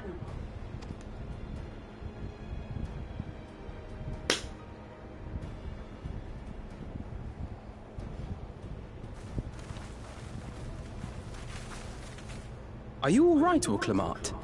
We thought we heard you scream. She got spit on. The third promise does not scream. It was more of a startled yelp. Yep. She got spit on.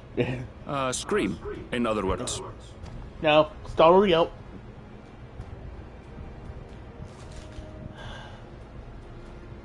I don't want to. Did you find the Elector? Oh, we certainly did.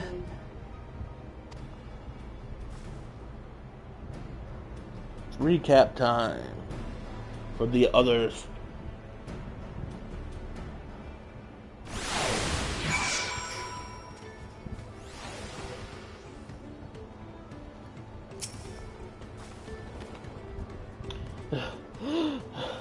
I had to go wash that Nazi stuff off my face. I think I got all of it. But would you mind taking a sniff for me? Just to make sure. This stench has ruined my sense of smell. Hey, I saw that look. You saw nothing of the sort.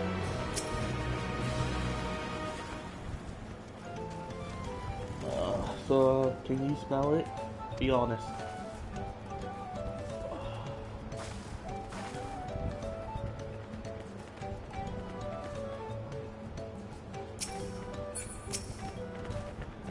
Judging by the volume of Wukalat's scream, Alpaca Expectorum must have a nasty odor.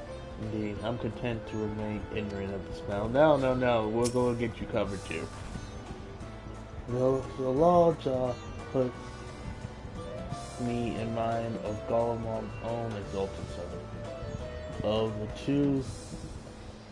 Of the two, though, Xenos was undoubtedly more arrogant.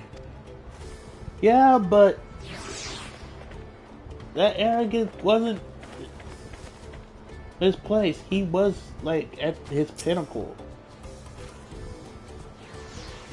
So this is our sought after Lecter.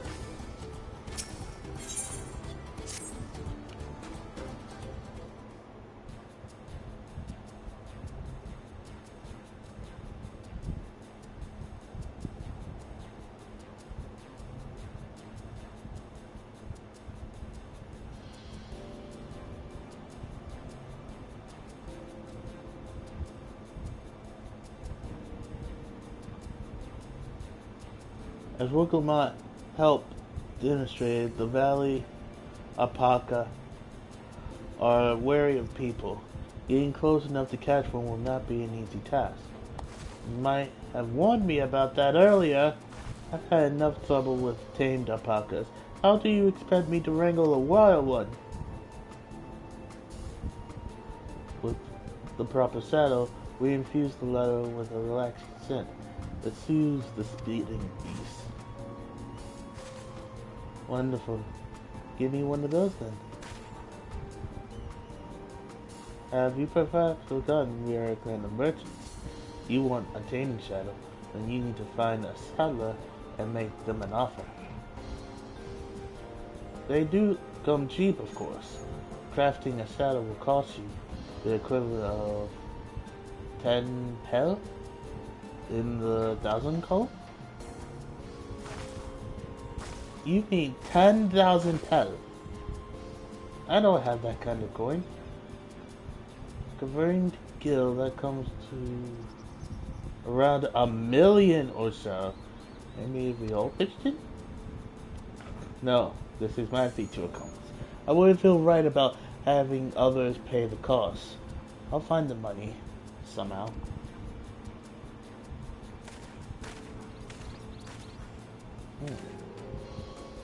In that case,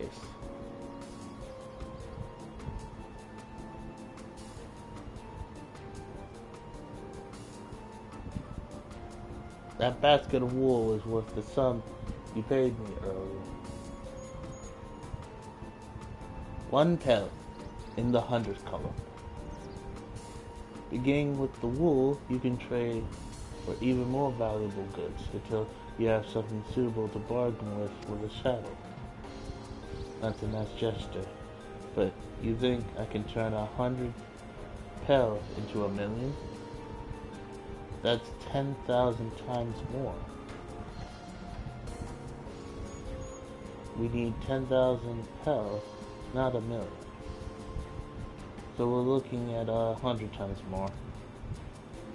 Alright, I panic. And got it confused with Alphino's gil, million gil.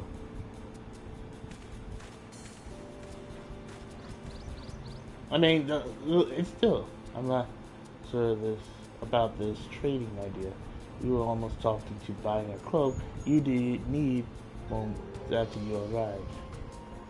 But I hate it when you're right. Then let me help you with your deal making.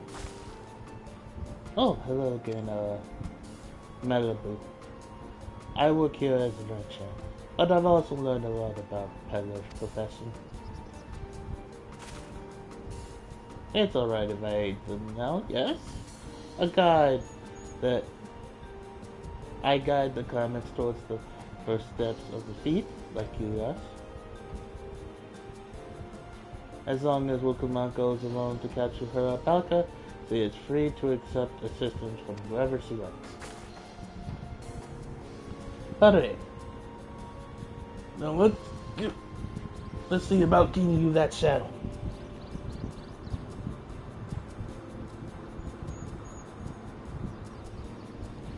Then, third promise. I don't know why you made the offer, but I could use an ally with a beak for bargains. Welcome aboard, Malibu. So the rest of us stay behind, perhaps. It'll be more easier to haggle over prices without so many voices chiming in. Stay here and pitch in with the ranch work. While Malibu's gone, I'll need extra hands to tend to the alpacas. Gladly, although Nacho, I think you should go with Pokemon. You've seen the markets and bazaars the world over. Surely you have sage advice to say. You are mistaking me for someone else. Well, then again, you should hold on to the alpaca wool. If it's misplaced or soiled in some way, you have nothing to bargain with. As I'll do such a thing, but I'll leave the wool with Naruto anyway. The better to keep my hands free. Into the infinite bag of storage.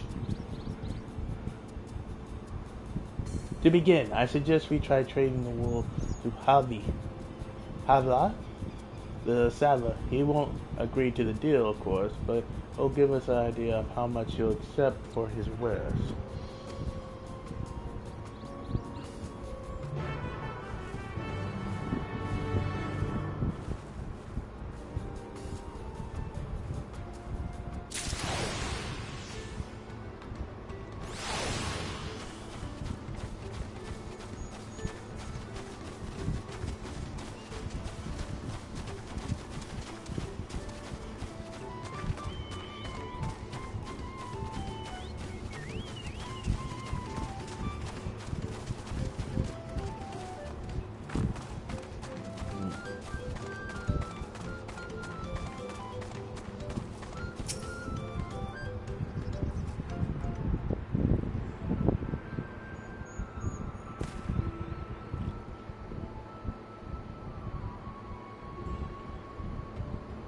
something I could do for you?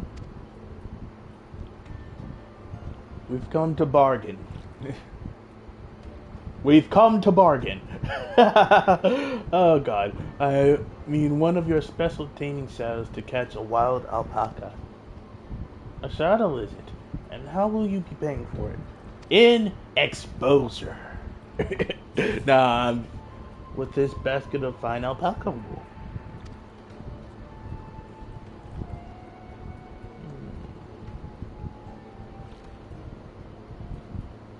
What does a saddle maker have for wool? Besides, this would barely cover the cost of a single strap buckle. Offer me something I actually want. Okay. And what might that be?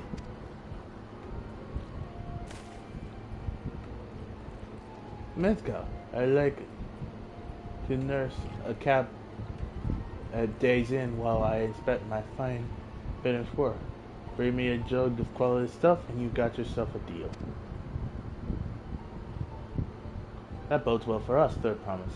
Such can be had for only 5 pellet in the 1,000 column.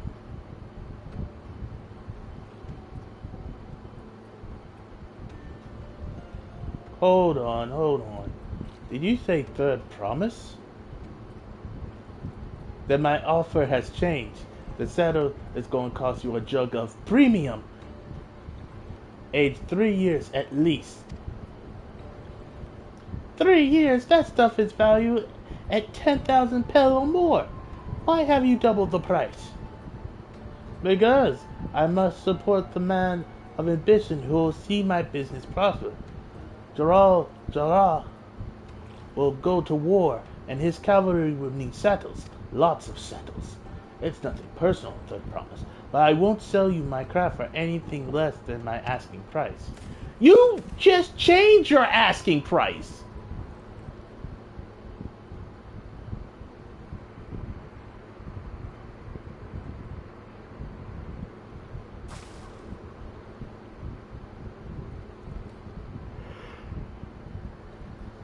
Can't say I blame him.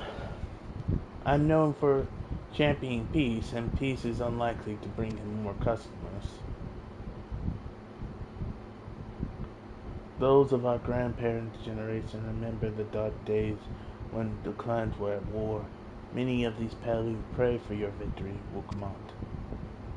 The younger ones, though, to them, strife and bloodshed are as children's stories.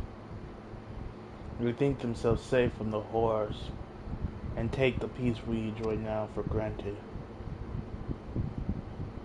Still others are unsatisfied with this quiet prosperity and crave the future that the second promise envisions. They've become obsessed with innovations like the dirigibles that have made trading swift and easy. And then you have those like Halvard convinced that the first promise plans of conquest will afford them opportunities for growth. Nobody's going to want to buy if they're suffering through war. What about you, Malibu? Aren't you of the younger generation? At least a year or two younger than me, I say. Oh, I was raised on the old tales.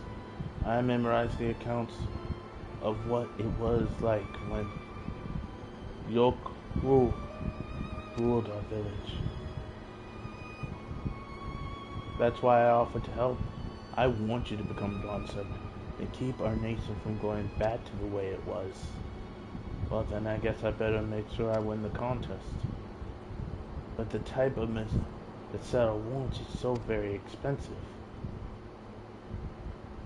Weren't we expecting to need 10,000 pels from the outset? Nothing's changed. We just need to get on with it. I may not have a head for trade or the stomach for alpacas, but I won't give up with the peace of Total on the line. then neither will I. We will make you Dawn Servant. Aiming for the 10,000 per Pel jug right away will only bring us failure and frustration. So let's first try exchanging the wool for anything even a touch more valuable. The trick is to find someone who needs alpaca wool and willing to trade at a loss to acquire it. Someone who supports your bid for the throne, for instance.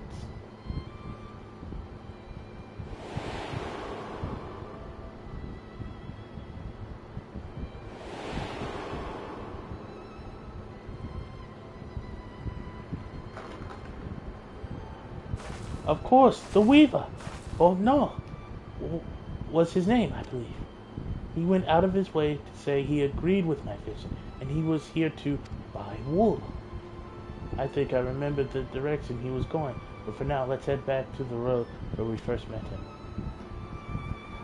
Here's the funny thing, my echo hasn't been working.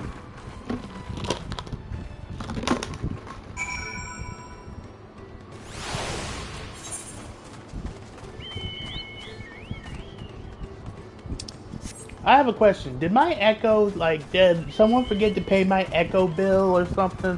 Because my echo has not been working.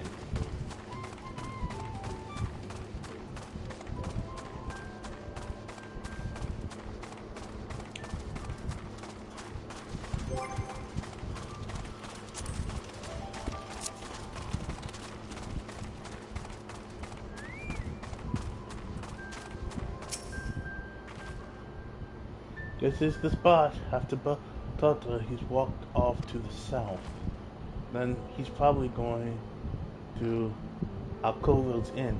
Most visitors to Pello end up staying there. Let's go check, shall we?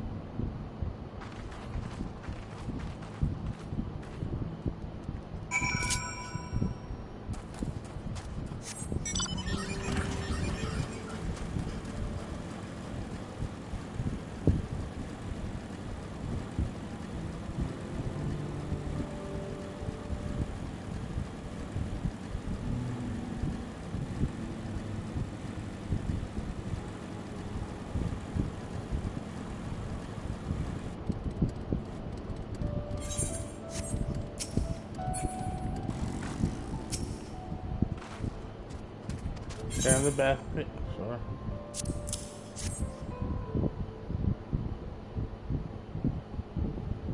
Let's see if we can turn a profit. Buck, no. I'm glad we found you. Are you interested in making a trade? Third promise. You wish to do business with me? That's what this is all about. Blah, blah, blah, blah, blah, blah, blah.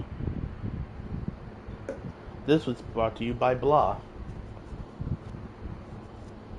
I see.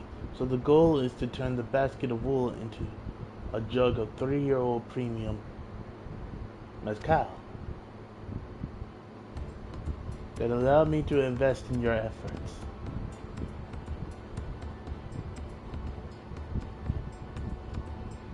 Peace in Toral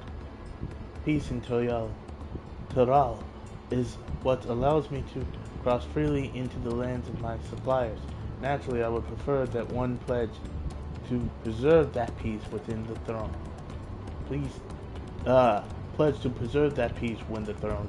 Thus do I humbly offer you this wool poncho, a small token that I pray contributes to your victory. Oh, that's fine, Crassus.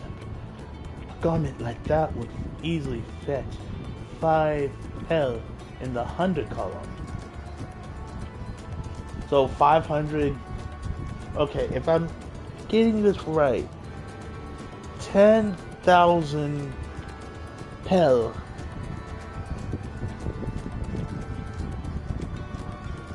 translated to Gil equals 1 million Gil.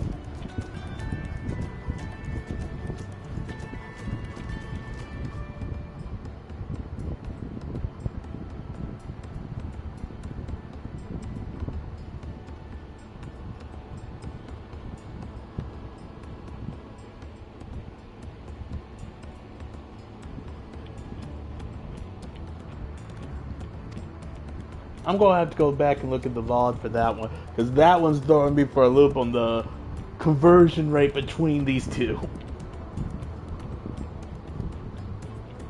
That's very generous. Bokna, thank you. I promise I won't let you down. I have every faith in you, Third Promise. May fortune bless your future dealings.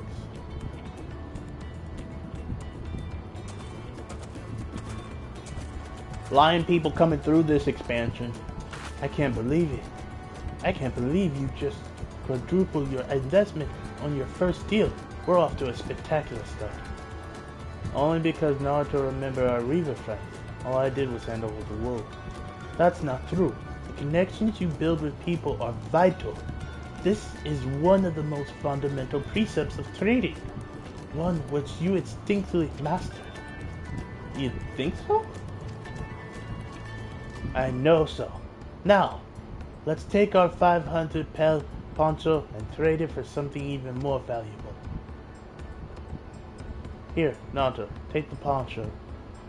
If I lost it somehow, Aaronville would never let me hear the end of it. Into the infinite bag of storage! All set? Our next deal is waiting to be found.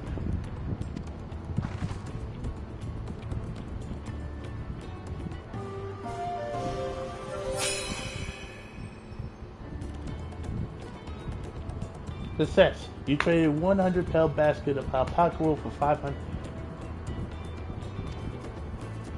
Can someone give me the conversion rate, please? My brain is not, my brain isn't here fully enough to be like, oh, this is the conversion rate.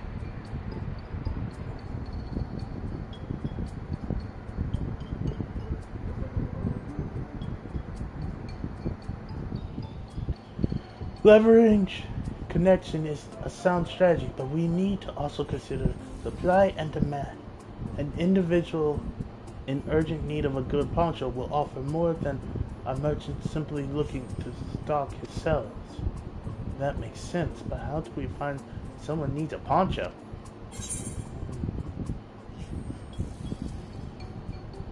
They aren't wearing one is the obvious question. They have a fabulous sense of style.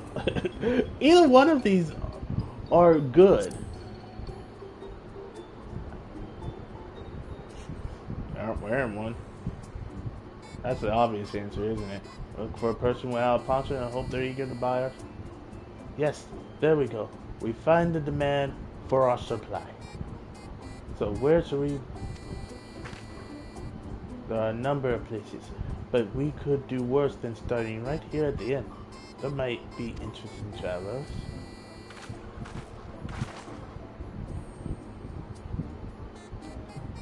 Who here needs a poncho? A lot of Moroja hardly wear anything to begin with. Those are probably land guards or sellswords. Mamuja, who soldiers for a living, prefer not to wear much above the waist. It hampers their movements. So even if they're bare soldiers, Moroja carrying arms can be struck off the list. Yep.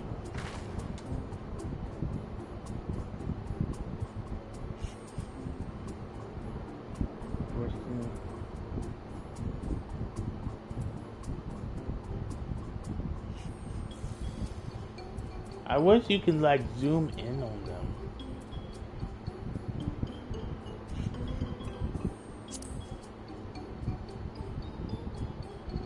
Let's see. A coat, a cloak. We might have a winner here. Oh there, friend. You're not a mercenary by trade, right? I was curious about your bold choice of dress, or lack of thereof. Oh, it's not a choice of mine, believe me. I was attacked by beasts on the way here. Barely escaped with my scales intact. My coat was not so lucky. I'm actually a tool maker from Totuyolo, and was dressed quite smartly. All the better to sew the Pelu. I'm a man who takes pride in his appearance, and therefore his work as well. But now look at me. Well, sir, this is your lucky day.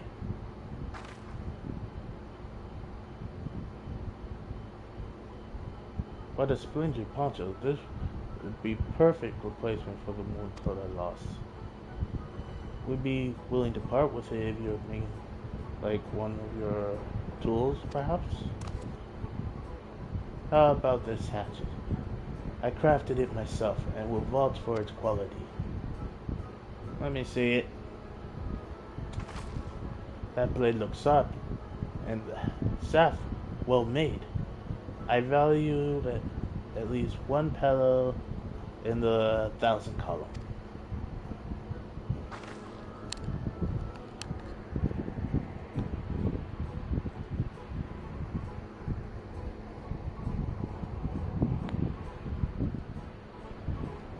Oh, from 500 to 1,000. We have a deal. Wonderful. A garment such as this should put me on even footing with any palo merchant. Like the main garden for one. Her field hands use hatchets to harvest the mate, and I thought to impress her with the tool I sold you. No matter, I have other wares to sell. Glad I am to have met you.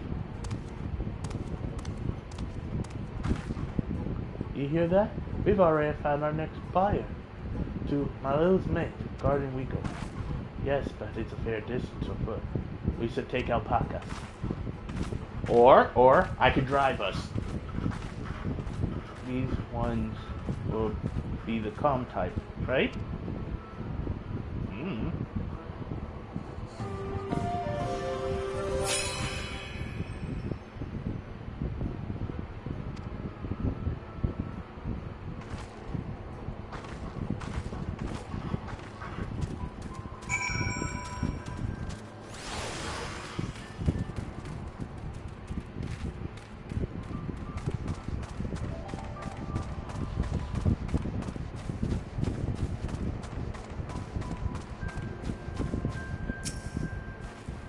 Here we go again, riding alpacas. Well done, recognizing the tool maker as a potential customer. If you are mounting to change profession, you make an excellent merchant. I'm a merchant on the side. Like, I'm a merchant on the side sometimes, when I need to make some coin. We've been doing so well, even Tobala will have to agree.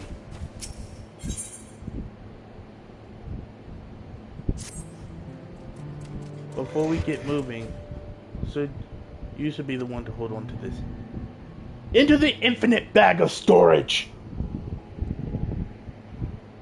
With that, I suppose we should hop on the alpacas Malibu has so kindly provided.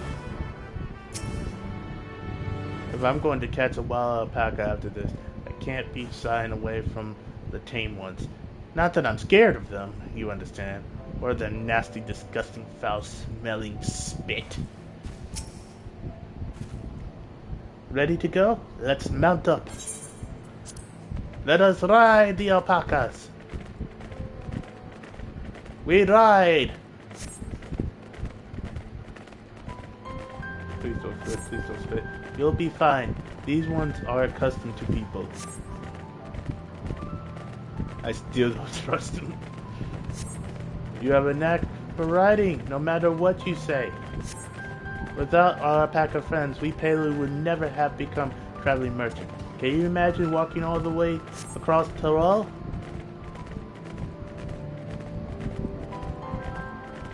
I swear that mountain is too tall to be real. Wara Zamana, wasn't it the name? A foreboding sight, isn't it? One I never appreciated up close. You have to take the long way around the cliffs to get there, to the highlands belonging to the Yoruru.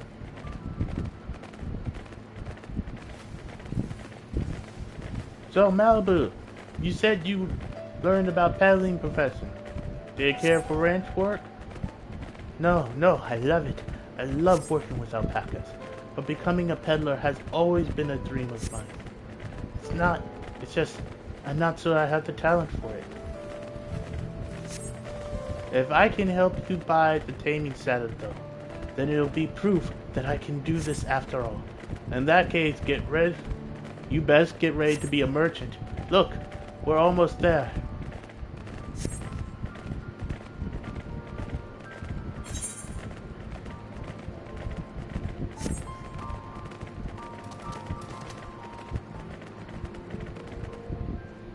And here we are. Oh, here we are. We just rode alpacas. And no one got spitted on. We made it, and without a single smelly incident. I sent the alpacas back to the left. So we'll walk along the main road when we return to the village. Speak of roads to travel, we were adopted by the You were adopted by the Dawn Servant, weren't you? Third promise? Yeah, that I was. But perhaps you understand. I was an orphan too, you see. Toba took me in. He took in all the ranch hands, actually. All of them?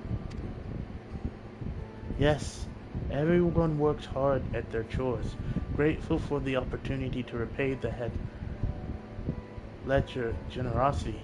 Yet here I am, the only one wanting to go off and be a merchant.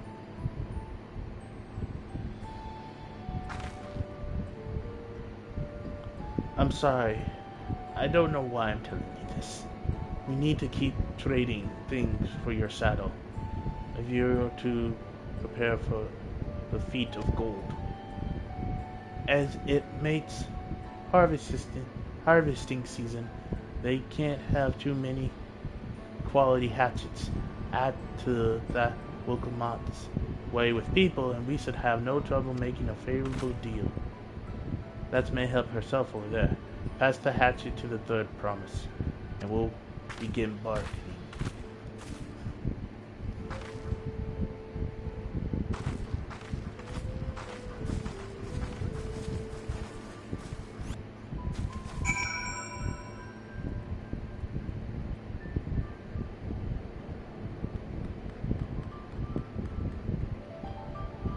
Alright. Did you give the hatchet back to Wukamat? We should let her do the talking. You have the little axe for me?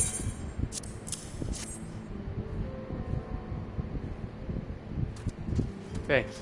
Now let's see what we can get for it.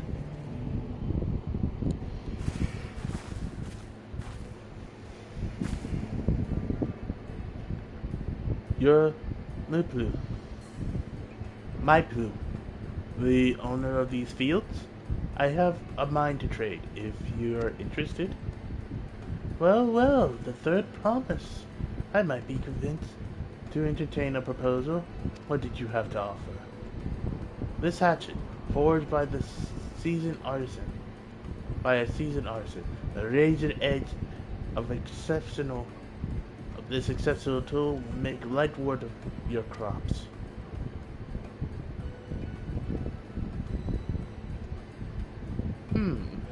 Quality is acceptable, I suppose. I offer you a large sack of made leaves in exchange. A sack of mat leaf is valued at 1 pel in the 1,000 column. Same price as the hatchet. This did bring us no closer to.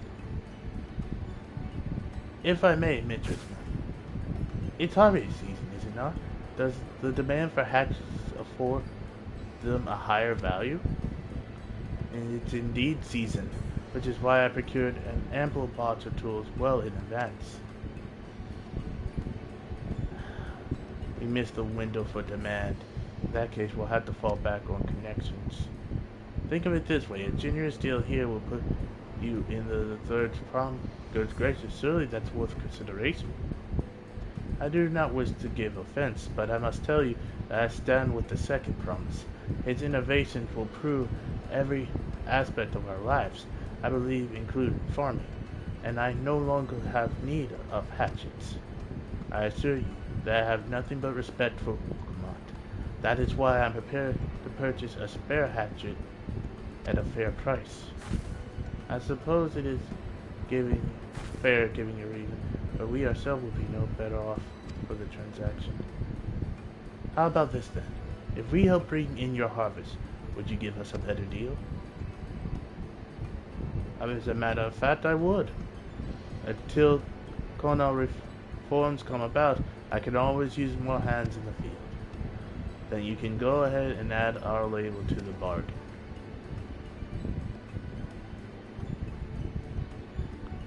Adding value to tip the scales. How could I have forgotten one of the most basic rules of trading? You can rest here if you like, Malgo. Nor do I have to have mate together. Oh no, I'm helping too. Off to the fields then. And mind, you pick the healthy leaves. I'll take 5 good bundles from each of you.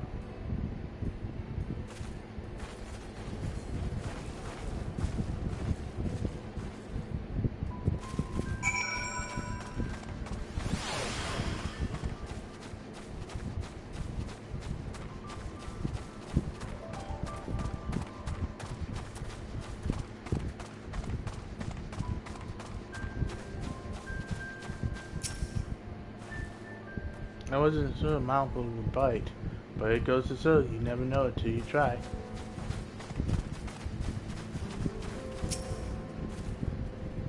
Did you see how Wukamot came to my rescue there? She really is good with people. And that's what makes a good leader. Being able to understand the people they're working for and with.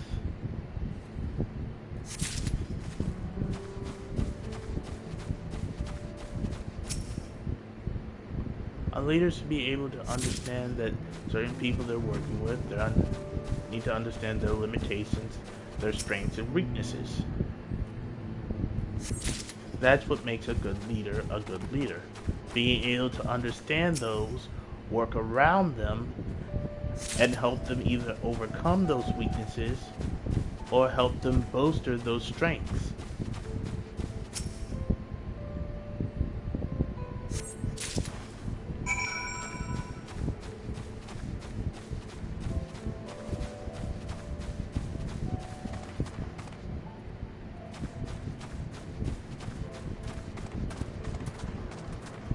But those are the things that usually make a good leader.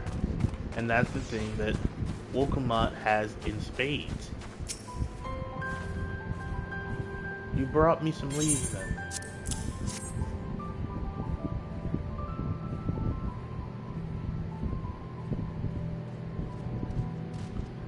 An acceptable harvest.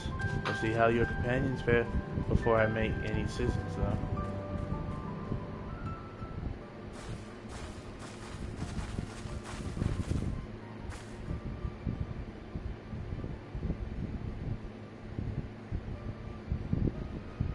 Here, we brought our share as well.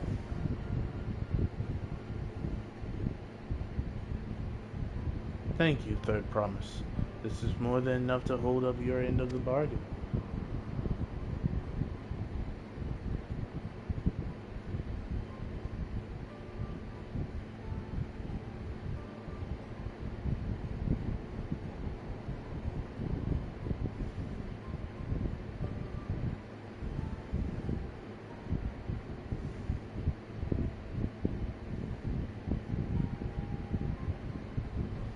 Now, it's time to honor mine.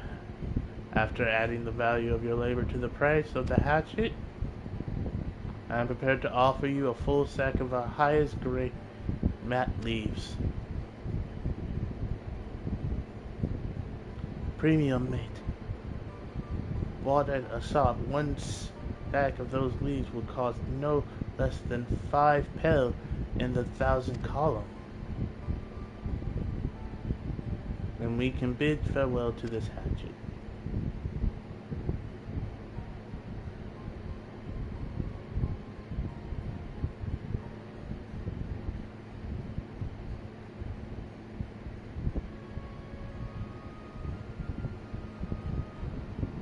I'll give it a good home.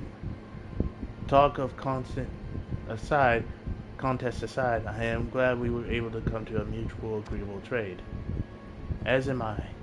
All the best with the rest of your harvest.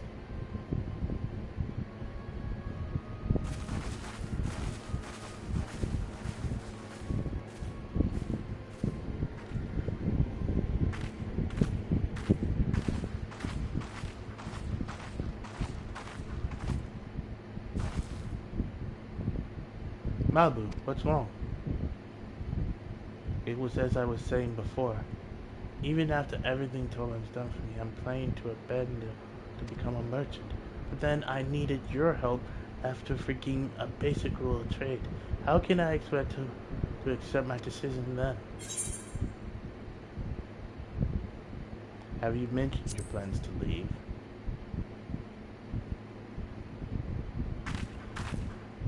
Not exactly. I wanted to prove I could succeed as a peddler before I declared my intention. I seek to follow in my father's footsteps, not because he expects me to. I want to preserve Taral's peace, and become Dawn Servant happens to be the best way to do it. You should live a life of your own choosing, and I wouldn't be surprised if Tola held the same opinion. So talk to him. You're right. It's better to find out for sure than worry over what he might say. Thank you for your advice.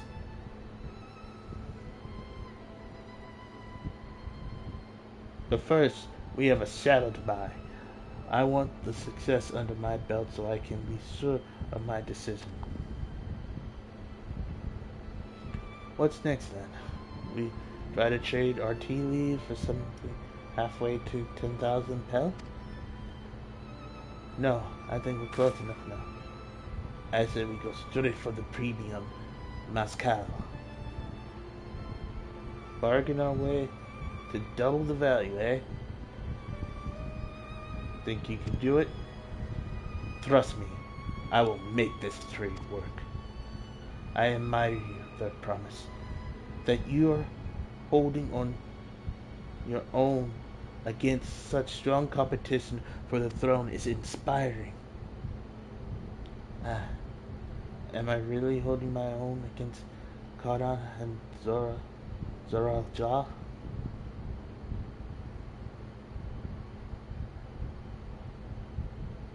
I mean, of course I am. I'm Wukamat of the Dawn's Promise, after all.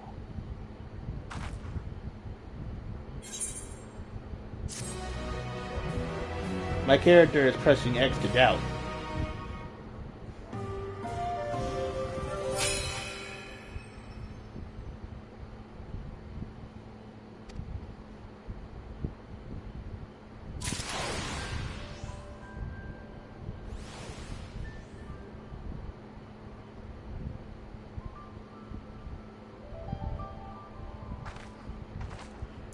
Alright.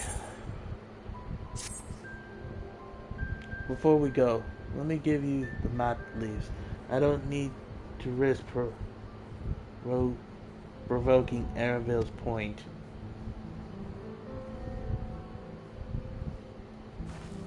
Ready then. Our next stop is the Mezcal Distillery.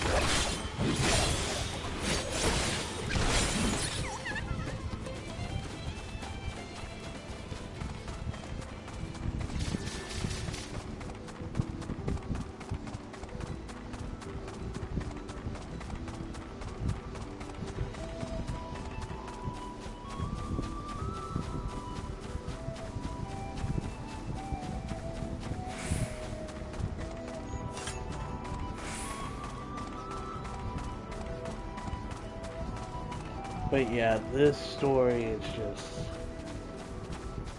the road. This is basically Road to Dawn Server.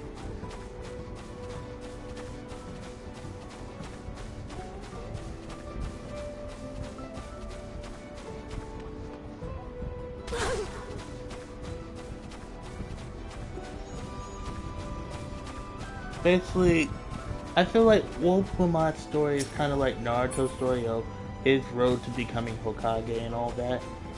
And you know what? We'll go and do what the other guy's doing. Get on a motorcycle and ride. But first, I need to kill one of these things because I haven't killed one of these things yet. My murder boner is too strong.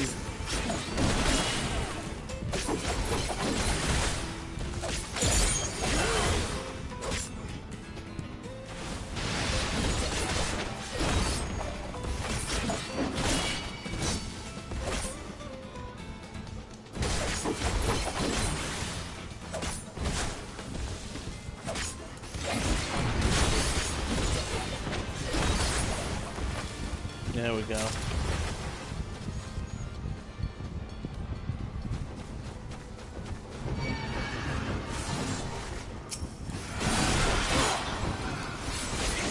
I mean, might as well get this page in since I'm right here, you know.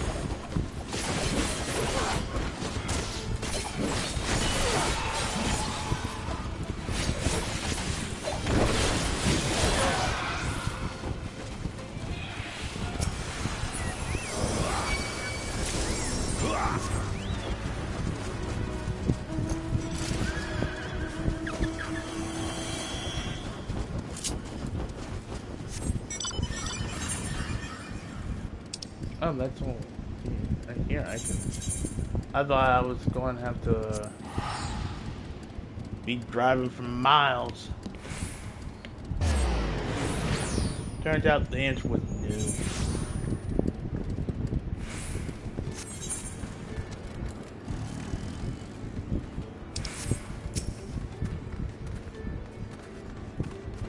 no. Oof, the smell of Moscow is overpowering.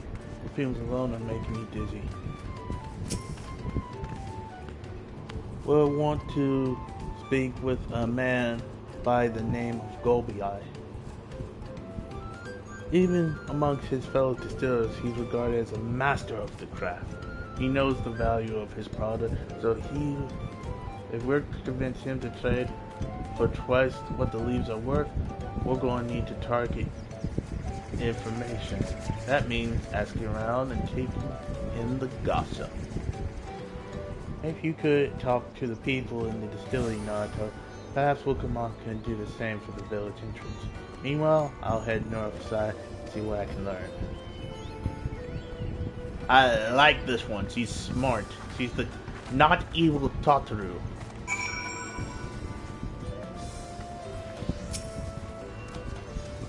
Me? I'm a chief from Totoro. I often come here to buy Golba's mezcal, the finest in Toral, according to my customers. He always brings out a jug during our dealings. I can't handle stuff too well myself. I take small sips, not wanting to be impolite, you understand, but still end up so addled as to agree to whatever price he quotes me. It would be nice to have less potent refreshments during such conversations, else I might have to seriously reconsider our arrangement. Basically, he gets you drunk and then makes bargains with you. Goalie might be deaf hand at distilling, but he's got no sense when it comes to appearances. Rumor has it he's been invited to the palace of business negotiations. If he presented himself to the court wearing his usual rumple attire, though, he'll be laughed out of sun perch.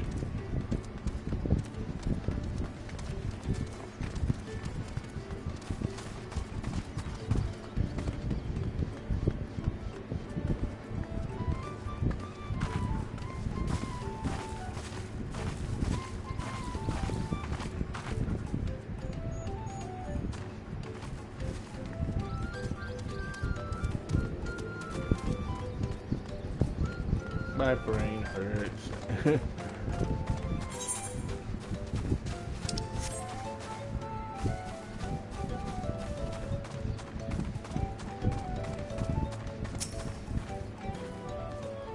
There's not much I can say about Gobi, but I can tell you what Gobi's been saying. The other day, he was muttering about monsters prowling around a grave jaws, that the field where they gathered ingredients for the mezcal. Their presence have made it hard to produce said ingredients, and thus driven up the price of his product. A boon, some argue, but it's hard to celebrate when it affects the work as it does. You can't rightly bring joy to people if you can't keep making the thing they love. Touché, good sir, or madam.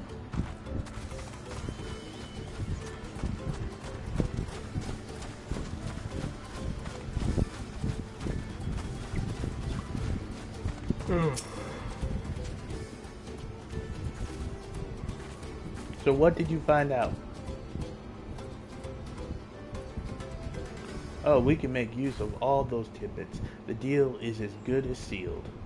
As for me, I found out where Gobi is working. There's a milling stone at the top of the slope behind the distillery. You go on ahead. I'll bring Wukamat.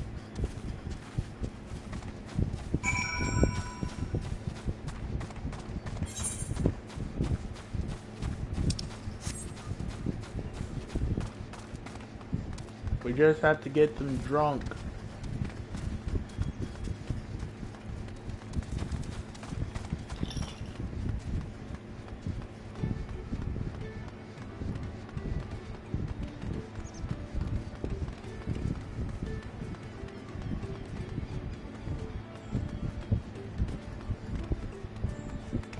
Did I pass it?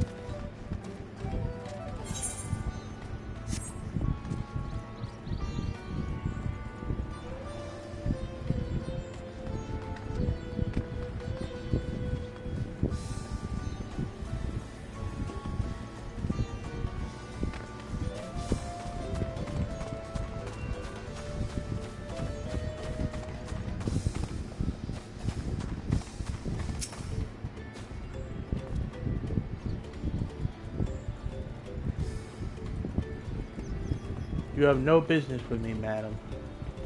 Why don't we talk down below so as not to disturb the alpaca from his work?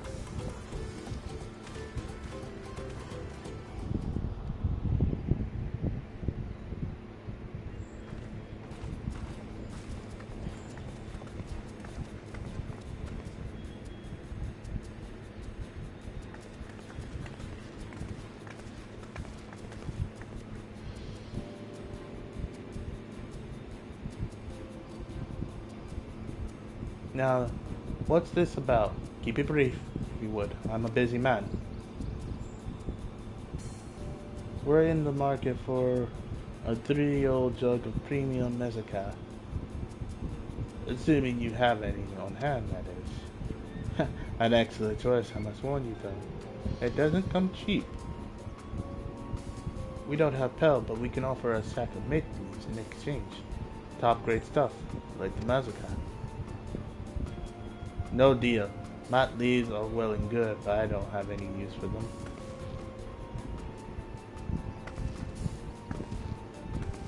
No deal. Just like that. Still, I hate to send you away empty-handed. Why don't we sit and chat while over a cup of mezcal? The real part. Which of our cards do you want to play first?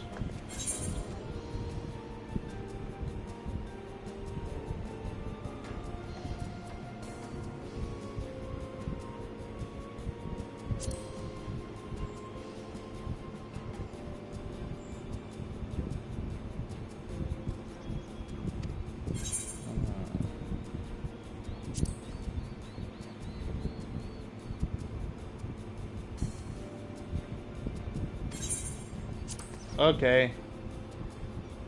And his strong drink.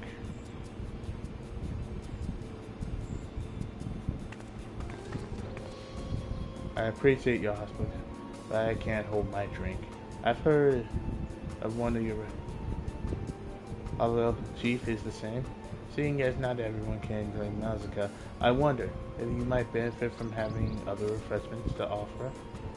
Something like mate tea, for instance, and brewed from the finest leaves, of course. Ah, you're right. Absolutely right. I had noticed growing reluctance on the part of my friend, but did not realize I myself was to blame. I must endeavor to be a better host. Still, even with that added value in mind, no sack of leaves is worth the cows you're after.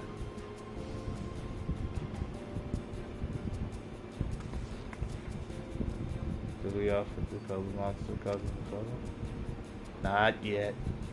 We keep that card up our sleeve till we need it. As I expected, you're aware, the rite of succession is currently taking place. That's why the third promise has graced us with her presence.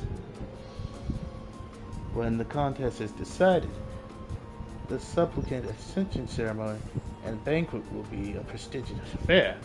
If your Nausicaa were to be served there, it would bring your distillery immeasurable fame.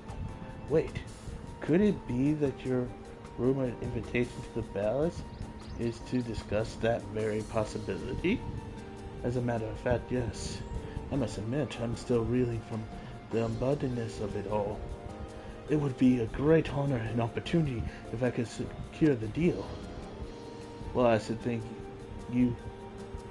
your exceptional mezcal would speak for itself. That said, there's no such thing as being too prepared, and first impressions last. You'll want to be wearing your very best when you walk into Valsacourt. It would be such a shame to miss this chance of a lifetime simply for want of proper garments.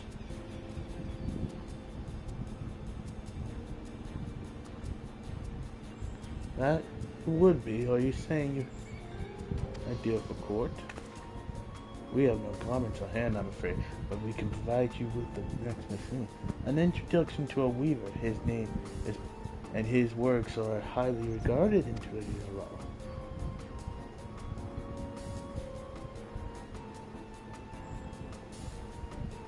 As a supporter of Wukumar and keen observer of palace politics, he would doubtless be happy to guide you in the selection of an outfit fit this golden occasion.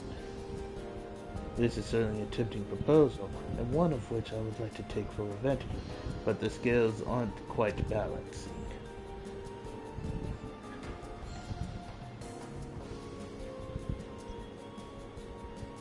Say, weren't those monsters running amok in Jaws?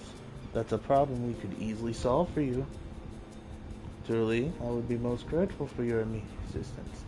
I would resign to hire sell sorts to factoring in the save expense and then to a trusted weaver. This is saving up to. Alright, you have a deal. Yes, I knew you'd come around. Give us a moment, and Naruto and I will take care of these failing sinisters. In the meantime, I'll use the time to pen an introductory letter to, well, the fields I look for are just north of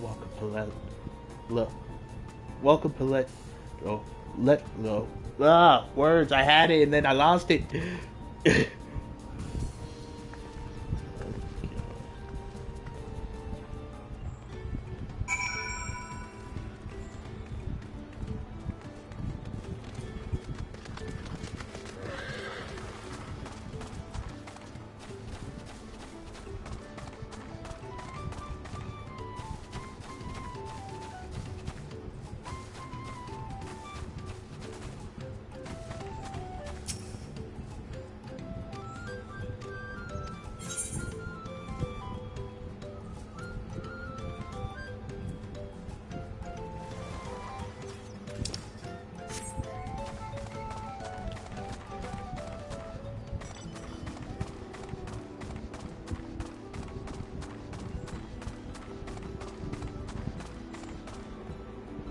Alright, we're gonna try to finish this quest up, and then I'm gonna have to call it for now.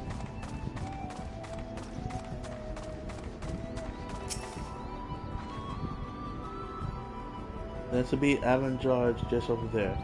This should go faster if we split up. Come and find me once you finish clearing out your share of the past.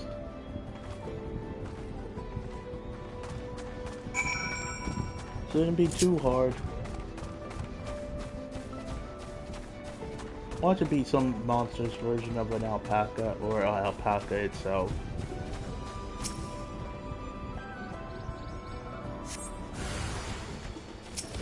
Or this bastard.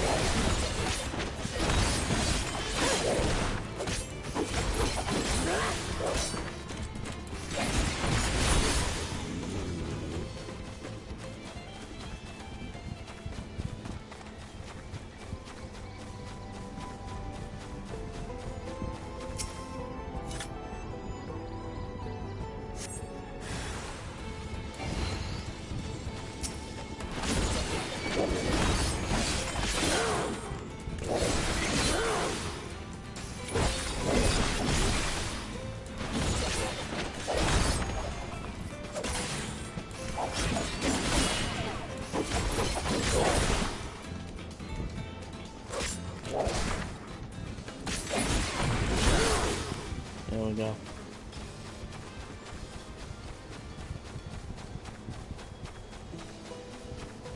Weird thing is, we haven't even got to our first dungeon yet.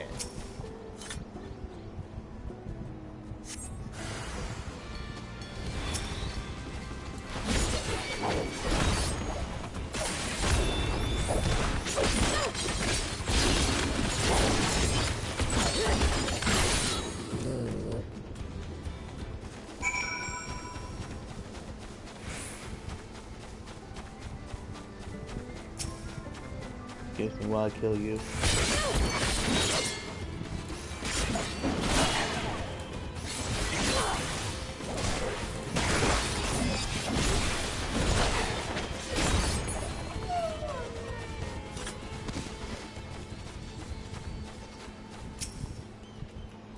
Compared to the creatures I hunted with Papa, this was no challenge at all.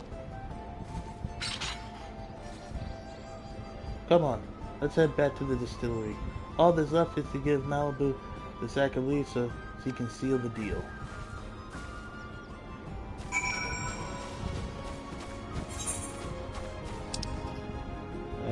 Wow, we traveled a great distance. A good distance. It's just like, holy crap.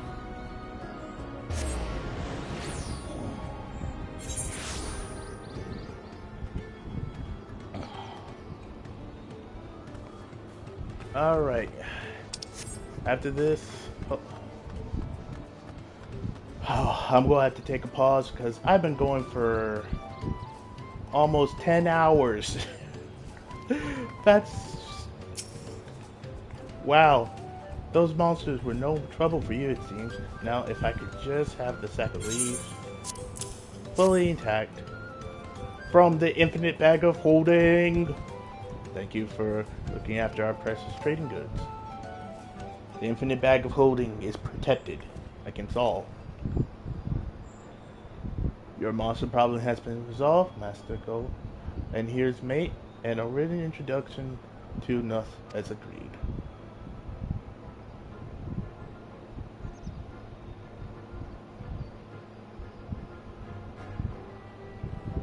Then the deal is done. Here, the jug of Premium Mezcal, aged 3 years. Please accept it with my compliments.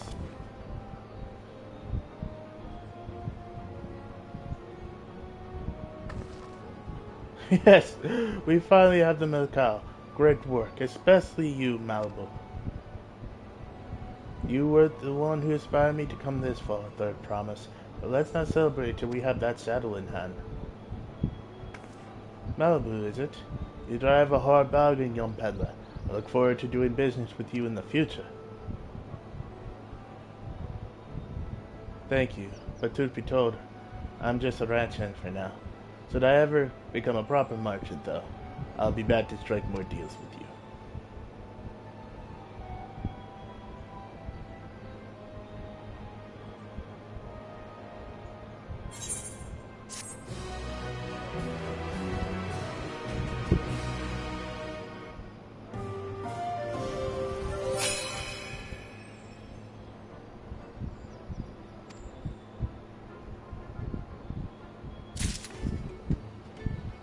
Alright, when we come back, we will be doing the quest Wokumat in the Shadow. In Saddle. Not Shadow. Shadow. No, that's a whole nother thing. That's probably a whole nother quest later on. But I've been me, you've been you, and this has been a live stream. So, goodbye for now.